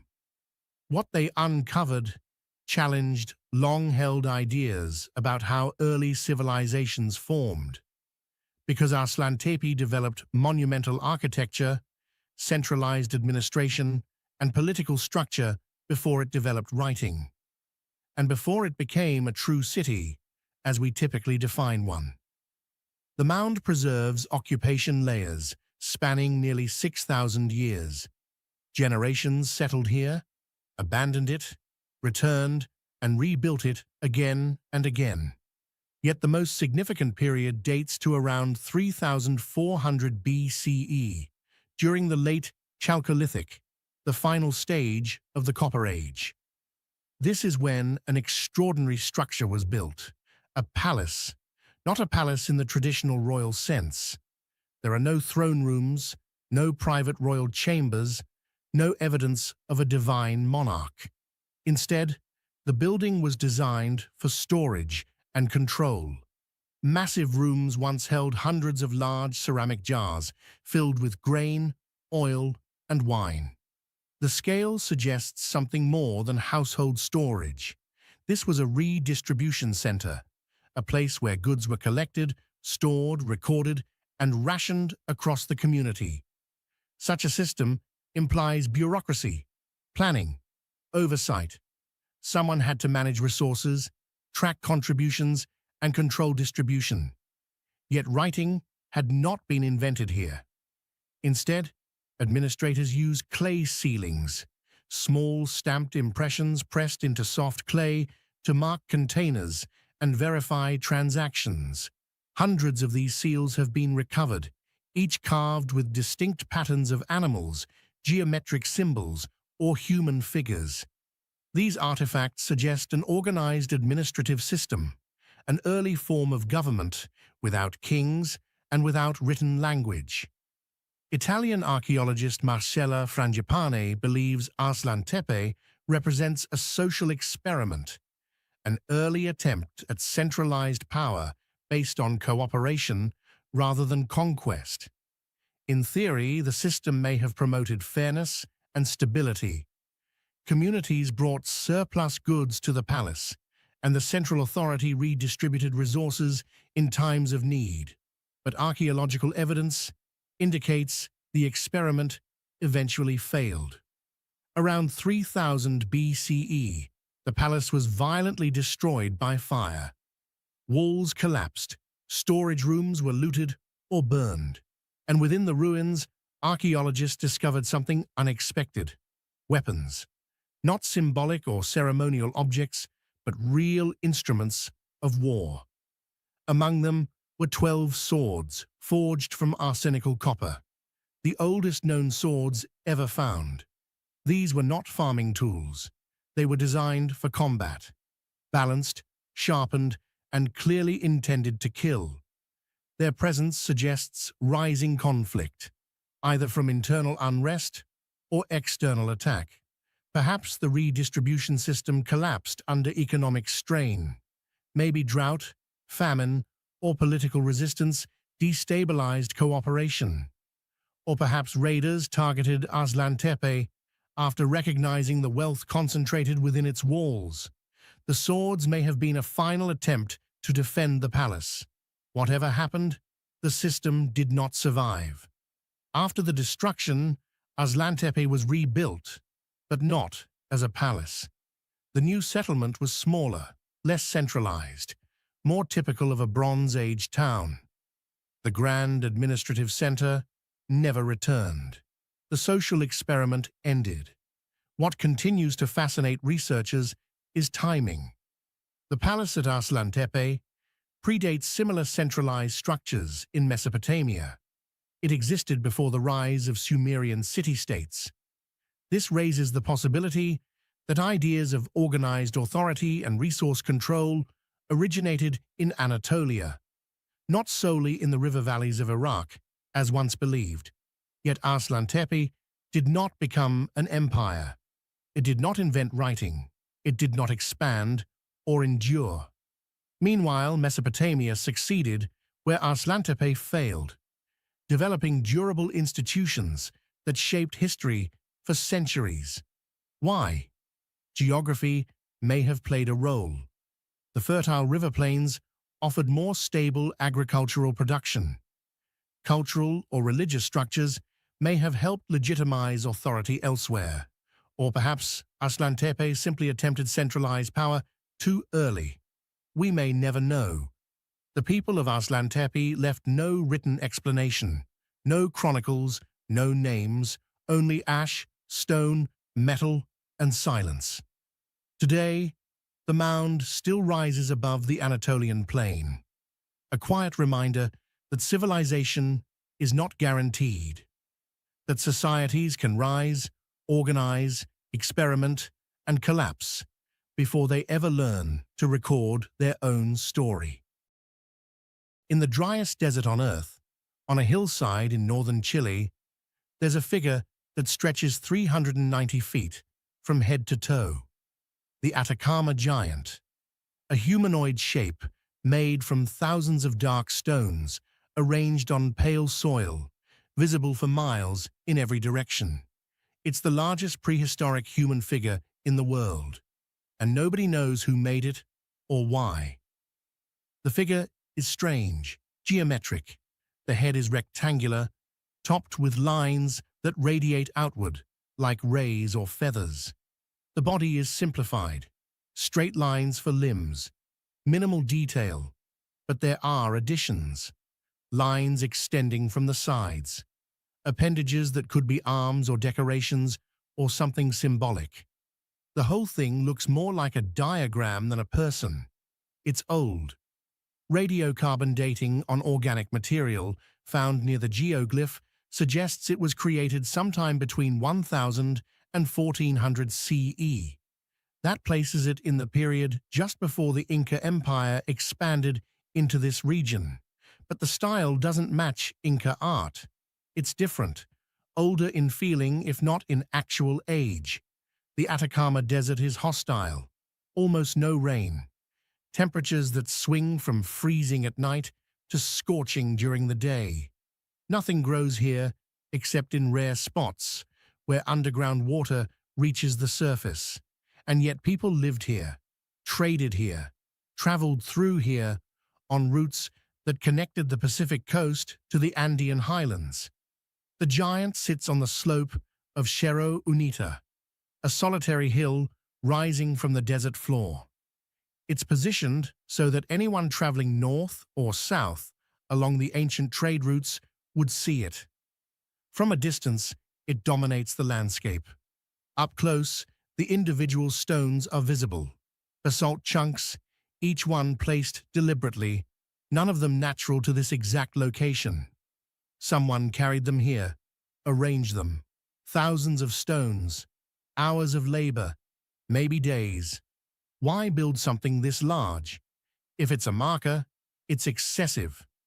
A simple cairn would have done the job. If it's religious, what kind of ritual requires a 300-foot figure? If it's territorial, who were they trying to impress? Some researchers think the giant represents a deity, a god worshipped by the people who controlled this stretch of desert. The rays coming from the head could be a crown or a halo, a symbol of divine power. The lines extending from the body might indicate movement or transformation. A god in motion, a god descending or ascending. Others see it as astronomical. The Atacama Desert has some of the clearest skies in the world. Almost no light pollution, no cloud cover. Ancient people here would have had an unobstructed view of the stars, and they paid attention. Other geoglyphs in the region align with celestial events, solstices, equinoxes, the rising of certain constellations. The giant's head points roughly north. Some archaeologists think it marks the direction of important stars. Orion, maybe, or the Southern Cross. Indigenous groups in the Andes use the stars for navigation, for calendars, for agricultural planning. A giant figure aligned with the sky could have served as a teaching tool, a permanent reminder of when to plant, when to harvest, when to move livestock to higher pastures. But there's a problem with the astronomical theory. The giant isn't aligned precisely, not the way you'd expect if accuracy mattered. It's close, but not exact. Either the builders didn't care about precision, or they were marking something else, something that didn't require mathematical perfection. Chilean archaeologist Luis Briones has studied the Atacama geoglyphs for decades. He's catalogued over 5,000 figures scattered across the desert. Animals, humans, geometric shapes. Most are much smaller than the giant. Most cluster near ancient trails, marking routes, indicating water sources, maybe serving as waypoints for travelers. Briones thinks the giant served a similar function, but on a grander scale. A landmark, a declaration. Not just, this is the way, but this is our territory. A statement of presence, of control, of identity.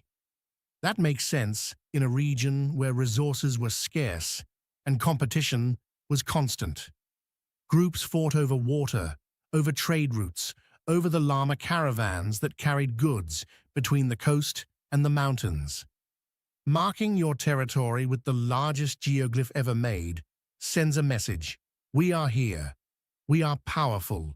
We are not to be ignored. And then the Inca came. They absorbed the local cultures, imposed their own administration, built their own roads. The trade routes shifted. The giant stopped being relevant. It wasn't destroyed or defaced, just abandoned, left to the desert. Over the centuries, some of the stones have been displaced. Looters, erosion, careless visitors. but the figure is still recognizable, still huge, still watching over empty land. On the island of Minorca in the Mediterranean, there's a stone monument that defies easy explanation. Talati de Dalt, a taula, that's what the locals call it. The word means table in Catalan, and that's what it looks like. A massive vertical stone supporting an equally massive horizontal slab, forming a T shape that stands nearly 15 feet tall. But it's not a table, it's something else. Something we haven't quite figured out. The island is covered with these structures, over 30 of them scattered across Menorca's rocky landscape. Nowhere else in the world, just here. Built sometime between 1000 and 300 BCE, during what archaeologists call the Talaiotic period, a time when the people of Menorca were constructing monuments on a scale that seems out of proportion to their population. The Taula at Talati de Dalt is one of the best preserved. The vertical stone weighs about 5 tons, the horizontal capstone another 4. Both are limestone, quarried from somewhere on the island, shaped to fit together without mortar or metal fasteners. Just stone on stone, balanced so precisely that it stood for 3,000 years. But here's the strange part. The structure isn't stable. At least it shouldn't be. The capstone sits on top of the vertical pillar at an angle. Not flat, tilted, as if something shifted it. Earthquake, maybe, or intentional design. Some archaeologists think the tilt is original, that whoever built it wanted it this way. Off balance. Precarious. Why? What purpose does that serve? The Taula stands at the center of a horseshoe-shaped enclosure. Stone walls curve around it, forming a courtyard, open to the south, closed to the north. The arrangement suggests ritual, a sacred space, somewhere people gathered for ceremonies we can't reconstruct. British archaeologist Margaret Murray excavated Talati de Dalt in the 1930s. She found burnt animal bones, pottery shards, evidence of fire. She concluded it was a temple, a place of sacrifice. The Taula itself, she thought, represented a deity, an abstract god, masculine, powerful. The vertical stone, a symbol of strength or fertility. It's a theory, but it's just a theory because the people who built these structures left no writing, no depictions of rituals, no mythology we can access. The Taulas just stand there, mute and monumental, refusing to give up their meaning. Other researchers have different ideas. Spanish archaeologist Maria Luisa Serra Belabre suggested the Taulas were astronomical, aligned with the sun or moon. She measured the orientation of several sites and found patterns. Many face south. Some align with the winter solstice, others with the equinoxes. If she's right, the Taulas could be calendrical devices, markers for tracking seasons, for knowing when to plant or harvest, but that doesn't explain the T-shape. A simple standing stone would work just as well for astronomy. Why add the capstone? Why make it so complicated? There's another detail that bothers archaeologists. The enclosures around the Taulas contain columns, smaller stones arranged in circles or lines. Some of them still stand, others have fallen. But their placement isn't random. They're spaced evenly, deliberately, as if they supported a roof over a courtyard. That's unusual. Most ancient sacred spaces are open to the sky. Exposure to the elements is part of the ritual, part of the connection to the divine. But if Talati de Dalt had a roof, it changes the interpretation. It wasn't just an outdoor sanctuary. It was a building, a temple, in the architectural sense. The problem is, there's no evidence of roofing material, no charred wood, no clay tiles. Either the roof was made from something that completely decomposed, or it never existed, or it existed but was removed or destroyed so thoroughly that nothing remains. Inside the enclosure at Talat Dalt, there's something else. A cave, a small opening in the ground that leads to a natural cavern beneath the site. Archaeologists found pottery inside, tools, more animal bones. It's clearly connected to the Taula above, part of the same complex. But how? Some think the cave was where offerings were placed, gifts to underworld deities or ancestors, a way of sending prayers or sacrifices down into the earth. Others believe it served a practical function: storage, shelter, a place for priests or participants to prepare before rituals. Then there's the question of why Menorca. Why did this island develop a unique form of megalithic architecture found nowhere else? Menorca is small, resources are limited, it's not a center of trade or power, and yet the people here invested enormous effort into building these taulas. Dozens of them, each one requiring coordination, labor, skill. What were they trying to accomplish? What need did these structures fill that couldn't be met another way? We don't know. The Talaiotic culture eventually faded. The taulas were abandoned. Some were dismantled. In the mountains of eastern Algeria, there's a tomb that looks like it belongs to royalty. The Medrasan, a massive circular mound, 200 feet in diameter, rising nearly 60 feet above the surrounding plateau. It's built from limestone blocks, stacked in concentric rings, topped with a conical peak that once gleamed in the sunlight. From a distance, it dominates the landscape. Up close, it's breathtaking.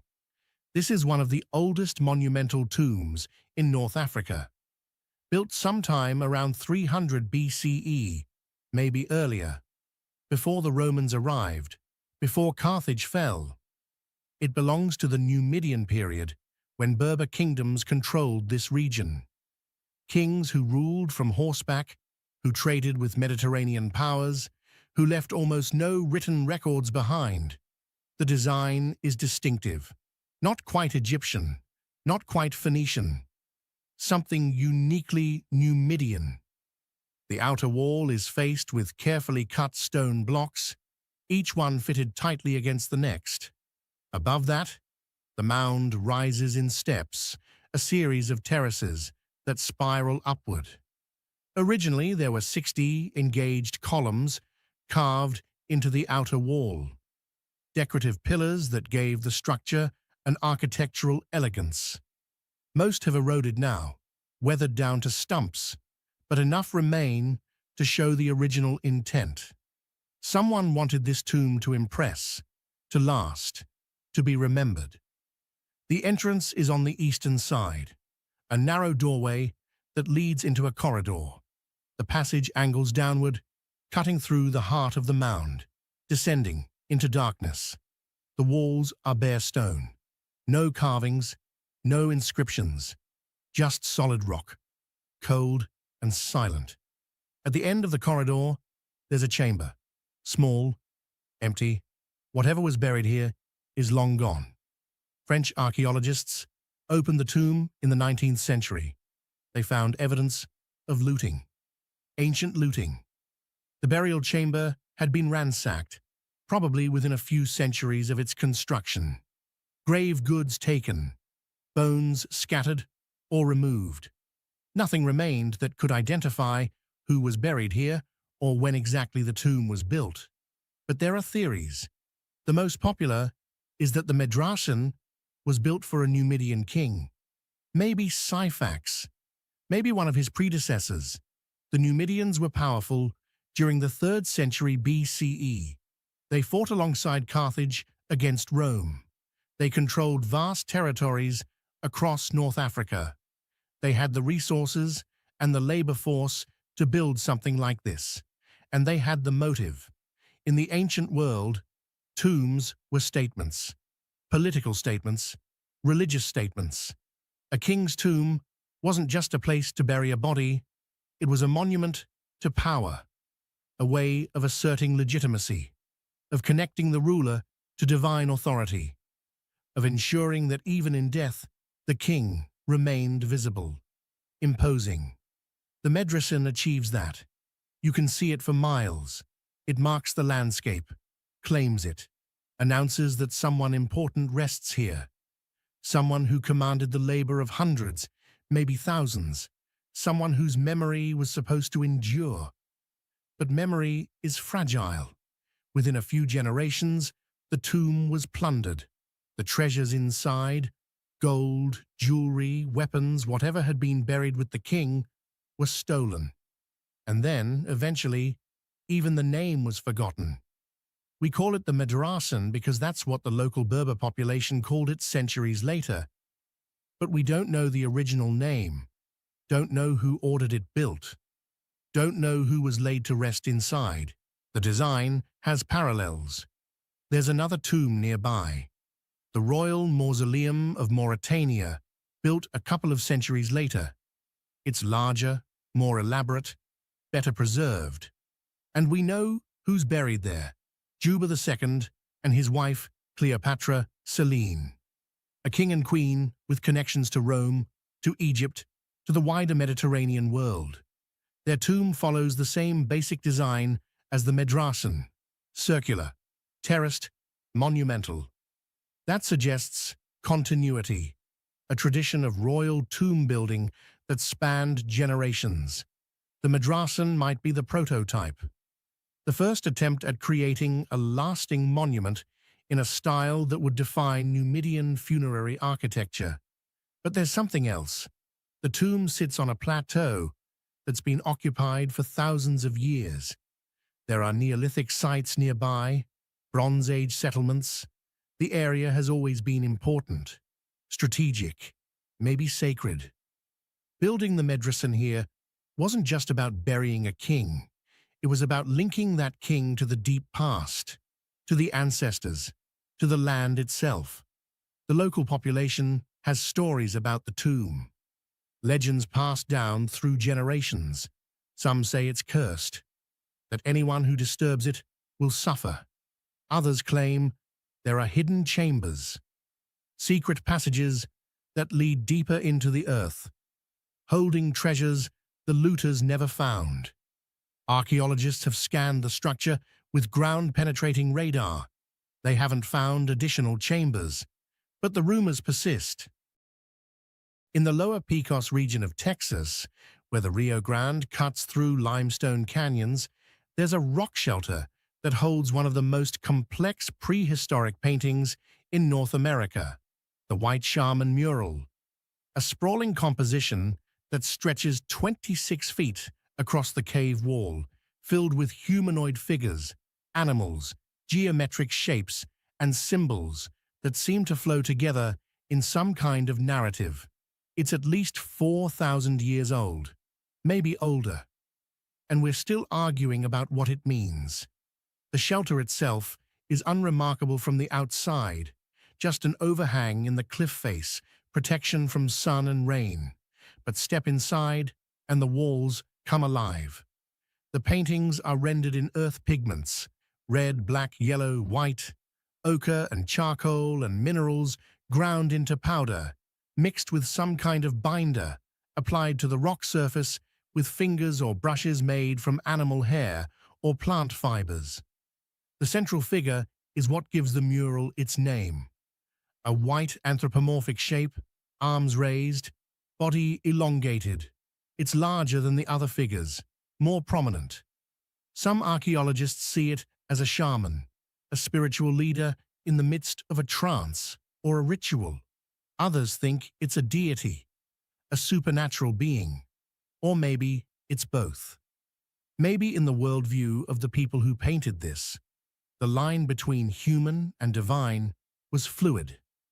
Around the white figure, there are others, smaller human shapes, animals that could be deer or dogs, abstract forms that don't correspond to anything recognizable.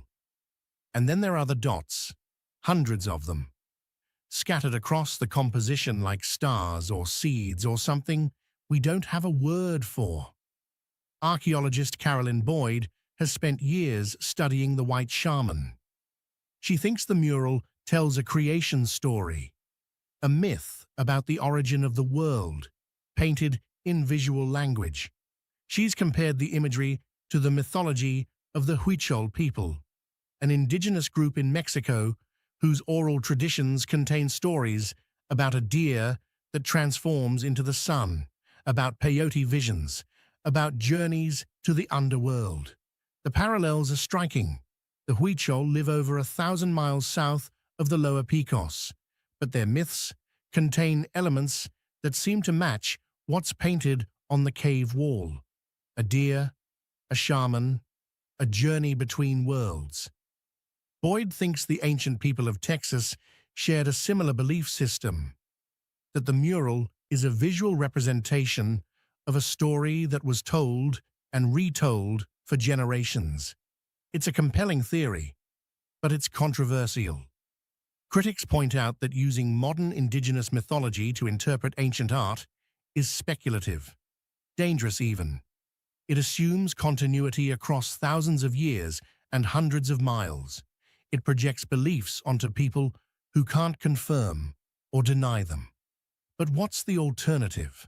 Without written records, without oral traditions that survived, how else do we approach something this complex? We can describe what we see: figures, animals, shapes, but description isn't interpretation. And without interpretation, the mural remains just paint on rock. The people who created the white shaman were hunter-gatherers. The Lower Picos region, 4,000 years ago, was semi-arid, much like today. Resources were scattered. Game was scarce. Communities were small, mobile, constantly moving to follow food and water. And yet they took time to paint, to create art that required planning, skill, pigments gathered from different locations, hours of labor. Why? What function did this serve?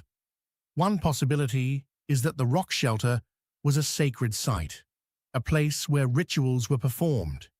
The act of painting might have been part of the ritual itself. Creating the mural could have been a way of invoking spiritual power, of communicating with the supernatural, of ensuring success in the hunt, or fertility, or rain. Or maybe the mural was educational, a visual teaching tool. Stories encoded in images so they could be passed down to younger generations. A way of preserving knowledge in a culture without writing. There's also evidence of repeated use. The white shaman isn't the only painting in the shelter. There are layers, older images beneath newer ones, different styles, different time periods. People kept coming back to this spot, kept adding to the wall, kept engaging with whatever this place represented. Radiocarbon dating on pigment samples suggests the oldest layers date to around 2000 BCE. But the technique isn't precise. The samples are small. Contamination is possible. The mural could be older, could be younger. The range of uncertainty spans centuries. What we know for certain is that by the time Europeans arrived in the region, the tradition was dead. The descendants of the people who painted the white shaman had either disappeared or lost the cultural knowledge. The mural was forgotten, left to weather and fade. If you found this journey through ancient mysteries as compelling as we did, hit that like button. Share this with someone who appreciates history's unsolved puzzles. There are more stories out there, more stones, more symbols, more civilizations that vanished before anyone could ask them the questions we're asking now.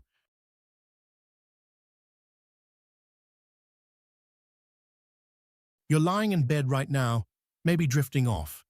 But before you do, consider this. Beneath the sand in Egypt, there are boxes.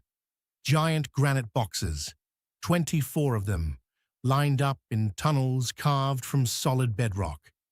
Each one weighs around 70 tons. No inscriptions, no mummies, no explanations. They've been there for thousands of years, and we still don't know why. Tonight, we're going to walk through 7 places on Earth where something doesn't add up. Not because of wild theories or science fiction, but because the evidence itself refuses to fit into the story we've been told. These aren't mysteries that keep you awake. They're the kind that let your mind wander as you fall asleep. The kind that remind you how much we still don't understand about the people who came before us. So settle in, let the questions come, and let's see where they take us. In the desert west of Cairo, about 20 miles south of the Giza Plateau, there's a site called Saqqara. Most people know it for the Step Pyramid, the oldest major stone structure in Egypt. But walk a little farther into the sand, past the tourist paths, and you'll find something that doesn't belong in any textbook. A staircase leading underground, narrow tunnels, and at the end of those tunnels, 24 granite boxes that weigh as much as a loaded freight train. They call it the Serapeum, and nobody can explain it. The man who rediscovered these tunnels was a French archaeologist named Auguste Mariette. It was 1850. He'd been sent to Egypt to acquire Coptic manuscripts, but he got distracted. He noticed sphinx heads poking out of the sand and decided to dig. What he found beneath the surface was a labyrinth, long corridors carved directly into the limestone bedrock, stretching for hundreds of feet. And inside those corridors, arranged in side chambers, were these enormous stone boxes. Sarcophagi, technically, but not like any sarcophagi you've seen before. Each one was carved from a single block of granite, not assembled, not pieced together. One solid block, hollowed out, with a matching lid that weighed another 20 tons. The corners are sharp. The surfaces are smooth. Some are polished to a near-mirror finish. When you run your hand along the inside, you can barely feel a seam. And here's the thing. Granite is one of the hardest stones on Earth. To shape it like this, with the tools we believe the ancient Egyptians had, should have taken years per box, maybe decades. Mariette assumed they were meant for bulls, sacred Apis bulls to be specific. There's a tradition in Egypt of mummifying these animals and honoring them as incarnations of the god Ptah. Some of the boxes do contain the remains of bulls, but not all of them. In fact, most were empty when Mariette opened them, and the few that did contain remains, well, the bones didn't quite fit. They were loose, disorganized, like someone had placed them there as an afterthought. So why build something this massive for a bull? Why use granite instead of limestone, which would have been far easier to work with? Why polish the inside to a degree of precision that wouldn't matter if you're just storing remains?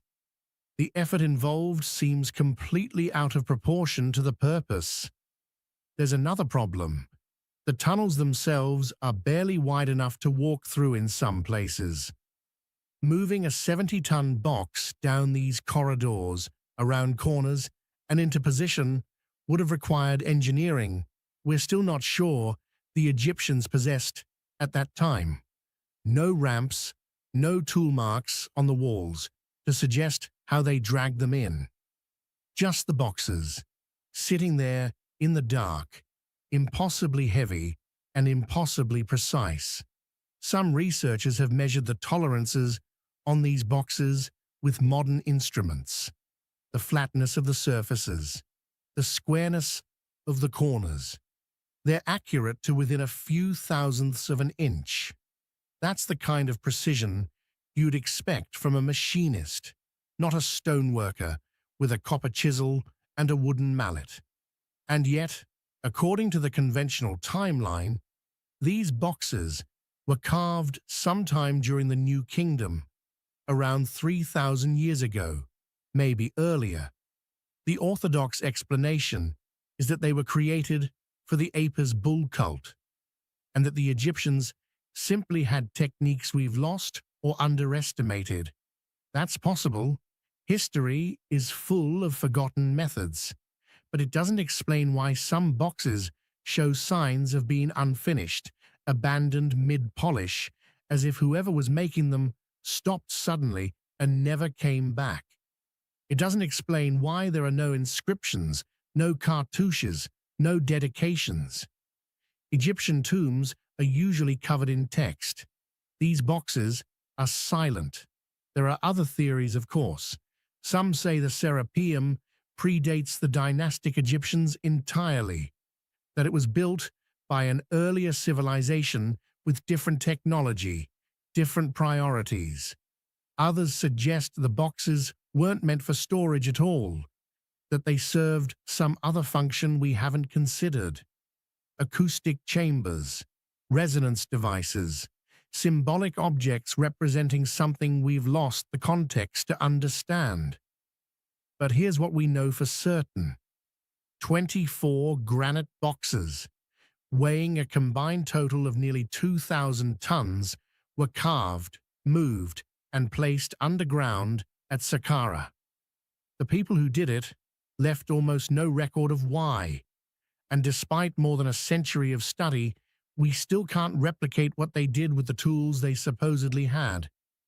The Serapeum doesn't scream for attention. It just sits there, beneath the sand, waiting for someone to ask the right question.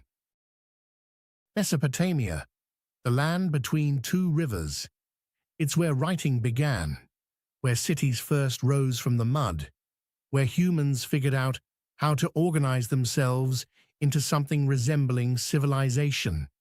And right there, at the very beginning, the Sumerians built something peculiar.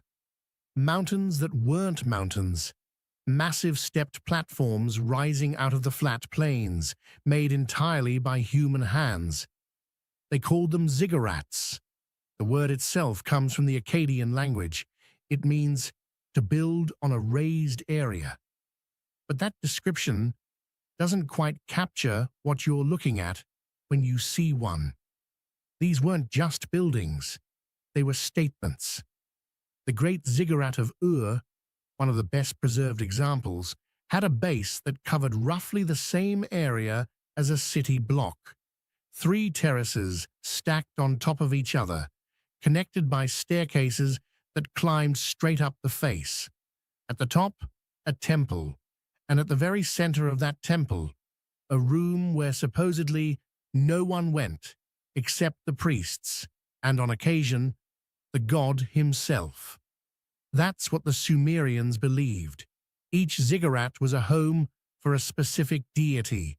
The god would descend from the heavens, land on the platform, and conduct business with the city through the priesthood.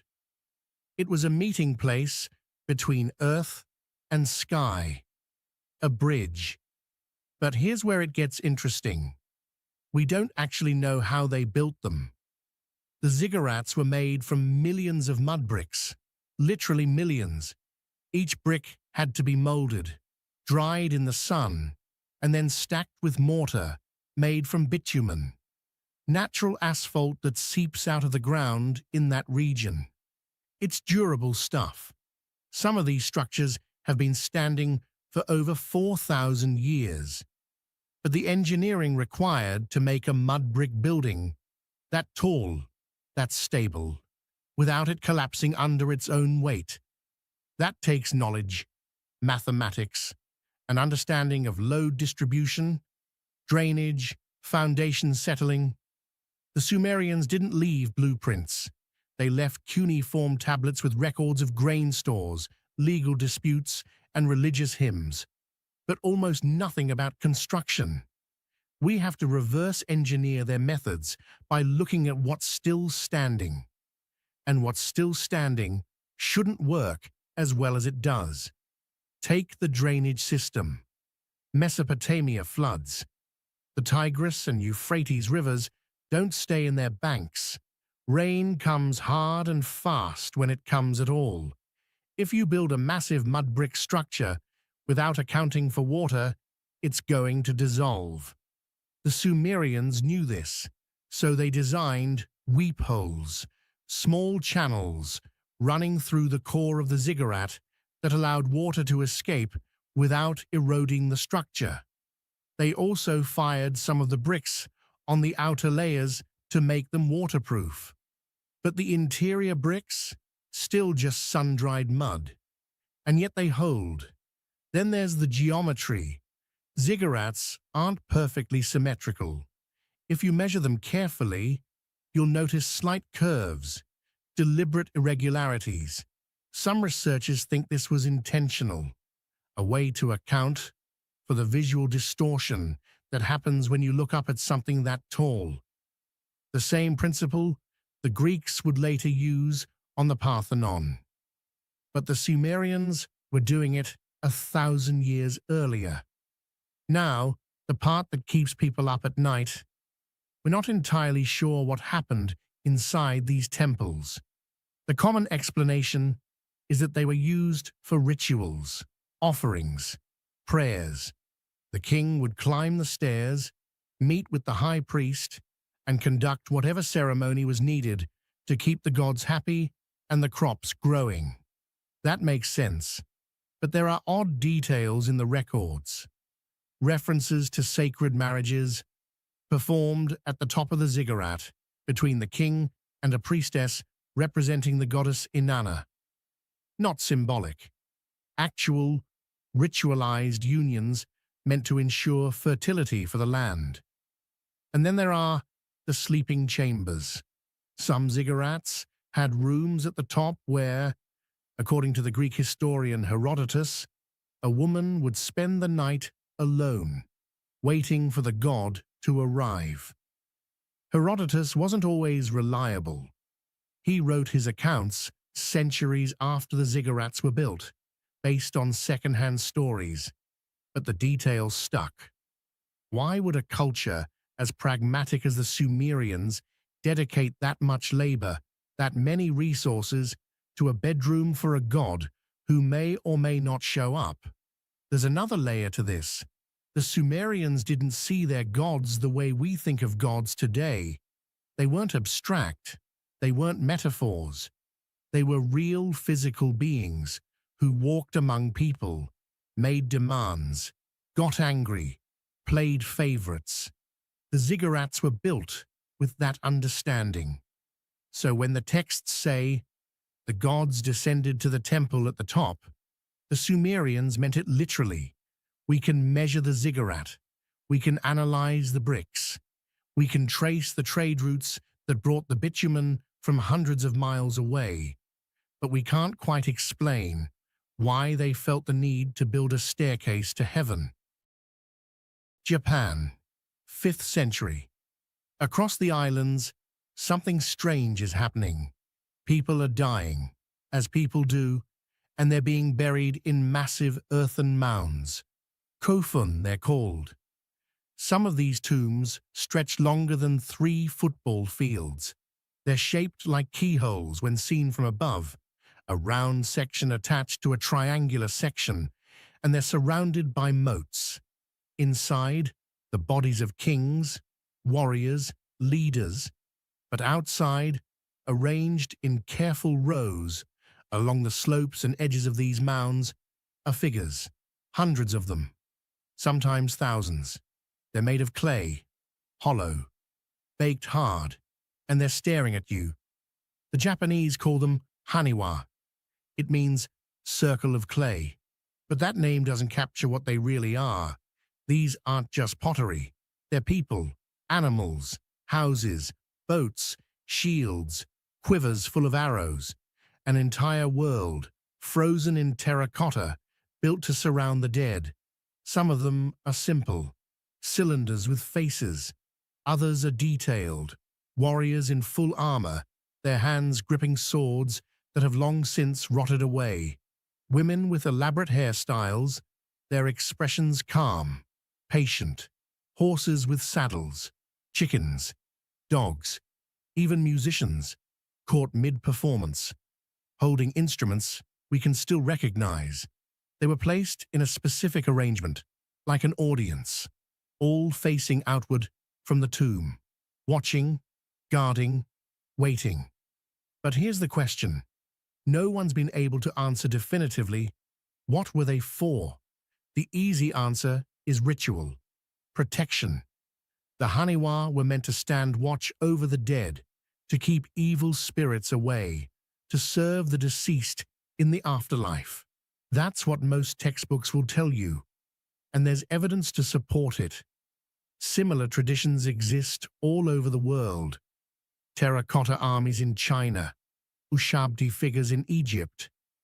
The idea of equipping the dead for the next life is practically universal.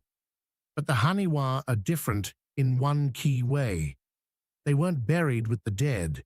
They were placed on top of the tombs, exposed to the elements, visible to anyone passing by. That's not how you treat something sacred. That's how you display something, a message, a statement. The Kofun period, when these tombs were built, was a time of consolidation in Japan. Clans were competing for power.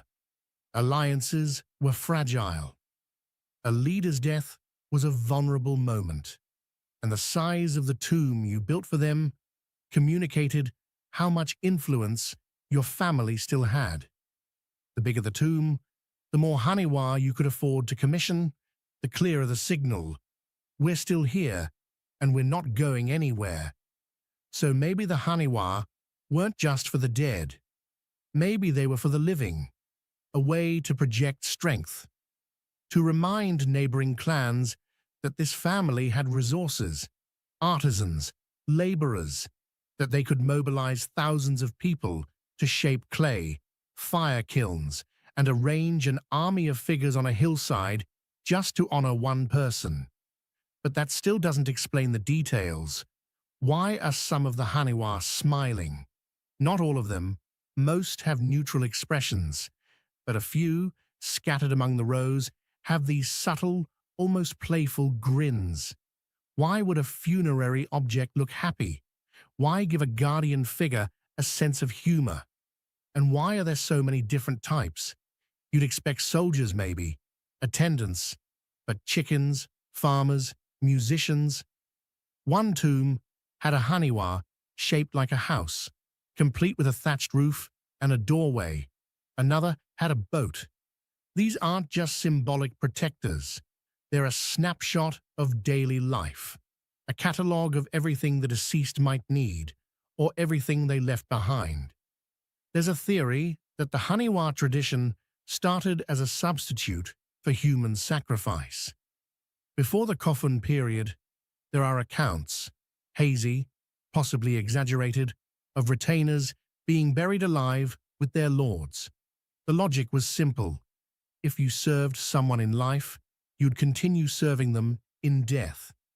But at some point, someone decided that was wasteful.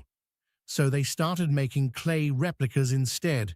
The Haniwa became stand-ins, proxies, for the people who would have died. If that's true, it raises another question. Did the people who made these figures see them as alive in some way? Did they believe the clay could hold a spirit, a presence? Because when you look at them up close, there's something unsettling about the way they're posed. They're not stiff. They're not lifeless. They have weight, personality. You get the sense that if you turned your back, they might shift just slightly. The Kofun period ended around the 7th century. Buddhism spread across Japan, and burial practices changed. The great tombs stopped being built. The Haniwa tradition faded. Most of the figures weathered away, dissolved by rain and wind. The ones that survived were buried under soil, forgotten for over 1,000 years. When archaeologists started uncovering them in the late 19th century, they didn't know what to make of them. In some ways, we still don't. back to Egypt, back to Saqqara. But this time, we're not talking about giant boxes. We're talking about a man named Meroruka. He lived during the 6th dynasty, around 2300 BC. He was a vizier, basically the second most powerful person in Egypt after the pharaoh. He served under King Teti, and at some point, he married Teti's daughter. That made him family.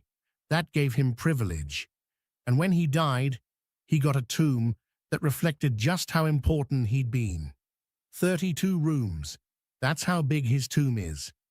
32 separate chambers, all carved into the limestone bedrock, all connected by corridors and doorways. The walls are covered floor to ceiling with reliefs, scenes from his life, his accomplishments, his journey into the afterlife. It's one of the largest and most elaborate private tombs ever found in Egypt. And inside, there's something that doesn't quite fit. Room 6. That's where it is. You walk through the entrance, past the offering hall, past the depictions of Meroruka hunting and fishing and overseeing workers. You move deeper into the tomb, and the reliefs start to change. They get more detailed, more specific, and then you reach this particular chamber, and on the wall, among all the standard Egyptian iconography, there's a panel that shows something unusual, a surgical procedure, not a ritual, not symbolic, an actual medical operation, depicted with the kind of precision you'd expect from an instructional diagram. There's a patient lying down. There are attendants holding the patient steady. And there's a figure, presumably a physician, performing what looks like a circumcision. The tools are shown. The hand positions are shown. The angle of the incision is shown. It's clinical. Egypt had doctors. We know that. The Edwin Smith Papyrus, one of the oldest medical texts in existence, shows that the Egyptians understood anatomy, fractures, wound treatment, even basic surgical techniques. But those texts were written for physicians. They were practical, educational. This relief in Meroruka's tomb isn't a textbook, it's a tomb decoration. So why is it there? One possibility is that Meroruka himself was a physician, or maybe he oversaw medical practitioners as part of his duties as vizier. The titles inscribed in his tomb list him as chief of the great house and inspector of the priests, but there's no explicit mention of medicine. Still, it's possible. The Egyptians didn't always separate roles the way we do. A priest could be a doctor. A scribe could be an architect. Meroruka could have been many things. But here's the part that makes people pause. The level of detail in that surgical scene suggests familiarity. Whoever carved that relief knew what they were depicting. They understood the procedure well enough to show it accurately. And that raises questions about how advanced Egyptian medicine really was. There are other scenes in the tomb that hint at the same thing. In one chamber, there's a depiction of what appears to be a dental procedure. A figure is seated, mouth open, while another figure works inside with a small tool. In another room, there's a scene showing what might be the setting of a broken bone, an attendant holding a limb while another wraps it. These aren't common images in Egyptian tombs. Most tombs show farming, hunting, banquets, religious rituals. Meroruka's tomb shows medicine. And then there's the statue. In the main burial chamber, carved directly out of the bedrock, there's a life-size statue of Meroruka himself. He's standing, 1 foot forward, arms at his sides. It's a standard Egyptian pose, but the execution is anything but standard. The proportions are exact. The muscle definition is subtle but present. The face has individuality. This isn't a generic representation of a nobleman. This is a portrait. Whoever carved it spent time studying Mereruka, understanding his build, his features, his presence. The Egyptians believed that a statue could serve as a vessel for the Ka, the life force of the deceased.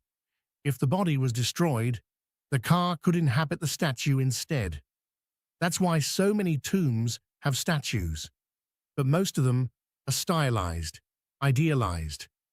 Mereruka's statue looks real, like he might blink. There's an air vent in the tomb, a narrow shaft that runs from the burial chamber to the surface. Officially, it's there to allow the Ka to move freely between the tomb and the outside world. But it also does something else. It circulates air. It keeps the interior dry. It prevents the kind of moisture buildup that would damage the reliefs.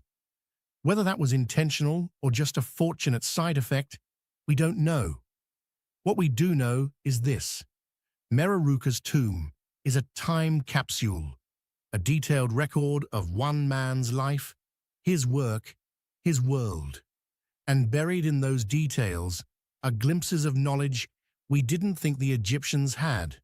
Or maybe they did, and we just haven't been paying close enough attention.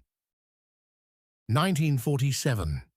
A Bedouin shepherd named Mohammed Eddeeb is looking for a lost goat near the northwest shore of the Dead Sea. It's rocky terrain, full of caves carved into the limestone cliffs by wind and water. He tosses a stone into one of the openings, hoping to scare the goat out. Instead, he hears something break: clay, pottery. He climbs inside and finds jars. Tall, cylindrical jars sealed with lids, and inside those jars, wrapped in linen, are scrolls, ancient scrolls, leather and papyrus covered in Hebrew text. He had no idea what he'd just found. None of us did. Not at first. Over the next decade, more caves were discovered.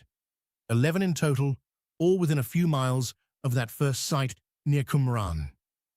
Inside those caves, archaeologists and Bedouins pulled out roughly 900 documents. Some were complete scrolls. Most were fragments, thousands of pieces, some no bigger than a postage stamp. Together, they represented the oldest surviving manuscripts of the Hebrew Bible by 1,000 years. Before the Dead Sea Scrolls, the earliest complete Hebrew Bible we had dated to around 1000 AD. The scrolls pushed that back to 200 BC, maybe earlier. That's a staggering jump. And when scholars started comparing the texts, they found something remarkable. The words hadn't changed, not significantly. 1,000 years of copying, and the scribes had kept the text almost identical. That kind of accuracy, maintained across centuries, speaks to a level of care we rarely see. But the Dead Sea Scrolls aren't just copies of the Bible. That's the part most people miss. Only about 200 of the scrolls are biblical texts. The rest are something else: commentaries, prayers, community rules, apocalyptic visions, instructions for daily life, for ritual purity, for war. These weren't synagogue documents. They were library scrolls, someone's personal or communal collection. The question is, whose? The prevailing theory is that the scrolls belonged to a Jewish sect called the Essenes. They were separatists, ascetics, people who believed the religious establishment in Jerusalem had become corrupt. So they left. They went into the desert near Qumran and built a community, a place where they could live according to their interpretation of the law, away from the influence of the priests and the Romans. The scrolls, according to this theory, were their texts.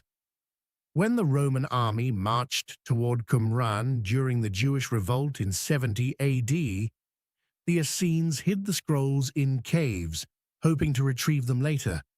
They never did. It's a tidy explanation, and there's evidence for it. The ruins at Qumran show signs of communal living, ritual baths, a dining hall, a scriptorium where scribes might have worked. Inkwells were found, pottery that matches the jars in the caves. The timeline fits, but not everyone agrees. Some scholars point out that the scrolls show diversity, different handwriting, different theological perspectives. Some texts are strictly legalistic, others are mystical, almost poetic. If these were all written by one sect, why the variation? Why would a group that valued purity and uniformity preserve documents that contradicted each other? There's another problem. The caves are spread out. Some are close to Qumran, others are miles away. If the Essenes were hiding their library in a hurry, why scatter it? Why not put everything in one secure location? An alternative theory suggests the scrolls didn't come from Qumran at all. They came from Jerusalem.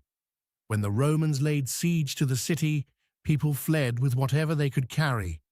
Priests, scholars, families, they grabbed their most valuable possessions and ran. For many that meant scrolls, sacred texts, legal documents. They hid them in the desert caves, intending to come back. The war ended. The city fell. Most of them never returned. If that's true, then the Dead Sea Scrolls aren't the library of one community. They're fragments from many. A snapshot of Jewish thought and practice in the final days before the temple was destroyed. That would explain the diversity, the contradictions, the sheer range of material. But it also raises another question. If these scrolls were so important enough to risk carrying them through a war zone, why were they never recovered? Did the people who hid them die? Were they killed, captured, scattered, or did they simply forget where they'd hidden them? There's one scroll in particular that still haunts researchers, the Copper Scroll. Unlike the others, it's not written on leather or papyrus. It's engraved on copper sheets, rolled up and hidden in Cave 3. And it's not a religious text. It's a list, a treasure map. It describes 64 locations around Jerusalem and the surrounding area where gold, silver, and sacred objects were supposedly buried. Tons of it. No one's ever found the treasure, and no one's entirely sure it exists. But someone thought it was worth writing down. Peru, a small town called Ica, tucked into the coastal desert south of Lima. In the 1960s, a local doctor named Javier Cabrera started collecting stones. Not just any stones, river rocks, andesite mostly, ranging from the size of your fist to the size of a beach ball. And carved into these stones were images, thousands of images, dinosaurs walking alongside humans, ancient surgeries, heart transplants, brain operations, star maps, flying machines, scenes that shouldn't exist. Cabrera claimed he'd been given the first stone as a paperweight, a gift from a farmer. Intrigued, he started asking around, and more stones appeared. Lots of them. By the time he died in 2001, he'd amassed a collection of over 15,000 pieces, all decorated with engravings that seemed to depict an impossible history. He opened a museum. He wrote books. He believed these stones were evidence of an advanced pre-Columbian civilization, maybe older, that possessed knowledge we're only now beginning to rediscover. The problem is, nobody knows where the stones actually came from. The farmers who sold them to Cabrera gave vague answers. They said they found them in caves, in riverbeds, buried in the desert. But when pressed for specifics, the stories changed. Locations shifted, details got fuzzy. And when the Peruvian government started investigating, because selling archaeological artifacts is illegal in Peru, the farmers admitted they'd made the whole thing up. They said they carved the stones themselves, sold them to tourists, and Cabrera had simply been a good customer. Case closed, right? Hoax. Move on. Except it's not that simple. Some of the stones show a patina, a surface coating that forms over centuries of exposure to the elements. That takes time. You can fake a lot of things, but faking patina convincingly is difficult. There are also stones in museum collections that were documented decades before Cabrera started collecting. Stones with similar engravings, acquired from the Ica region in the early 1900s. So either this hoax has been running for over a century, or something else is going on. The engravings themselves are unusual.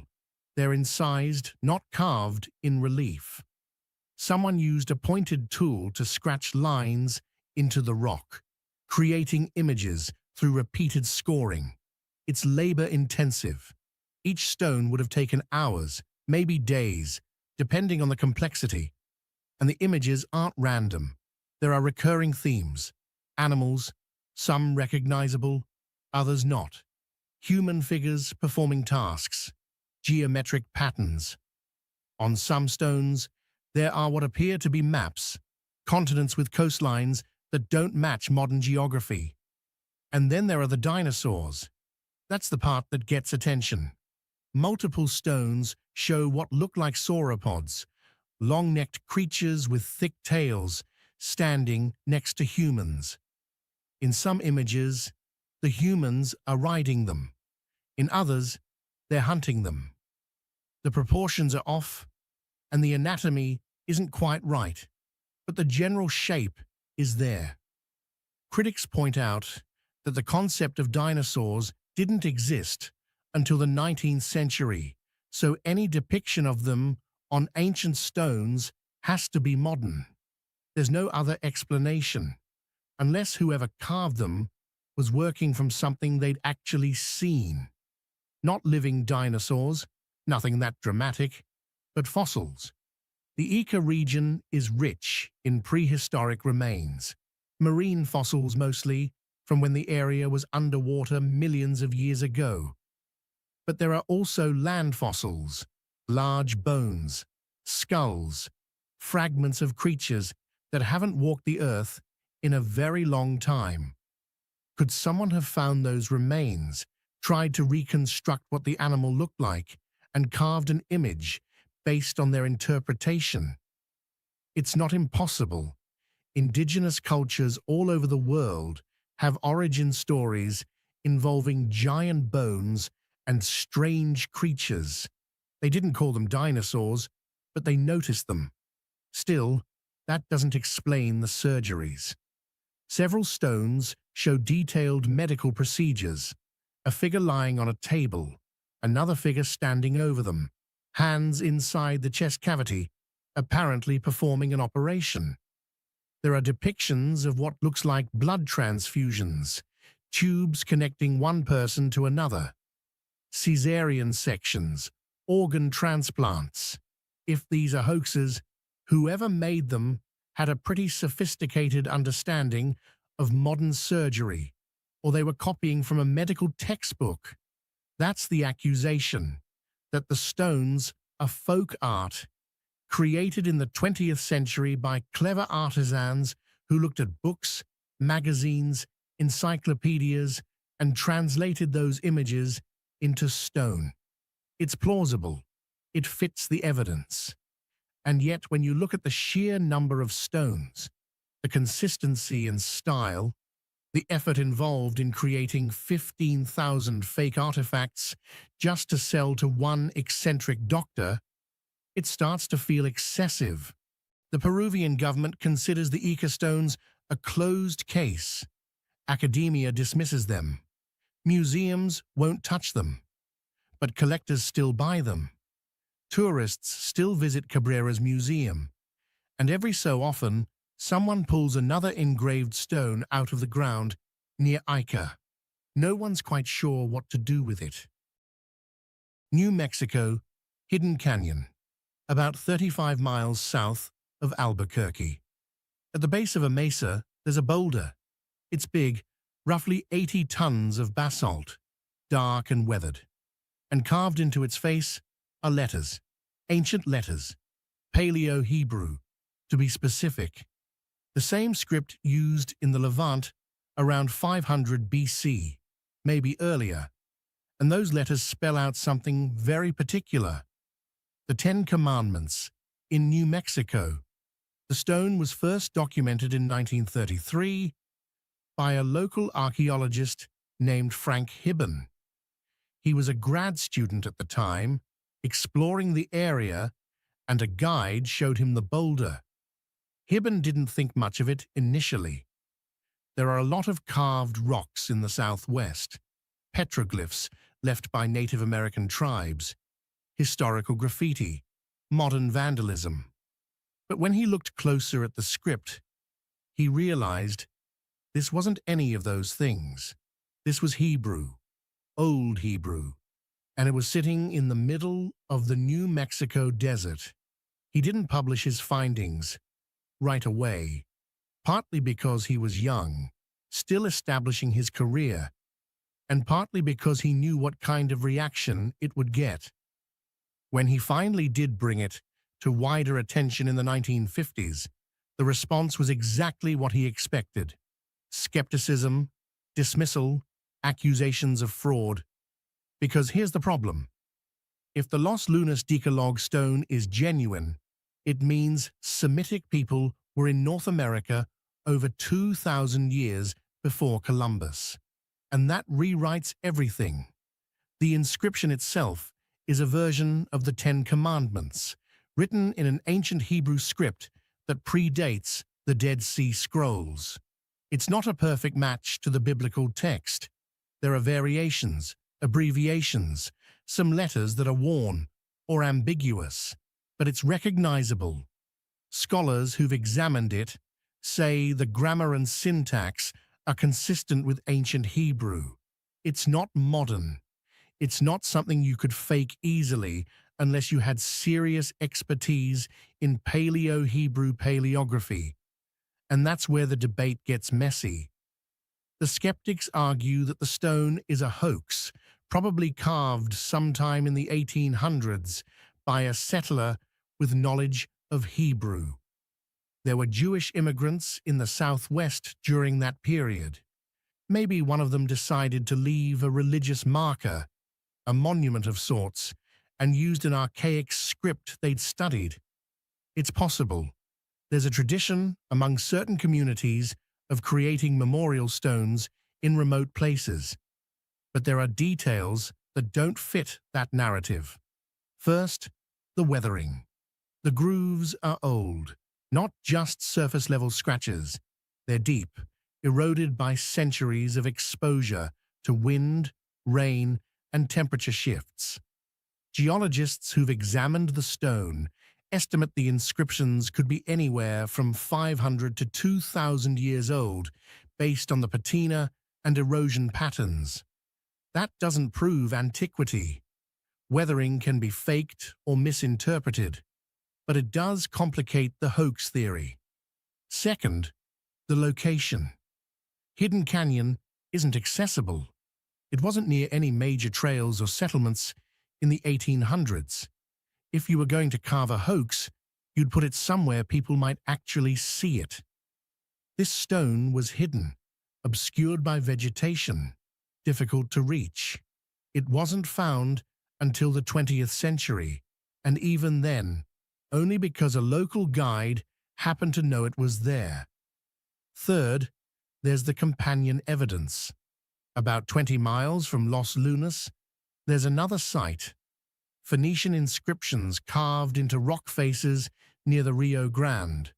Different script, same general time period, and scattered throughout the southwest, there are odd artifacts that suggest ancient Mediterranean contact.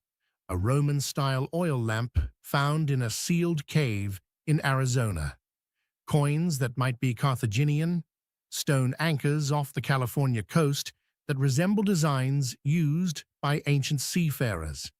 None of these are accepted by mainstream archaeology.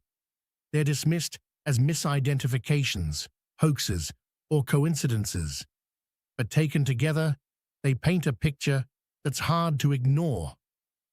What if ancient mariners did reach the Americas? Not in large numbers, not establishing colonies, but in small, isolated expeditions that left traces behind. Traces we're only now starting to recognize. The theory isn't as far-fetched as it sounds. We know the Phoenicians were exceptional sailors. They circumnavigated Africa. They traded across the Mediterranean and beyond. If they could sail from Carthage to Britain, why not across the Atlantic? The currents are favorable. The distance, while significant, isn't impossible. And if a ship got blown off course, caught in a storm, separated from a fleet, it could end up on the coast of North America. Maybe someone survived. Maybe they traveled inland, following rivers, searching for a way home. And maybe, at some point, they stopped at the base of a mesa in what would one day be called New Mexico and carved their faith into stone. A message, a prayer, a reminder that even here, in this strange and distant land, the covenant still mattered. Mexico's Yucatan Peninsula. The year is roughly 900 AD. The Maya civilization is at its height. Cities connected by white limestone roads, trade networks stretching across Central America, a calendar system more accurate than anything Europe would produce for another 600 years. And at Chichen Itza, one of their greatest cities, they built something unusual. A building that doesn't look like their other temples. No steep pyramid, no imposing staircase, just a circular tower sitting on top of a rectangular platform with narrow window slits cut into the walls at specific angles. They called it El Caracol, the snail, because inside there's a spiral staircase that winds upward through the stone, leading to an observation chamber at the top.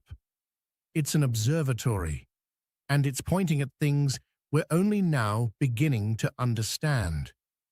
The Spanish conquistadors didn't know what to make of it when they arrived in the 16th century. It didn't look like anything they'd seen in Europe or anywhere else in the Americas. The architecture was distinct. Rounded walls, domed roof, tiny windows positioned with precision. They assumed it was some kind of temple, maybe a fortress. They never considered that it might be a scientific instrument. But that's exactly what it was. The windows aren't random. Each one aligns with a specific celestial event. One tracks the sunset during the spring equinox. Another follows the southernmost point of the moon's path across the sky, a position that only occurs once every 18.6 years. There's a window aimed at Venus, tracking its appearance as both the morning star and the evening star. The Maya were obsessed with Venus. It shows up constantly in their codices, their carvings, their calculations. They could predict its movements centuries in advance. We know this because of the Dresden Codex, one of the few surviving Maya books. It contains tables, pages and pages of astronomical data, tracking Venus through multiple cycles, noting when it would rise, when it would set, when it would disappear behind the sun and reappear. The math is complicated. It requires understanding synodic periods, orbital mechanics, the relationship between Earth's movement and Venus's. The Maya didn't have telescopes. They didn't have computers. They had their eyes, their patience, and generations of accumulated observations. And they built El Caracol to make those observations easier. But here's where it gets strange. The building isn't aligned with the cardinal directions. Most Maya structures are. Temples, pyramids, ball courts. They're oriented north-south, east-west, following the path of the sun. El Caracol is tilted, rotated about 27.5 degrees off true north. For a long time, archaeologists thought this was a mistake, or maybe a concession to the terrain. But when researchers started mapping the window alignments, they realized the tilt was deliberate. It compensates for the difference between true north and magnetic north. Somehow, the Maya knew the two weren't the same. They also knew things about the stars that shouldn't have been visible. One of the windows points toward a section of the sky that contains the Pleiades star cluster. The Maya tracked this cluster obsessively. It marked the beginning of their agricultural calendar. When the Pleiades disappeared below the horizon in May, it was time to burn the fields. When they reappeared in July, it was time to plant. But here's the thing. The Pleiades are faint. In the humid, hazy atmosphere of the Yucatan, they're difficult to see with the naked eye. And yet, the Maya not only saw them, they used them as the foundation of their entire calendar system. There's a theory that the observatory wasn't just for tracking celestial bodies, it was for predicting them. The Maya believed the movements of the planets and stars influenced events on Earth. Wars, droughts, the rise and fall of kings, all of it was written in the sky. If you could read the patterns, if you could calculate when Venus would return or when an eclipse would occur, you had power. You could advise rulers, plan ceremonies, prepare for disasters before they happened. And according to their records, they were right, often. The Maya predicted a solar eclipse in 755 AD. They calculated it decades in advance, noted it in their codices, and when the day came, the sun went dark exactly as they'd said it would. There are multiple examples like this, events predicted with a precision that rivals modern astronomy.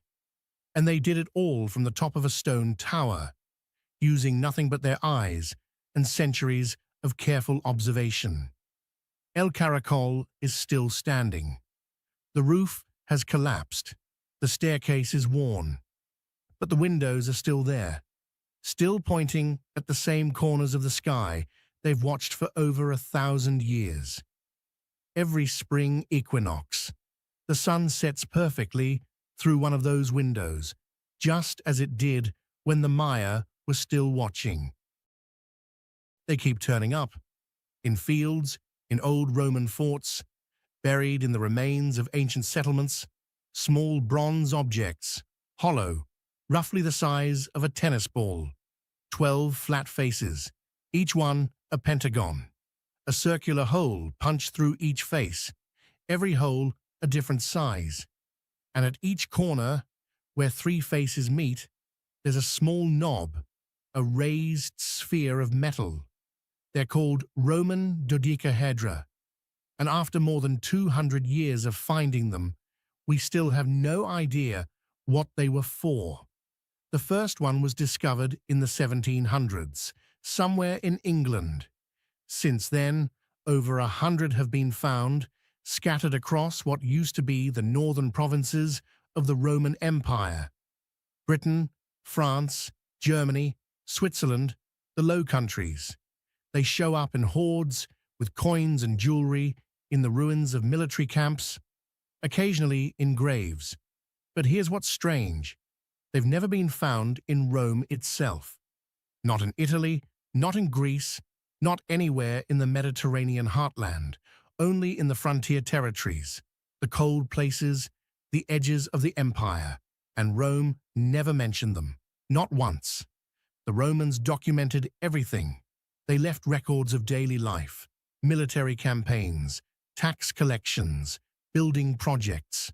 They wrote about plumbing, roads, aqueducts, siege engines. They catalogued their tools, their weapons, their religious objects, but nowhere in any surviving text, no letter, no inventory, no administrative document, is there a single reference to these dodecahedra. It's as if they didn't exist, or as if they were so common, so ordinary, that no one thought to write them down. Except they're not ordinary. Each one is handmade, cast in bronze usually, though a few are carved from stone. The craftsmanship varies. Some are crude, rough, asymmetrical.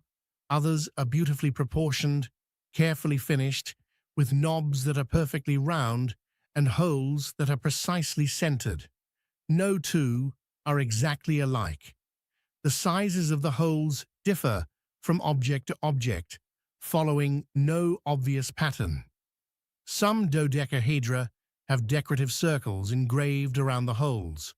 Others are plain. A few have markings, Roman numerals, dots, scratches that might mean something or might just be wear. So what were they? The theories pile up. Candle holders, except the holes are different sizes, so candles wouldn't fit consistently. Survey instruments, but there's no evidence the Romans used anything like this for measuring distance or angles.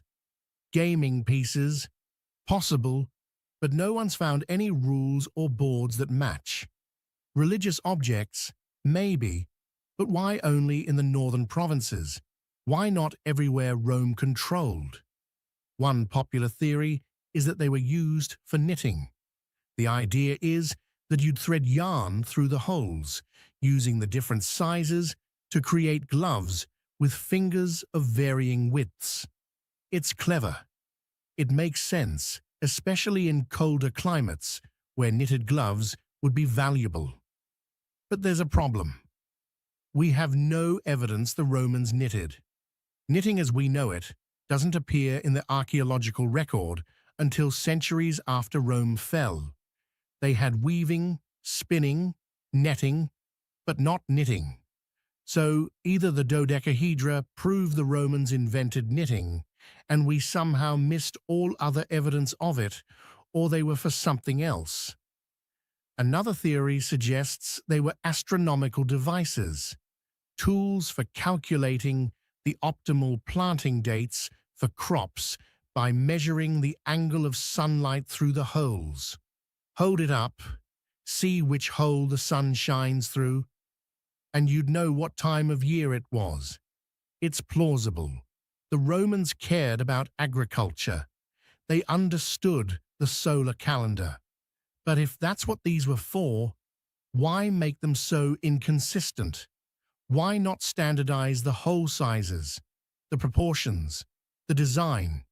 Precision matters in astronomy, and these objects are anything but standardized. There's a simpler explanation that no one likes to consider.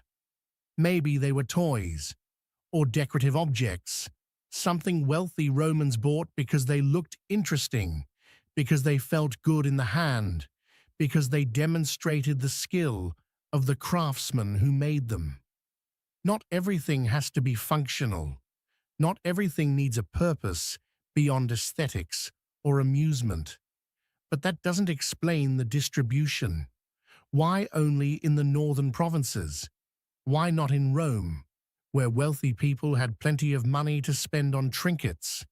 And why are so many found in military contexts, buried alongside practical objects like coins and tools? In 2023, researchers in Belgium scanned one of the dodecahedra with advanced imaging technology. They found traces of wax inside the hollow center. Beeswax, most likely. That opens up new possibilities. Was it used to hold something? To seal something? Was the wax part of the manufacturing process, or part of how it was used? We don't know. We might never know. South Africa. The town of Klerksdorp about 100 miles southwest of Johannesburg. It's mining country, pyrophyllite mostly, a soft metamorphic rock used in ceramics and refractory materials. The deposits run deep, some of the oldest geological formations on Earth. And inside those deposits, miners keep finding spheres. They're small, about an inch to 4 inches in diameter. Some are perfectly round, others are slightly flattened, like someone pressed them between their palms. They're dark, metallic grey, rust red, deep brown. And running around the equator of many of them, there are grooves, 3 parallel lines, evenly spaced, circling the sphere like latitude markers on a globe. The grooves are what get people's attention. They look deliberate, carved, machined, and according to the geology, the rock they're found in is 2.8 billion years old. That number doesn't mean what people think it means. The rock is ancient, yes, but that doesn't automatically mean the spheres are the same age. Things get buried. Younger materials can intrude into older formations. A sphere from 1,000 years ago or 100 years ago could end up lodged in stone that formed billions of years before life existed on land. Context matters, depth matters, and in most cases, the context isn't documented well enough to draw conclusions. But it's hard to look at these objects and not feel like something's wrong. The spheres were first brought to public attention in the 1980s by Rolf Marx, a curator at the Klerksdorp Museum. He'd been collecting them for years, picking them up from miners who didn't think much of them. Curiosities, oddities. Marx started showing them to geologists, asking questions. What are they? How did they form? Why do they have grooves? The consensus was that they're concretions, natural formations created when minerals precipitate out of groundwater and accumulate around a central nucleus, a grain of sand, a fragment of shell, anything that provides a starting point. Over time, layers build up, and you get a spherical or near-spherical object. It happens all over the world. Concretions are common, but most concretions don't have grooves. Marx wasn't satisfied with that explanation. He sent samples to labs. He had them analyzed, and the results were strange. The spheres are composed primarily of hematite and pyrite, iron oxide and iron sulfide, hard materials. Hematite scores about 5.5 to 6.5 on the Mohs hardness scale. That's harder than a steel file. And yet, the grooves are clean, symmetrical. The kind of symmetry you'd expect from a lathe, not from random geological processes. One of the more persistent claims about the Klerksdorp spheres is that they're perfectly balanced, that if you place one on a flat surface and spin it, it rotates with almost no wobble. Some sources claim they've been tested by NASA, analyzed for their precision, and found to be more perfectly spherical than any object humans could manufacture. That story has been repeated online for years. It's compelling. It's also not true. There's no evidence NASA ever tested the spheres. The claim seems to have originated from a misattributed quote or a simple fabrication that took on a life of its own. The spheres are round, yes. Some are impressively round, but they're not flawless. If you measure them carefully, you'll find irregularities. The grooves aren't always evenly spaced. The surfaces have pits, bumps, imperfections. They're natural objects, not precision instruments. Still, the question remains, how do you get 3 parallel grooves around a sphere through natural processes? One possibility is differential weathering. The spheres are made of layers, like an onion. If the layers have slightly different compositions, they'll erode at different rates. The grooves could be areas where softer material wore away, leaving ridges of harder material in between. It's not a perfect explanation. Differential weathering doesn't usually produce such regular patterns, but it's plausible. Another possibility is that the grooves formed during the sphere's creation. As minerals crystallized, they might have followed planes of weakness in the surrounding rock, creating bands that later became visible as grooves. Again, not perfect, but natural. The problem is, we don't have enough information. Most of the spheres were collected by miners who weren't thinking about scientific documentation. They were pulled from the rock, cleaned off, sold, or kept as souvenirs. The exact depths, the surrounding matrix, the geological context, all of that is lost. Without it, we're just guessing. What we do know is this: the Klerksdorp spheres are real. They exist. You can hold one in your hand, feel the weight of it, run your finger along the grooves. They come from one of the oldest rock formations on the planet, a layer of Earth's crust that was laid down long before anything resembling complex life appeared. So here we are, 8 places, 8 questions that don't have clean answers. Giant granite boxes in tunnels beneath the Egyptian sand, polished to a precision we can barely replicate today.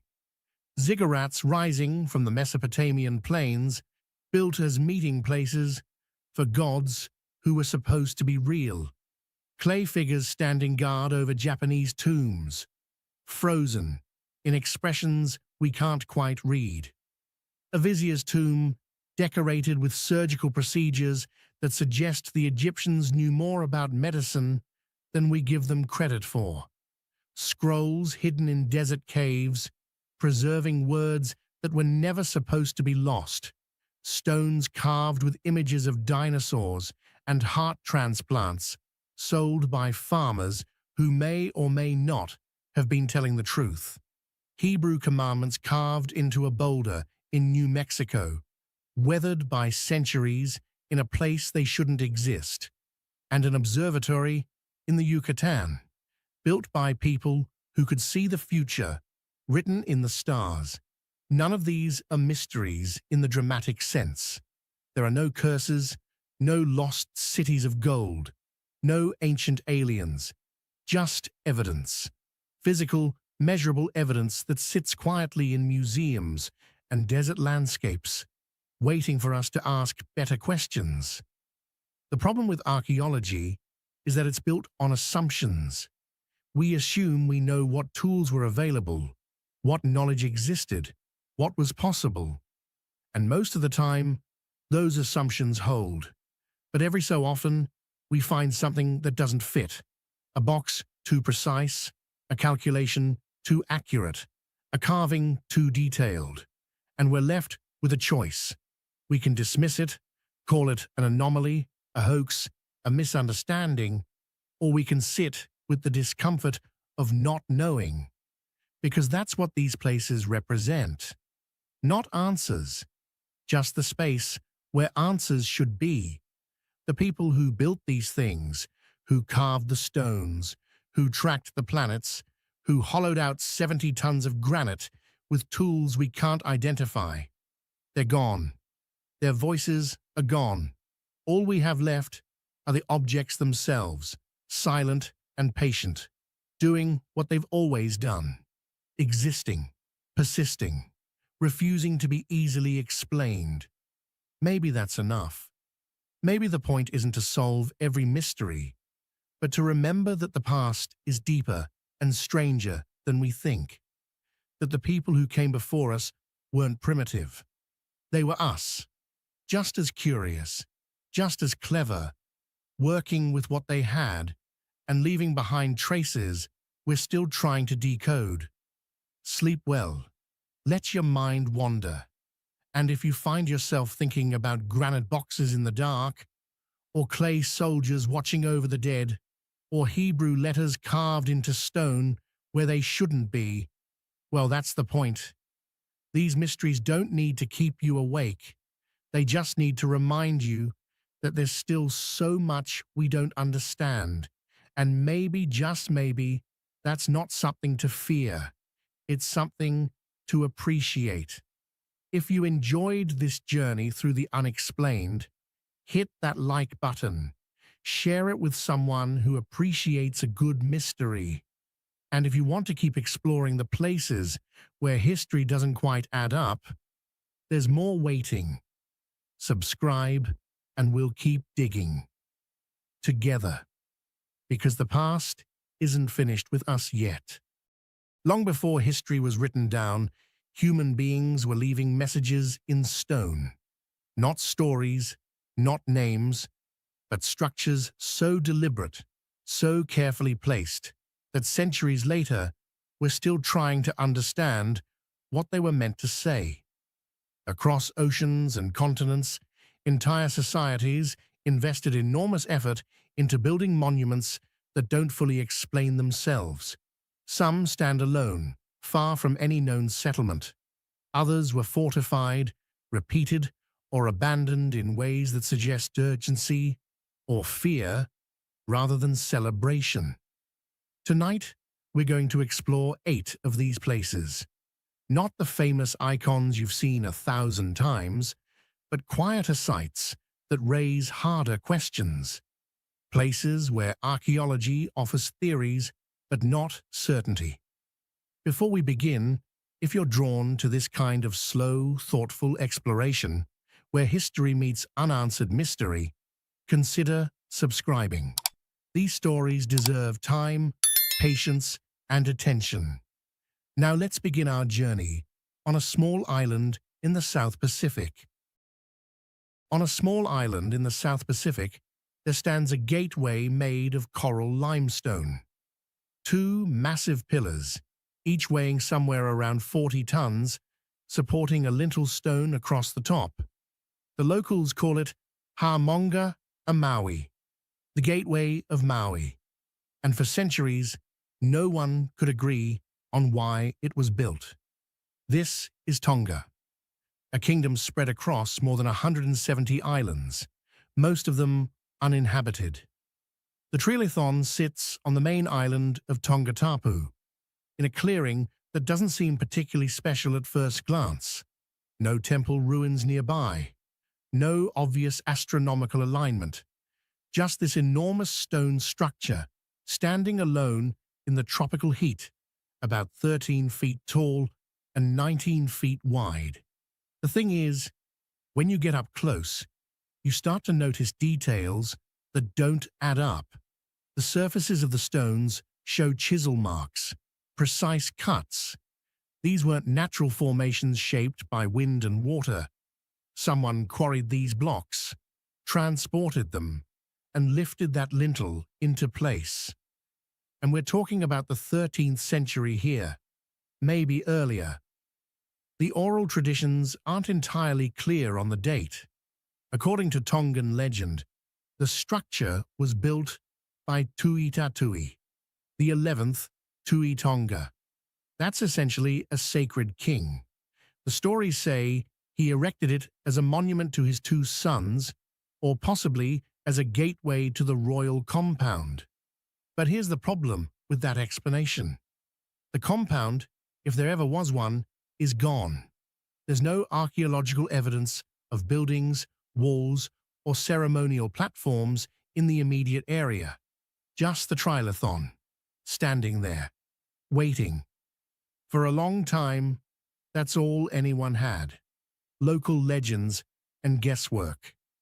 Then in the 1967, King Taufa Ahau Tupu IV, who had a background in education and a deep interest in his nation's history, proposed something different. He suggested the Ha'amonga a Maui wasn't a gateway at all. It was a calendar, an astronomical observatory. The king noticed markings on the lintel stone, notches cut into the coral at specific points. When he measured the angles, He found that notches aligned with the position of the sun at the solstices, summer solstice on one side, winter solstice on the other. If you stood in the right spot at dawn on June 21st, the sun would rise directly over one of those marks. 6 months later, same thing on the opposite side. It was an elegant theory, and it made sense. The ancient Polynesians were master navigators. They crossed thousands of miles of open ocean using the stars, the swells, the flight patterns of birds. Why wouldn't they build monuments to track the sun's movement? The alignment seemed too precise to be coincidence, but not everyone bought it. Some archaeologists pointed out that the notches could have been added later, maybe even in the 20th century. Coral limestone is soft, relatively easy to carve. Without carbon dating or some kind of verifiable archaeological context, there was no way to prove when those marks were made. And even if they were original, did that really mean the whole structure was built as a solar calendar? Or were the notches just decorative? Then there's the transportation problem. The nearest quarry for this type of coral limestone is several miles away. Moving 40-ton blocks across that distance, even on log rollers, would have required hundreds of people, coordinated effort, engineering knowledge, and yet there's no evidence of ramps, no tool caches, no remains of the infrastructure you'd expect from such a massive construction project. The stones are just there. Some researchers have suggested the trilithon might have been a symbolic gateway to the afterlife, a threshold between the world of the living and the world of the ancestors. Polynesian cosmology places enormous importance on such boundaries. But again, that's speculation.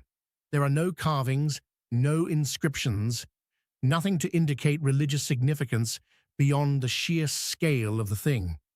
What makes Ha'amonga a Maui so frustrating is how much we don't know.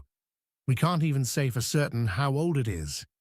Radiocarbon dating requires organic material, and there's none embedded in the stones. Oral histories place it somewhere in the 1200s, but oral histories also say it was built by a demigod named Maui, who lifted the stones into place with supernatural strength. So where does the myth end and the history begin? Stand in front of this structure on a quiet afternoon, and you can feel the weight of those questions. 2 pillars, 1 lintel, and a silence that stretches back 800 years. Was it a calendar, a gate, a monument to royal power? We still don't know. In the high desert of north-central Mexico, about 30 miles south of the city of Zacatecas, there's a ruin that doesn't fit the pattern. It's called La Quemada, the burned place. And when you see it for the first time, rising out of the scrubland on a hilltop, you understand why it has that name. The stones are blackened, scorched, like something terrible happened here. The site covers roughly 15 acres, terraced into the slope of a volcanic hill. Massive stone walls, some of them nearly 20 feet thick. Pyramids, platforms, a network of causeways connecting different sections of the complex. And at the highest point, a fortified citadel with commanding views of the valley below. This wasn't a village. It was a fortress city, built to defend against something. The question is, what? La Quemada was occupied sometime between 500 and 900 AD, though the exact dates are still debated. That puts it roughly in the same period as Teotihuacan to the south and the early Maya cities to the east. But La Quemada doesn't look like either of those civilizations. The architecture is different. rougher, more utilitarian. The people who built this place weren't interested in decoration. They were interested in survival. Walk through the ruins today, and you'll see evidence of serious defensive planning. The walls aren't just tall, they're angled, designed to deflect attackers. There are narrow passageways that force people into single file, perfect for ambushes. Watchtowers positioned to see for miles in every direction. And the entire complex is laid out so that if one section fell, the defenders could retreat to higher ground and keep fighting. But defending against who? That's where the story gets murky. There are no written records from La Quemada, no glyphs, no codices, nothing. The people who lived here either didn't have a writing system, or if they did, none of it survived. So everything we know comes from the stones themselves and the artifacts left behind. And some of those artifacts are disturbing. Archaeologists have found evidence of human sacrifice, not on the scale of the Aztecs, who come centuries later, but enough to raise questions. There are tzompantli, skull racks, where the heads of enemies or captives were displayed. There are bones showing cut marks consistent with ritual dismemberment. And then there's the Hall of Columns, a massive structure at the heart of the site, where researchers found the remains of dozens of individuals, many of them children. The traditional interpretation was that La Quemada was a frontier outpost, a military stronghold protecting the more advanced civilizations to the south from northern barbarians. The nomadic tribes up north, the ones the later Aztecs would call Chichimecas, were known for raiding agricultural settlements. So maybe La Quemada was built as a buffer, a place to control trade routes and keep the raiders at bay. But newer research is challenging that idea. For one thing, La Quemada shows signs of significant population, maybe 2,000 people at its peak. That's not a garrison, that's a city. And the agricultural terraces surrounding the site suggest these people were growing their own food, not just defending someone else's territory. They were settled, organized, self-sufficient. Then there's the burning. The name La Quemada isn't just poetic. There's actual evidence of massive fires throughout the site. Roof beams charred, adobe walls baked hard by intense heat, floors covered in ash. And here's the strange part. It all seems to have happened at once. Around 900 AD, the entire complex went up in flames, and after that, it was abandoned. No reoccupation, no rebuilding, just silence. Was it an attack? Did the northern raiders finally overwhelm the defenses, or was it something internal? A revolt, maybe? A religious purge? Some archaeologists have suggested the burning was intentional, a ritual destruction. The people of La Quemada deliberately torching their own city before walking away. But why would they do that? What could drive an entire population to destroy everything they'd built? There's another theory, quieter, less discussed in the academic literature. It suggests La Quemada wasn't defending against northern tribes at all. It was one of them. That the fortress was built by the so-called barbarians themselves, using techniques borrowed from the south, and that the human remains, the skull racks, the evidence of violence, weren't about defending civilization. They were about projecting power, fear. If that's true, then La Quemada becomes something darker, not a protective outpost, but a terror state, a place where power was maintained through brutality until one day it all came crashing down. The blackened stones don't say. They just sit there on that hilltop, holding their secrets close.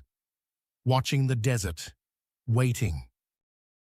Sardinia is an island that doesn't quite belong to anywhere. It sits in the middle of the Mediterranean, closer to North Africa than to Rome, speaking a language that isn't quite Italian, holding on to customs that predate the Roman Empire by more than 1,000 years. And scattered across this island are approximately 7,000 stone towers, massive beehive-shaped structures built without mortar. The locals call them nuraghi, and no one can agree on what they were for. Nuraghi Losa is one of the largest. It sits in the west-central part of the island, near the town of Abasanta, rising out of farmland that's been cultivated for millennia. From a distance, it looks almost natural, like a small hill. But get closer and you see the precision. Blocks of basalt stacked in corbelled layers, each ring slightly smaller than the one below, creating that distinctive beehive shape. The central tower stands about 40 feet tall, and it's surrounded by a defensive wall with 3 smaller towers at the corners. The whole complex covers roughly half an acre. The dating is tricky, but most archaeologists place the construction of Nuraghi Losa somewhere around 1500 BC. That's Bronze Age.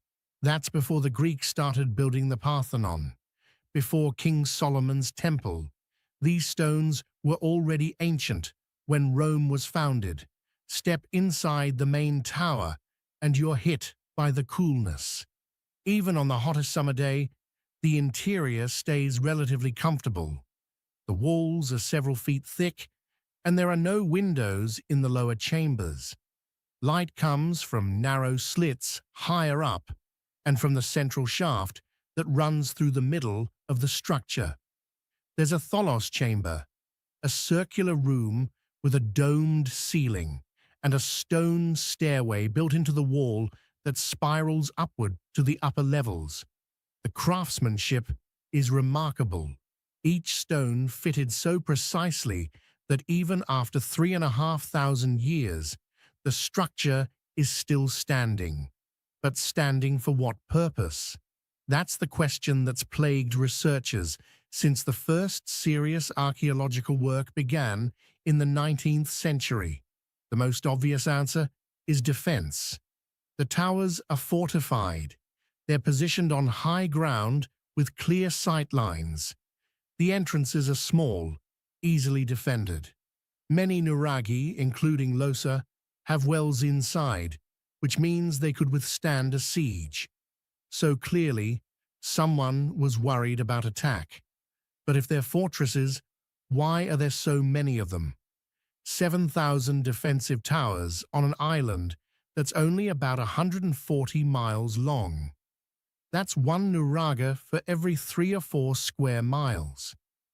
You could almost see from one to the next. That's not a defensive network. That's saturation. And it raises an uncomfortable question. Who were they defending against? Each other.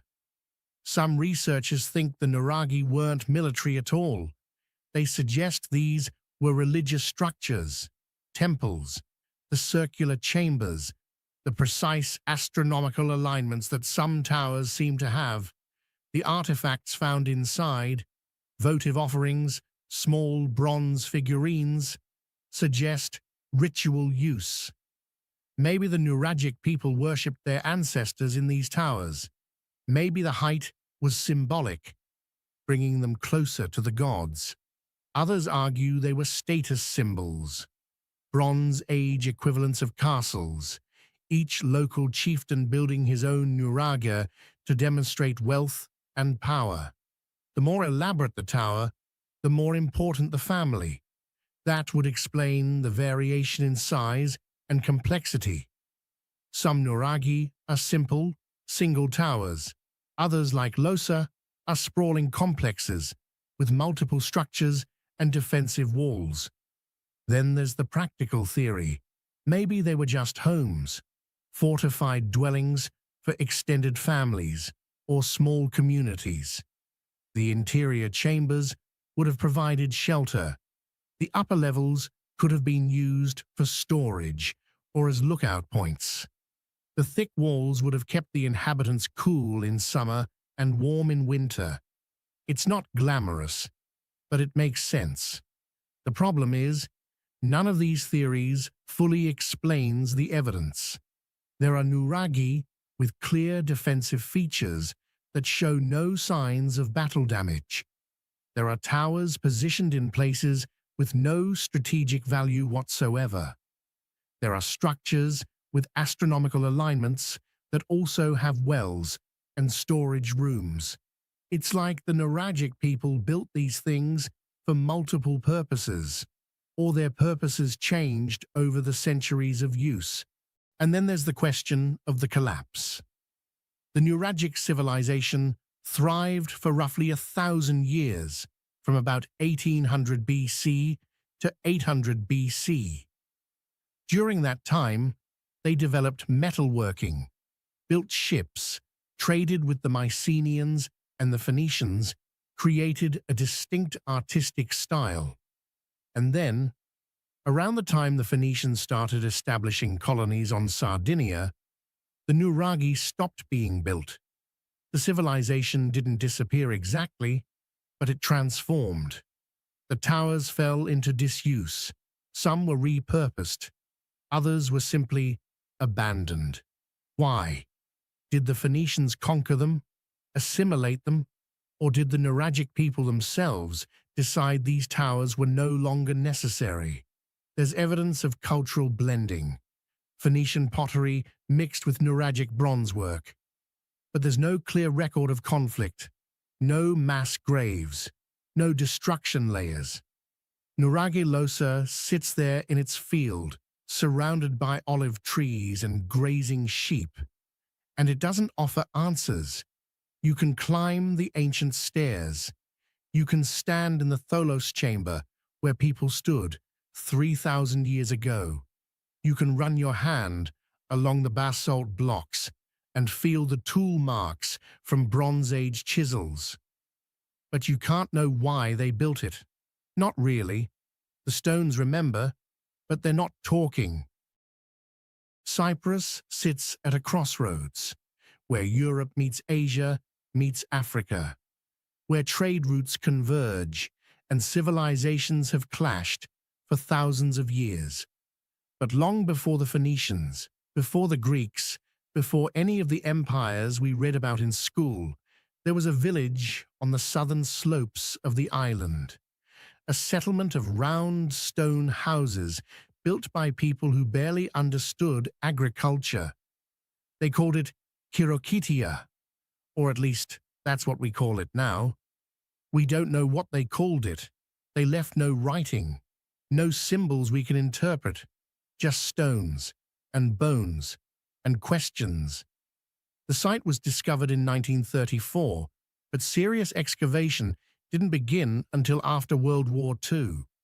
What they found was staggering. A village dating back to 7,000 BC. That's 9,000 years ago. Neolithic, pre-pottery Neolithic actually, which means these people were still making vessels out of stone because they hadn't figured out ceramics yet. They were at the very beginning of settled life, and they were already building architecture that would last millennia. The houses at Kirokitia are unlike anything else from that period. They're circular, anywhere from 6 to 30 feet in diameter, made from limestone and mud brick. The walls are thick, built to last. The floors are plastered. And here's the unusual part. Many of these houses have interior platforms, raised sections along the walls where people would have slept or worked. Some of the larger structures have 2 levels, connected by stone staircases. These weren't crude huts. These were engineered dwellings. But the layout of the village is what really catches your attention. The houses aren't scattered randomly. They're arranged along a main street that runs up the hillside, with smaller alleyways branching off. There's planning here, organization. The entire settlement is surrounded by a massive defensive wall, in places nearly 10 feet thick. So these people, these early farmers who were just figuring out how to domesticate plants, already understood the need for fortification. Against what, though? That's the mystery. There's no evidence of warfare at Kirokitia. No mass graves filled with bodies showing signs of violence. No weapons beyond basic hunting tools.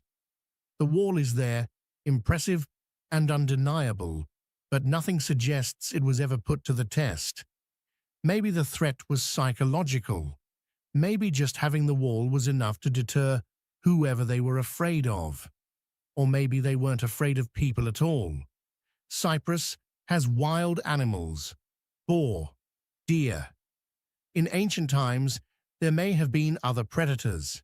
The wall could have been about keeping wildlife out, not enemies.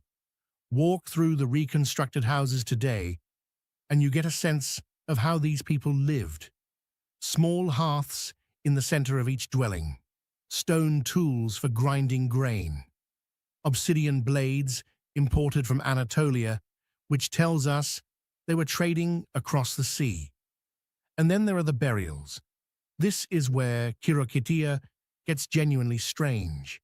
The dead were buried under the floors of the houses, right beneath where the living walked and slept. Adults, children, sometimes multiple individuals in a single grave. The bodies were placed in a fetal position, tightly flexed and often covered with ochre. Some had stones placed on their chests or heads, heavy stones as if to keep them down. Now, ancestor worship isn't unusual in Neolithic cultures.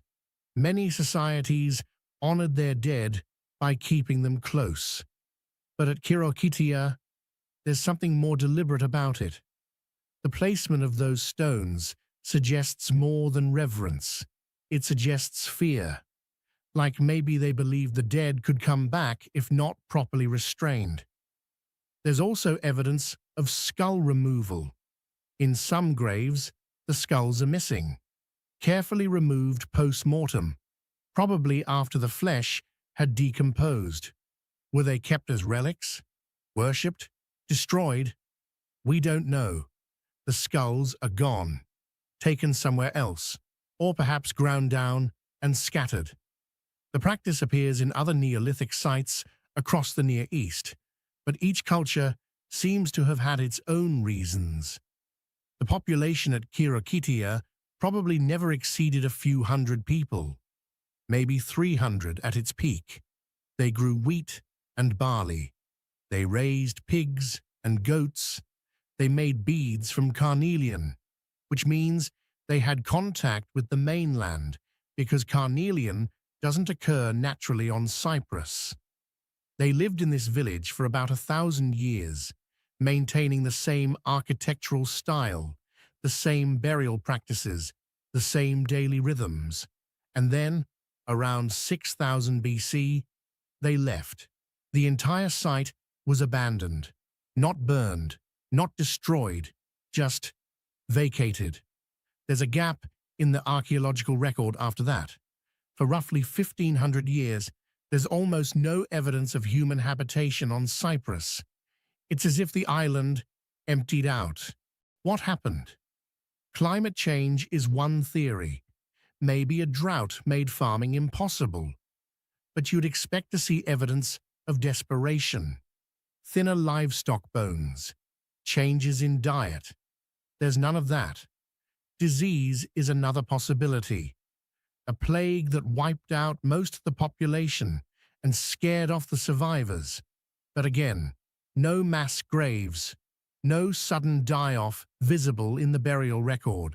Some archaeologists think it was cultural, that the people of Kirokitia simply decided to move on. Return to the mainland, maybe. Rejoin the larger Neolithic communities in Anatolia or the Levant. But that doesn't explain the gap. If people left Cyprus, why didn't others immediately take their place? An island with arable land and fresh water doesn't stay empty by accident. Kirokitia sits on that hillside, partially reconstructed, and it doesn't give up its secrets easily. The round houses stand where they've always stood. The defensive wall still marks the perimeter. But the people who built them? They're ghosts. On the western edge of Ireland, on an island so windswept and barren it feels like the end of the world, there's a stone fort perched on a cliff, 300 feet of sheer rock face dropping straight down into the Atlantic. The fort is called Dún Aongasa in Irish, Dún Aengus in English, and it's one of the most dramatic archaeological sites in Europe. Also, one of the most baffling. The island is Inishmore, the largest of the Aran Islands. Rocky, treeless. The soil is so thin you can see limestone underneath. For centuries, the people here built walls from the endless supply of stones, creating a patchwork of tiny fields barely big enough to grow potatoes. It's a hard place to live, always has been, which makes you wonder why anyone would invest the massive labor required to build a fortress here. Dún Aengus isn't small. The outer wall encloses nearly 30 acres. There are 4 concentric rings of defensive walls, each one progressively smaller as you move toward the center. The innermost enclosure sits right at the cliff edge, a semicircular wall of dry stone construction. No mortar, just precisely fitted limestone blocks. Some of those blocks weigh several tons.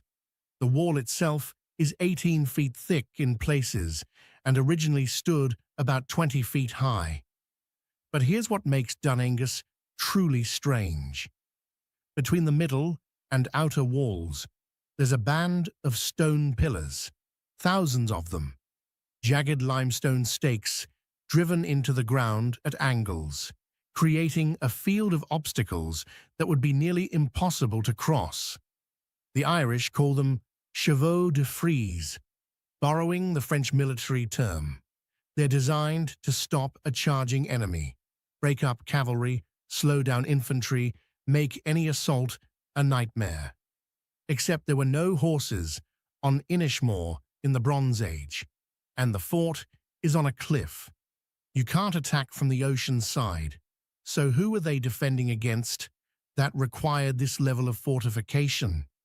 The dating of Dún Aengus has been controversial. For a long time, people assumed it was Iron Age, maybe 500 BC or so. But radiocarbon dating of materials from the site pushes the construction back further. Parts of the fort may date to 1100 BC or earlier. That's late Bronze Age. That's when the Mycenaean civilization in Greece was collapsing, when the Sea Peoples were terrorizing the Mediterranean, when the whole Bronze Age world was falling apart. Was Ireland affected by that collapse? We don't have written records from the period, so it's hard to say, but there's archaeological evidence of stress. Hill forts appearing across Ireland and Britain, weapon hoards buried in bogs, signs that people were nervous, preparing for something. Maybe Dún Aengus was part of that preparation, a refuge for the people of Inishmore when raiders came, and raiders did come to Ireland. We know that from scattered references in later texts and from the physical evidence of burned settlements along the coast. Vikings mostly, but they came much later. In the Bronze Age, the threats would have been different. Rival tribes, pirates, groups displaced by warfare or famine elsewhere, looking for new territory. Stand inside the innermost enclosure today, and you can feel the exposure. The wind comes off the Atlantic with nothing to stop it. On stormy days, the spray from the waves below reaches the top of the cliff. There's no shelter, no buildings remain, though there are the outlines of stone huts visible in the grass. These would have been simple structures, thatched roofs probably, earth floors, just enough to keep the rain off. The view is extraordinary. On a clear day, you can see the cliffs of Moher to the south, the mountains of Connemara to the north. Anyone approaching the island would be visible for miles. That's the point of building on high ground. Early warning, time to prepare. But the cliff bothers some archaeologists. Why build right at the edge? The defensive walls would have been just as effective 100 yards inland, and you wouldn't risk erosion undermining your foundations. Because erosion is happening.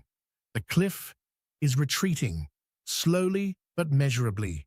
Parts of the fort that existed 1,000 years ago are gone now, tumbled into the sea. Eventually, the whole thing will collapse. Unless the cliff was the point. Maybe Dun Aengus wasn't just defensive. Maybe it was ceremonial. The edge between land and sea, life and death. The Celts, who came later and inherited many of these ancient sites, considered liminal spaces sacred, thresholds, boundaries, the shore at dawn, the forest at dusk, the cliff where earth meets ocean. There's evidence of ritual activity at Dun Aengus. Not much, but enough to make you think. A deliberately placed stone with cup marks, fragments of pottery that suggest feasting. Nothing conclusive, but suggestive. Maybe the fort served multiple purposes. Defense when needed, ceremony when not. Local legends say the fort was built by the Firbolg, a mythical race who inhabited Ireland before the Celts arrived. The stories describe them as refugees from Greece, fleeing slavery, settling on these barren islands because no one else wanted them. It's mythology, not history.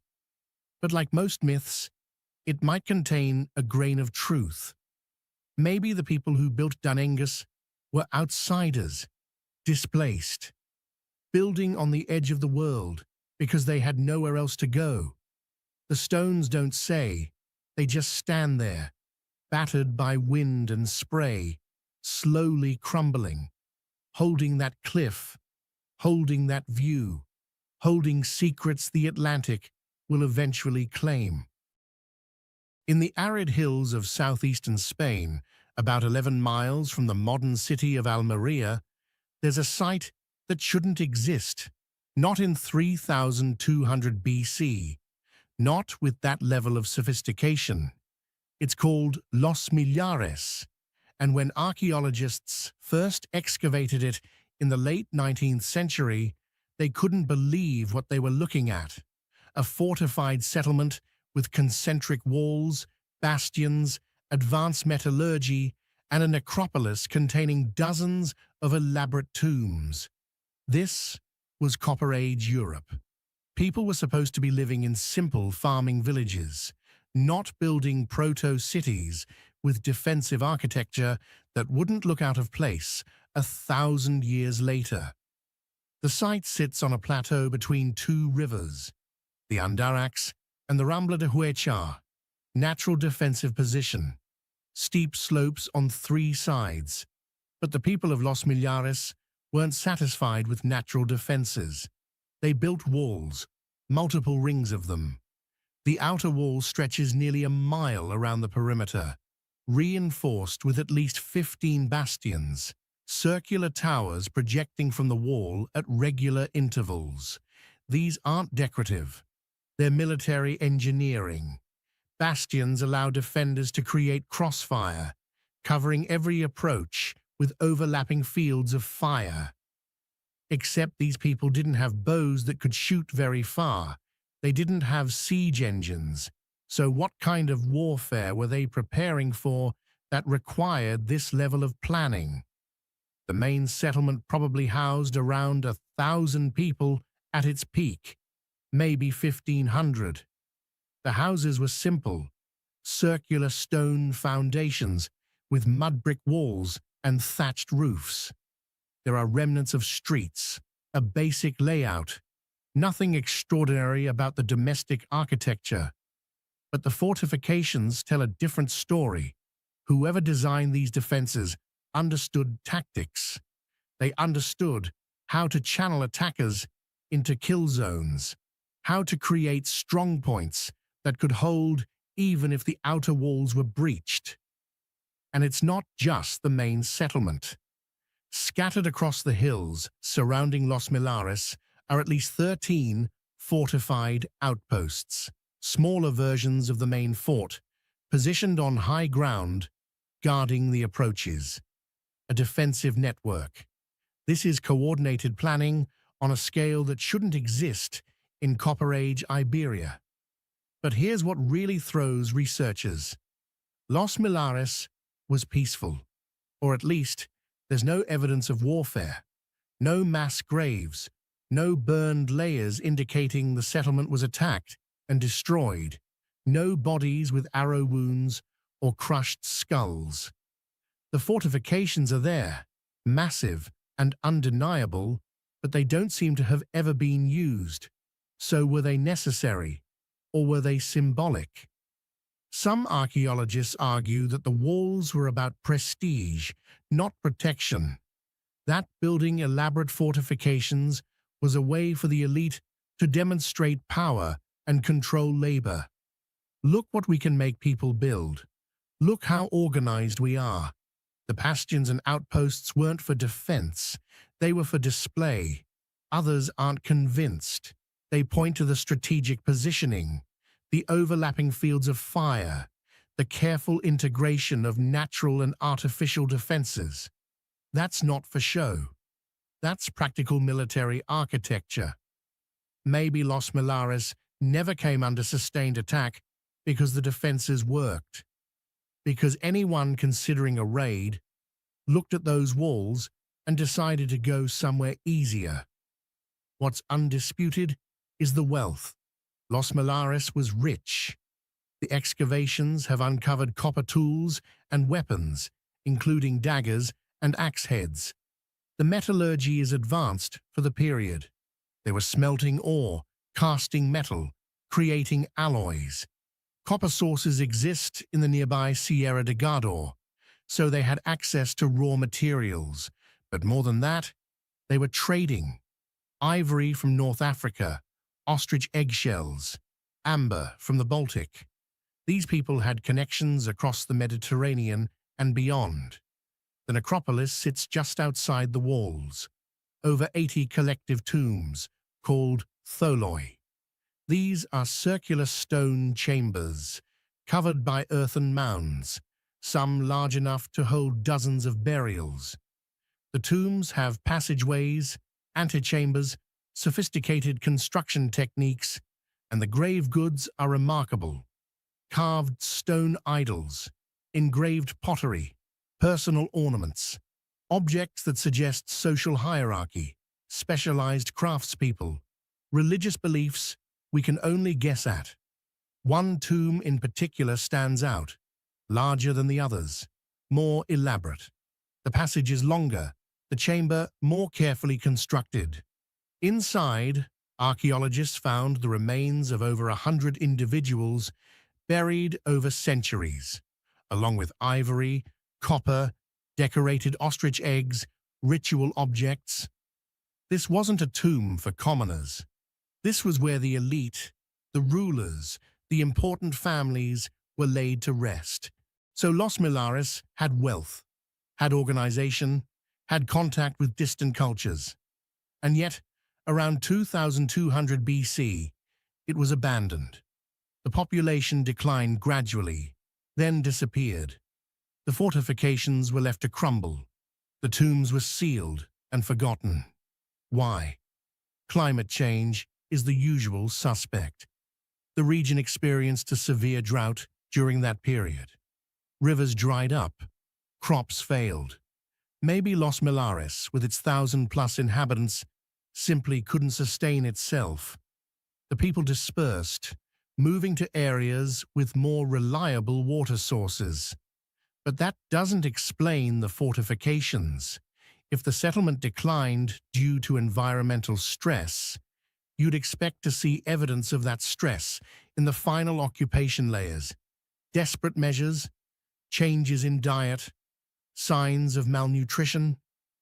Instead, the abandonment seems almost orderly, like people made a decision to leave and carried through with it.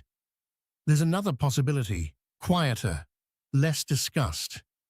Maybe Los Millares wasn't abandoned because of internal failure. Maybe it was because the world around it changed. The early Bronze Age was beginning. New technologies, new power structures, new trade routes. Maybe Los Millares, for all its wealth and sophistication, simply became irrelevant. The walls still stand, partially, eroded by 4,000 years of wind and rain. The bastions are crumbling. The outposts are barely visible, but the mystery remains intact. Deep in the Orăști Mountains of Romania, hidden among forests and steep ridges, there's a fortress that Rome couldn't ignore, Sarmizegetusa Regia, the capital of the Dacian kingdom, a mountain stronghold so formidable it took the full might of the Roman Empire 2 campaigns to bring it down. And even then, after the conquest, after the destruction, the Romans never fully understood what they'd found, because Sarmizegetusa wasn't just a military installation, it was something more, something that still doesn't quite make sense. The Dacians were a Thracian people who controlled much of what's now Romania and parts of Hungary. They spoke a language that's extinct now, left behind almost no written records. What we know about them comes mostly from their enemies, Greek historians, Roman generals, and the ruins themselves. Sarmizegetusa sits at about 4,000 feet elevation, accessible only by narrow mountain paths that wind through dense forest, natural defensive position. But the Dacians weren't content with geography alone.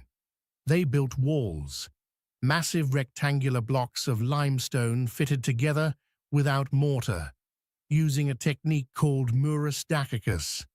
The stones are cut with such precision that you can barely slip a knife blade between them. The walls are backed with timber and rubble, creating a composite structure that's both flexible and incredibly strong. Flexible enough to absorb the impact of battering rams, strong enough to withstand siege engines. The Romans found that out the hard way. Emperor Trajan invaded Dacia in 101 AD. 2 legions, auxiliary forces, the best military machine in the ancient world, and the Dacians held them off. The campaign ended in a negotiated peace, not a Roman victory. Trajan went home, built a monument celebrating his triumph. But the Dacians kept their capital. It took another invasion 5 years later with even more troops to finally break through. And when the Romans did, they found something unexpected. The fortress covered roughly 70 acres, but it wasn't all military. There were residential areas, workshops, storage facilities, and temples. Multiple sanctuaries built with the same precision as the defensive walls. One of them, the main temple, is circular, about 60 feet in diameter, made from massive blocks of andesite, a volcanic rock that's difficult to work. The floor is paved. The walls, what remains of them, show careful construction, precise angles, but it's the arrangement that catches your attention. The temple sits at the center of a complex of smaller sanctuaries and what appear to be astronomical observation points. Wooden pillars arranged in circular patterns, markers that may have tracked the sun's movement, the winter solstice, the equinoxes. The Dacians, according to classical sources, had a religious elite called the Tarabostes, priest nobles, men who combined spiritual authority with political power, and they were studying the sky. That's clear from the layout. But why? religious reasons certainly. Most ancient cultures tied their gods to celestial movements, but there may have been practical considerations too. Agriculture, determining when to plant, when to harvest. For a mountain people living at high elevation with a short growing season, getting the timing right would have been critical. The Romans destroyed it all. After the final siege in 106 AD, they systematically dismantled Sarmizegetusa Regia, knocked down the walls, burned the buildings. The temples were abandoned, deliberately desecrated. The population was killed or enslaved. Dacia became a Roman province, and the capital was moved to a new city in the lowlands, Sarmizegetusa Ulpia Traiana. The old mountain fortress was left to rot. But here's the strange part. Even in ruins, the site maintained a presence. Later inhabitants, probably Romanized Dacians, continued to visit the temples. There's evidence of ritual activity well into the 3rd and 4th centuries AD. People were still coming to this abandoned, partially destroyed site to perform ceremonies, to honor gods whose names we don't even know. What makes Sarmizegetusa Regia so frustrating is how little the Dacians left behind in terms of written records. We have a few words, proper names mostly, preserved in Greek and Latin texts. We have Trajan's column in Rome, with its spiral relief depicting the Dacian wars. But the column shows the war through Roman eyes, Roman propaganda. The Dacians appear as noble savages, brave but doomed. Their culture reduced to visual stereotypes. The archaeology tells a more complex story. The precision of the construction, the integration of religious and military functions, the astronomical knowledge. These weren't primitive mountain tribes. The Dacians had engineers, architects, a sophisticated understanding of both defensive warfare and celestial mechanics. And they had gold, lots of it. The mountains around Sarmizegetusa were rich in gold deposits, and the Dacians had been mining them for centuries. That's probably what attracted Roman attention in the first place. Not strategic concerns, not barbarian raids, just gold. After the conquest, Trajan hauled an estimated 500,000 pounds of gold and 1 million pounds of silver back to Rome, enough to fund building projects across the empire for decades. So maybe that's the real mystery of Sarmizegetusa. Not why it fell, but why it stood as long as it did. A mountain kingdom sitting on a fortune in precious metals, surrounded by empires that wanted those resources. The Dacians held out for centuries, built their temples, studied their stars, fortified their mountains, until Rome decided the cost of conquest was worth paying. Walk through the ruins today, and you can still see the precision. The cut stones, the temple foundations, the mountain mist drifts through what used to be sacred spaces. Eagles circle overhead. The forests have reclaimed most of it, but the stones remember, even if they're not telling. In West Africa, stretching across what is now Gambia and Senegal, there are stone circles, over 1,000 of them, spread across more than 12,000 square miles of savanna and woodland. They're called the Stone Circles of Senegambia, and they represent the largest concentration of stone circles anywhere in the world. More than Stonehenge, more than Avebury, more than any megalithic site in Europe. And yet most people have never heard of them. The circles vary in size. Some contain just 10 stones, others have 24 or more.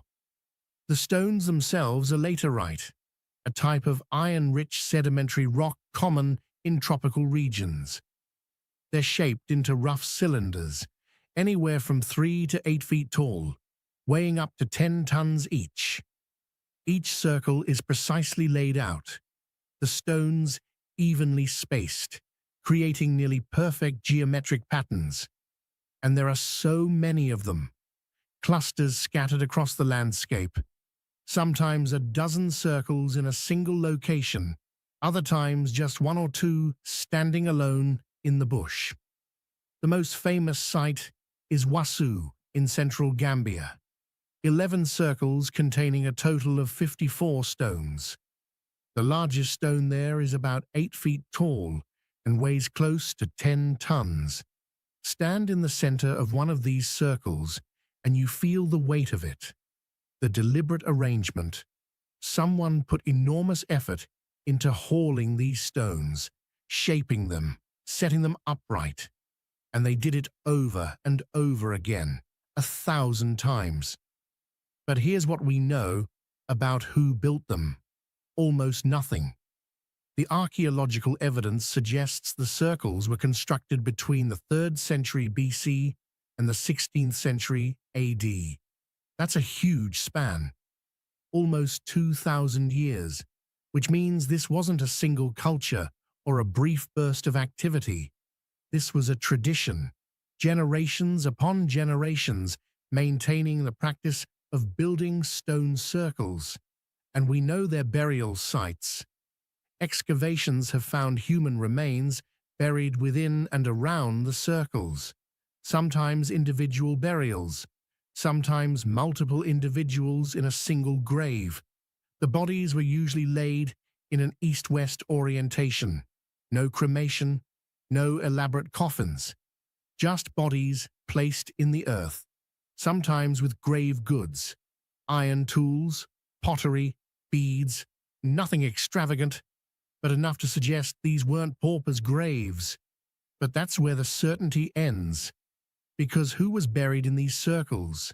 Kings, priests, warriors, or were they communal graves, reserved for entire families or clans?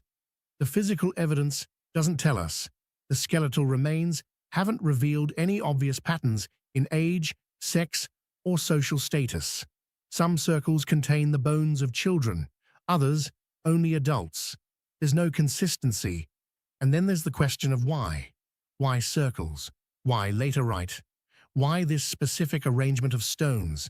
Other African cultures built tombs, pyramids in Nubia and Egypt, rock-cut chambers in Ethiopia, earthen mounds across the Sahel.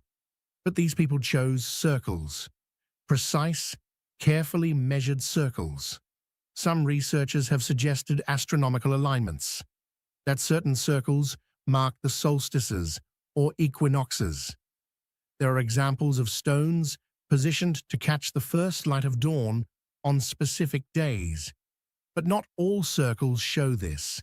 Many seem to have no astronomical significance whatsoever. So if some circles were calendars and others weren't, what does that mean?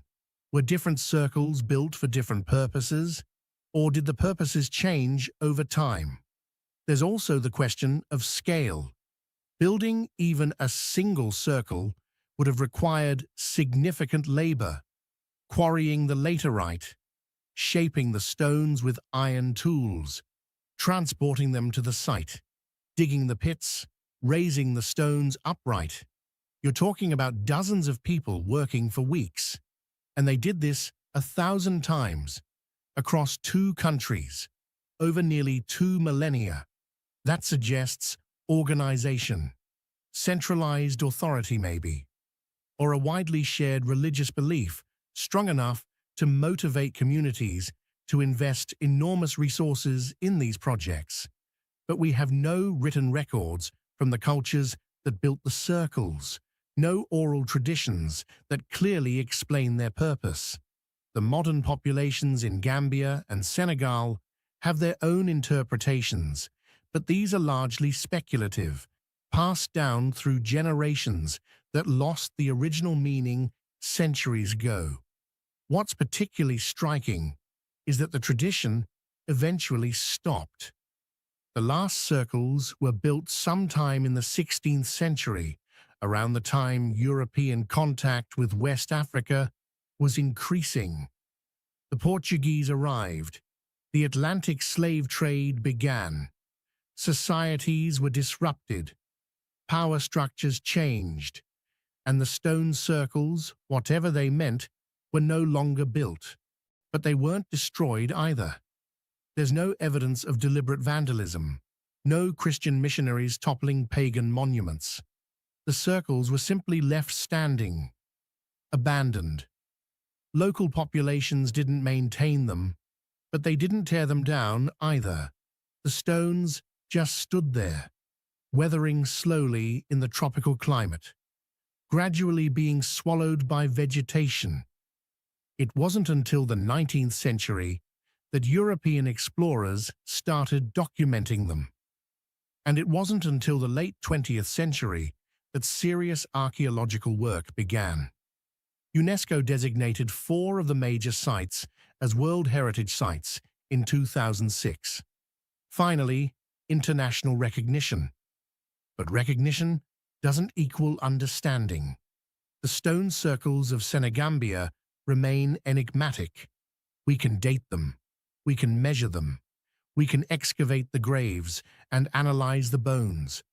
But we can't know what they meant to the people who built them.